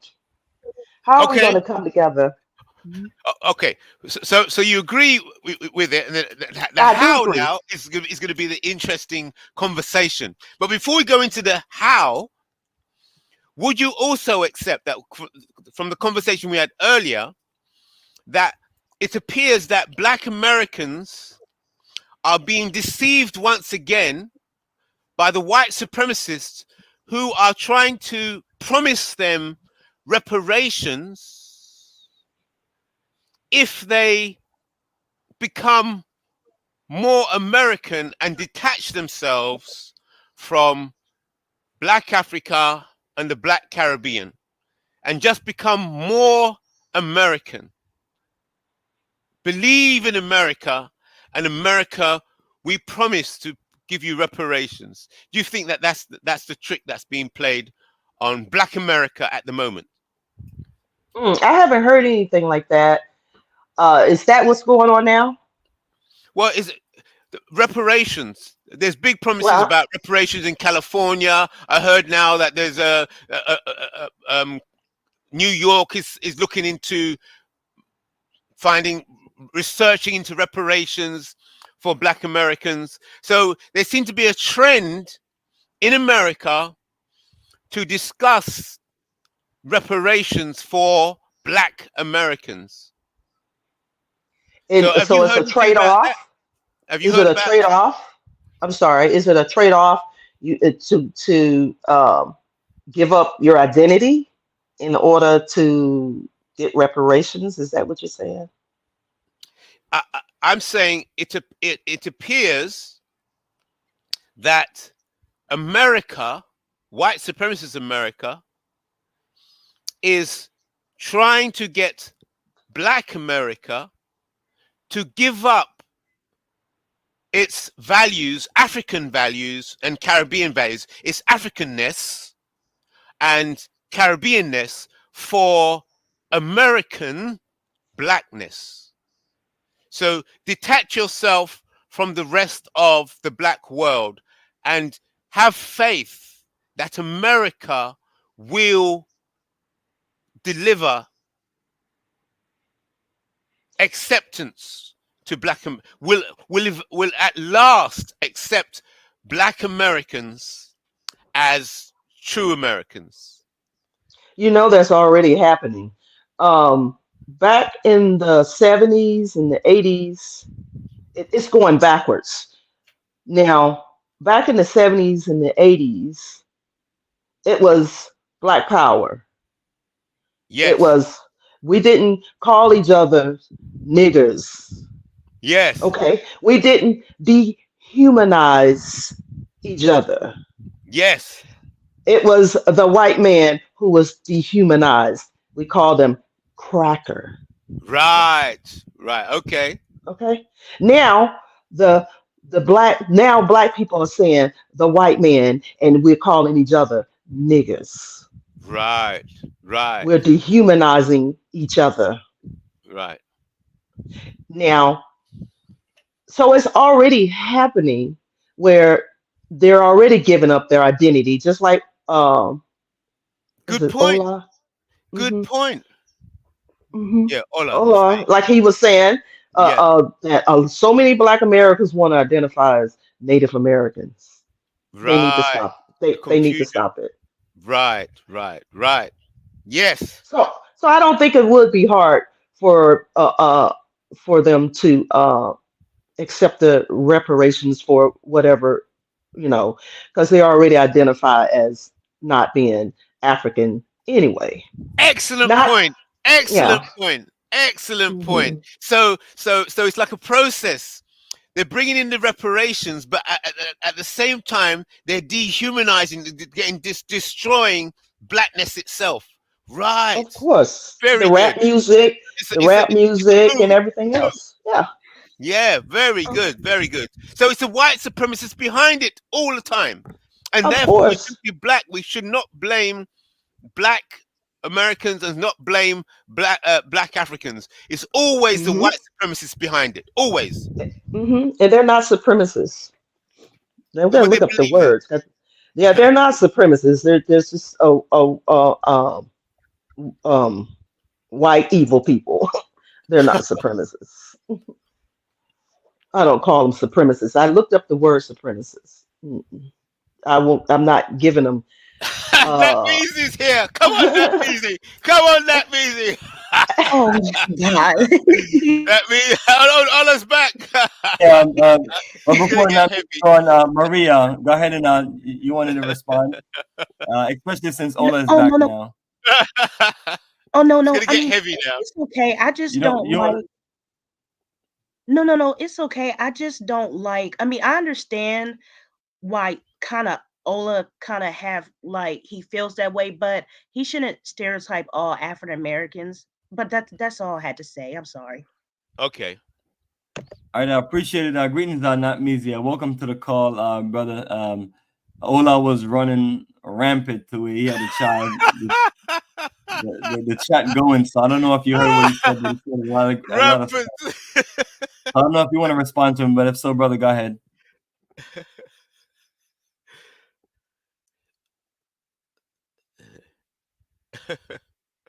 Nakmizi, you're muted. Not Mizi up. If not, then Ola, you can respond to Not Mizi what he's about to anticipate about to say to you. Okay, that's it. Like Mrs. plan to play what I'm called sorry, different. brother. I was busy dealing with something. Let What me did you like, say? let me go before you. Okay, go. No, but Bomani was saying something about you. Were you misbehaving, Ola? Yeah, absolutely. Okay. Kala wasn't here to defend it. You see, It was a whole lot of negative stereotypes about Black America, especially one thing you were saying was about the bipolar effect. You were saying that people, go ahead, Ola, you can respond. Okay, let me go because I studied both the Caribbeans, I studied the Black Americans, I studied a lot of things in this YouTube space. I've seen a lot of things in this YouTube space. What is trending now is Black Americans are coming out. Africa is now the bossy boss now in this Black American YouTube space about Africa. There's a guy called other guys who said Africa a public toilet. Africa don't go to toilet. Africa don't even have houses. Africa don't even have what called music stream. Africa dosa, big champion by Black America. But you said you don't want the white man to know much about the Black people. But you're the one bringing about Africans now to the white man. No, the Africans bring you to the white man. So in that sense, through studying their cognitive, and now see that most Black Americans have what called a multiple identity problem. You understand me? Multiple identity problem. Because you're dealing with people that sometimes they'll say they are Choctaw. Sometimes they say they're Blackfoot. Sometimes they say they're indigenous. Sometimes they say they're, I don't know, copper colored. And sometimes they say aborigines or whatever, any kind of name. So Africans should more concentrated on the ones that at least they have similar type of 95%, if not 99, way of lifestyle, which is the CARICON. You understand? Which is the CARICON because they have similar type of name of food that some of these Caribbean countries. I use Jamaica as a sample. Some Jamaican food still carry a lot of Nigeria and Ghana names. Similar type of yams and bitter leaves, what they're eating. You understand me? Similar type of structures. You understand? I said there are a lot of Nigerians who live in Jamaica, but I've never seen Nigerians coming out of YouTube. Oh, I'm getting help from Jamaica because they're treating me bad. It's not there like that. But I've seen a Nigerian person who was in the American Navy who say you have heard from Black Americans just for that 5 years in the Navy. If you go to Ghana, the ones that are coming out on YouTube to blast Africans are the Black American ones. So it's kind of like a one-sided story. And that one-sided story is there are some who are very used to media and they can say this negative story about Africa in media, even when they have children with this African men. One said, oh, Ghanaians they are docile, they're not customer friendly. You have to tell them what to do before they will know what to do. So you just generalize people because you want to say a story. So somebody, you see, Black Americans are used to media things. I think they learn it in America is full of media. And that media propaganda, they have it a lot in them, in their DNA. You understand? Then I said, but there are Jamaicans also in Ghana. But I never seen a Jamaican person come and say, oh, Africans are like this, Africans are like that. It seems like one even say Africans are weak. The Africans are not built like I don't know if say like Black Americans. Does she know what she's talking about? If you know you carry the DNA of an African and you say you're African, you don't come and say something like that. Africans, I think you don't call weak. Have you seen when Africa operates in the continent what it is? Do you think Africa just fold their hand, started looking at the white man? You know how many lives been lost? Have you ever seen where Africa fought their tribal war? Then you understand what is called weakness, or it's not called weakness. Things happen, you know, but Africans are kind of built to look silent and watch, but you don't have to pitch them. That's what I said. What call his name again? Kala, preaching about Pan-Africanism, whatever. If I pitch Kala's foot, Kala will flip up and become an FBA within 2 seconds, and he will start batching Africans. I said there's no loyalty in any of that things. Africa should focus more. Africans, sub-Saharan Africa, with the CARICON, the one that they have similar way of almost identical way of structure and food. They let the Black America let it loose, just like the Black America will let Africa lose also. Otherwise, it's not going to work. Can I respond now, brother? Yeah. Also, I think before we continue that meeting, I want Ola explain about the bipolar part because that was the part that was the most interesting. Okay, that's good. If you check a structure, I'll make an example. I said the war of the Africans, which is the West Africans and the Caribbeans in London. The battle was raged. They were killing each other like hell, fighting each other. It was a battle that happened Easter 1990, lasted for years. For years in London, for years. They were at each other's throat. What happened? I said because the Jamaicans have a structure. That structure is what African people have. Elderly settings come up together. I said it's between the African elders and the Jamaican elders. They came together. It was not the British white man or the police that settled this problem. It was both sides of the divide that came up together and said, look, this is nonsense. They call it nonsense at that time. This is nonsense. What is happening is nonsense. We'll lose that. You got to get to the bipolar part. I'll go to the bipolar. Just give me some. Well, that's who babble. Brother, you've been on this panel. I'm telling. While I've been earning 300%, I'd like to speak. The story. Look, hold on. I'm China. Don't tell me the story around the African campfire. Just give me wait. But not me. I wanted to get right to that point. Let me finish. He's a babbling Bantu. He's not going to get to the point. I'm not babbling. Let me go to the bipolar aspect. That what come about the bipolar is this. I said they settle it. One, the Jamaicans understand that the West Africans, that both children, they find each other here and there, that they are from the same source and for the same blood. They settle it amicably. That battle stopped. The Jamaicans and the West Africans joined together and now living together, marry each other, go each other's businesses, grow each other's businesses, and they're doing a lot together now in that space.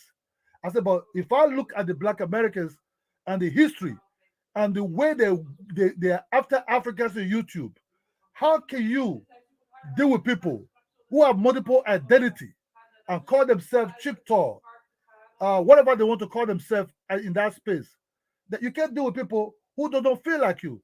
Such a thing, if you start it in a way that is called bipolar way of life, and they are bipolar.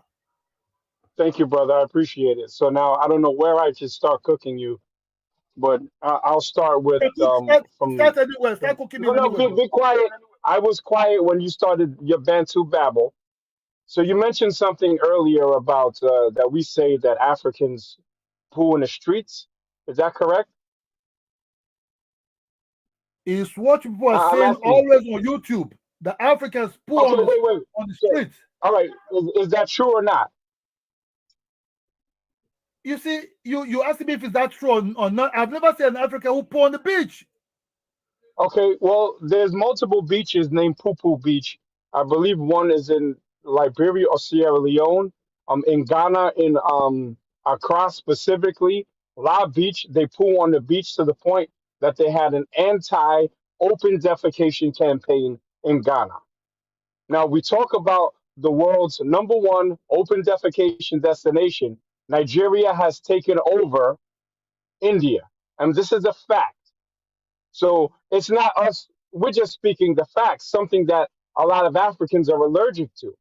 It's a fact that you guys don't have the infrastructure. And I'm saying my people shouldn't move to a place that the most people in the world are shitting in the streets.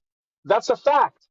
You know about the campaigns in in Yoruba land about not pooing in the streets. That's what y'all do. That's a whole fact.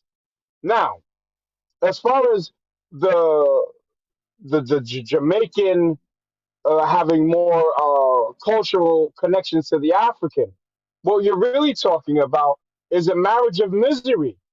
This is a poverty party. Oh, you the shit in the street? We the shit in the street too, oh. That's what the fuck that is. Y'all both come from shithole countries, so you bond based on being shithole citizens. That's what it is. And because you're jealous of Black Americans, then you throw shots at Black Americans. Now let's jump to the bipolarness. Oh, Choctaw, right? Do you understand that because of what my ancestors went through, some of us do have Native American ancestry? This is a fact. It's gone through the courts. This is a fact. Freedmen. These are historical that end up being biological facts, and you're speaking to someone who has an amount of Native American ancestry. I don't want to. It's not even close to a majority, but it's more than 10%. That's a fact. Do they have that in the Caribbean? No, not mostly. No, unless you go to the Garifuna in certain places, and you go to other places where there was a mix between Africans and Native Americans. Y'all don't have that admixture on the continent, but you do have biracials. So now the bipolarness is really you just trying to pick shots at our admixtures, right? We've had treaties with Native Americans. We fought alongside Native Americans, and obviously there's going to be some miscegenation. That's what it is. So you can keep all your anti-Black American talking points, because at the end of the day, when we want to talk about docility and weakness, we are 13% of a population brought to America in chains, in boats, under horrendous conditions, and then have rose to the to the most powerful blacks, the most popular blacks, the premium blacks of the world, while Nigeria is known as the scammers of the world. I dare you to put the power of your Nigerian passport versus my American passport, even on your own continent. You pull out a Nigerian passport in Kenya, they'll fuck around and lock you up, homie.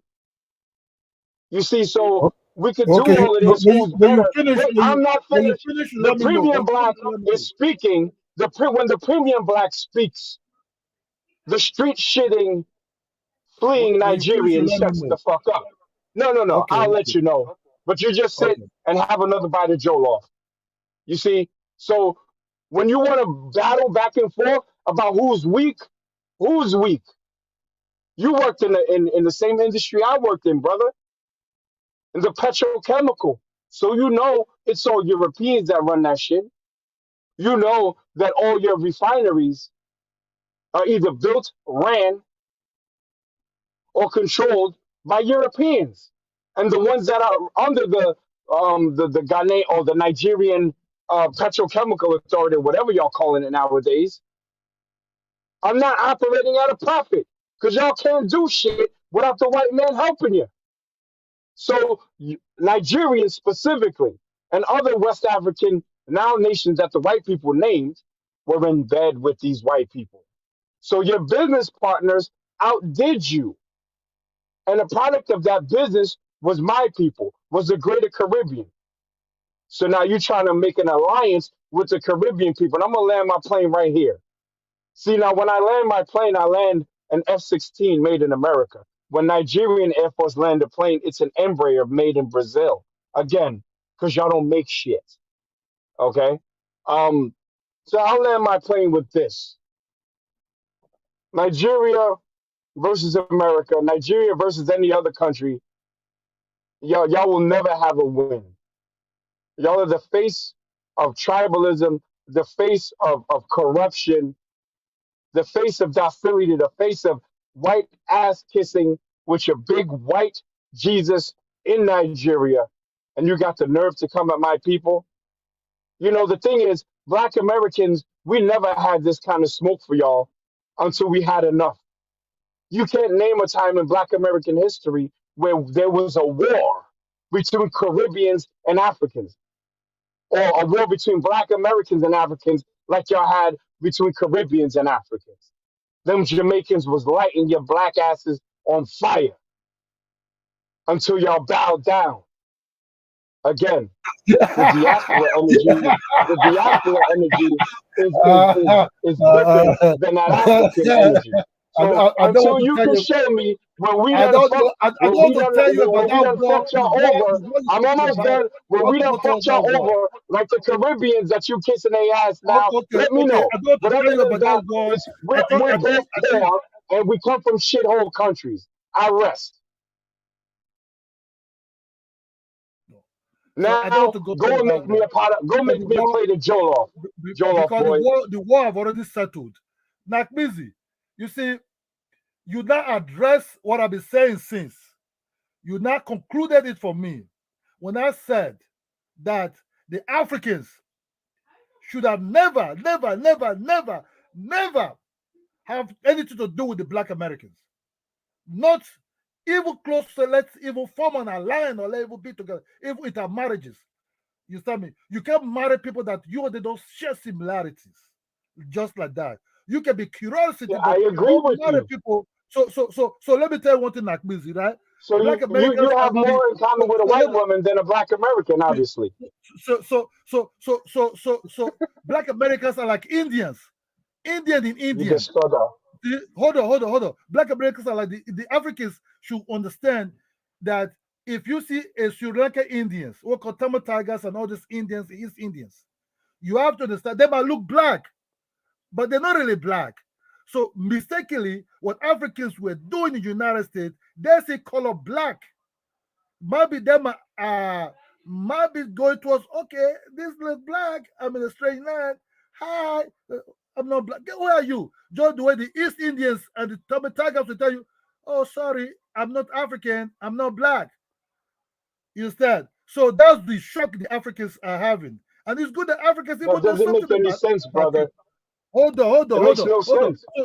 So that's what the Africans are experiencing. But since for a very long time, the Africa keep it under wrap, keep it quiet. Inside the house, they'll say, man, in America, no, don't what you see in TV is they're there. These people they don't like you. If you open your mouth and said, how are you? They just hear your accent, you gone, man. They will just move away from you. Or some of them might be have a nasty response to you. All these people that are coming to Africans that say, oh, we all be one, Pan-Africanism, these black Americans. I should tell the Africans, let them go. You can't do nothing with these people. You can't bring people that they're not part of you anymore. Whatever happened. But when the door is open now, 600 years ago, the people that took from Africa, the Kojos, the other ones, they're not the ones you see now when the white man opened the door and say, come and see your people. We not ask the white people. No, lock that door back. We don't know these people. These people are not our people. Bring us the people that you took from Ghana, from Nigeria, from other places. Now you open the door for us and say, hello, West Africa, this your people. Then we start seeing total different type of color now. We see Indians. What? We see Choctaw. The Black American comes directly from See, West and Central Africa. What are you talking about? Hold on. That person when you were talking, I was quiet. You're right, but what sense are you making, brother? You're lying. Hold on. That person, you will get when the white man came and the African chiefs sold their criminals and sold their burglaries and sold their rapists and sold some other people to the white man. The white man took the Africans at that time and took them off to United States, right? The war happened. Then after about more than 600 years, then now the white man just opened the door for us and said, hey, hello, you might know these people. Then when the door is open, we start seeing total different type of people. These people now look like the East Indians that we thought they are not Africans. I could see that Black Americans are not really actually Africans. That's why I always say the Africans don't get married to these people. Because if you get married to these people, you're on your own grave. You're your own deathbed. I would have advised any Africans, if ever you want to know anything called diaspora, they call diaspora, you have to go straight to the Caribbean, the Jamaicans, the Barbados. These are the ones that when you come out and say, this is my wife, the woman will tell you, hello, baby, I chop what you eat, I'm with you, I'm at there with you. Not the other side that been lost for a very long time, that even not you anymore. These people are different in terms of food taste. They're not even Africans anymore in terms of clothes, in terms of mentality, in terms of what you have to check the history of about 20, 30, 40 years ago. It's not now that they're hating on you. Their grandparents was already hating on Africans that was already coming to the United States inside 1970s and even late 60s and early 60s. So what you see now, the battle of between the so-called diaspora in the United States and the continent Africa, this starts now. It started with their great-grandparents who come across these Africans when they came to the United States, started laughing at them, calling them Buddhist crashers and everything. We still see it also today. Even your so-called best rappers started saying, how did Africans stream our music? Sorry to say, people started saying, you think Africans are living in a like somewhere? Also say, oh, okay, I would have loved to take my son to Africa to see that Africans live on trees. You see how ignorant that this so-called one that you saw as blacks, they're not really blacks. So if you that's what I always said, a strong culture, when the king of all these king of Africans are coming to United States, are they meeting any Black Americans as anything in United with the United States? No, because Black America don't have such a structure. When all these kings are visiting the United States, they can't even meet no leaders of United States. But check when they go to these Caribbean countries, even when they go to Brazil, that's even mix up heavily. At least these people still come and say, I'm an African, you are welcome home, you are welcome this, I'm part of you. But the Black Americans will tell you, will never tell you that. Forget about this pretending of, I'm an African. You gotta let Namizi respond. But thank you. So I really want to challenge his point that the criminals were exclusively sent to America. Are you saying that? Because that's what you said. You said that the criminals and thieves were sent to America.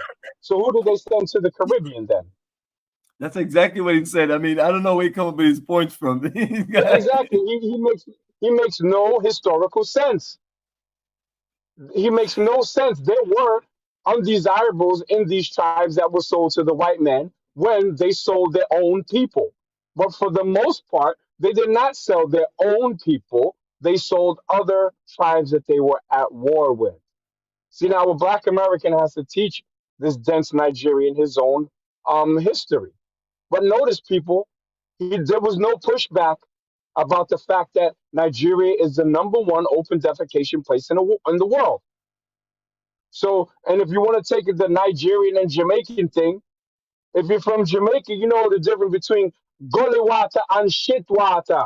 Them are bad with gully water and shit water in certain places. So that's what you have in common, is that you have a low standard of living. And you're jealous that we have a higher standard of living. So just say it what it is. We are not African anymore. We are of African descent with a different culture. We are separated from y'all for generations. And I'm so glad that I am. Because while we have Bloods, Crips, and drug dealers and all that shit, guess what? You guys do too. I was in Asia, and there were nothing but Nigerians trying to sell cocaine all throughout Bangkok. Yeah, your people. I can pull up videos right now of Nigerians all over the world hustling drugs. Matter of fact, it wasn't SARS. It was the police chief in charge of was it the robbery squad? He was in charge of bandits or some shit like that. They did a whole fucking, they did a whole freaking thing with this guy, following with cameras. I believe it was on Vice, about his issues battling against banditry in Nigeria. 3 months later, he got charged with selling cocaine. So when you talk about Pookies and Ray Rays, the original Pookies and Ray Rays were called Olas and Mohammeds from Nigeria. So I don't care about all of this smoke that you got and you want to link up with CARICOM. That's cool. Because I'm gonna tell you this. If you think that the majority of Caribbean people fuck with Africans, I'll tell you, look at that old war where they was putting a machete to your ass in England. So don't believe the hype. But what you can believe is that your country is the poster child for African failure. You come from a failed country, you're a failed man who wouldn't even marry an African woman, and you're an African. You literally married your slave master, your ex-boss.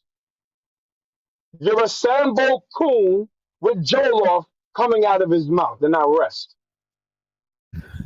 Yeah, not easy on that point. Let me play a video. I was trying to find the right video, but if you can either find a video that you want to play. You're talking about drug dealing all over the world, but I do have a video that's interested, and maybe Ola could address this video. So Ola, I'm gonna play this video, and then you can just respond to it also. Nigeria has become increasingly troubling, with many young people, including teenage girls and young women, getting addicted to drugs. Nowadays, many addicts are hooked to a drug called tramadol, and it's proving difficult for the authorities to curb the prevalence of the menace in trafficking in the country. Here's a report. Drug trafficking and its use are on the rise in Nigeria and are becoming a public health concern. The enforcement agency says that the drug menace is leading to many criminal activities. Nigeria's drug watchdog told WION that over 19,000 arrests were made in the last 20 months and around 5.4 million kilograms of illegal drugs have been seized across the country. We have 14.3 million Nigerians who abuse illicit substances. And out of that, that's which gives you 40.4% prevalence rate. And that gives us, which is 3 times the global prevalence average of 5.6, almost 3 times the global prevalence average, which is 5.6. And so when you look at that, it is a big challenge in Nigeria, the problem of drug abuse. There's no need denying that. The most common illegal drug used in Nigeria is cannabis, mainly in its herbal form. It is locally produced all over the African region and is therefore affordable. The possession of cannabis is illegal and is punishable by a minimum sentence of 12 years in prison. In serious trafficking cases, life imprisonment may be imposed. There have been calls by experts and some government officials to legalize the cultivation and the use of cannabis. They say its health and commercial value is beneficial to the country. However, the drug watchdog disagrees. Cannabis remains a threat to human health because it causes psychosis, leads to some health challenges. There is no need denying that. People who are promoting cannabis may tell you, yeah, it has this, it does this, it does that. More often than not, they keep quiet about also the dangers, what cannabis can also do, the harm cannabis can also do to the body, to human health. Despite the stigma and danger of the law, the use of cannabis in Nigeria is growing.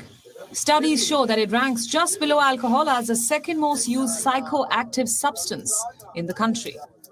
There are an estimated 14.3 million active drug users in Nigeria. The number is likely to hit around 20 million drug users by 2030. This, according to an estimate by the United Nations Office on Drugs and Crimes. Protesters have defied all odds to come out today in commemoration of the victims that were killed by military operatives on the 20th of October 2020. These protesters, all they sought for was an end to police brutality and the extrajudicial killing that has become endemic in the country. Years down the line, are their demands met as cases of police brutality lingers on in our country, Nigeria? From Lekki toll gate, the venue of the NSAS protest, Louisa Olani. We on World is One. Shithole country, please play the next video. Okay. Now, yeah, that's the video right there. But it's good that you show you see every society have its own problem, right? But we Africans never come out and said we have typical type of people that is bothering us. The Jamaicans and the white men are the ones destroying our space. We never flip to betrayed or to never betray, to blame other people for our problem. We blame ourselves. Then our families and our government people are working towards to solve some of this problem. Every country will have its own downfall or problem. But you see, that is a country being ruled by people of the same type of what we call blacks or black. You know, it's not the word we use normally in Nigeria. We use by our tribes where we're coming from. So if you see these things, I want to show a YouTube whereby whoever said in our community the white men are bringing drugs to us. It's not there. Yeah, go ahead, Ola. If you have a video, let me finish. Hold on, because you number 10. If you have a video, you have to be fair now. You know. I'm saying if you have a video, Ola, make sure you also get it. Also, we never blame anything. Rather we blame our own people. You see, Nakmizi, it's good for you to call yourself premium black. I wonder what kind of premium black you're talking about. You understand? What is called premium black? If you want to talk about premium black, on what? We don't shit in the streets. Today you sound like a Nigerian. You sound like a Nigerian instead of a Nigerian. On what? Is it? I can tell you, even the athletics you're talking about, it was inside United States they started experimenting steroids of steroids inside the 1970s. That they were using steroids to run with the Americans at that time, with the black Americans who were even running at that time. It was even black Americans that were trying steroids in the United States in terms of track and field events. Even to the 80s, even to the early 80s, Africans don't know nothing about steroids. They were running with a natural strength. When the Uganda guy came inside 1976 and broke the world record in 400 meters hurdles. What happened in 1980? When all your athletes, you want to talk about premium black, when all your athletes were all doped up on steroids at that time. The target, the closest to you was Ben Johnson, who was living in Canada, in Canada, who understand the trick of what you people were running with. If you want to talk about strength, but when Nigeria guy came out and that called Chidimo said, who came to America to study, was also doing track and field events, said, I'm not running with natural strength with this, but these people are dope up. He said, no, you jealous. What Black Americans always said, oh, you people are jealous of us. You people are doing this. The guy said, no. What happened?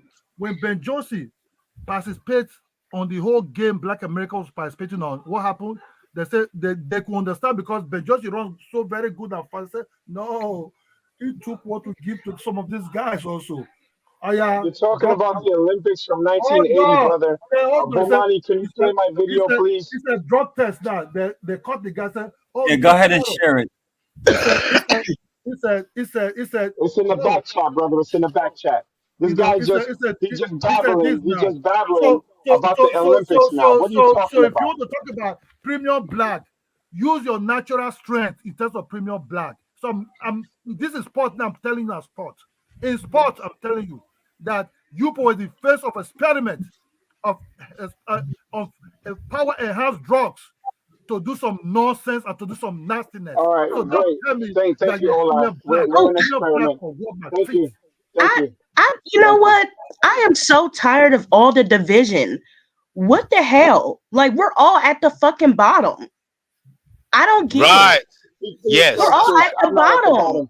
Yes, we are. We are at the bottom. There's two solutions. We're at the bottom of all races. Yes, we are. We are at the bottom of all races, and here we are arguing as Black people. I don't give a fuck where you from. We need to start fucking building. What the yes, fuck Marie. y'all fucking that's right. And all this shit. We need to fucking start working together and building something together. Y'all arguing over nonsense. I'm fucking tired of y'all. I really am. So I don't what the fuck you click the link for then? I don't care. Y'all need to stop. This is dumb. Yo, Bomani, could you play my video, please? And we can't even work together. We're having a debate, though. Let me just let us share her points. I'll play the video. But Marie, go ahead. Share what's on your mind. I just want everybody to get it out.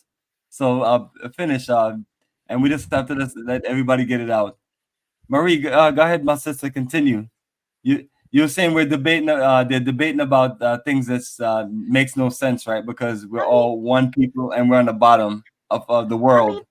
I mean, I'm not. See, people in the chat, they're talking about individually, talking about they're not at the bottom.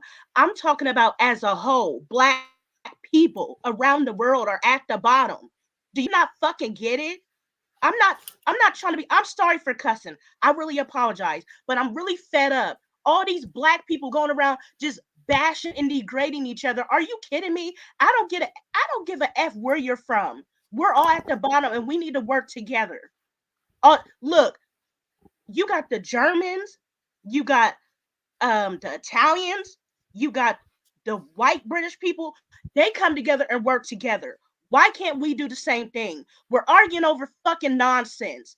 I'm fucking tired of it. What the hell is wrong with y'all? We can't even freaking come together and build anything. If anything, if you go to Black communities here in America too, it could be shitholes too. If you go to Africa, Jamaica, I don't give a damn where you go. You got shitholes every damn where in the Black community. We need to come together and do something. I'm tired of damn arguing. I'm just tired of it all. We're talking about each other, all this crap. I'm sick of it. And I'm sorry, Mr. Bomani, I don't mean to cuss. I'm not trying to be an angry Black woman, but maybe I should be angry because all of our community is fucking messed up.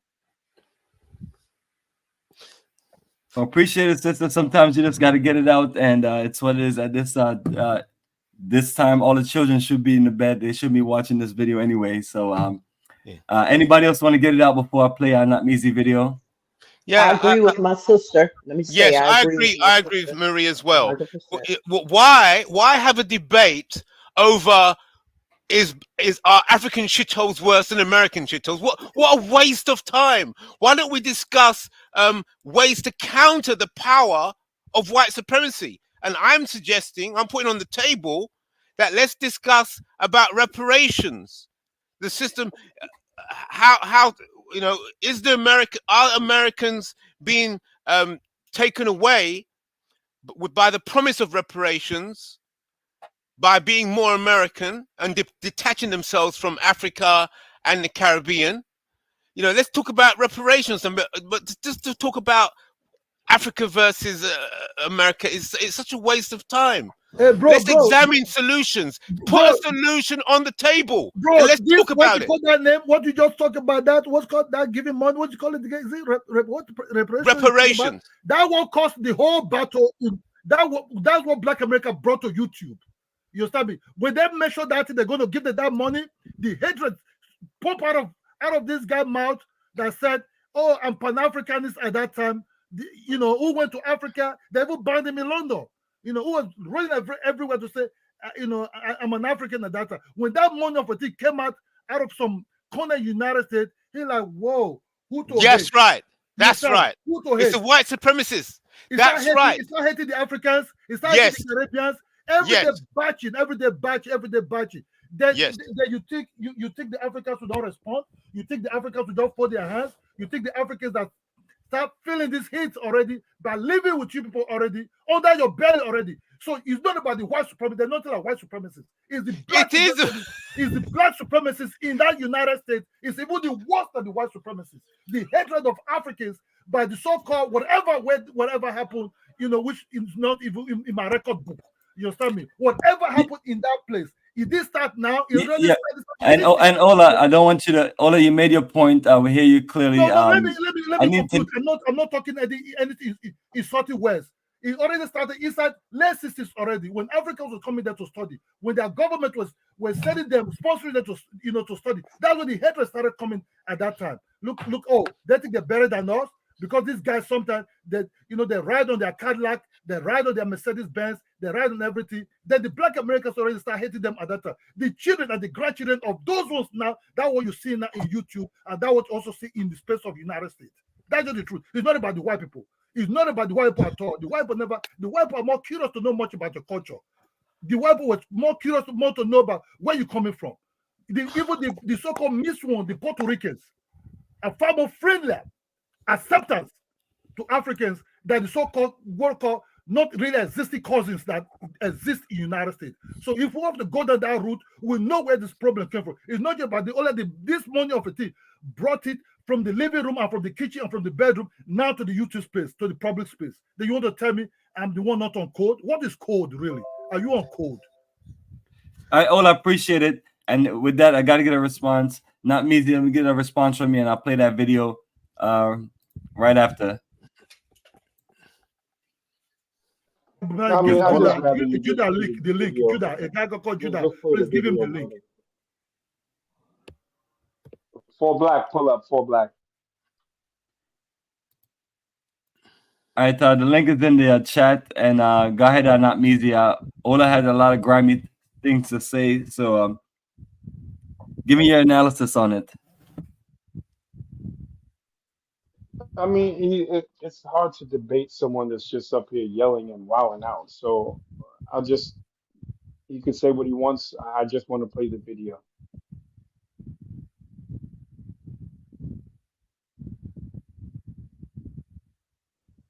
Nigerians have been advised to imbibe a sense of responsibility to help end open defecation across the country. This comes as the government pushes to reduce the 48 million of people who still engage in this saddening human practice. Minister of Water Resources made the plea at the end of discussions of the two-day World Toilet Summit hosted in the nation's capital. Kemi Balogun reports. The entire public health, environment and economy are put at risk with devastating consequences for the poorest communities as the sanitation crisis affecting millions continues unabated. Participants at this two-day event on the World Toilet Summit are putting issues regarding innovations, private sector partnership and investment on the front burner. They equally believe that by ending the sanitation crisis, 50 to 60% of disease problems can be solved. We noted the need to expedite action in addressing the global sanitation challenge and arrived at some priority resolutions as stakeholders and partners committed to one, speeding up, scaling up, and sustaining of sanitation.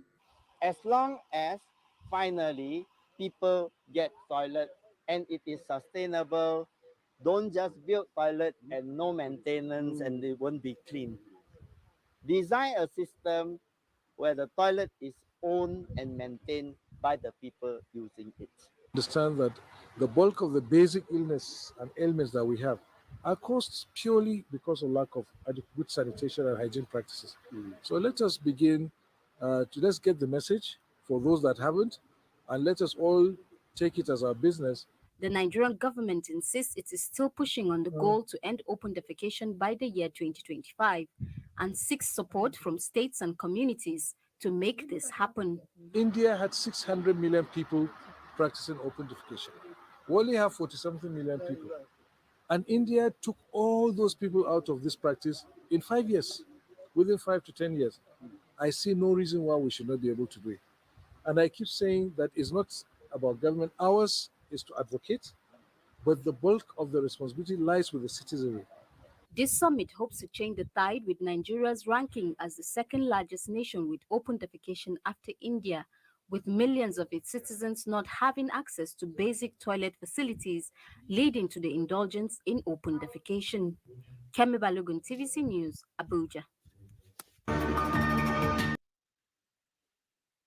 Wow. Okay, Bomani, it's But good now that you they're showed number that. one. They beat India now. They're number one. Bomani is good.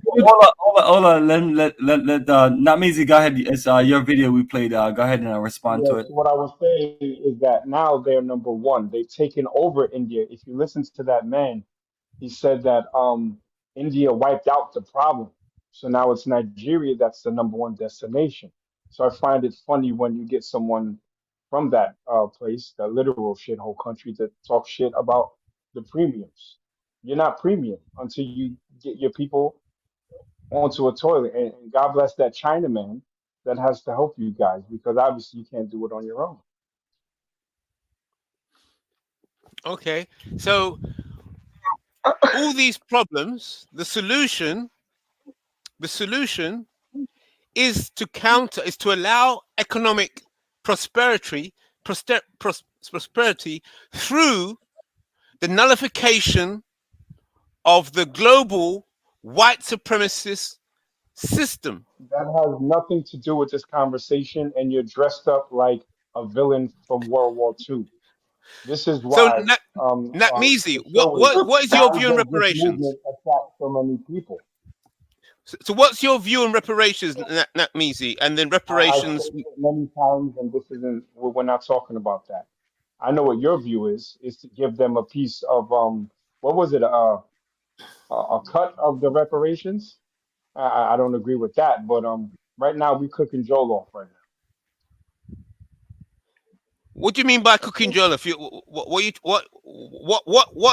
are we doing? I thought we was having a discussion about how to unify Black Africa and the Black African Diaspora. What is the solution? That was what this conversation was about. Then it went on to start talking about toilets. I mean, what are we talking about toilets for? Ola and I can agree, even if we're spicy, that the solution is separation. Right. So you both agree. So therefore, if you both agree, you're both saying the same thing. Ola's saying you can't deal with the Black Americans. The Black Americans say we can't deal with the Africans. Right. So earlier on in the discussion, we're saying, right, maybe we can build a bridge by going through Africa and the Caribbean, and then Caribbean and the Americas. So maybe there can be no direct link made between Africa and Black America because of the damage, but we can build a link by forming through the Black Americas and then through to Africa. So we can build a bridge that way. It could be a long way round, rather than wasting energy trying to build a direct bridge between the Black Americas and Black Africa. Let's build an indirect bridge. Let's construct something. Well, Mr. Reparations Nation, I'm gonna say this. I think we should focus on like-minded people. Those who don't want to unify, they can just stay behind. We work with like-minded people to build something together. I don't know where we're going to build it at. If you want to build it in a country in Africa or something like that, build something like that, that's fine. But not all different blacks want to unite. Let them stay behind. We work with like-minded people. That's all I have to Right. say about that. So Marie, would you say that the Zionist model, a group of white people got together, called themselves Jews, and said that they represent all Jews, and then that small group of Zionists then got power, and then they started to negotiate with a state, with the British state, to grant them Israel. So I'm saying, do you think something similar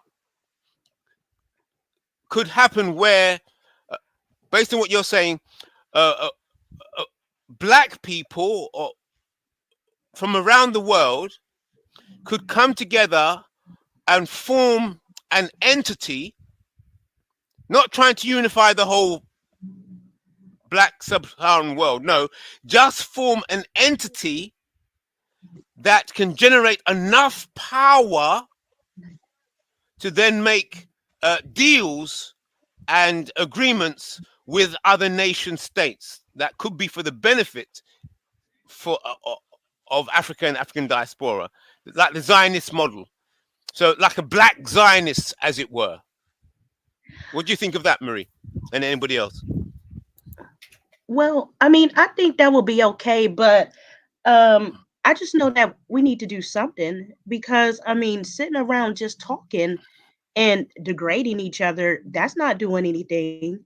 I mean, Yes. we're not thinking about our children. We're just thinking about ourselves. What are our children going to do? Like, Yeah. are they going to be always workers for the European? Like, I Right. mean, even in Black America, some of our stuff is not even together. Like a lot of us still work for the European. I mean, Right. so I don't understand. Like, I mean, I could see if Black America that we were coming together and building something within our communities. Like, I mean, we can have a black grocery store, like a small grocery store, or just something to provide jobs in our for our communities. But I don't see any of that happen. Yeah, there may be some black grocery stores and stuff like that. There's one in Ohio where I live. But I'm just saying we could be doing more. I mean, Of y'all course. say we got 1 point something trillion dollars of worth of spending, but okay, if we have that money, why are we not coming together as a community to build anything? I mean, I don't understand. I mean, I don't know. I just know that we need to stop degrading each other and bashing each other because we're all black. We may be different culturally, but I don't I don't think I'm better than a Nigerian or a Ghanaian or a Jamaican. I believe that we're all the same. We just have different cultures. I'm not better than anyone. I just want to work with my So people. you don't consider yourself a premium black? You don't consider No, I yourself a don't. premium black? No, I don't. No, I don't know. I don't feel like I'm better than the next black person. I just want us to all work together. I just want us to build something with each other because all the Europeans is coming together to build something. And here we are as Africans, Caribbeans, and Black America. Here we are just talking stuff about each other. And what the hell do we have? And I'm not talking Right. about individually, because you're gonna have people in the comments saying that, oh, well, I'm not at the bottom. Well, as a whole, we are. So what the hell Yes. are we gonna do? 100%. Yeah, And absolutely. I So, agree. go ahead, sister. And then when you finish, let's hear from Almighty Judea. Go ahead, Synovia. Oh, okay. I'm just agreeing with my sister. Um, yeah, it's time for us to do something. I just came from Ghana, and okay, yeah, I saw um some issues with sanitation, but I'm trying to come up with a solution.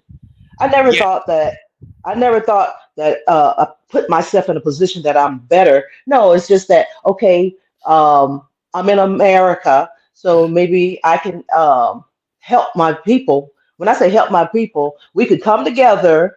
Okay, because I was thinking about the art center in Ghana. I'm like, okay, I love the art there. If I start a have a store here and sell the items, the products here in Atlanta, I could take some of the proceeds, and because it's a beautiful ocean behind the art center, and I could take some of those proceeds and put it back into the community and build up the community. So I'm trying to come up with solutions, not problems and perpetuating issues. Yes. I'm trying to build, I'm trying to import and export between each other. So that's my take on it. And I'm about to go. I'm going back into the chat. I appreciate you, sister. Thanks for your views and everything. Almighty Judea, welcome to Pan-Africanism towards nationhood. What's on your mind? Oh yeah, Bomani, how's it going, man? It's going good, brother. Good to hear from you. Appreciate your comments. Right. Yeah, I mean, is there a way you can address Ola? Ola, No, I'm not addressing all that, man. He has the right to whatever he said. I mean, you played a video based on what you like to play. I'm not gonna choose who to debate with, but look, man, I mean, if people wanna be equal, or blacks in general being equal, I mean, we can talk on what problems each blacks are facing and whatever people are facing. I mean, it's not derogatory, but look, it's hard for even us on the continent to even work together as blacks, and to talk about meeting Caribbeans and joining every people and put them in a box to work together. It's kind of hard. I'm not gonna say it's gonna happen overnight, but uh, it's hard. So people gonna have their own views based on what is going on. People will have come in contact with African Americans or the diasporas, Africa, what they are doing. Others have met in America, in Europe. Based on individual or what people do is where the judgment is coming from right now. So most Africans, as I speak, most of them are stepping back from Pan-Africanism, or based on what they have interacted or gotten from the people that have gone over there in Africa. I mean, it's a lot of chaos that is happening right now. So it's not only Africans talking down, it's not only African Americans talking down, but people want to be supreme, be supreme blacks over others. I mean, it's based on them. What Ola said, I mean, he said his mind. He said what he has to say. So um like I said, I'm not a Pan African, so I really don't look forward people uniting or working together, because I live in the United States. The worst places for me to even live in are places where you find a lot of black people. So I mean, if these black people are not able to stay together and work and build a community, and then it's like to think of going viral or going, I mean, international to work together. I mean, that's kind of funny, man. You have to start together, start building from your community, work through, and then maybe working together might might expand to what it is today. But I mean, if not, then we always just gonna keep talking, then there'll be no solution out of it. So Yeah, because every time, go ahead. yeah. So do you see any um what is your position? Do you see value in building your community, or do you believe that uh, the world is the world, and all of us as individuals or as groups should just get on, get Look, the man, best? look, What is your position? as an African man, let me tell you, I don't believe that the people that are going back home are actually the one building Africa. No, man. African Interesting. Americans, they're going. Let me finish. African Americans are going to Ghana, maybe Gambia. They're building one apartment, 2-bedroom house, doing that. That's on them, man. They're building their houses. It's not like they're creating employment for people. I mean, yeah, I mean, maybe you can. I mean, that's on you. You as an individual, you building something for yourself and your family, maybe. Right. But going to Africa and saying you developing Africa, you don't. Come on, man. It's not Okay. gonna be that kind of. Let me finish, man. I mean, I see to it. Come on, it's not gonna be that kind of development. That it's like me coming to United States and buying a land and building a house, and claiming Right. I'm developing United States. I mean, come on, it makes no sense. So Right. I mean, when people are talking, they have to be specific on what kind of uh, uh, uh helping Africans. I mean, what are you doing? I mean, I have Africans here that have jobs, that have companies.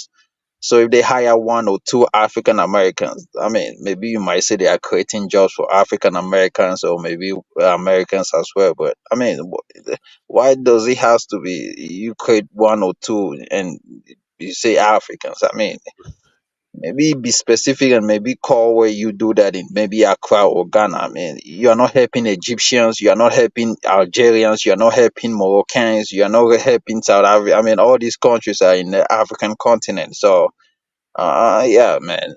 Go Right. ahead, man. All right. So what is your position? I'm trying to understand your position. Do you believe in?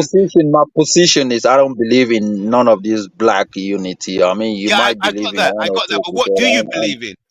I What do believe, you believe in? I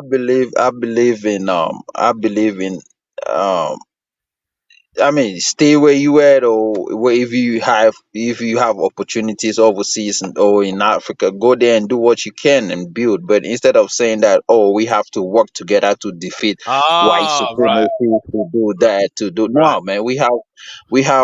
And this is why most African Americans believe that we on the continent we have the same history like them. right. We have a different history. When the white man came to Africa, most of us fought. There was revolutions. There was people were protesting. Some people fought, and some of the white people were defeated. So in America, you still have the white man suppressing black Americans. The black Americans in America, or maybe in the Caribbeans, have never been independent, so they don't know what independent is. They fought for unity with a white man too. As so, yeah, I mean that kind of unity where okay, let's be in one country, and they have assimilate into the white man culture. So they see the white man as a supremacist, as a person that has more power over them. But us on the African continent, we have a place where we have our own, we run our own things. We have certain things that we do. We're in control of certain things. The white man doesn't come here and say, oh, you have to. No, the jobs that you go in Africa and you work for, they are run by they are run by people that look like you. So when you keep talking of supremacy, as an African, we ask you, but maybe you look up to the white man. As me, as a Bantu, I'm more superior over the white man. Maybe you don't feel like you are superior over the white man. So we as Africans, certain Africans believe that they are more superior or have powers the same, or you believe the same like the white man. So these are kind of different history we fought for. We did a lot of things that maybe most of you guys didn't do. So when you see the white man as superior, we don't see that. So it's two different histories. So forcing us to believe that we are one, we went through the same history using terminologies that does not align with Africans, but align with, the black diaspora, and you feel like we have to be part of it. It makes no sense. So, All right, all right. so Yeah, I got your point. I understand your point. Right. So I think I understood your position. What your position is that wherever the African goes, or wherever the African is on this planet, they should try and do well for themselves wherever they are, and right. don't worry about tribe and don't worry about nation. Just look after yourself wherever you are.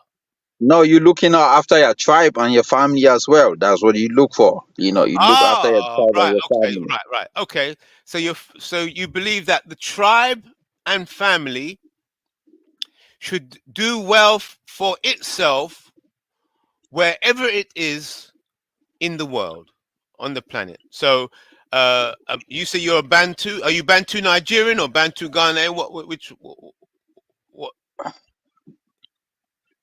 Man, Okay, you said you're Bantu. Okay, we'll leave it there. We'll leave it there. We'll I leave. wouldn't debate with you, man. You probably have no clue about African continent. Yeah. So Okay. Don't worry. I'll go by what right. you said. So You said you are Bantu, and you are living in America, there's no and you're doing the best. there's no Bantu in Ghana. There's no Bantu in Nigeria. The Bantus, go and read about the history of the Bantu. Yeah, I So know, I but wouldn't I'm be just going by. I'm not arguing with you. I'm saying state your position. What is your tribe? Just give me the name. Don't discuss it. Just give me your position. What is your identity? Just answer the question and we can progress. Yeah, You me don't and you want to don't have answer to it? talk about it. I just All right, came you don't here want to talk trying to about it. make it All right, clear. you don't want to talk about Yeah, it. I won't yeah. ask you. All right, leave it. We don't want to talk about it. But based on what you said you don't believe in this Pan-Africanism, right? And then you talked about that you are living in America, and that the thing that you were saying is that people should try and do their best wherever they are. And you're saying that you don't believe in Pan-Africanism. So I'm trying to understand your position. And from the things that you have said, you living in America is the best for your... I don't understand how you living in America can be the best for your tribe. I don't understand. Could you explain how you doing well in America is good for your tribe, which is based in Africa? So please expand on that for me. Uh, do you live in the Caribbean? No, answer the questions. Let's No, stay focused. I'm asking. Answer the question. I'm asking. I'll talk about me in a minute. Let's No, clarify no, your because position. I mean, you Clarify talk. your I mean, position. look, man. I don't answer question. You're not gonna give me a talk down, man. I don't. You're not gonna give me a talk down. I answer the question. Are we in a courthouse or anything? Yes, we are in a Why you, courthouse. Yes, we're in a man? courthouse. Slow, slow down, man. I don't have to go by what you are talking about. I can just create my own statement and say what I have to say and leave. But this is my point, right? This is my point. Many Africans travel because of they travel. They want to seek more information. They go to school. They get all of that. Yeah, and when they work, it is their obligatory to save home, to make it home. That's why when you travel to Africa and you see all those mansions being built and people live in them, is you know based on what we Africans do. Maybe you don't do that. You spend your whole life in the UK. You don't have nobody you look up to. You don't know what money is like. You don't know what culture is like. You don't know what tribe is like. Don't worry about That's why me. sometimes Make your we point. find it difficult, especially with. Let me finish. Especially we Africans, when it comes to who doesn't have a clue what culture is or tribes, it kind of degrade. It kind of degrade what is it? It kind of degrade the language. It kind of degrade, like, who are we speaking really culture with, because you don't understand it. If I explain to you a million times, your best will be to go to Google search and type in this tribe, this, because you have no clue about it. So Don't there's no worry way about I'll keep me. going back and forward. Forget me. um Talk about you. look, I'm not going to go through your statement to answer your questions. I don't Why are you have to. talking about me but for? Don't waste time. but, Talk about but you. I came here to talk about, Bomani. How, yeah, Bomani. Look, man, look. Another thing that I wanted to say is look, when people travel, I kind of see how people, most African Americans, I'm not stopping them. Look, my point is, I'm not stopping them from traveling to Africa. They travel, they go to the best countries, the countries that they feel like is being developed. Ghana is stable. They go there, they go to country that is, Nairobi, Tanzania, right? Now you ask yourself, but why have they never been to Mali, or maybe Burkina Faso, or maybe Chad, or other countries, right? You ask yourself, like, what kind of development? Why? I mean, if you see a Chinese person in Congo, DRC, Chad, other countries in Africa that are they don't understand the language, right? It kind of tell you that a Chinese person is even more smarter, because when they go to Africa, they are looking for places where nobody knows. They are looking for places where they don't understand the language, because they want to engage in business. They want to open multi-million businesses that can actually help them in the long run, or help the people that look like them in the long run. But that is not the case with people that we feel like they are our brothers, right? People that claim they are superior. They have a supreme mentality. Yet you go to Africa, you don't have the mindset of creating something big, that people can look up to and say, wow, you just employed 500 people, you just employed 300 people, they have jobs, this and that, right? So my best wish will be the people that are actually going. If I was an African president, I will even stop these people that are actually going home, because if you kind of look at their budget, they actually don't have money at all. The people that Africans should be focusing on should be the people that have budget, like for real, like people that actually have organizations, associations, where they have probably close to $1 million coming to actually create and build infrastructures or warehouses and stuff like that. I mean, you can build an economy where you have people just coming around building houses, buying land, and just creating more dumping grounds for different ideologies. It makes no sense. So yeah, so I mean, that's why I'm really happy that the part that I'm from in Africa, we don't have people that are coming in to just because as time goes by, we are looking for white Europeans that have budget, big money to come in. I would just find out that one of these white guy in Cameroon just created a big warehouse close to the ocean, and he's gonna be employing close to 50,000. Not 50,000. That might be a gross exaggeration. Maybe employing close to maybe 20.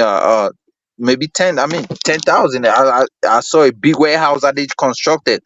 It was all about wheat and grains. That's good.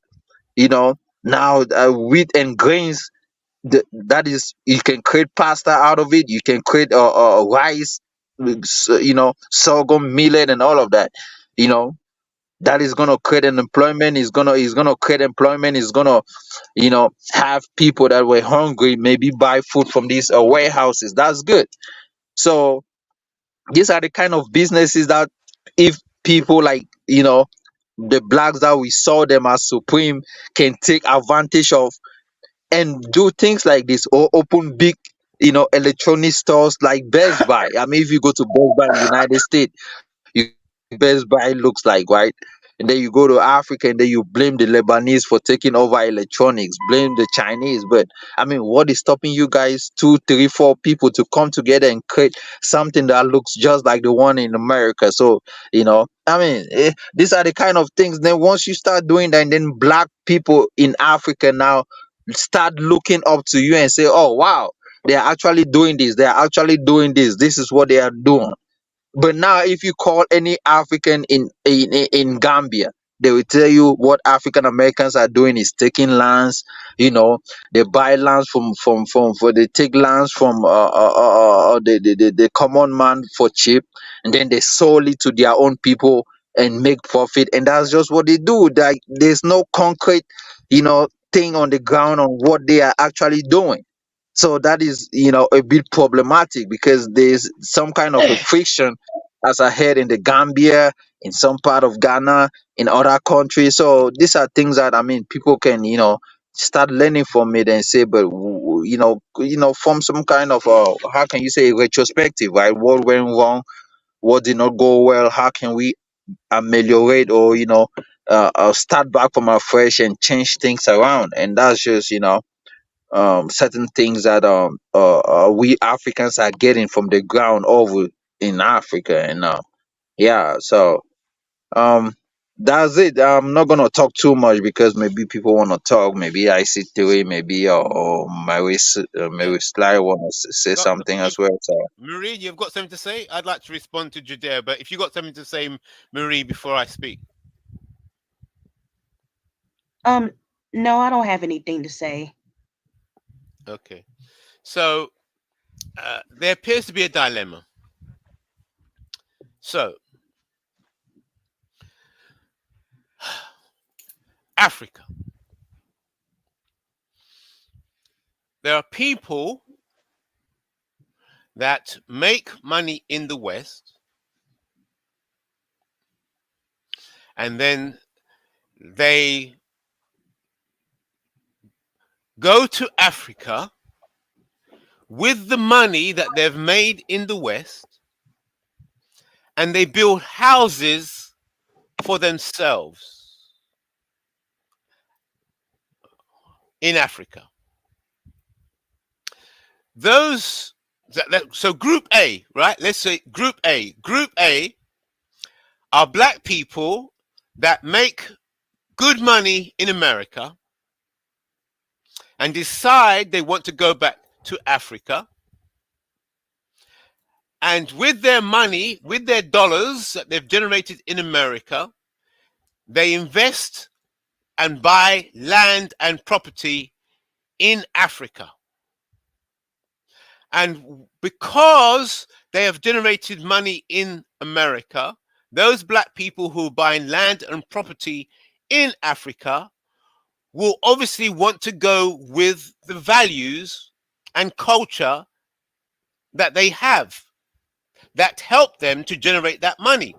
So when they go with their Black American values and buy land and property in Africa and start doing things the Black American way in Africa with the land and stuff that they purchase with the dollar, the local Africans, the poor Africans, say they don't like this development because it's bringing American values to Africa. They're buying up our land, buying up our property, building houses, and bringing Black American values to Africa, and the local Africans don't like it. Okay, that's Group A. Then there's Group B. Africans of the mainland leave Africa, they go to America, and they generate money, and they become successful in America, and they make good money. And then they decide to go back to Africa and invest the money into land and property in Africa. Now, Group B are considered to be acceptable, and I imagine that the Almighty Judea would be in that group.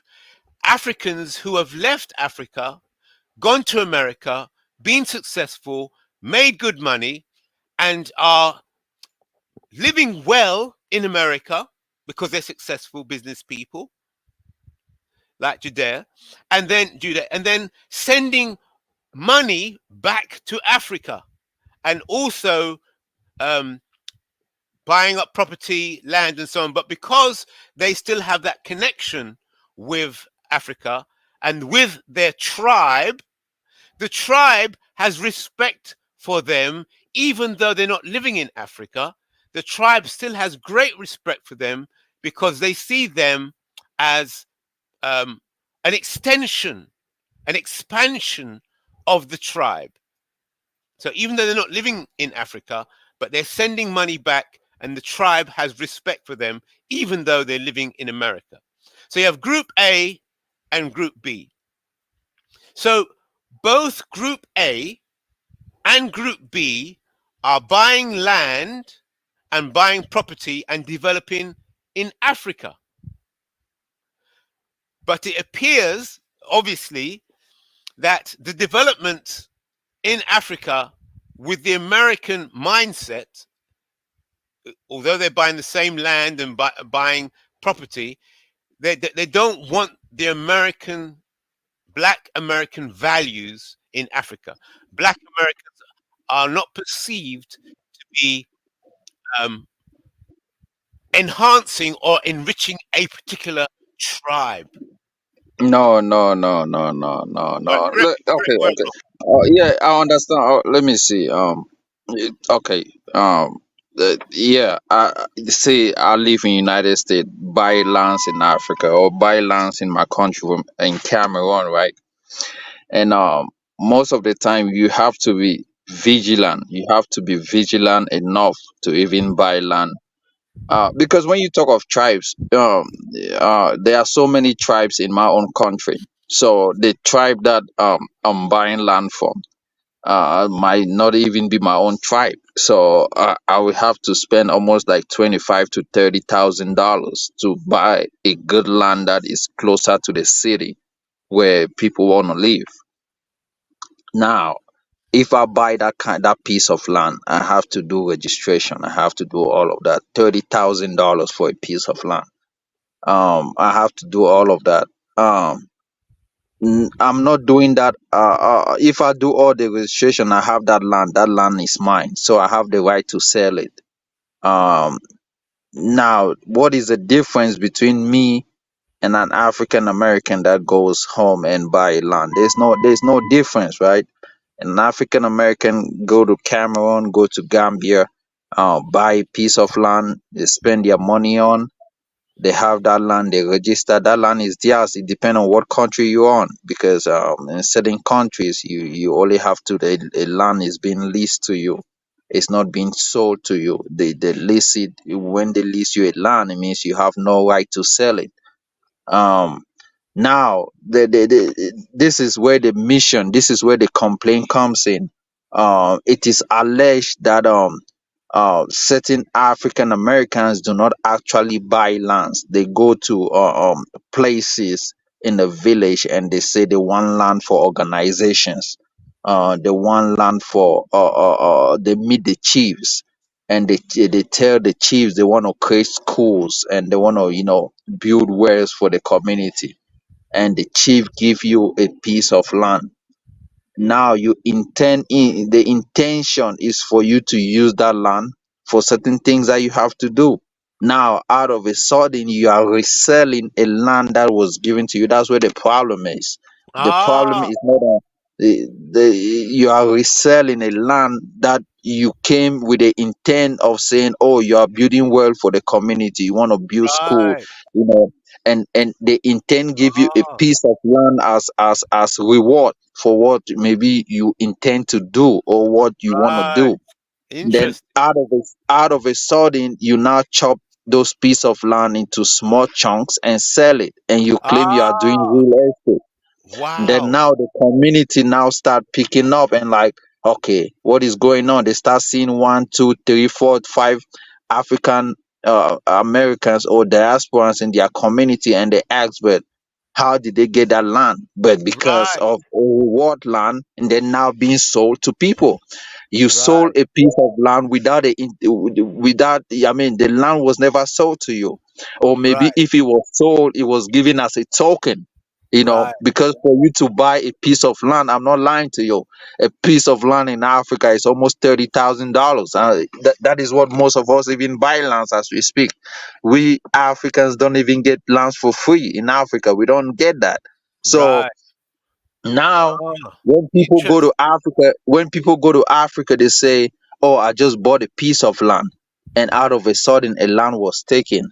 Now that is on you. It depends how much you buy a piece of land. If you go and buy a piece of land for $5,000, come on, man. I mean, $5,000.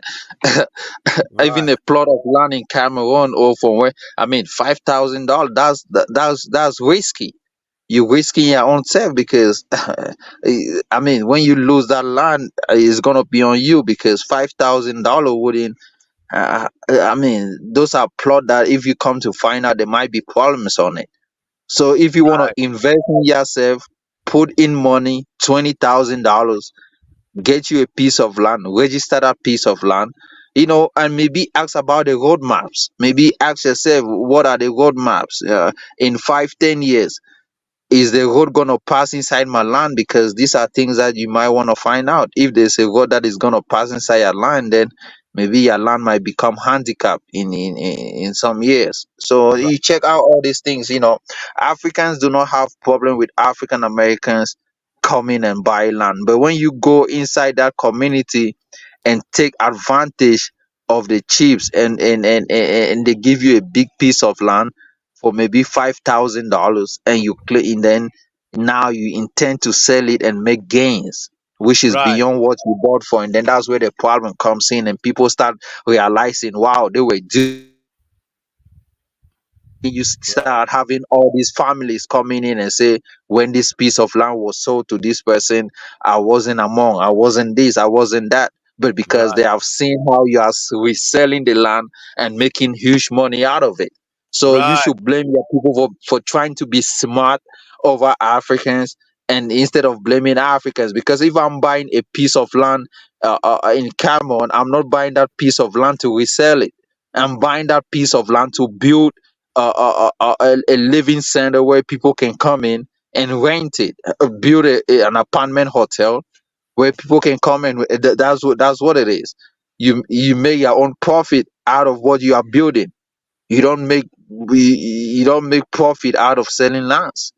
Because for you to even selling lands, I mean, in Cameroon, for you to even sell land, if you are not a chief, you have to be in the government, because the after the chief sell you land, it has to go to there has to be a certification from the government accepting that the certain lands have been given to you or sold out to you.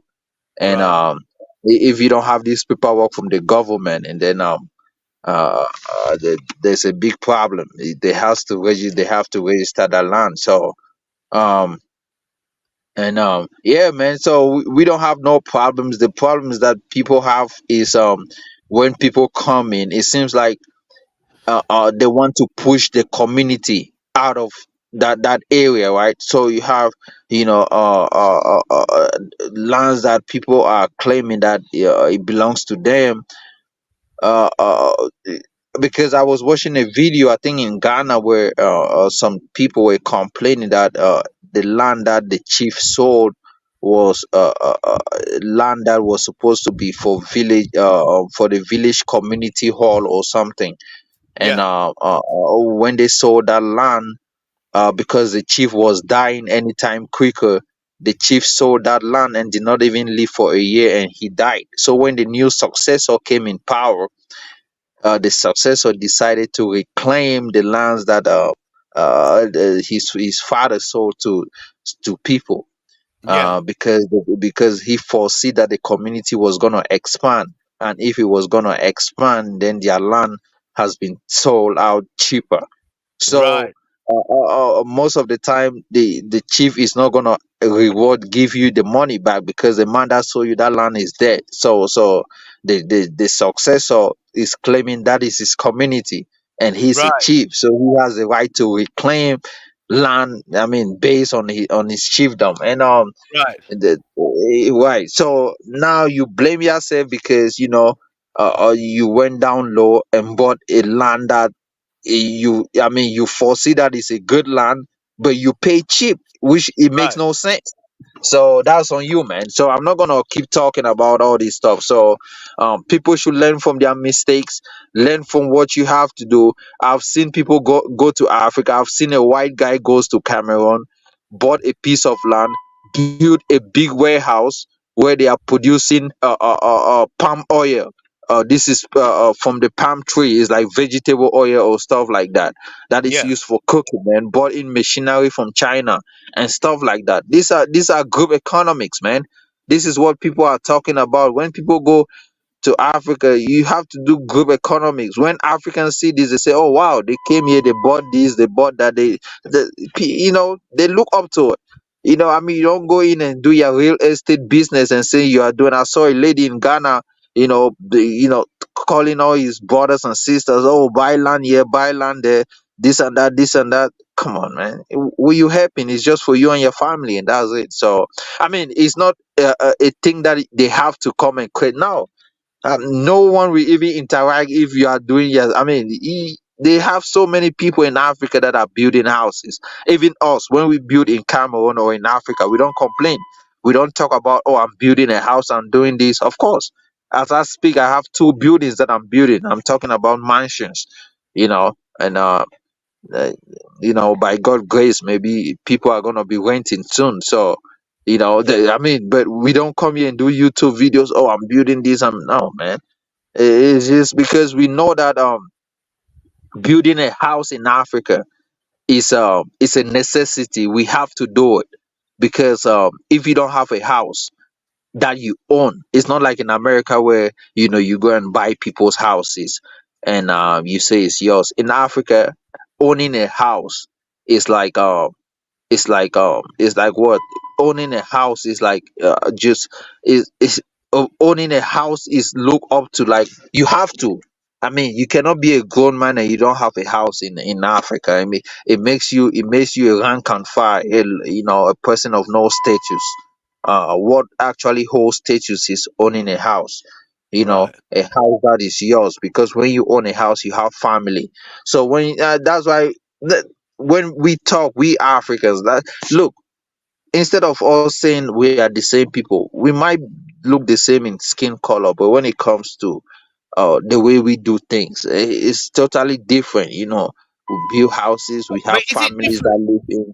Yeah, Huh? but Judy, you just said what you just said, there's white people that go to Africa and buy property, and the tribes people they look up to that person.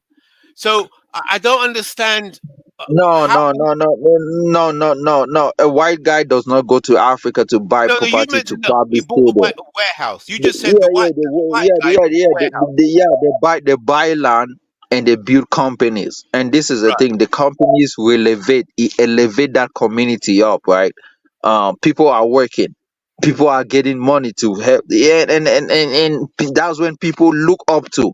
Oh wow, that's why when people say, "Oh, Africans look up," they are white people, but because this when white, that's why in some communities they look up to a white man than even me, that I'm from that community. If I go back home, if I take a homeless white man home to my country, to my own tribe, they will look up to that homeless white guy. It's not in the sense that he has money, but in the sense that the white guy doesn't he's not egocentric. He doesn't just Oh, see himself as an individual.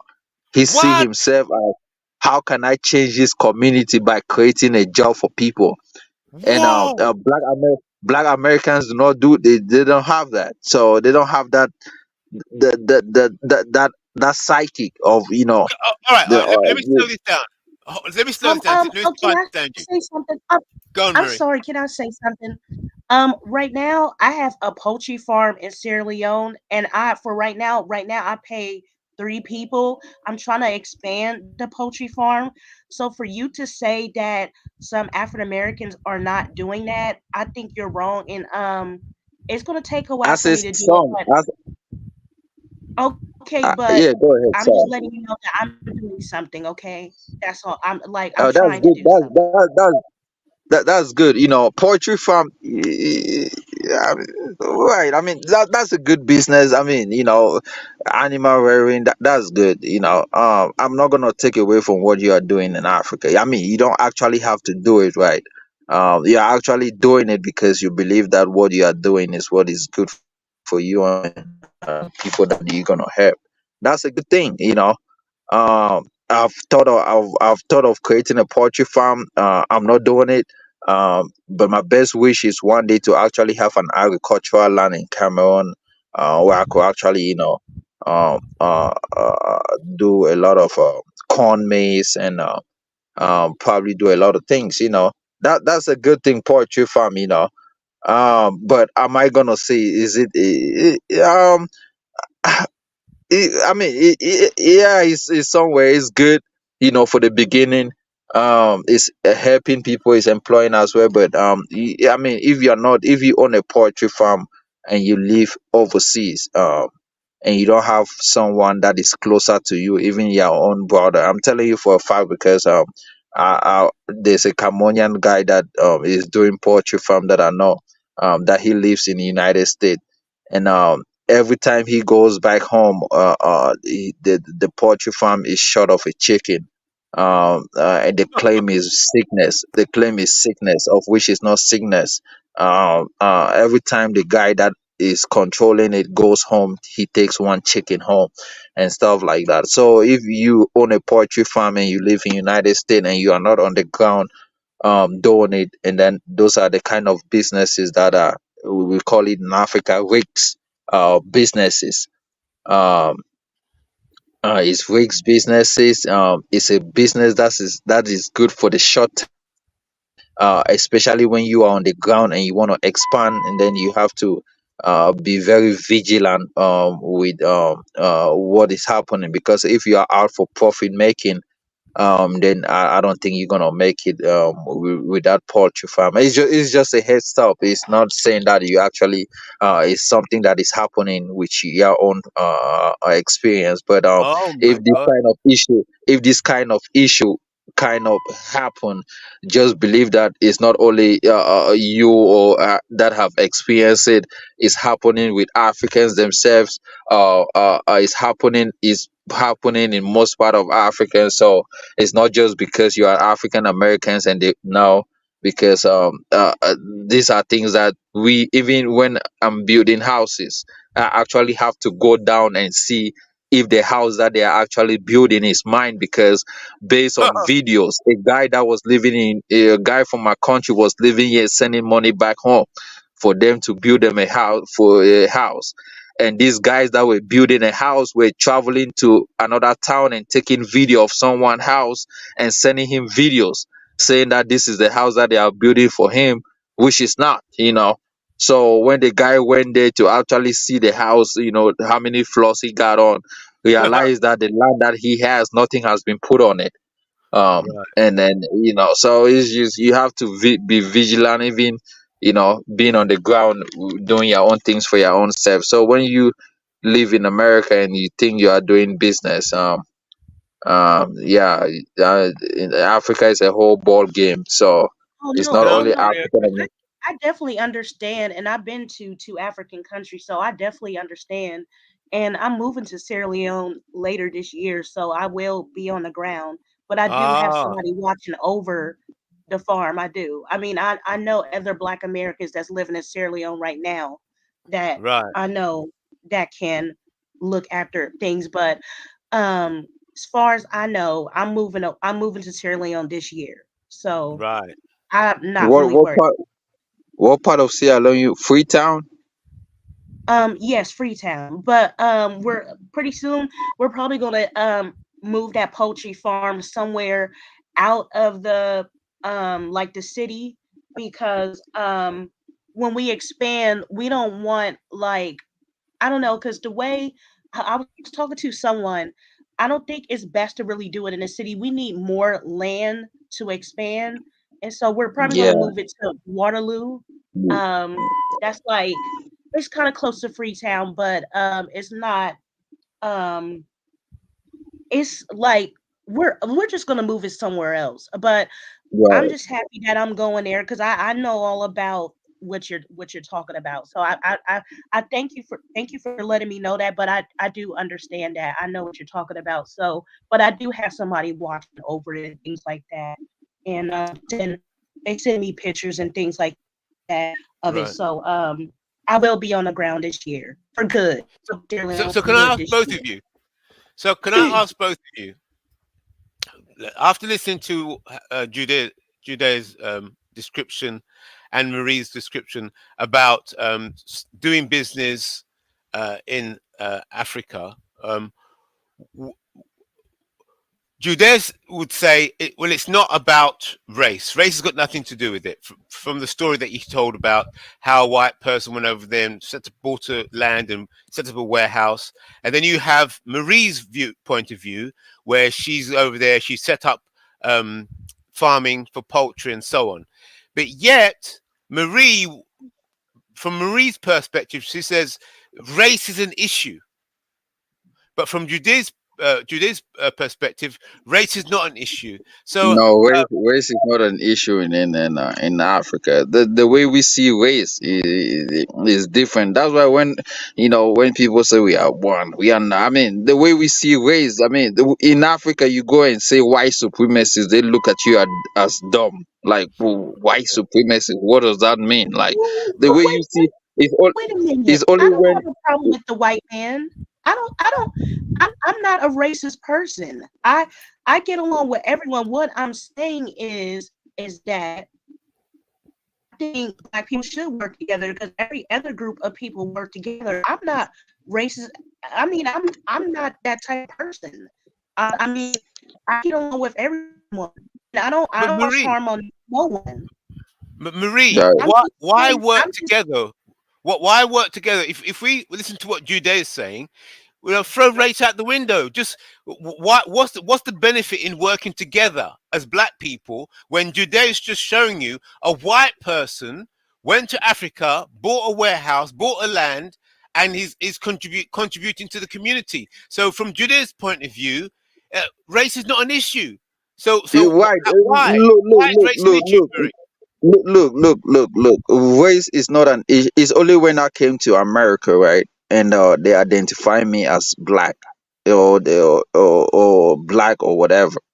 In Africa, there's nothing as black, because I mean we assume that everyone is black. I mean you go by your nationality, Cameroonian, Yeah, Ghanaian, I Nigeria. understand, Jude. That's where I you understand. go. But Now, I want now, now, Marie to now, say something about that. when it comes to race, we don't have that breakdown of Yes, why. we know that, Jude. Let me finish, man. Stop dictating or stop derailing or want me to go on the path that you want me to go to. This is a thing. We in most Africans look up to people that are actually doing a bigger job, a big that are actually doing a bigger thing in Africa, right? I mean, be it white, be it Chinese, be whosoever, right? There was one time a Chinese person went to Ghana. I think he constructed a bridge over one of the village community, and guess what happened? They gave him a chieftaincy title. That's I mean, that it's not like they look up to. I mean, look up to him, but because of the greater things that what he did for the community was bigger than uh, uh, uh, the title. So it's not like in Africa I'm gonna be saying white person this or the no. Look, what the white people did in America on black people is totally different from what the white man. I mean, yeah, based on history. But when Africans gain independence, let's just say independence in quote, they believe that everything was kind of like, oh, okay. I mean, they can come back. They do business. Sit down on the same table and talk one on one with white people. It happens that maybe Black Americans in America have never sit down one on one and talk with a white man.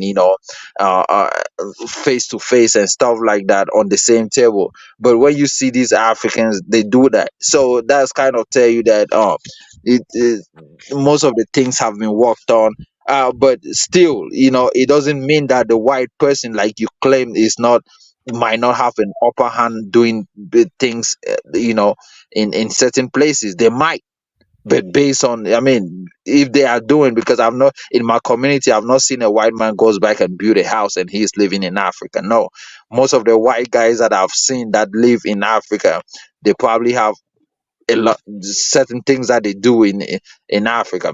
Maybe it depend on the country you go to, but I'm not gonna keep talking about, oh, where is this, where is this, where this. I mean, you want to We work with appreciate any it, Judy. person that you want to. We appreciate Africans are your open to work with any person. Let me finish. Africans are open to work with any person they like doing. Maybe African Americans do not want to, but you're not gonna stop an African person from working with a white man. And then you say, oh, they did this to us. I mean, us, like, they're gonna be like, us, what you mean us? Because it's Yeah, I two mean, different history. Judea, Be Yeah, go realistic ahead. about the relationship between yourself and the people who colonize you. It wasn't a good situation. How you choose to react to that, that's up to you.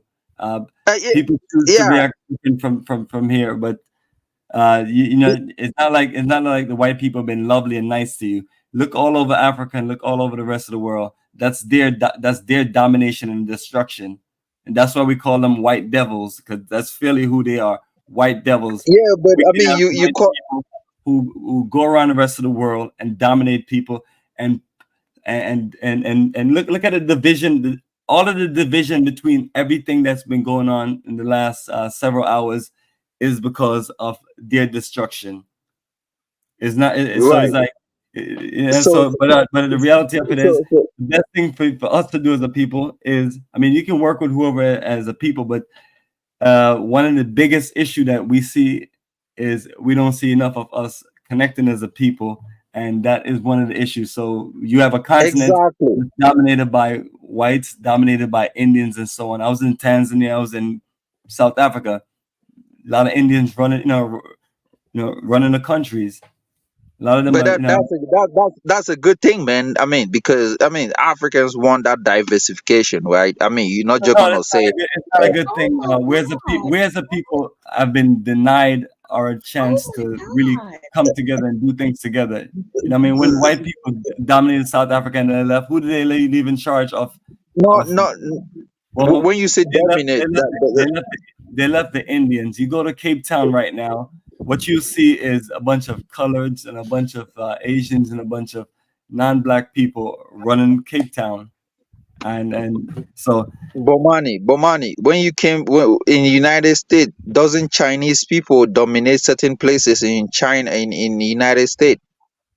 not really. I mean, they have their own little quarters and things like that, but it's not. Right. I mean, you go to all these China buffet around this nail shop. I mean, the Chinese town or Chinatown. You see all these the places. Yeah, I maybe used in to. Chinatown, but I'm talking about Cape Town, South Africa, Johannesburg, South Africa. These places are Yeah, not but run apart by from South black Africa, people. what country, like what country in Africa? Tell me. And this is why when I talk about Africa, right? I'm talking about South Africa. I'm giving you an example. I'm giving you one specific country in a situation where you have the country being run by multiple nations, Europeans and Indians. You go to No, Tanzania, the no, same no, no, thing. no, no, no, no. A city. The Cape Town is a city in South Cape Africa. Town is a city and The Johannesburg is a country. city. So, brother, Huh? what do you? I'm speaking about a specific country, and I'm explaining to you the dominant situation. So my point to you is, white people ain't your friend. So yeah, you're fine. It's fine that we all, as a people, are willing to work with you. I'm willing to work with many people, but don't make it seem like these white people just love y'all and they're for you. Your country, the Bomani. reason why, brother, the reason why you're not in your country is because the level of lack of opportunities caused by other people stealing your resources, dominating and controlling your country. And it's the same situation for Jamaica. And I'm being real with you. So these are not people that you want to praise and look up to. If you have access to work with other race and nations of people, that's nothing wrong with that. But don't make it seem like it's an honor to work with white devils, wicked ass slave trading people. People who have divided all of us. All of us here sit here, you're fighting and arguing against each other because of what they did. Don't make it seem like they're innocent and they're just, I'm open to working with that. You need to prioritize working together with your own people. All those other people, nations, they're secondary that we could definitely work with. It's what it is. But the issue with sometimes people like yourself is that you don't prioritize the aspect of like, yo, let me try to connect with our people. It's not like we don't have anything in common. So it's not like any of us, I can't say that I have more in common than some white devils than one of my brothers and sisters from Africa. That's why you see me go hard on working with black people in America and working with black people in Africa. That's one thing that people can say factual. That's what you see. When I'm traveling and doing and making my moves, the money is spent with our people, relationships and things like that. So that's what I don't see from some of our brothers and sisters. They're proud of right. I think you even came on here talking about your focus is to work with white people because they got more money. Yeah, I mean, based on the projects that I want to. Those are the ignorant those are the ignorant colonized mindset of our people. No. Now, if you want to Let work me with white people, there's nothing wrong with that. But you're exactly my point.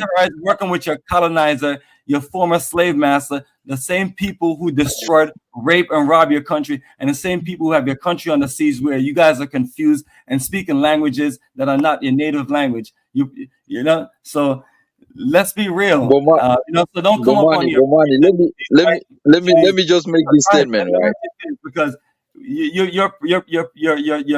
have this profound love for your enemies, the people, and they are your enemy. Anyone who come and colonize your country, divide your people, and steal your resources, and put their own draconian laws on you, that is not your friend. That is your enemy. Bomani, just because the white man is your enemy is not going to mean the white man is my own enemy.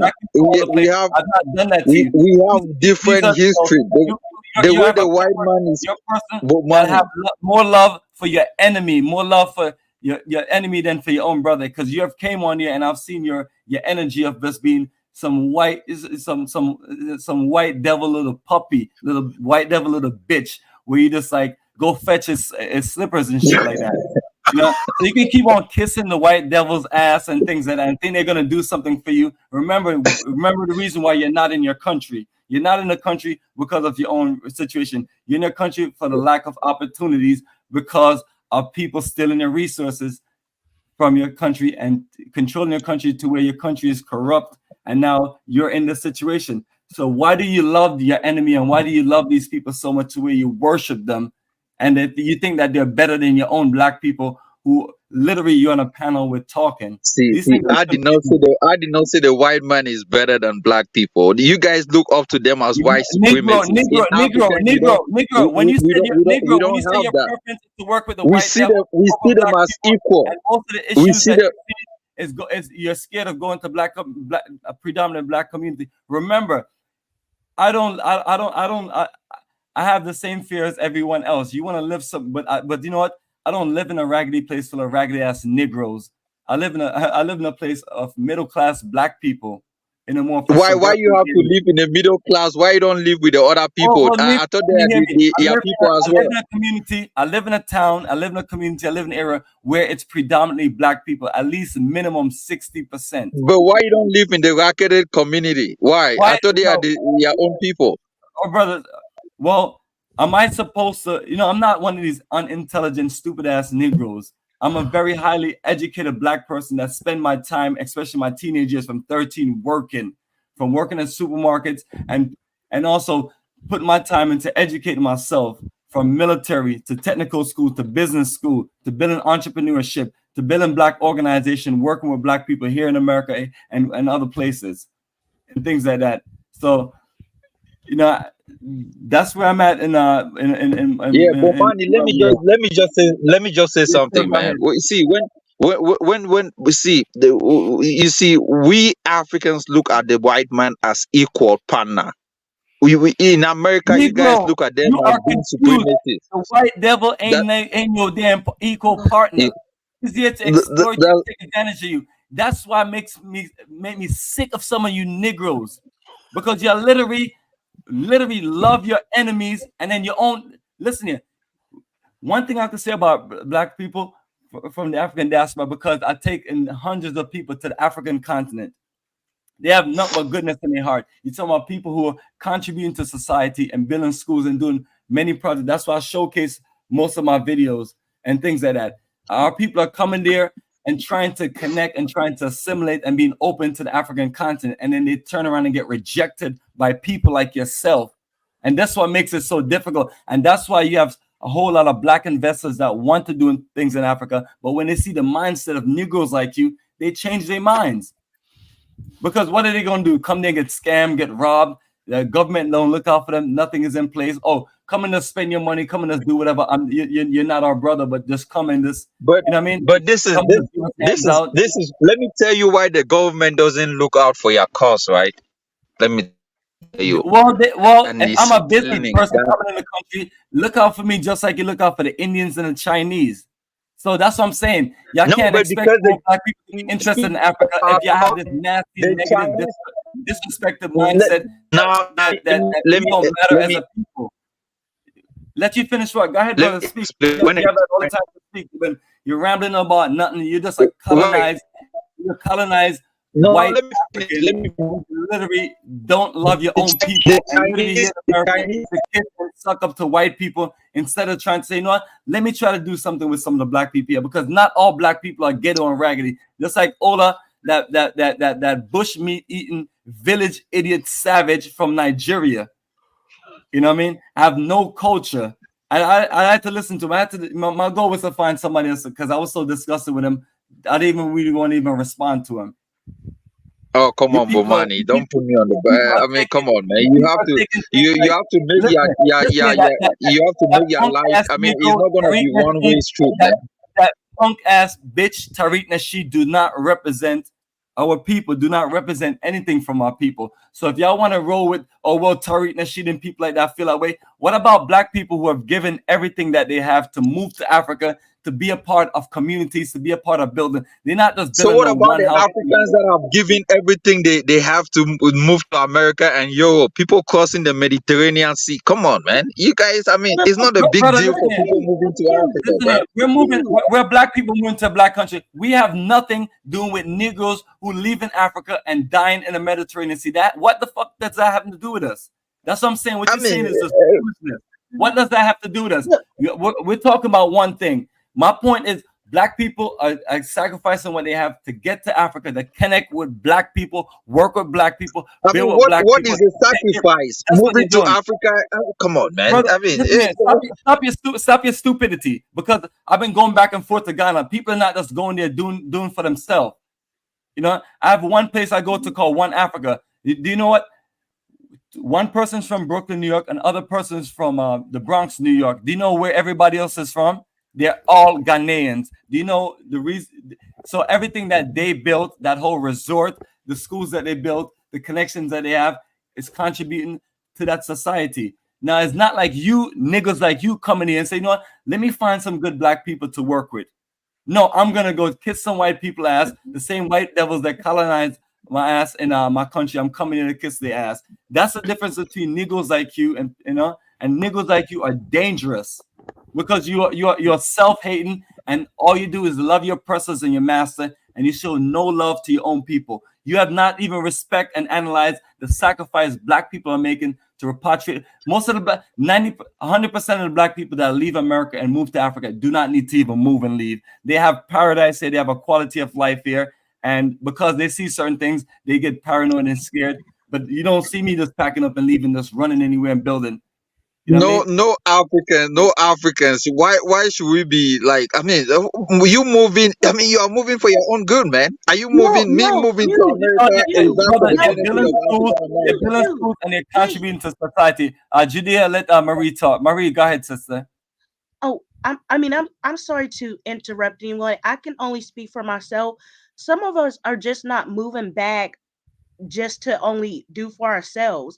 Like I'm moving back because I wanted to reconnect and assimilate back into the African culture. That's why I have Sierra Leone citizenship. I belong to a village called Jamakoa, and there's other African Americans that are part of this village. And right now, we're trying to figure out projects we could do in the village. So we're right now, what we're doing, we're going to be having Zoom calls, what we can do in this village. And then also I already started my poultry farm and things like that. I want to go back so I can reconnect with my people. We were 400 years ago, we were removed from Africa. Are you saying we shouldn't go back to reconnect with our people? Like, I mean, I can only speak for myself and what I want to do. I want to reconnect with my brothers and sisters in Sierra Leone, because that's where I trace my mother's lineage to the Mende people. I belong to a Mende village.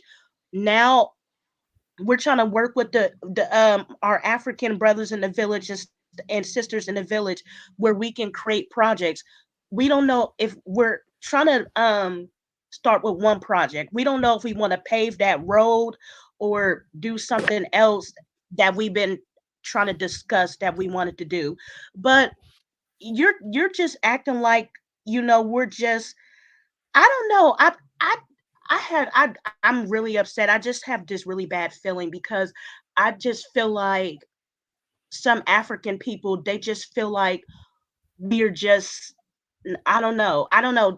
I just feel like we're just a regular people to you. Like we don't, like, I just feel like we don't belong to you. And that's what Don't feel it's bad. making me Don't feel feel bad, bad. okay? Don't feel Look, bad. Maria, Don't feel bad. Take it easy. I'm gonna tell Juliet, you, right? Juliet, Bomani, let me Maria, just make this statement. Come on, man. don't make any. You've been talking for a lot. can I come in? Pamela, Can I come can in you too? Can I come in? yeah, can you introduce yourself? I don't know how to pronounce Okay. the name. I don't want to mess it up. My name, Nina. my name is Odishiaba. I'm from Ghana. Greetings, my brother. Welcome to Pan-Africanism. Greetings. Yeah, greetings, brothers and sisters, greetings. So the conversation is interesting, and I think it's quite educative. And I just also want to chip in something that I think is also will help. Thank you, everybody. But first of all, I also want to see in this way. It's like a coin with two faces. For me, right now, 2024, today, as of today, when you ask me about anything about Africa for Africans or anybody coming to Africa, I would say let everybody who lives in America call him or herself African American should return home as soon as possible. Whether the person is coming to grab a land, whether the person is coming to do what it is, let them go now. Give them any information for them to go. That's one thing. And second part of the coin is our brother Amity was making a good point about that. That what are they going to do? Are they going there to make money like the Chinese or the Indians or Americans or Europeans, or are they are going there to take over or reclaim their motherland? This is what now we have as an Africans or African Americans have come to be. We all have brain shock after slavery, and we all lack identity crisis. So, for us to regain back our identity, we need to start from somewhere. Now, those of our brothers and sisters who live in America, they are no different from people living in Africa. The same programming, the same philosophy, and the same control from the Europeans still works on each other. The only thing is when you see African and the person have historical data or historical fact, quickly you will realize and you'll identify who is an African American.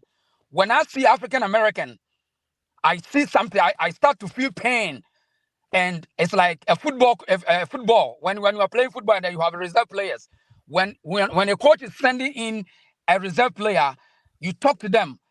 The player, you are going in there, you take this position, make sure whether you are down or you are going to make changes. So this is how, when I see African American and I want African American to return to Africa, this is how I feel that I start to feel the pain of what they did to us.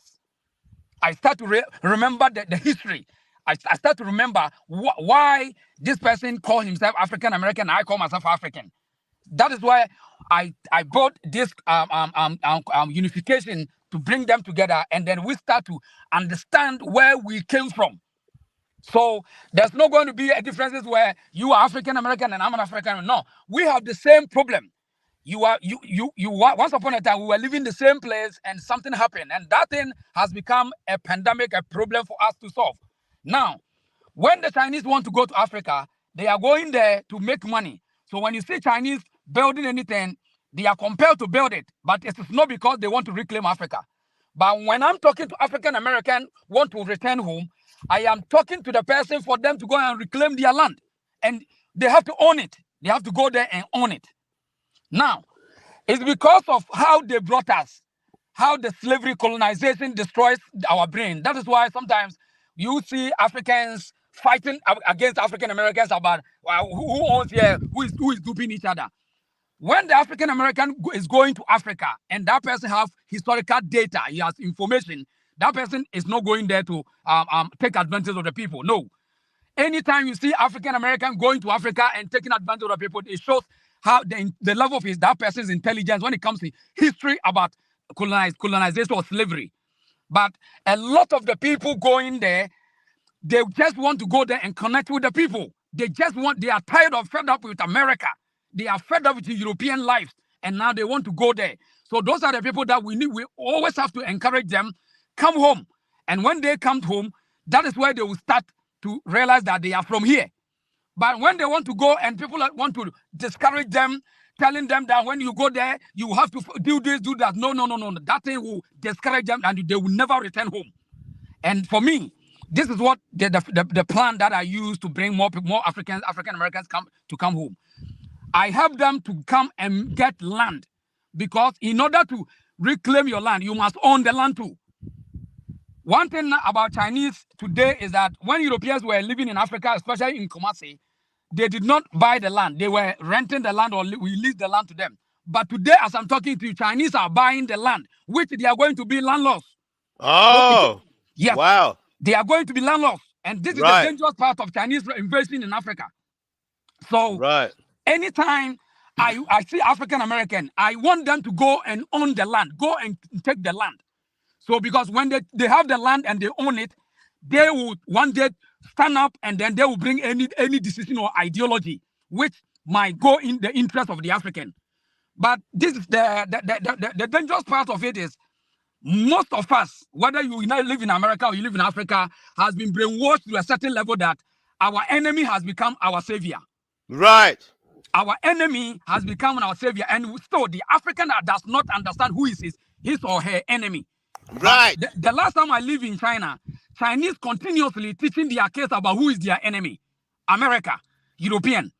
I've been an English teacher teaching in Chinese schools. I went there as an investigative journalist trying to find information about Chinese. They continue teaching their case about America, how America don't want China to rise. So every Chinese kid that you see knows the history, have the history data in his head that one day you must defeat America. Right. Now, compared to Africa, who is teaching the Africa that this is your enemy? Who is your enemy? Because the world is like a battlefield. Each and everyone is defending their own territory. But it's only the African who has been enslaved, still sees Europeans and their enemies as their bosses. So this is how we all of us, whether you're African American or African, we have to come to understand. We have to come to realization that these people have intentions, have orchestrated systems, have global set systems that cannot and will not allow anybody call yourself whether African or African American that you will never get there. Yes. So until we understand the philosophy of these Europeans, there's nothing that we can build together. Because now, if you go to the schools in Ghana, I'm from Ghana, so let me talk about Ghana, but even in general, it's in the whole Africa. When you go there and see the history that they are learning, it is not the history about your forefathers. It is not the history about you, but they are learning the history about European forefathers. And when you see the curriculum, when it comes to development and economy, the structure that they are teaching us does not help us for us to take control of economy. Right. We have just been trained to come and work for white-collar job. Yes. That is why when you go to Africa today, every young person is crying for job because they train you not to create job, but to go and look for job. So until all of us start to realize the history and see who is our enemy, there's no way we can build. Now, our brother Almighty make a good point of Europeans come to Africa or Chinese come to Africa, they come and they build, they get the land, they build factories. That's fantastic. It's a good point. And most of African Americans come there, they grab the land, and then now they are using it to sell to themselves as real estate. That's another issue. See, when European or Chinese come to Africa, he does not have any competition. The Chinese does not have competition with anyone. Right. In fact, they have upper hand, all because of mental slavery. Because the person that calling himself a chief or a politician is being controlled, is being educated to the wrong side of the coin, that he sees Europeans as investors, as expatriates. But when they come to America, you are immigrants. So until we get a politician who sees who match the Europeans or Americans with the same philosophy, like China, when you call Chinese expatriate, you also call expatriate. But when you call Chinese immigrant, they will do the same thing to you. And this is the world. It doesn't matter whether you like it or not. America is doing something that Chinese like it. Chinese also do something America don't like it, and yet they are doing business together. Right. But when it comes to Africa, we always want to go into in the humble way that we are doing everything to please our master.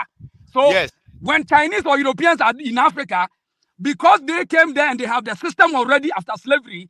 Go and see Europeans and American embassies. It is the biggest one, even more than your family house. So they have the system already. So when they come, they feel so comfortable and they feel good that they are back again. Masters are back again. Right. It doesn't matter whoever you are sitting in Africa. And in fact, African leaders today are so terrible to the sense that they don't understand colonization. They don't even understand neo-colonization. They don't know who is their enemy. So these are the people training the young people. So today, a young person, a young African will say, oh, the day that I'll step my foot in America, even if I die that day, I'll be happy. It's what? It's because they don't have historical fact in their brain. Now, for us to build together as Africans, first thing, we need to unite. How can we, somebody will ask you, how can we unite? By uniting, by changing the principles and ideologies of these Europeans. We cannot continue to, you cannot continue to change people whereby you don't have emancipation. People will say, I want to emancipate my people. Meanwhile, you are even being brainwashed more than the people. And when I check Chinese, back from 1956, when Mao Zedong Mao came in, he taught the Chinese that our enemies are Europeans, NATO, and America. So what are we going to do? We need to build Chinese identity. And today, ask me, who is going to build the African identity? That's a multi-million question. So today, it is our responsibility as young Africans, whether you are living in America or whatever, that no matter what it is, you are not happy in America, you are not happy in Canada, you are not happy anywhere. Everywhere, system is chasing you. So what we're going to do is we need to become consensus, because when there's a certain word called common sense. When Europeans decided in a bond of 18 for Berlin Conference, they wanted to go to Africa and partition Africa, they came in a conclusion that they have a common sense that we are going to share Africa, nothing else. And they went there, they share Africa into pieces, and now they are still benefiting it. So I think we Africans must have a common sense that first, these people have used our people, created the institutions, do all sorts of rubbish, and now they are still controlling us. So until you and I have to come together, stop our differences, and now we are going to build a certain philosophy to battle them. There's no way we can unite. There's no way. Because you can't sit in America. Can I ask you a question? I'm listening. Okay, so we have the solution is to recognize the enemy. Fantastic. Okay, we got that clear from you. So, so we've got to convince people like Judea, or maybe not, to understand that there is an enemy. Fantastic. All right.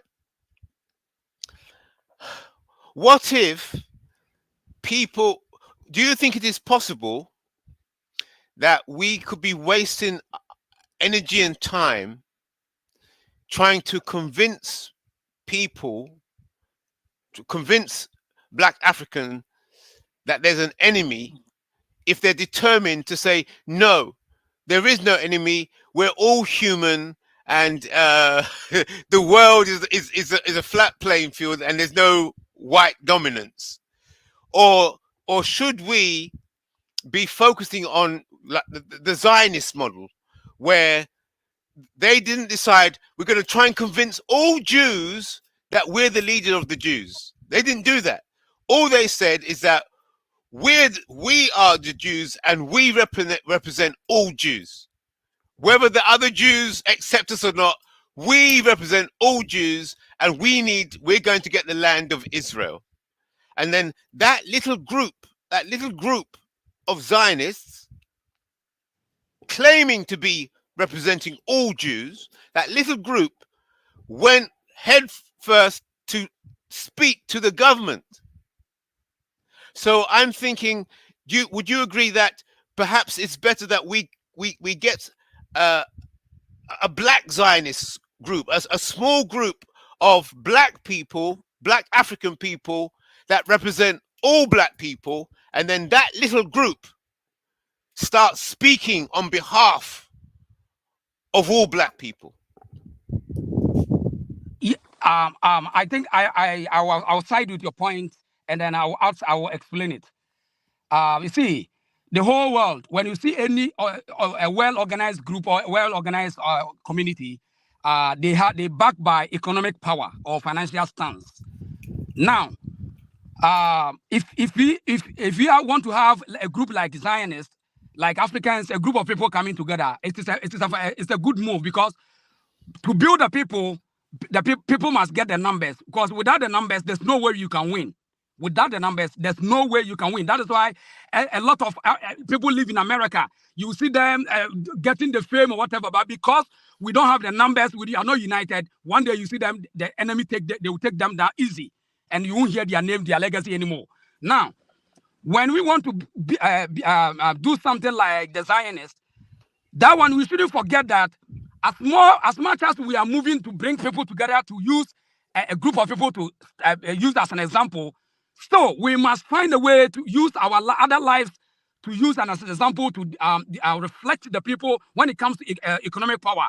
Because when you check Chinese or these Jews, they have economic power as long as they have propaganda and then the communication. They still have economic power. So we don't want to be like only talkatives, but we must talk with an action. So if Chinese have a philosophy that when people are hungry, give them food to eat, their mind will come back. So yes, that's how China used to build their people. They will give you food, and then once you're fed up, then they can push the ideology. So when Africans want to build an ideology like the Zionists or whatever, we still have to have economic power by creating something, by producing food, by producing something that can be an example to attract people. Because today, the reason why Europeans are still attracting the Africans, Europe is so attractive to the African is what they are seeing is what they are looking for. So they are looking for food to eat. They are looking for clothes to wear. They are looking for shoes. They are looking for cars.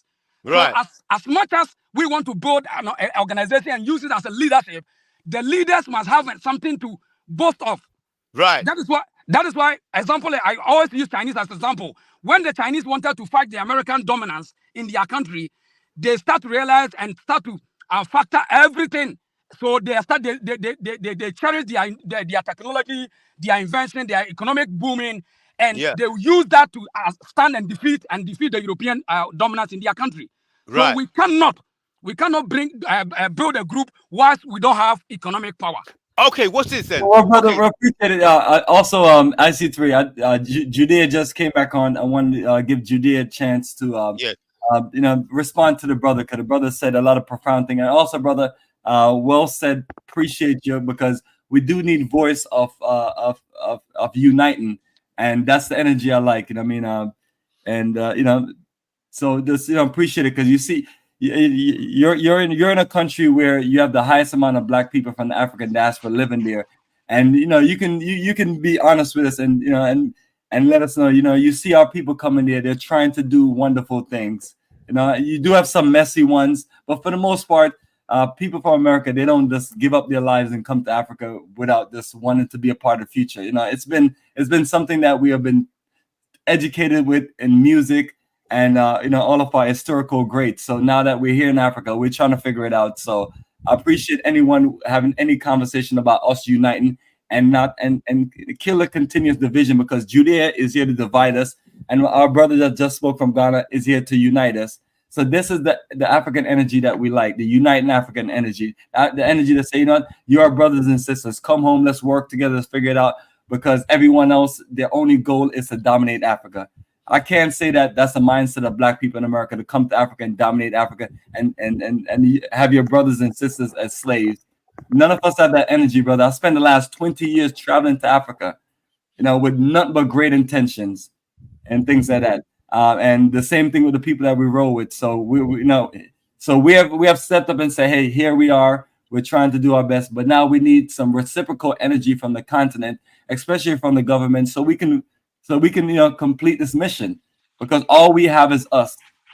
And from that note, Julia, let me get a response from you, and then I want to hear from my sisters after that. Go ahead, Julia, you're live, brother. Oh yeah, thanks. Sorry, I'm driving to work, but I'm gonna make it short, man. This brother say a whole lot of things, right? And I mean, he's from Ghana. the way Ghanaians look at African Americans is not the same way we Cameroonians look at African Americans. Maybe people are thinking that, oh, we are the same people, so they are coming in to reconnect. I mean, reconnection has nothing to do with me. I mean, yeah, reconnection, you claiming that, you came from there, that's on you. It's not for the benefit of me. What is your reconnection going to benefit me? I mean, look, man, people have moved on. People have their own nationality. Americans, people have their own nationality. Cameroonians, Ghanaians, African was a continent. I mean, Egypt is there as a country. Every country, every people have their own country and they have their own nationality. I have no problem people going there and trying to connect with other countries. But I mean, your recognition is of no importance. So when I don't have to feel for it. I mean, people have moved on, man. The world have moved on. We recognize, we know who is who. That's why even today in Ghana, if there's a problem between what this brother is saying, if there's a problem right now in Ghana, Ghanaians are gonna differentiate between who is an African American and who is not, and they are not gonna call you a Ghanaian or a citizen of that country just because you have that citizenship. At some point in time, it's gonna die down to like, are you part of this tribe? Are you from here? Do you speak? So all these things that people are talking about is just on paper. You can have that citizenship in you. You can say you are from this tribe, but will the people recognize you if they want to do things on the ground? If they want to say, okay, if this happened in this tribe, are they going to chase me out, or are they going to say I'm part of this? So because right now all these things is people admiring these people, oh, this and that. No, man. Look, we Cameroonians do not abide by all these things. We believe that you're an American, you are from American, you come to this country, I mean this country in Cameroon, and you have this and that. They are not going to recognize you as you were taken from here, you are coming here to. No, man. Look, I'm Well, going to give you a clean a sheet lot of and tell you the A lot of fact. Americans have Cameroon citizen. A lot. Yeah, I And mean, a lot of they people. do, but And, right now the and country is not going then to sit down and say, okay, the thing yeah, is, this, you have. brother, you show no level of embracing people who want to I come mean, why and should I embrace when people have moved on their into contribution. It means different? something. It doesn't. You're making it seem like they have nothing to offer. But But what anyway, does your reconnection have to do with me? I mean, how is that going to that benefit me? How is reconnection, that going to put food on my table? well, let me explain that to you. That reconnection is black people basically putting their resources together, and that's the only way we can compete against the dominance of the Indians, the Chinese, and other people, which But are you going to should take over start doing Africa. that where you live at in America, instead of like you have to connect everybody for. I mean, it makes no sense, man. Brother, Why is what we talking about? What people are doing in America is one thing. We're talking about people leaving America and going to Africa and trying to get embraced because they're given what they have. Yeah, but I They're not just feel like this they're border is they're not pandering to they don't African have to leave. Americans. This Ghanaian guy is pandering to African Americans, thinking that, oh, they are gonna be the one to help, take Africa from the way it is to. I mean, Oh it makes no, no no, no. sense. Judea, Let him talk because Judea. go ahead, brother. Let me say this. I am not saying Africans are waiting for African Americans to come and build Africa. No way. We are not even saying that. Anybody would think that person don't have any maybe intelligence when it comes to economy. We are saying we need them back home, because when you check it, America is powerful because they have the numbers. Now we have been partitioned, we have been separated with a lot of ideologies. So the first thing first, we need the people. We need to get the Why people are you organized. chasing out Nigerians out of Ghana and you want African Americans back home? You should be claiming. Hold it there. I'm not chasing Nigeria. You see, these are all Your government is chasing out Nigerians out of Ghana, and you want other races. I understand. You're interrupting the guy. Brother, go ahead and explain. Let me explain this. You see, when you see any political moves by any politician, that's what I've been telling you. Who trained these people? How far these people think? These people are just political puppets, and they are destroying every mission, good mission for this race called Africans. So please, it's not about politicians doing this. They are political dumb policies. No, we are saying today, you and I have seen differences between these people, and now we are building a new set of generation, which we have different set of education from what they told us. But the political science they are learning there is after school, you hate yourself. So until we start to love ourselves, we need to have our own policies. That's what we are talking about. It's not about miracle or anything scary. We have to understand that some people are interested of what is going to Africa because they are benefiting from it. And today, you and I, that we are feeling the pain of our blood, are not benefiting. And until we're benefiting, we need to start to bring something different for what they are telling Brother, when they you are say telling us. we, talk of Ghanaian specific, because we No, are no, not. When you say you are we, part. you are. No, you I are mean, part of it. You are part of it. Egyptians, Algerians are not part of you. Oh We, no, when you say don't worry we, about you that. have to be specific. You are part of I it. You mean, are part of we it. as You are who? part of I'm a it. Bantu. I'm a Bantu. You are not Bantu. So What is Bantu? how you say Bantu is we? African. Bantu is African. Well, it's like Amashanti. We are the same people. It's just a political description. Now we are saying the No, same thing. it's not Bantu is not a political description. So And when you say we, maybe a tribe want to I connect understand. with I African understand you. American. I understand what you are coming from. I understand. But now we are Oh, okay. saying So we are building something to bring some people back home. We are doing something to become to build an empire. So if you want to build an empire or a military force, you don't bring your differences. We just have a common sense.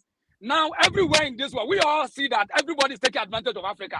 So what does it take for you to stay in your Bantu or Asante or whatever for somebody to dominate you?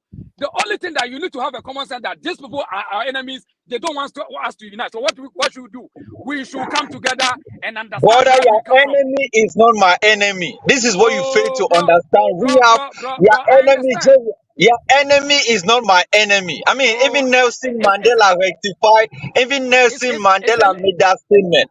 Just because your enemy are these people doesn't mean that are gonna be my own enemy. No. We are different. I mean, we have different, we went through a different history. You know, the history that you had is different from what I experienced. You know, you're Also, not gonna just put are you talking everybody about in a box. colonization? Let's be clear about the history. You talking about colonization because pretty much outside of Right, but you're Liberia, not just gonna all put Africa. everybody in a box and claim that we are all the same people. We have this, we have this. The white man is our enemy. Woo, no, we don't have the same white man as Also, our like enemy. you love your master. You love your master. You know, maybe what the white man did in their country was more brutal than what they did in my country. In my country, they were rebuilding. They were building a lot of things. Most of the railways that are operational was built by the white man. You know, most of the infrastructure was built by the white man. Don't So, dismiss all the nasty things they did. Don't just give them credit for a few infrastructure projects. Bomani, thanks for bringing me into your panel, man. I'm on my way to work, so I'm gonna, On your way to the leave you plantation, guys, and go ahead and it's gonna be go another ahead and day. go serve your white master. Go serve your white master, and you want to come back on? We'll be here. My Ghanaian Oh, okay, brother. no Go problem. ahead. I might come back if I clock in and probably see you guys talking. Thanks, man. Appreciate it. You take care. All right, thanks. My brother, go ahead and continue. Now that you don't have the interruption.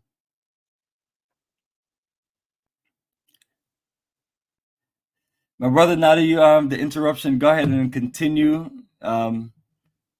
Because Jude is something special, or any of the ladies want to respond, go ahead and respond, because he's someone completely just off the wall. Hopefully one day, hopefully he get deported sooner than later. And then go ahead, somebody say something. Yeah. It's unfortunate that Synovia again. It's unfortunate that he thinks like that. He just I don't he doesn't realize he's going to work right now,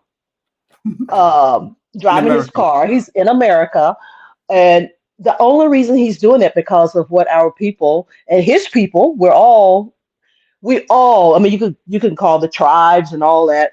We're still all black first. We have our skin, we have our culture, we have the culture is different because they separated us, but we still come from the same place. And our people fought for all of us, all over the world. He's in America right now because of the sacrifice how people uh, uh, sacrifice their lives for all of us. He wouldn't be in the position he's in right now if it was not for the people that sacrificed their lives, our people, our ancestors. That's who shedded their blood for us. Lynchings, killings, standing up for rights, the government killing them left and right because they're speaking out for their rights and our rights. We got so many of our people right now in prison for speaking out, and for him to say that he's not part of it is a sad situation there. Um, Wherever he is in America, I hope he's surrounded with our people, because if he's trusting them when the No, nitty gritty, you don't like to be around places with a lot of black people. I mean, he really is a black. He really loved white people. I mean, he really loved them, and I mean to the point where he have said some crazy stuff to where he said that he don't want to deal with African Americans because they don't have no money. I want to deal with the white people because they got all the money. Those are kind of things this ignorant sad. Cameroonian Negro say. That is so sad. And I did my DNA um, because of our history was stripped back during slavery time, so we have to do our DNA tests. And my DNA is pretty much mostly Nigerian, from Nigeria and Cameroon, and which is Nigeria and Cameroon is really one. And it's unfortunate that we're dividing ourselves as all these titles. I'm Cameroon, I'm Nigerian, I'm this and that and all that. No, when it come down, strip all those titles away, we're still beautiful black people. And I'm proud of it. Very proud. I'm proud to be who I am. Very Yeah, powerful. yeah, and yes, Sonovia, and actually, they wouldn't be called a Nigeria or Cameroonian if it wasn't for the Berlin Conference, where all There the you go. Europeans came together and called it Nigeria, called it Cameroon, called it Sierra Leone, and all that stuff. They had kingdoms and empires, so I don't even understand what he's talking about. Yeah, because a white man gave them the label. Exactly. It's just So sad. so would you see? I see the solution. Uh, the easy way to say it, basically, is a good it, Zionism is seen as the baddies. Yeah, I understand, but I'm saying that the black African Zionism are the goodies. It's the inversion. We have to create a group of black Zionists. We have to create a small group, and these black Zionists will step forward and say, we represent all black people in Africa and the African diaspora, and we are for the good of all sub-Saharan diaspora and the sub-Saharan Africa, black Africa. We are for black Africa. We are the black Zionists. We represent all black people, and we are going to generate the power necessary to deal with the enemies of the black people throughout the world.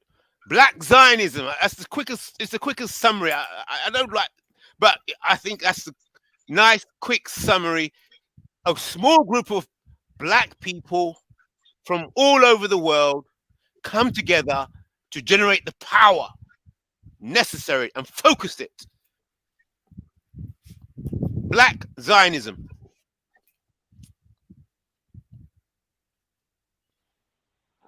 Well, that's wishful thinking, because we got so many corrupt leaders within our own community. Don't worry about them. The Zionists are Well, we particular. got good people like Bomani, but Bomani. There So you go. We appreciate you, sister. Appreciate you. And let me hear from our Kofi. Greetings, Kofi. Welcome to Pan-Africanism towards nationhood. What's on your mind?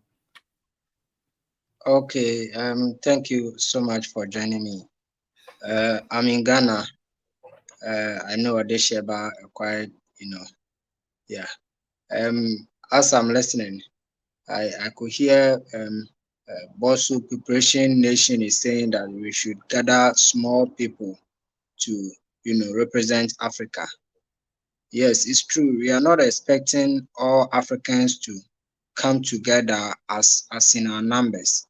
You know, these guys, I'm talking about these Europeans, they set a system called divide and rule.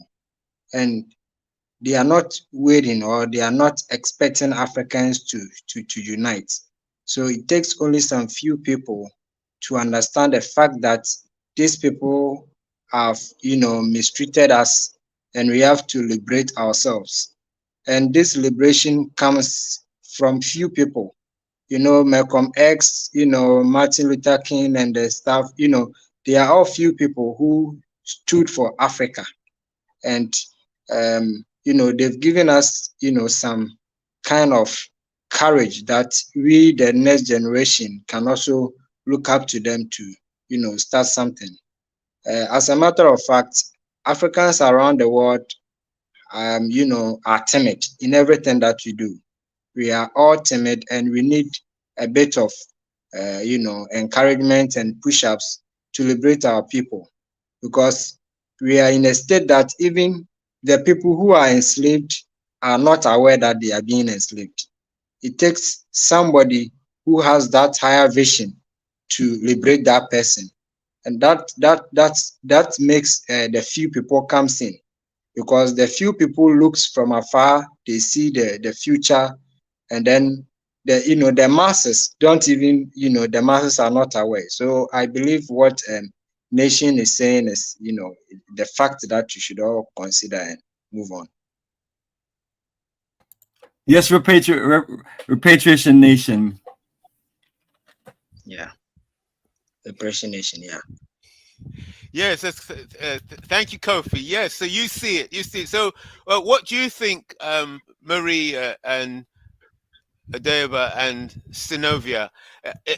It's kind of a sweet, ugly. It's a kind of a pretty ugly thing at the same time. Black Zionism, but it kind of catches the whole, the solution.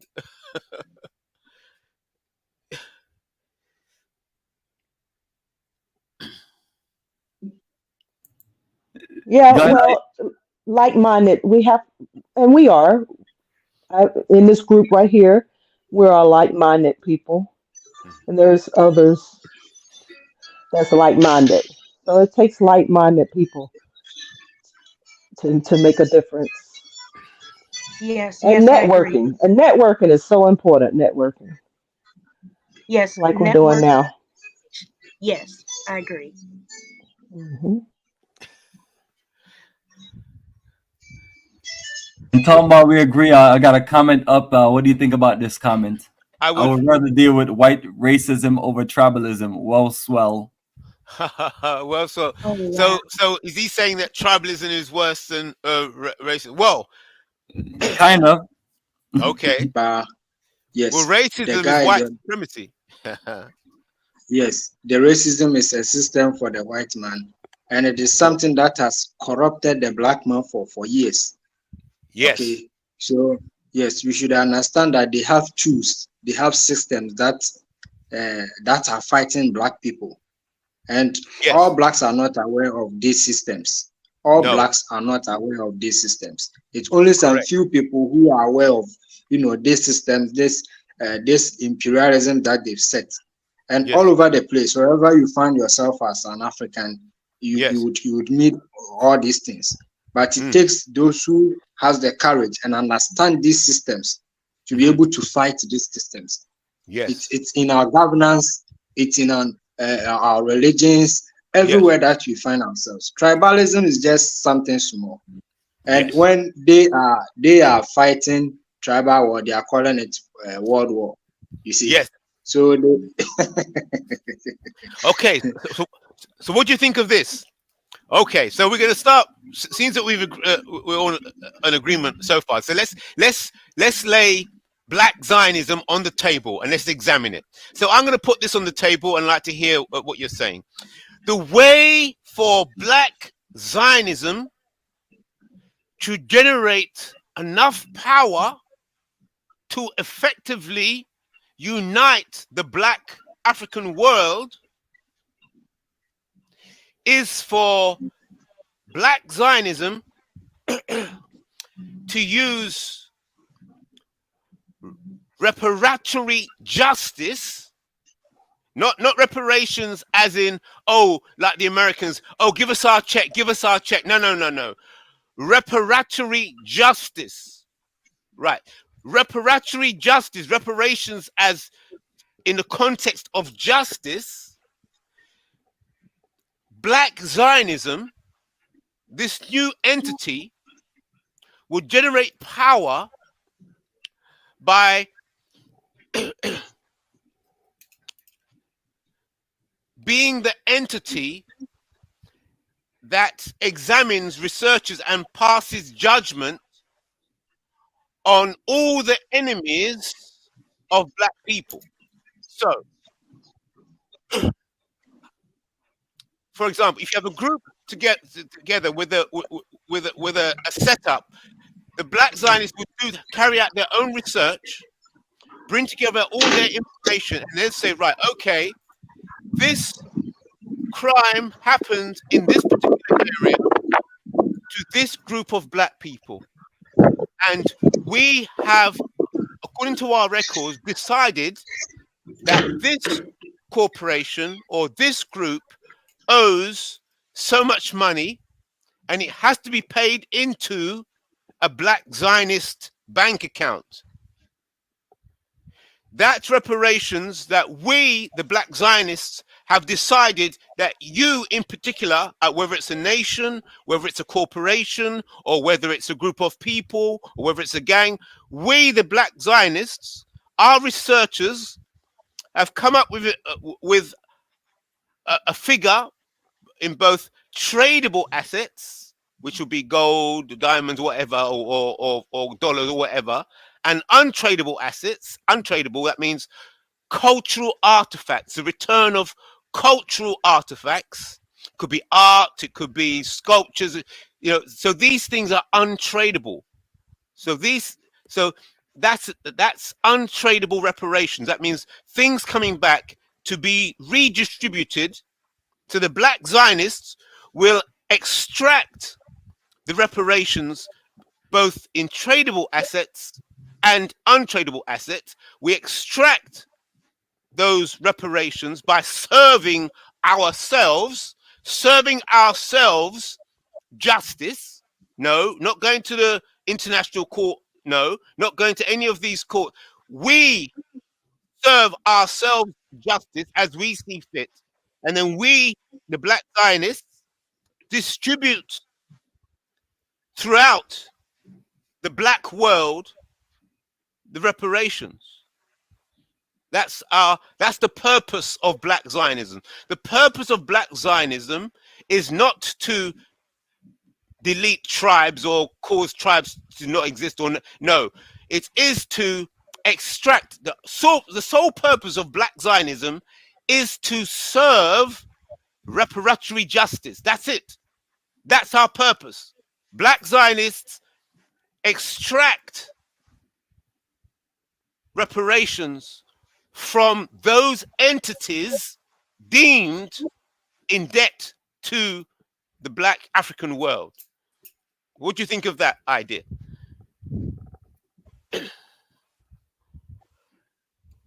Guide family, somebody respond.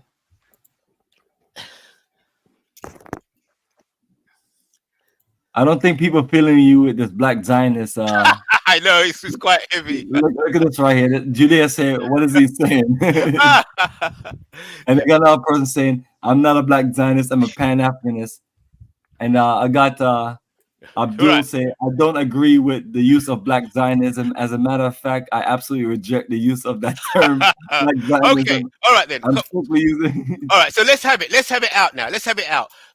Black Zionism versus Pan-Africanism. What you got? Black Zionism versus Pan-Africanism. Right. What's the difference? Black Zionism is the construction of a specialist group that is going to serve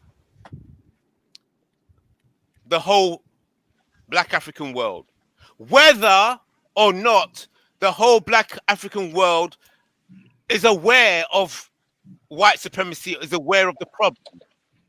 Pan-Africanism, in contrast, is to try and get everybody, all Africans and all black people, to accept Pan-Africanism.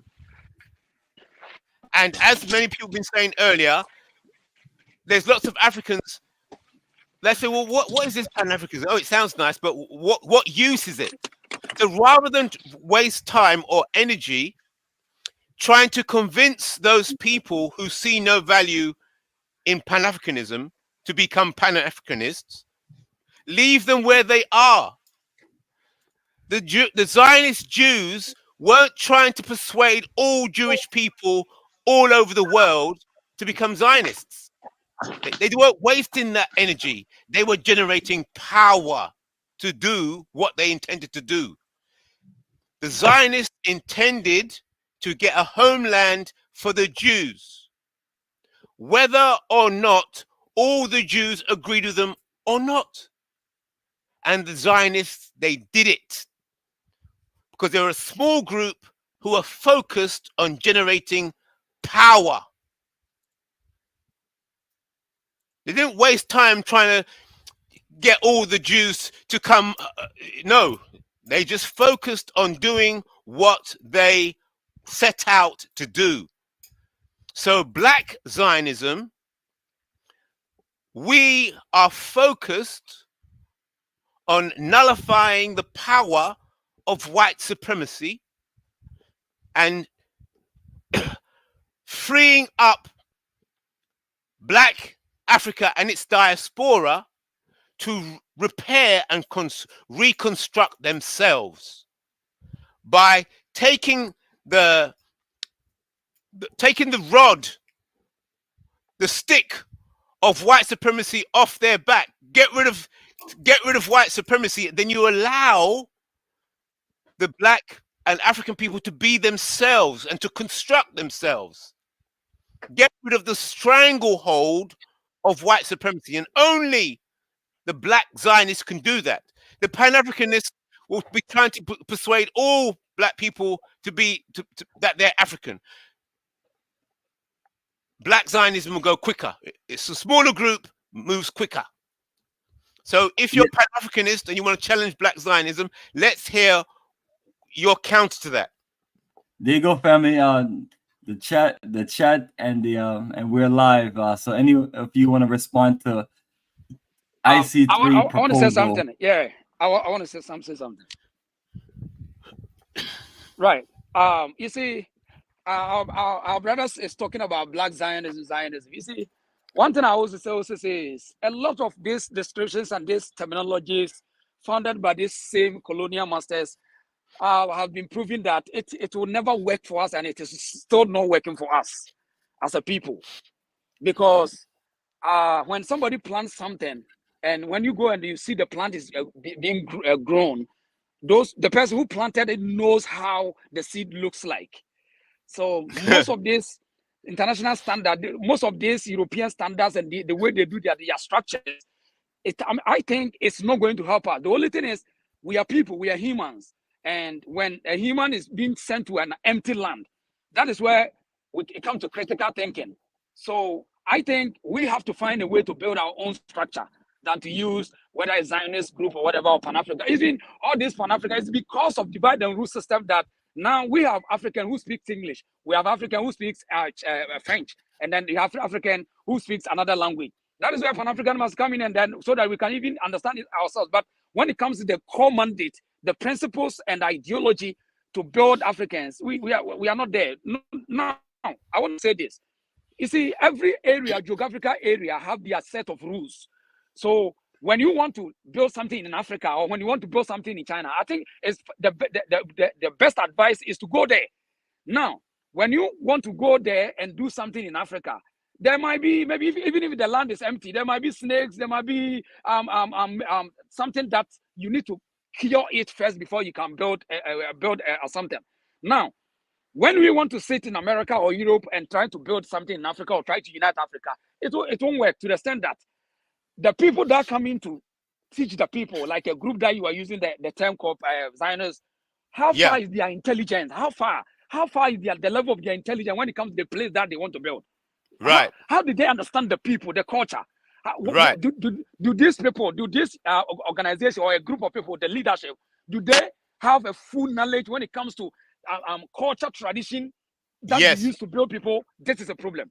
And I Right. think before any group will emerge to start to rebuild or start to reclaim the land back, that those people must be well aware of indoctrinations and theories and ideology that we have to set our own rules. Now, let me Yes. go back to China again. When I went to China to study them, when Mao Zedong set the standard for the Chinese Cultural Revolution and everything in 1956 coming, they realized that they are not going to follow the standard of the day, the international rules. They realize it. And they started changing their documents, changing their books, doing all sorts of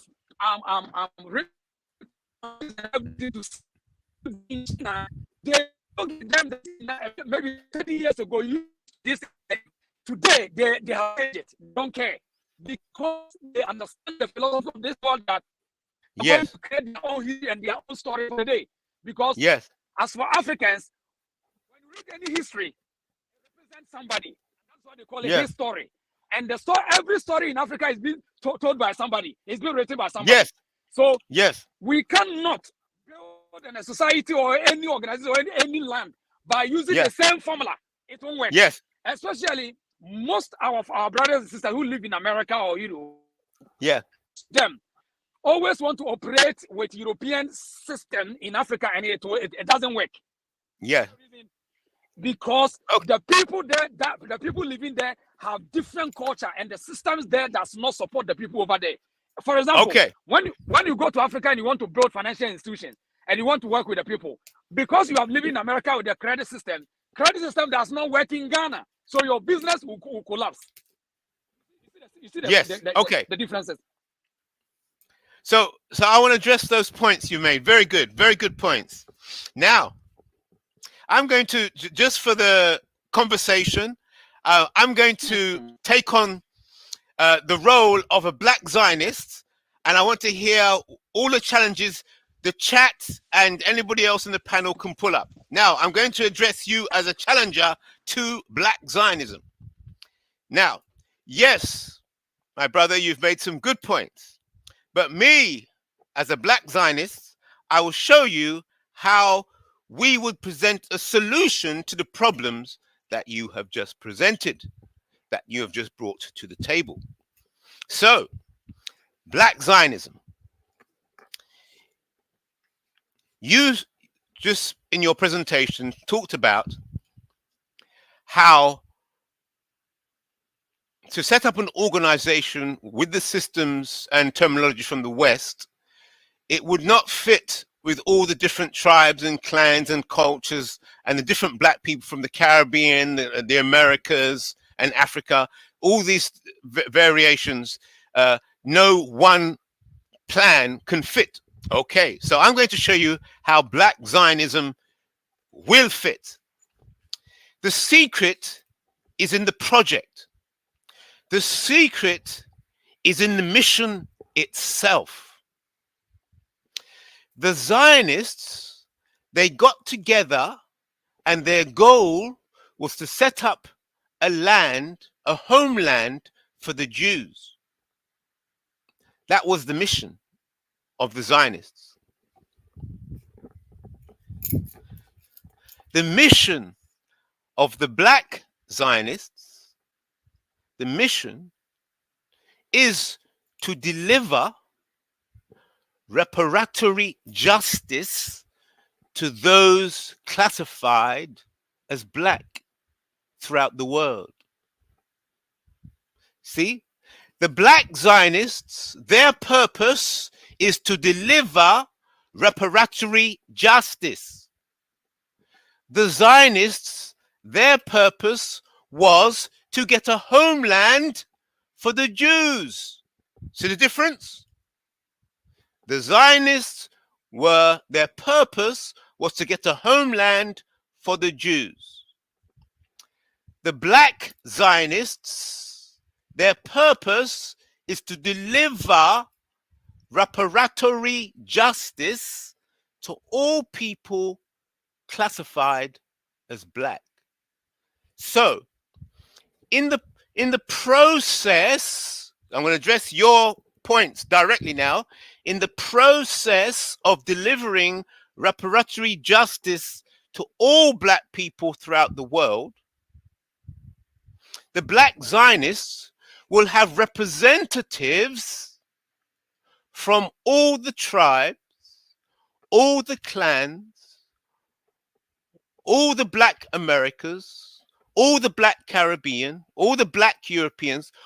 They will come together, yes, and each one that comes together around the table will be bringing their issues to the central Black Zionist entity. And the Central Black Zionist Council will figure out how to deliver reparatory justice to each and every one of the representatives of the world. So therefore, if something happened in Cameroon, or let's say something happened in Namibia, the Germans did something to a particular tribe in a particular area of Africa, the Germans did something.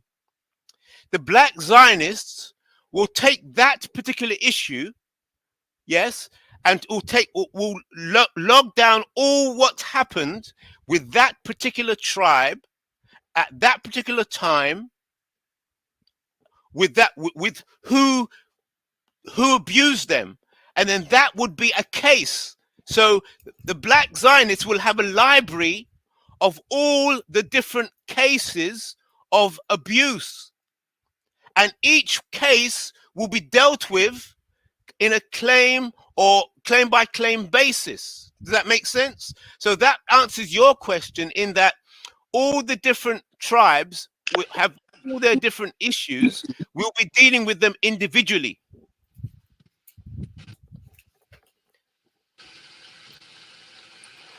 Right. Brother, I Right. really appreciate it.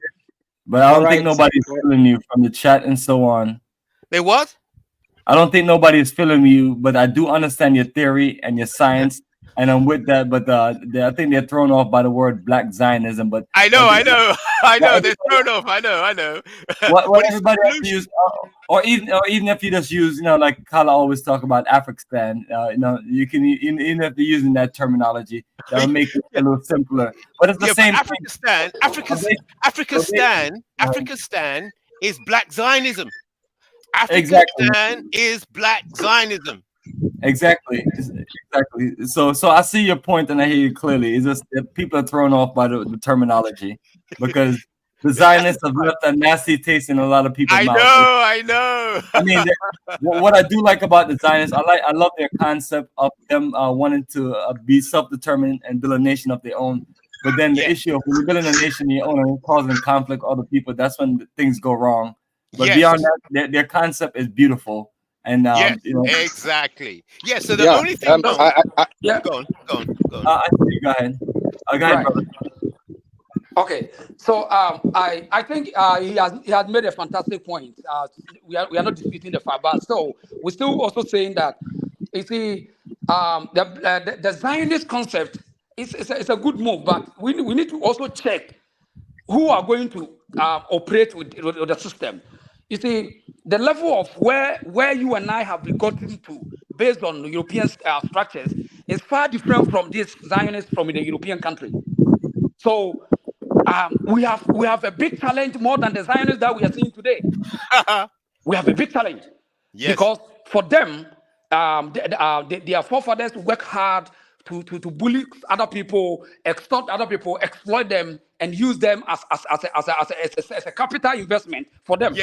Yes. But yet, for we don't have any forefather who fought for us with and have a heritage fund for us. We don't have it. So now we are battling with the brain. Our brain now. We are battling. Africans everywhere in the world are battling how to let our brain function. Because any philosophy, any ideology controls the black person around the world, the so-called black person. And in fact, terminologies, systems everywhere it's using in Africa. And sometimes we can imitate to turn it in positive side. We can imitate. But before we imitate the Black Zionists, we must check the people, the difference between these people and that people.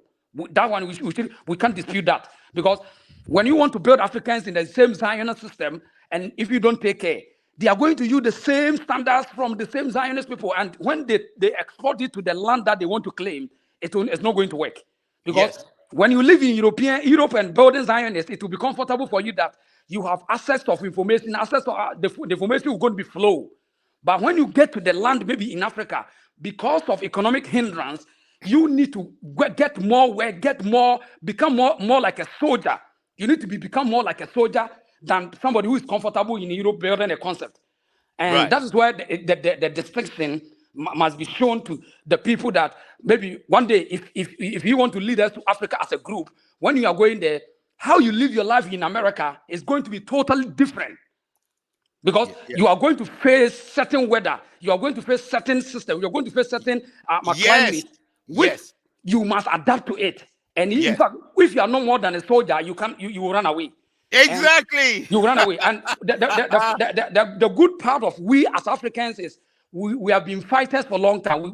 Our forefathers have been fighters. The only thing is give us the proper information and we will deliver. And now that is the only thing that the Europeans have attacked. They have attacked the good information that they don't want our generation to see the information in all forms. When you say this, most of the ignorant Africans will say, no, you have your right. No, listen. When people want to control you, they use systems, administration, or ideology. So if I send my child to the school, by the time the child returns from Harvard, the mind of my child has been turned to represent the European, whether we like it or not. That's right. So that is why the Chinese are training their case in what they want to know. They don't want you to tell them what they should know. Chinese are, even if you see Chinese students in America, they are learning something that they are taking it back. It's not what the Americans are teaching them. So, but if in Africa, if you go there, go and see the university programs that is in Ghana, the University of Ghana, go and see. After they come out, they lost the identity, they lost the courage. They are so timid and controlled. They are so weak. The people are weak. So they don't know how to stand to defend. They are just always operating in the arms of their puppets. So that is why it is important for any African who have this consciousness to think how to change the narrative of the day, how to change the mindset, the brain. That's the challenge for us today. Even when you hear our brother was making a good point, Judah, he made a fantastic point by talking about our economic power. Because once we don't build our continent, there's nothing we can win. But you see, he also brought something to destroy his own points by referring us that now we can do it, European or anybody. It doesn't matter whether. You see, that is the challenge. That is the typical challenge in Africa now. That's why you see African politicians, when you see them, they don't understand economic structure set by their own enemies. So every time you see them falling in. So they can go to school, they can go to hell, go to any school, but bring them to come and build something. They can't build. They always depend on IMF and World Bank. It's because of the training. So today, if you are bringing your child and you are a fully conscious person, I think you will teach your child the same as what America is teaching their kids. And the last time I went to America and checking them, all the schools, they are continuous teaching them about Africa. That Africa is poor. They don't have a food. They are teaching them wrong information about Africa. They are not joking. So how much more you today that you are suffering? You said, oh, I don't want to teach my kid about my enemy because you don't have information. Because you don't know where you are going. The last time I was in China, in Chinese schools, we foreigners, we call it brainwash time. They organize all schools and teach them about their enemy. When it comes to economy, military, social life, they are teaching them. And who is there? They told them about America, every school in China.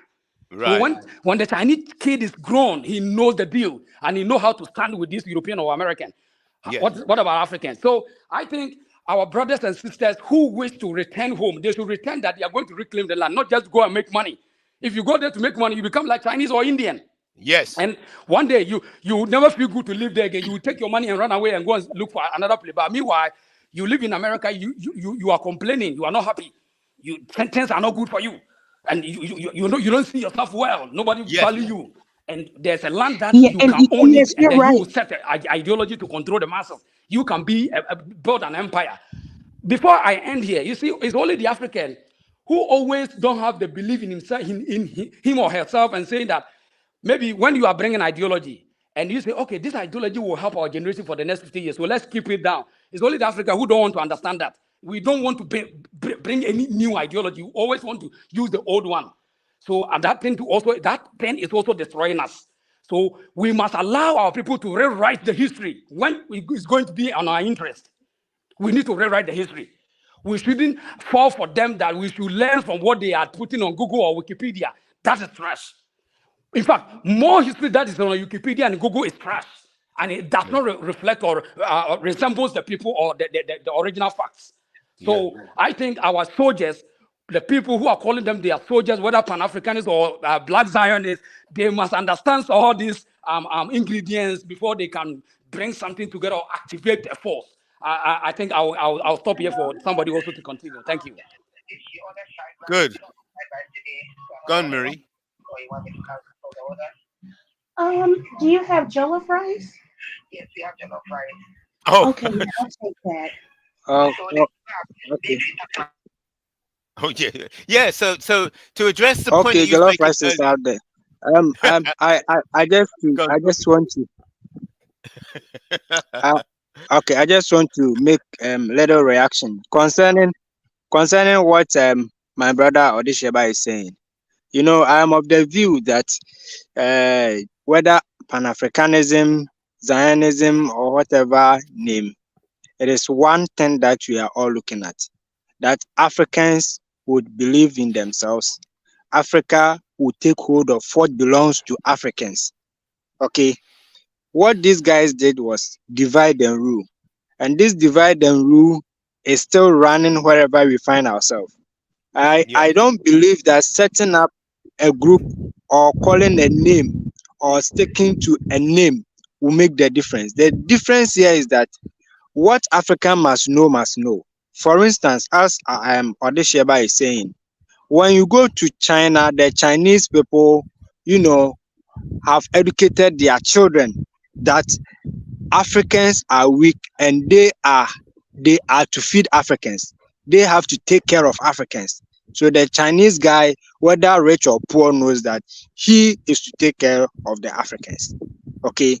When you go to Europe, they said Africans know nothing. Okay. They have to civilize us. So Europe is divided in so many countries or whatever, but they have one core mission that they have to extract from Africa. And when you read history,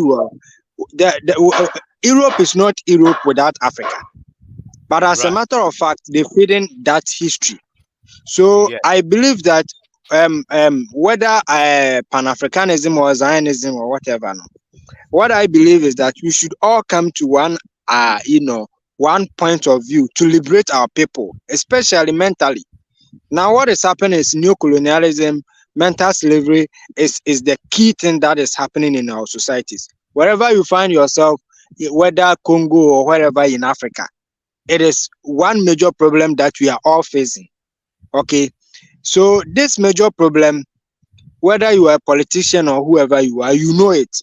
But as a matter of fact, the politicians are just being puppets for these white men, and they cannot talk. Some of them know and they cannot talk because their hands are locked.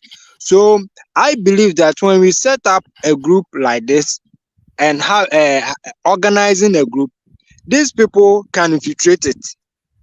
Yes. They are very smart. They follow Africans because they know we are stronger than them. Yes, they cannot stand us. They know we are stronger than them. So they find every means to infiltrate whatever Africans do.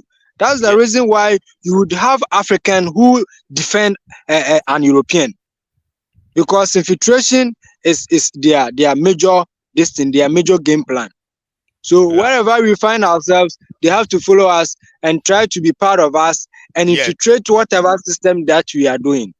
So I am of the view that we have to spread our basic, our basic needs to liberate the people, the children in our educations, in our religions, wherever we find ourselves. Send out this message, well, whatever being the name on it, it doesn't matter, being Pan-Africanism or Zionism or whatever. What I Yes. believe is that we should let the coming generation know that we Africans hold or owns the world. We are the mother of the world. Without Right. Africa, Europe, or whatever is not there. They all come here to survive here. But they've tackled all these things. They've made sure that Africans would never believe this African is great. So we have to tackle all these things, the systems that they've put in place, so that our next generation will be liberated. Yeah. Okay, so I'd like to address those things, both those points, from the Black Zionist perspective. Okay, so the first point made was the violence of Zionism and how Zionism is a bad model and the bad history of Zionism. Okay, I understand. So, Zionism, once again I'm saying, Zionism, it was set up with a purpose of establishing a homeland for the Jews. And what the Zionists did is they approached the powers of the day, the British, yes, and got the British to allocate them land, yes, and then they moved into the land that the powers, the British powers, had allocated them. So when they moved into the land that the British had allocated for the Zionists as the homeland for the Jews, it upset the people that were there already. So the very foundation of Zionism and the homeland for the Jews through the Zionist model was set up by the imposition of the British military power and might. Yes? And so you have the constant situation of war and violence because its foundation is war and violence. And they're trying to justify the war and violence and bloodshed. Okay? That's how many see Zionism. Now, Black Zionism, which I'm presenting to you all today, has a different foundation. Black Zionism, the foundation, is the serving of reparatory justice to the people classified as black throughout the world. That's the very foundation. The foundation is justice, not land. The foundation is justice, not land. No violence there. Now, Black Zionism, how will Black Zionism accumulate land? Or will it need land? What is the relationship between Black Zionism and land? How Black Zionism will come about land if needs is that the Black Zionist movement will be given property and maybe land that is necessary for the generation of power of Black Zionism. So basically, it'll operate like an embassy. So, for example, Nigeria will say, okay, we like what you're doing. It is good for Nigerians, for Black Nigerians. So we like the Black Zionist movement. So what we'll do, we'll grant you this building. You can have an office. You can have a Black Zionist office in our city or in our town. We give you that. No, We're giving you what is ours. Yes, it could be that somewhere in the Caribbean, perhaps Trinidad could say, you know what, we like what you Black Zionists are doing, and we would like to offer you an office. You can have that office there, and so any of your Black Zionist activities, you are welcome to do it here in the Caribbean from this office that we have allocated to you. We gave it to you.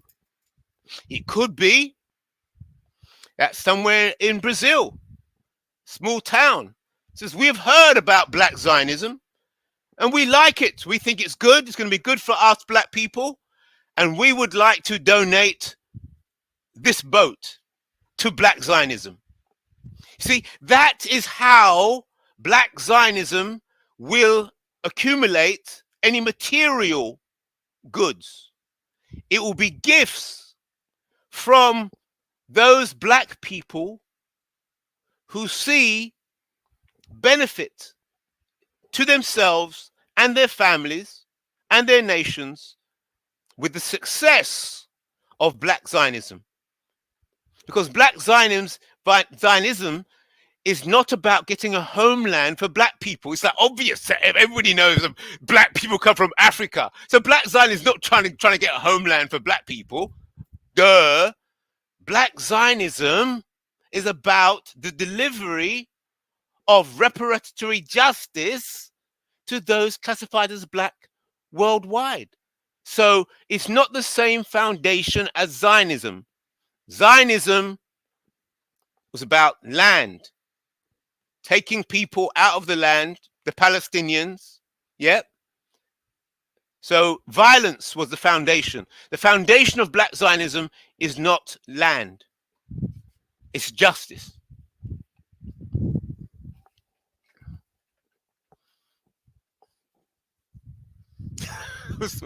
Was it ICU does not do any community work. He gets online where you want to tell him to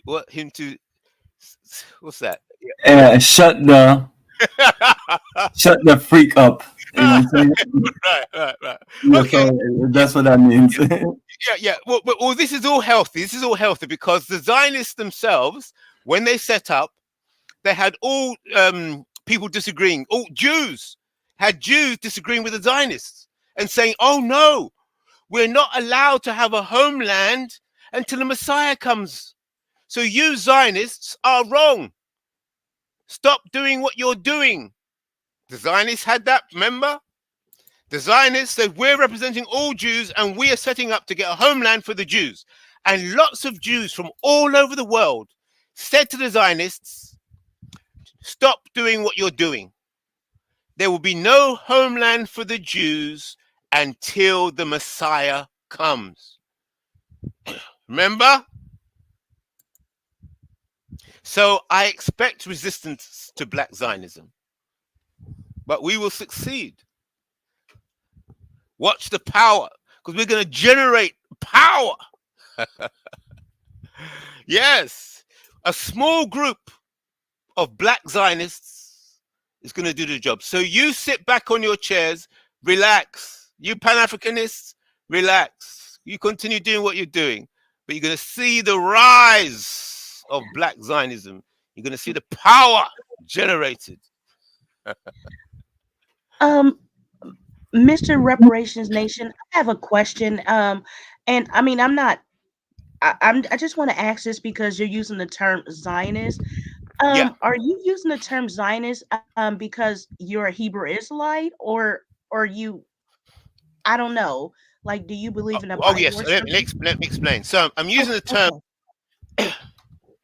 not because I'm a Hebrew Israelite, but I'm using the term Black Zionism because it is a simple way. It's a simple way to reference the model.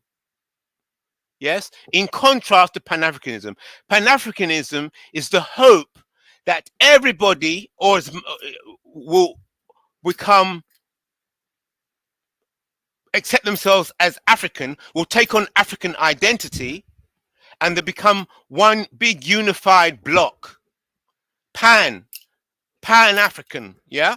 I'm saying in contrast, Black Zionism is saying, oh no, we accept that everybody is not going to come together or understand. We're not going to waste time trying to get everybody to understand. What we're doing is setting an example, generating power to get things done. And then everybody else will opt in as they see what we are doing. So it's not about pushing. Obviously, you're going to push the ideology or push the idea, but it's all about the generation of power and generating power through justice. Not like the Zionists, who were, their purpose was to get a homeland. Their purpose was to get a land. Black Zionism, the purpose is not to get land. The purpose is to get justice for Black people who are being abused and have been abused worldwide. So the word Zionism is being used in that context. For speed of communication. So even though some people will be don't like the word, they'll repel the word Zionism, but it's the fastest way to communicate the contrast, to communicate the model.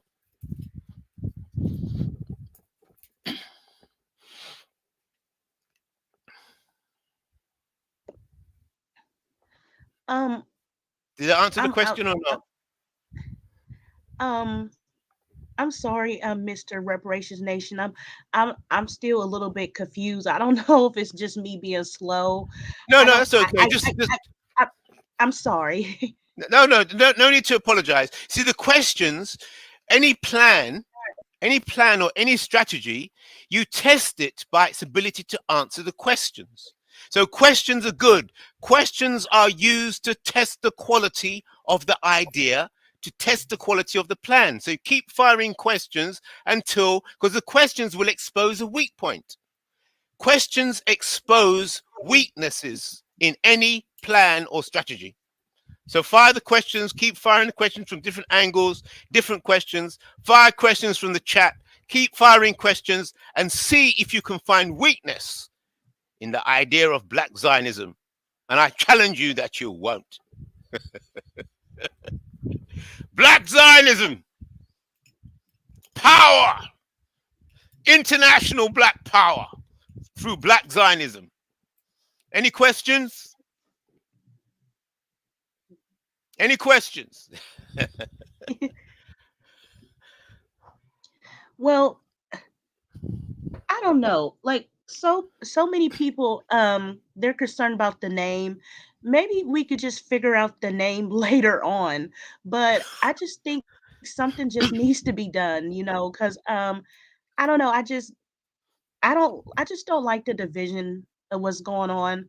I mean, we should treat each other with respect. I mean, like if someone's not being nasty to you, I mean, don't be nasty to them. You know what I mean? I don't like this whole tether stuff, and I don't even like when certain Africans they call us Akata. Let's stop all this mess. Right. I mean, I don't know. It's okay to think that we're different. I mean, I understand we're culturally we are different. I understand that, but to treat someone mean just because they're from a different place. I mean, I just can't get down with that. I wasn't raised that way. Just because somebody's African or Caribbean, just to talk down on them and stuff like that. I don't get that, but in my opinion, because I feel like I'm leaning towards Pan-Africanism. This is what I think. If you identify as Pan-African, I think one of the things you could do is what I'm doing. So I did a maternal DNA test through African ancestry, and my ancestry came came back from the Mende people in Sierra Leone. So I took a trip to Sierra Leone. I got citizenship. Now I belong to a village called Jamakoa, and Okay. I am assimilating back into the African culture. So if you Yes. identify as Pan-African, you can work with that. You can work with that group of people. Work with the Mendes. Whatever. Because there's a lot of other African Americans that are in the same village as me, and right now we're trying to form like a thing how we can help the village. We're trying Right. to create different projects how we can help the village. Hmm. I don't understand why Pan-Africanists are making. I don't know. I don't understand why Africanists they're making things so difficult. Like, Okay. I don't know. That's just what I'm doing. I'm just suggesting what I'm doing. That's all I Yes. could say. So yeah. So what you are doing, what you are doing, is Pan Africanism at its finest. Yes. Pan Africanism is good, and you're a good example of Pan Africanism. But Pan Africanism cannot generate enough power to nullify and counter the power of white supremacy. Pan-Africanism is good, but it cannot generate the kind of power needed to nullify the power of the financial, political, cultural, international, white supremacist, racist, economic terrorists. They have to be dealt with. So Pan-Africanism is good, it's healthy, but it's not enough. It cannot, to challenge the power of white supremacy, you have to come with blackness. Pan-Africanness is not dealing with the issue of blackness, black identity in itself. It's African, it's Pan-African, it's good, right? But it's black power that will counter the power of white supremacy. Black power through the delivery of justice, reparations, yes? Reparations, black reparations will generate the power that will serve reparatory justice that can then be distributed through a Pan-African network, as it were. But you have to get this tight entity, Zionist. That word's got power, you see. It's got, because it can hook onto the Zionist, black Zionist entity, tight, with a direct mission. I'm Pan African also, Yeah, and yeah, I you, disagree with you when it yeah. comes to us not being our blackness. That's what Pan African is all about. Our blackness. Oh Yeah, but yeah, yeah, it and should we've been be. around a long time. Very powerful. We need more organization. There's too many organizations out there already. Pan African is the leading entity forefront. Okay, Okay. all right. So we're going to challenge this then. Pan-Africanism, No, Pan-Africanism. no, no, no. I'm not going. No. No, I'm coming at you, Pan-Africanists. I'm going to say that all you Pan-Africanists must be subject to Black Zionism to be functional. Black Zionism must take the lead, and then Pan-Africanism can prosper, because Black Zionism will get the white supremacists off the Pan-African back and allow Pan-Africanism to fulfill its destiny. Pan-Africanism cannot fulfill its destiny until the problem of white supremacy, which is sabotaging Pan-Africanist efforts, white supremacy sabotages Pan-Africanism, it sabotages it. So there we are going to deal with the white supremacist, racist terrorists that are sabotaging the efforts of Pan-Africanism. We are the hit team. We are the specialists. We are the hostage rescue team. That will Sir, you said we. Who? we the black Zionists. Yeah, that's him speaking French. Mr. Black Zionist, let me just replay a video on what Zionism is. Yeah, go ahead. Because you know, we have a lot of people listening, but yeah, let me just play something about Zionism. Yeah. I see three. You're not. No one is agreeing with you. Okay, that's good. That's good. Let's have this back and forth. Come on. Zionism. Zionism is a political and national movement aimed at creating and sustaining a Jewish state in the Middle East. Now, according to many traditional and Orthodox Jewish teachings, Jews are forbidden by God to have their own state until their Messiah comes. But this hasn't stopped Zionism from pushing towards that very goal. So where did this all start? Let's go back to 1897. A man named Theodor Herzl formed the World Zionist Organization. He advocated for the creation of a Jewish state in Palestine, and is even mentioned in the Israeli Declaration of Independence. It was tough to be a Jew in Europe in that time, with anti-Semitic sentiments rising. Herzl felt the only way for his people to live in peace was for them to have their own country. Palestine was chosen, and a popular slogan started spreading around the world. A land without a people, for a people without a land. The only problem was, Palestine wasn't a land without a people.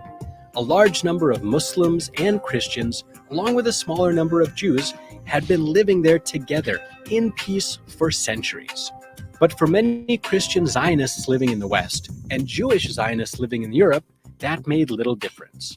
Following the fall of the Ottoman Empire at the end of World War I, and along with British support, Jewish immigration to the newly British-occupied Palestine was steady in the early 20th century. Then there was a turning point, World War II. Following the Holocaust, the flow of Jews to occupied Palestine boomed, and many Western countries began backing the idea of a Jewish state in Palestine. Although a UN resolution recommended both an independent Arab and Jewish state in the region, Israel went ahead and declared their independence in 1948, and was recognized by US President Harry Truman that very same day. The Zionist movement had achieved its main victory. In the period after its establishment, Israel carried out an invasion of neighboring countries, and at the end of 1967's Six-Day War, Israel extended its control in the region, displacing countless Christian and Muslim Palestinians. A year later, the 28th World Zionist Congress adopted the Jerusalem Program, a list of 5 goals, which are the current makeup of modern Zionism: the unity of the Jewish people and the centrality of Israel in Jewish life, the ingathering of the Jewish people in its historic homeland, the strengthening of the State of Israel, which is based on the prophetic vision of justice and peace, the preservation of the identity of the Jewish people through the fostering of Jewish and Hebrew education, and the protection of Jewish rights everywhere. In practice, their goals of justice and peace have been lost to many of the non-Jewish people living in the region. The Israeli military has been illegally controlling and occupying much of Palestine, and constant new illegal settlement building on Palestinian land by the Zionist state has been condemned by much of the international community. So what do you think about Zionism? So IC3, what do you think about Zionism? Yes. So based on even listening to that video there, you see the idea of Zionism is good. A land for a people, a homeless people getting a home. Now, the problem comes in how is that home acquired? So the Jewish Zionist model, it appears that the Jewish people went to some powerful entity and got that powerful entity to grant them a property. So yeah, you can move into there. You can move into that house there. You can move into that land there and take that as your home. But the Jews then move into the property and find that there's people there. And so a fight breaks out, obviously.